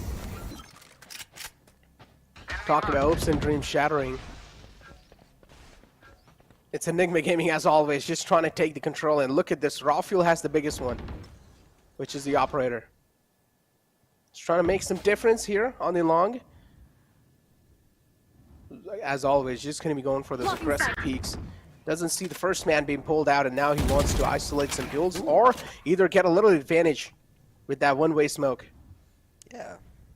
Really nice one-way setup there by Rawfuel. Oh, jump peak. Missed. Even better, King. Making sure that he forces Rawfuel to try and thread the needle. And unfortunately, as is the case when all of us try to thread the needle, we never landed in the first go. Right now, Enigma going back to what has been comfortable for them every single time. Walking into U-Haul using RVK smoke, the conditioning he set up when he randomly walks in so many times for the lurk. But this time, they leave Cali and go for the rotate on the TP. Now, if Cali's actually able to find Soulmate right here, it's going to be a huge flank setup for him. But, ooh, King! Oh. That's a nice one through the headhunter, too. Trying to live up to its name. Oh my Headhunter will be finding a head right there. Rawfuel misses the off shot, but it's okay. It's going to still go on an aggressive page. Will be shut down this time. A little bit of solo plays cannot really work out all the time. HSB, 51 HP, has a recon dart available, too. It's going to go ahead and use it. Oh, that's the rendezvous setup coming through, too, CA. King looking to make some impact. One 3-on-2 situation, taking a lot of damage from the Viper's pit, and RVK is going to take full advantage of that. HSB's position unknown is slowly and steadily approaching the long side. Kind of gets a little glimmer over the final man. Might just be. There we go. RVK peeks out, but the time's running out. HSB's not really having a lot of time. The first half's going to be 8-4. 8-4 in this first half. And Enigma Gaming now in a great flow. Necro going on to the defensive half. They're going to be that much more comfortable because we know that the strength of Enigma on that defense lies in their capability to just be disciplined. They never early rotate, and the only way GE was able to upset that flow was go for hard executes. But for the side of Team Exploit, how are they going to go for those hard executes? They're going to have to rely on King to just become a pseudo jet and help Shooter create that extra space. Because look at Shooter, man. He popped off for the last 4 maps in a row. Against 3 maps against Velocity Gaming. This last map in split against Exploit. Out there. But on this race pick, I had my concerns, I had my reservations, and unfortunately they've come true. He's not finding his form at all. I like HSB's glasses, not gonna lie. Maybe I need to buy some like those for myself. I like his hair too, man. Pretty cool. But yeah, for now, Team Exploit though, definitely struggling quite a lot, CA. And I don't know what they can do to try and redeem themselves. Rafael a little AFK in the corner, but it's okay. Is going to get himself back and is going to shut down the man who was trying to talk a lot. Now it's a 4-4. RVK over here all the way in heaven. Now all he needs is a little pixel off the skull and he's going to shut him down. And, oh no, Rafael is just clicking on skulls. He's looking unstoppable. RVK, come on, you can't just steal it like that. I don't think they care. They should though. This is not 4K Rossi. You're trying to make 4K Rafael, dude? Nah, but it's a simple fact that at this point, they're upset about the fact that they even lost against GE, you know? They want redemption. They're focused on getting the rematch against the loser of GE VLT and getting that APAC playoff spot, so they don't care. I think the call for the team is the sooner we get this map done with, the sooner we can sit in WARD review our GE versus EG game, figure out what went wrong. EG versus GE. Opposite of each other, and the opposite attract. That means our global esports gonna lose tomorrow. Sneak peeks. Necro has a script, so we may never know. We're talking about the script right now. So, mate, what are you doing, my man, walking through the snake bite? Man, he's just trying to have a great time. He thought he was some green water. It was some green sparkly water, but turned out to be a snake bite. It's okay. He's playing the same agent, Necro. Bye, Rexy. He's like, you're the headhunter? No, I am the real one right here. And King pretty much shuts down Rexy. Rexy is a man who has had the headshot percentage up to the mark all the time. He's been one of those players that has had the highest headshot percentage. The flank again might just catch him off guard. But King, what are those shots? Are you kidding me? Oh. Enemy punished. Hold on, though. Still, anti-long range spray is not what we expect from the Spectre, but he still manages to shut them down. And now in this 2v2, they've got the weapons. King has got the Spectre, but Anti will find Shaka. Now King with the 4K, looking for the ace, has his trademark set up to get him the contact. Will jiggle out, but Cali trying to force him down. Will make sure that he doesn't get a chance. And Cali, so quick on that decision. Knew that he couldn't wait and couldn't jiggle, couldn't rely on the fact of when King is going to go to peak, took matters into his own hands, went for the aggressive push, and had the confidence to make it happen. Talk about the confidence, man. When you shoot with a Spectre in long range like that, it feels like you're trying to sprinkle the demons with holy water. What? Doesn't it feel like that? I don't know what it feels like to sprinkle demons with holy water. In the movies, dude. Come on. It's like, you know, it's just like throw the little water. It's like, go away. Shh, go away. It's like sprinkling the water. Oh boy. I think Necro has certain demons of his own. Okay. That we might not necessarily want. I'm a demon myself. I was born in Halloween, 31st October. Sheesh. Makes sense with all the lame jokes. Okay, you want to torture people, you know, made to torture. Wait, back to the map itself right now. Exploit, they're crumbling and they're falling apart. Necropa, this is their final chance. They're on the buy. They did significant damage to Enigma Gaming on the anti-eco. And now they've put Enigma in a situation where they have to invest into weaponry that is not as good as their own. So definitely an advantage for Exploit in this round. But if the same happens to them the way it happened to Enigma, then it's GG, WP. There's no more next to go because this will be the end of their tournament. GG, go next. There is no next, literally. Satchel out. I mean, for third-party tournaments for Exploit. Satchel out. They won't even be with Exploit after this if they lose. I mean. Oh yeah, that's true. There's literally no next. That is true. GG, 30 go home. seconds left. They're kind of already home. That is true. GG on this solo. Oh my god. No, I'm kidding. Definitely a little off there, but hey, they've got the spike planted. 2v4 should be a comfortable round pulled off, especially with King wrapping around from Chavez. Antidote shots him down though, and both of these players stop that spray. Could have ended Exploit's hopes and dreams, but Anti okay, hold on. Didn't go for it, and exactly, hold on. Again, I just want to reiterate, I was just joking there. Okay, alright. But I still want the comeback to happen, man. I don't want the end of Exploit's journey to be a 2-0. I want them to go 3 maps, at least, if they're going to end their journey. If either team is going to end their journey, because someone has to end their journey with this series. 5 rounds in the favor of Team Exploit, and 10 rounds Start this party. in the hand of Enigma. Having a huge cushion for themselves and also a little mental edge in this competition. Team Exploit are looking to exploit that fact, or at least Team Enigma are looking to exploit that fact. But still, you can't really heavily rely on that cushion that you've got for yourself. Because, as you can see, King has the tour de force available. He's not going to use it as long as he's forced to. He has the Vandal in the hand. If he's going to use it when he feels like it's really necessary. Shooter's positioned himself for success in U-Haul. And is also going to go for the Boombot right here. Boombot being shut down. 2 players position now known. Enigma Gaming. Both the players are known that they're on default boxing, and the other one's pretty much holding the Shower's angle. Antidote peeks out, takes a couple of shots onto himself. Down to 45 HP, but that shock dart's gonna seal the deal. But this time, Raw Fuel, a little bit of whiffy moment from his side, but it's fine. Excali is able to activate himself, but he gets shut down too. 1v3 for RVK now, not unfamiliar territory. He's been here before. Let's see if he can do it again. Easier said than done though, because you can see Shaka marking one flank while HSB marks the area from which RVK is gonna show up. Not expecting HSB so damn close. He gets shut down and oof. Enigma starting to feel the pressure, Necro. The economy is broken. Exploit are on the comeback. They have the momentum, and at this point, yeah, really nice shock dart from HSB. But at this point, Enigma, they need themselves a tactical timeout. I feel like we haven't seen one in this half just yet.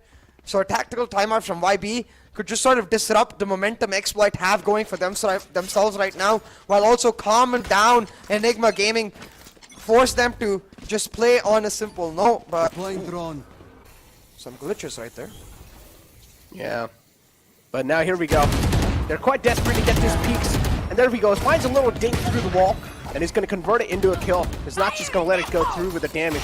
The Shooter's able to at least straight things out. The Showstopper's out too. He's able to find one, and Shooter now with a quick 3K on the map is able to get the Stroll on the site too. An easy control of the site. RVK reduced the Vandal, but does not expect Soul to be there. RVK shut down, and now it's all down to the final man, Rexy. Rexy Dreams. The reason I laughed is because the last time RVK went for that flank, he was checking the cubby angle where Soulmate was sitting now, but he got surprised by HSB sitting close. This time he went for the flank, checked HSB's angle, got surprised by Soulmate sitting in the cubby. He must be like, bro, what the heck? This is not fair. These like micro adjustments too, CA, like, yeah, they're just so huge, right? That can bring in so much difference. He was able to catch the man off guard in the flank. If that wouldn't have been the case, that means the entire round could have been just flipped against Team Exploit. But yeah, 7-10 is the scoreline, ladies and gentlemen. Enigma Gaming also getting the guns back in the round. And now with these rounds, it's going to be every buy round that Exploit get in the bag is 2 rounds for them effectively. 1, because the economy will be broken for Enigma if they lose any buy round going forward. This particular round, for example, if Enigma drop the ball, it will mean effectively 10-9 for Exploit as long as they don't give up a Thrifty. But look at this. Enigma with the read, a 4 stack towards this A side, leaving Rexy all alone over here. It's quite interesting because it is adapting to what Exploit have done in these last few rounds, continuously taking showers and holds control, but this time it's Excali who obliterates Shooter, and an 8 coming out with 2 players stuck in the corner. So much utility thrown in Enigma Gaming. Oh my god, what? Together they destroy Exploit. Not just destroy, it's like they're looking like the reactor. Easily able to react to what Team Exploit are doing. And they're able to shut him down on a flawless round from Enigma Gaming. Looking unstoppable. And Team Exploit now, they're gonna start. They will need to start wiping their sweats off of their foreheads, because if they don't call out for a tactical timeout right here, it's gonna be a little too late. But I gave the reactor reference right here. All the XQC fans in the chat. Hashtag XQCL. Juicer's out. Juicer's out, my guys, because right now, Enigma Any juicers able in the to chat? milk out of the value from their key ultimates, pick up a crucial round, reset the momentum, and deny Exploit a chance to come back. Now Excali is getting aggressive. His Vandal is glowing. He's feeling himself, and he's popping them heads. Yeah, there we go. Raphael is just going to be an unstoppable force of nature, easily strolling through. Team Exploit, they're being destroyed as if they're not even close to the capability of Enigma. And this is what we've known. Toxins going up. Final man funny alive thing soul is trying his best to do at least something. The funny thing is, even in the last matchup between Exploit and Enigma in the grand final playoffs, it was this exact B-long push that Enigma made happen where Raphael found a 3K with the Sheriff to close off the map. So it's a very comfortable push for them, you know, just W with the duelist down long, using this Astra util to mask their presence. At least in terms of visual presence, not in terms of audio presence, because of course they're pressing W, but it gives them so much value and surprises the heck out of Exploit every single time. Yeah, I don't know, after that kind of a steamroll, even on the rifle rounds, that's literally kind of like a humiliation. It's going to be hard for Team Exploit to bounce back when it comes to the emotional damage that has been dealt onto them. And the economical damage as well, Necro. I don't think they have full buys right here. But on the back of the tour de force, they might be able to afford one. We'll have to see. Either way, is a tactical timeout called in. A note for all the teams in the future, I don't think you should wait till the match point to call the tac timeout. Just call it earlier so you can deny the match point. Like, for example, when right before this round, when we saw Excali.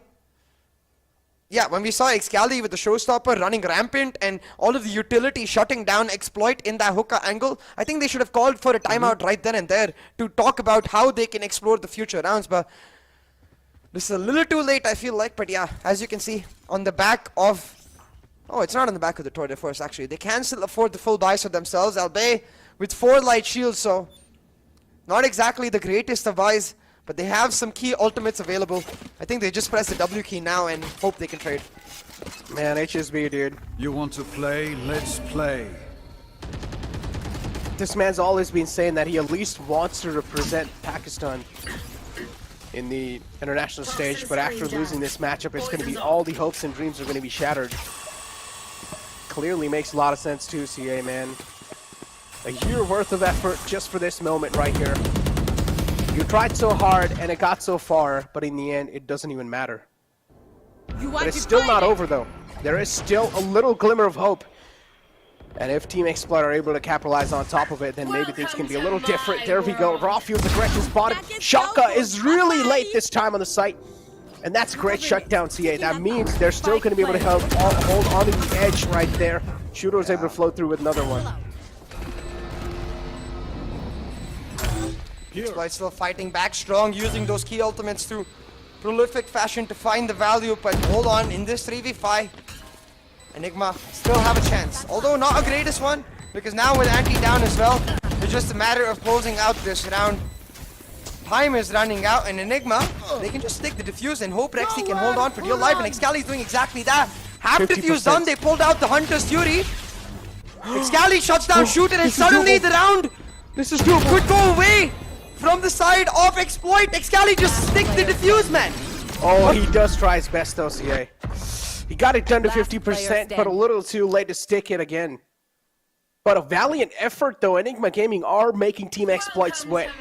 And just because the rounds are being a little too close for comfort, I'm pretty sure Team Exploit, they're going to start to sweat now. The nerves are going to start to rattle. Yeah, most definitely. Because think about the ultimates they invested just to get that round, right? It was the Hunter Fury, the Viper's Pit, as well as the Tour de Force. Even if you don't count the Tour de Force because it didn't seem to have as much impact, the simple fact remains that now, once again, their buys are broken, but they don't have those high-impact ultimates to help them out. So they're just going to have to rely on some cracked IAF shots to pull this off, but that's a once-in-a-millennia thing, once-in-a-blue moon thing. It doesn't come around too often, but unless you're cracked. Right now, though, Exploit, they've taken hookah control for free, Necro. I want them to just hold on for the next 15-20 seconds, hope that Enigma gets impatient, and then play on the rotation, because one thing that we haven't seen from Exploit is the lurks the way RVK was setting them up. A bro moment. That's literally a bro moment. HSB just peeks out running while they don't even have the long control. And Enigma Gaming are able to exploit that fact.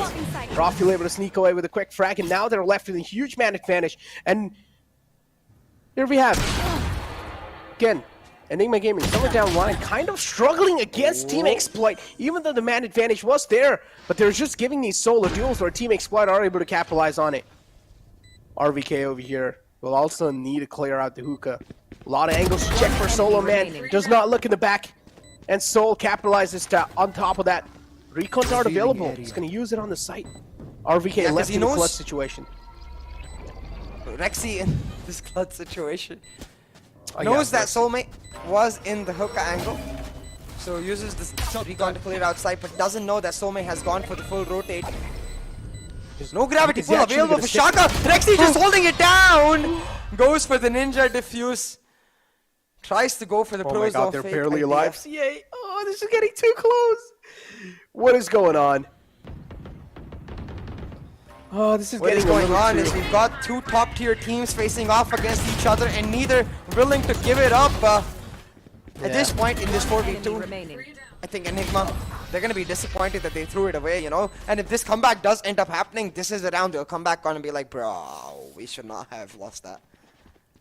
You're not, it's like you give them a little grip and they're just going to grip back up. You can't give them any room. Exactly. You give them an inch, they're going to take a mile. And at that point, Exploit, they're strongest with that, the momentum, really, you know. And again, the economy of Enigma is on the brink of breaking, Necro. This round, they're relying on Raphael's Blade Storm to pull off full buy, so the entire team, they lose this. They give 2 rounds away, it effectively becomes 12-11 on the edge of overtime for Exploit. Yep, on the edge too, and I don't know why Excali did not drop back, even though he gets spotted like that. Still, he makes the decision to not drop, and this is where, within a blink of an eye, Enigma able to flood away with 3 quick frags on the A site. And now it's all down to HSV and Shaka. These two players to try and clutch it off, and now it's all down to Shaka.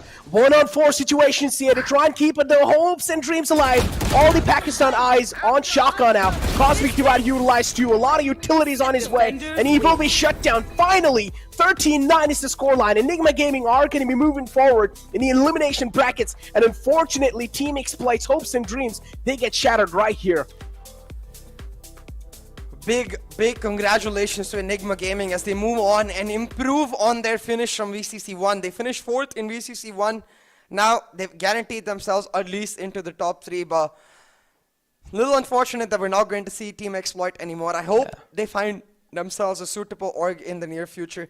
I hope they put themselves in a position where they continue as this roster, because these lads are so damn talented, man. They have everything they need to make it to a top tier team, and I think today's losses are not a testament to their full potential, especially on the map of Bind. I think clearly a composition issue. I feel like Shooter could have popped off on the Jet a lot more. And that's where it's something that they can learn from global esports, you know. Throughout the entire tournament, we saw GE experimenting, trying the meta, trying to play what was objectively correct, but never working out for them. Today, we saw GE going back to what worked for them every single time, and they pulled off some monstrous victories. I think for the future, Exploit, that's a lesson for you to learn. Just stick to comfort.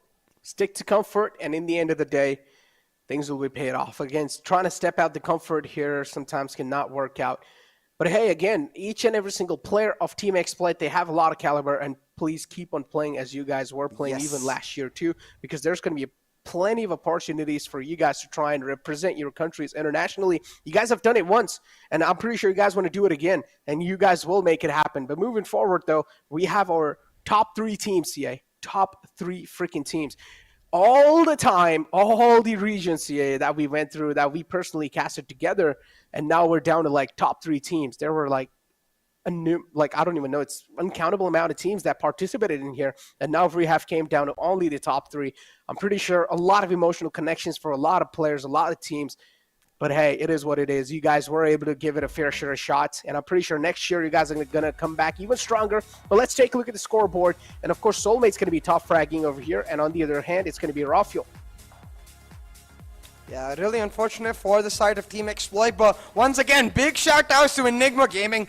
They persevere, they push back, they find the victory, and Rafuel, clearly the MVP of this map. But I think overall, the MVP might go to RVK. I think it's going to be a close one. Rafuel was also popping off on Split, to be fair, so we'll have to see. Either ways, though, I think Rafuel and RVK clearly the most consistent players in this best of 3 series. But I want to give props to Excali as well. Yeah. After a bit of a underwhelming performance on the map of Split, he didn't let it affect his confidence. He pushed back, he came back that much stronger, and showed that that was just a one-time thing. He's able to find that strength on his pick of Raze on the map of Bind, and that's so important for a professional player, the ability to reset your mental and the ability to just bounce back. But Enigma Gaming over here and the stats just proven Team Exploit completely unparalleled in all the different aspects. So Team Exploit, as we said, now they're probably going to be leaving the organization too, because there was a lot of stuff going on the social medias we don't really have the insights on, and we don't even want to talk about the insights. But yeah, as you said, hopefully they find themselves a comfortable org, because these 5 lads are absolutely insane, and they have pretty much the future of Valorant esports in Pakistan region. So I feel like this team should stick together. Another team that is really cracked up, I feel like, in Pakistan region has to be Salt Esports too. So them two, these 2 teams are one of the biggest threats out there in the SA region. Oh yeah, 100%. And Exploit have more than they've done more than enough to prove that they are a top tier, S-tier team in South Asia, you know. And they've proven that there's a ton of competition in this region, and hopefully helped us catch Riot's eyes. We upgraded from 1 slot to 2 slots for VCC 2. Maybe we get even more for VCC 3. You never know. 3 slots for 3. It's like they're just increasing it season by season. Maybe they're doubling it season by season. Like 1 times 2 equals 2. 2 times 2? Guys, CA is giving insights. Trust me, CA is actually giving insights. No. Clip that. He's giving insights. Clip that right now, because we already you see our kind of like the virtual desk. We have like the local time too. Then Valorant Conquerors Championship, and there's like this little wording lines just moving through. I actually feel like I'm a news reporter, and I'm over here reporting the news. Doesn't it feel like that? Oh boy. It actually gives me those kind of vibes, though, not gonna lie. Breaking news, Team Exploit is now out of the Valorant Conquerors Championship. Oh, that's a huge news in itself. I have another breaking news to follow it up, and now we're going to be seeing the Val Classico tomorrow. So ladies and gentlemen, do not forget to tune in Valorant Conquerors Championship, brought to you by NODWIN Gaming, and also grooming partner at Gillette. But moving forward, the jokes aside, CA, a great journey for Team Exploit themselves, but now Enigma Gaming, they're looking to get their revenge, at least back up on any of these teams that are going to be moving down, or at least in the Val Classico. Whoever loses, they're going to be pushed down to the lower brackets. Yeah, exactly. It's going to be an exciting affair tomorrow. The team that is going to end up losing the Val Classico is going to have to play 2 best-of-3 series back-to-back, just the way Team Exploit did today. And that's also another thing I want to give props to Exploit for. Just props to them for being these amazing athletes, putting up a stellar performance despite playing those back-to-back series. Giving it their best, giving it their all, really. We're talking about giving it their all. This man, he's hunting for that $1,500 MVP prize. Rafuel with yet another MVP in a best-of-3 series. Another MVP. Rafuel is just an absolute monster, and proving it again with a monstrous performance with 46 kills on both the maps here and 27 deaths and 6 assists. This man is absolutely cracked out of his mind, and we talk about consistency. Rafuel is one of those duelists that is always going to give you consistency no matter how things are going to be looking for your team. Enigma Gaming entire team card over here. Rafuel, of course, is going to be leading the charge by miles away. Always, my eyes always go to the bottom. Rexy, 37.3. He's so cracked. Why is he so cracked? Man, I don't know. Rexy is sexy. That's all I'll say. Yes, man. Look at the beard too, dude. Yeah. Oh, you should see his dance moves, man. His dance moves are nutty. Yeah. I'm not gonna lie. Skinny guys are usually insane at dances, man. Yeah, true. True that, and they're also not all skinny guys. Yeah. No, I'm saying because we know a couple personally who are not great. One of them is on the Hindi desk. I'm not gonna I didn't point say out that. Necro did.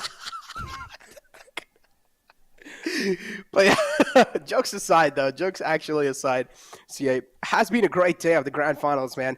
Overall, the first day has been an absolute great day. Grand final playoffs too. First day, I remember it was a memorable day, and today too, we're never going to be forgetting how things looked like in all these best-of-3 series, on all these 3 best-of-3 series. And of course, Team Exploit's journey has been a memorable journey in the 2022.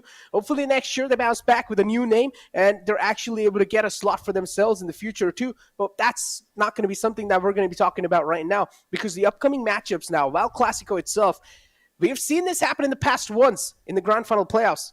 What do you think so? What are the odds this time? Is it going to be, I mean, look, that's a slot online right there itself. That's like one slot right there. If you lose out on that, that means you will have to go through another big step, and that's going to be Enigma Gaming. Exactly, right? It's effectively the grand finals of VCC 1 again, where there was only one slot on the line. The winner would get that slot. It's the same thing tomorrow with that slot on the line. But hey, let's talk about the matchup between Exploit and Enigma for a second. Take a look at a couple of clips and see what went wrong or right on the side of Exploit now. You can see they started off with a 3-0 lead, right? But right here, this is the lurk from RBK that is going to open up everything from Exploit. And he was so crucial to their success, not just on this map, but there too. Now, as he moves forward, this is where timing really comes into play and the information that Exploit have for themselves. So if you notice, the minute he gets across that A-shot area is when the chamber actually dies. So that chamber trap that is there in A-shot, it never procs. So Shooter is assuming that the chamber trap would have procced, but it never does because RBK is able to escape right after the chamber died in Oka. That is true. Again, timing is something that can really change the course of the game. And we've seen, especially in the grand finals, because all these teams, when it comes to the aim, they're equally matched up. When it comes to the team communication, team synergy, equally matched up. There can be ups and downs in all those little mechanisms. But hey, overall, it does come down to the timing factor. And if a player is able to get it in his hands, then anything can happen. Take them out. At the end, it was RBK who ended up clutching out. Last player standing. So very well done from his behalf, but again, these are the small issues now. Right here, again, you can see using the fact that they know HSB is using that drone to get into the B shot. They just satchel onto him, they wrap, he shuts him down, and even though this ends up being a 2-for-2 trade, Enigma, they get the sight, and that's all that matters. That's so unfortunate for HSB, just has his fingers on the head. And yeah, hands are quite too busy. And nothing much really to be said over here. And then overall, it's just Enigma Gaming trying to get the plant down as well. But Team Exploit having the man advantage. They look really strong, at least over here right now. They also had the Showstopper and Cosmic Divide. I mentioned this in the round when it was going up. Rexy peeks out over here. He gets the first one, but the second one is something that he's not going to be able to sneak to. Okay, he does. Okay, I don't really remember, but he does, yeah. So this is when I was like, why is Rexy so cracked, man? He just consistent with those headshots. Yeah, and then it's just Shaka over here left in a close situation. This in itself is something that's going to bring down his mentality huge or in a big time, especially realizing so many things online and you're fighting for a chance for your team to try and survive in the VCC itself because, you know, as I said, a lot of things online. And that in itself has to be something that's already adding on a pressure, and you left in a clutch situation like that, it's something that is going to be really next to impossible. Yeah, exactly. It happened in the last round as well. Unfortunately for Shaka, it's a once-in-a-blue moon kind of clutch that somehow you're able to pull through, you know. Those are not the kind of things you want to rely on, and that's exactly what I think Exploit has to take away from this map. Find a level of consistency in their systematic approach, and I think you also have to give a shout to the fact that they only recently found Sexy as a coach. It was just been, I think, less than a month or so, so they haven't really got as much time with him as they would have liked. So I'm sure with more time and more presence of the coach and the team working together, they will become that much better because the players themselves, they are extremely talented. Oh, they're talented individuals, and we've seen them when it comes to the mechanical skill. When it comes to the team communication itself, that counts under mechanical skill of a team. That's on point. All they need is a little bit of more backup support from the coach, as you said, and a little bit of more kind of like a little bit of more groove with each other, and they can try and get these biggest of the biggest names down. Because we're talking about Enigma Gaming, we're talking about global esports. They've been with each other since not just Valorant, they have been with each other since the past FPS titles too. You guys need to realize. And CSGO in itself was really big in India, and they were there, they were sticking around with each other, they know how each other think, and it's just overall you're able to gel up pretty well. Exactly. I think it really did come down to that synchronization that Enigma had towards the end to make sure even when Exploit were starting to come back, Enigma held on strong and they pushed forward for the win. Those rounds where they used the key ultimates as well. For example, that one round where they had a 4-stack on A, but as soon as that drone from Rexy spotted out multiple members in hookah, Excali immediately sets up the boombot, uses the information from the boombot to get a showstopper on through and picks up multiple kills. The way that round changed the momentum of that comeback was absolutely crucial to Enigma's success. Exactly. And to talk about Enigma's success, man, of course, the first day has been successful of the grand finals of the NODWIN's Valorant Conquerors Championship. Unfortunately, if I was someone who would have hosted this tournament, I wouldn't want any of the teams to leave. But hey, it is what it is. Even if I was it, nothing can be done. But we have a little interview lined up with the winners of the previous Best of 3 series, which is going to be Enigma Gaming. So let's find out what they've got to say. For that. Actually I have no idea, but जैसे कि आप बोल रहे हो कि थोड़ा ऊपर नीचे था, and I also feel कि थोड़ा shaky था आज का पूरा दिन, but thank God we got the win and we qualifying for the lower bracket finals. तो कल एक अलग दिन होगा, hopefully mentally prepared रहेंगे और काफी जैसे हम खेलते हैं regularly वैसा खेलने की कोशिश करेंगे. So, Antida, I would like to ask you one question. तो जैसे मैं सबसे पहले तो आपको मैं ये बोलना चाहता हूँ, a very brave move, that was very surprising आपने नियॉन लिया. मेरे को kind of थोड़ा expected था कि एनिग्मा ही एक ऐसी टीम है ये BCC के अंदर जो कुछ बिल्कुल ही हटके करने वाली है, and आपने वो करके दिखाया. But मैं थोड़ा सा disappointed था क्योंकि मेरे को लगा था कि हमें बहुत ही ज़्यादा अलग-अलग plays देखने को मिलेंगे, but वो थोड़ा game में possible नहीं हो पा रहा था. What like आप क्या कहना चाहोगे इसके बारे में? It was a bad day या फिर क्या? I think as I said, like सबका ही थोड़ा off timings या off understanding कुछ भी मतलब properly थोड़ा सा गलत हो रहा था. तो I think उसके वजह से proper reads या proper communication नहीं हो पा रहा था कि जो अलग-अलग place के तुम बात कर रहे हो तो वो नहीं हो पा रहा था. I think ये जो हुआ है आज वो सारी चीजें fix करके हम लोग कल ट्राई करेंगे कि जैसे हम लोग जो प्रिपरेशन हम लोग किए है बिफोर बीसीसी उसको हम लोग शो कर सके. Well, I hope tomorrow you will have a great day. सबके bad days, good days आते हैं, and I hope आपका कल काफी अच्छा दिन हो, and हमें असली एनिग्मा जो क्वालिफायर 1 में दिखी थी वैसी परफॉर्मेंस वापस देखें. I believe fans की तो उम्मीद वही रहेगी जैसे साई ने पॉइंट आउट किया कि कल हमको एक असली एनिग्मा नजर आए. बट मैं एक लाइट हार्ट क्वेश्चन पूछना चाहूंगा आपसे. फर्स्ट जो मैप था स्प्लिट थोड़ा सा स्लो स्टार्ट हुआ था. How proud of you of आरवी के कि उन्होंने किसी तरह तक प्रेशर जो था वो आपके लिए रिलीव करके रखा. I think like I am proud of him because you all know कि वो कैसा प्लेयर है, उसका कैपेबिलिटी क्या है, और वही चीज मेरे को खाली देखना था कि जब when we needed him the most he performed. So I think hopefully ये परफॉर्मेंस कल तक चले और for further और भी चले और मेरे को और इजी पड़े गेम में. अगर तुम्हारे जो स्टार प्लेयर्स है, तुम्हारे जो बैकबोन्स है टीम के, वो अगर फ्रैगिंग करना चालू कर दिए तो for me it's very easy to rotate mask and call. Exactly. Absolutely. एक और क्वेश्चन. लास्ट टाइम आपको फिस्ट बम्प नहीं दिया था किसी ने, इस बार दे रहे हैं? इस बार फ्रैग ही नहीं किया तो फिस्ट बम्प मांग ही नहीं पाया. Win is a win. Yeah. Exactly. Yeah. Definitely. But once again, Antidote, definitely जैसा हमने डेस्क पे भी बोला that tomorrow is going to be a different day. जैसा आपने भी बताया that tomorrow is going to be a different start, a brand new start altogether. And वो जो पुरानी एनिग्मा का जो पूरा का पूरा जर्नी रहा है, definitely we are looking forward to seeing that. And best of luck and congratulations. Best of luck and congratulations. Yeah. Thanks guys. Thank you. Well, thank you so much. Right. They themselves said that they had an off day, CA. Understandable. Every single team has their own ons and off day. But again, moving forward tomorrow, this is where they will have to find a chance. If you're going to be having an off day tomorrow, you're only going to be getting one BO3 to play. And that's the only time you're going to be able to test if you're having an off day or an on day.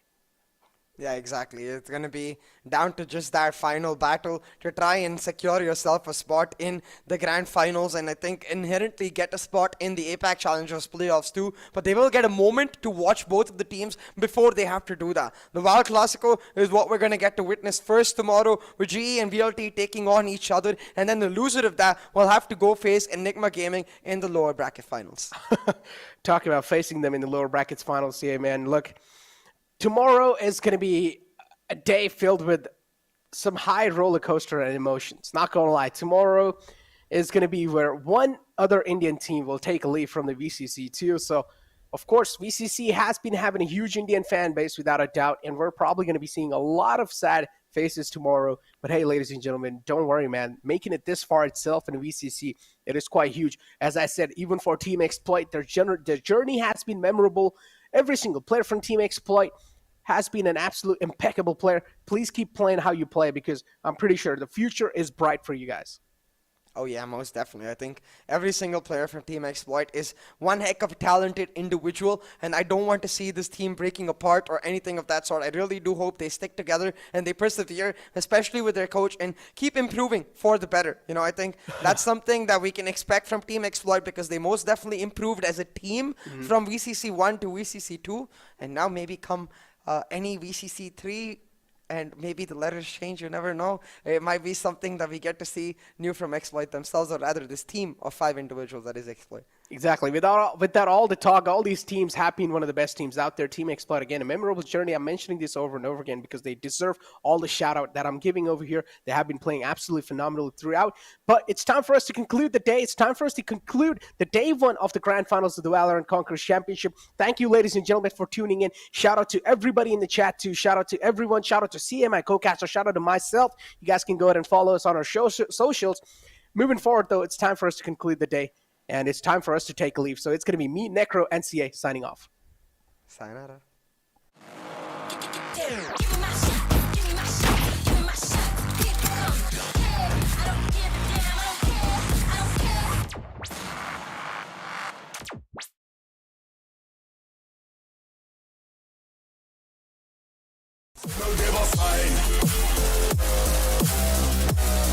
Boy, your gun finger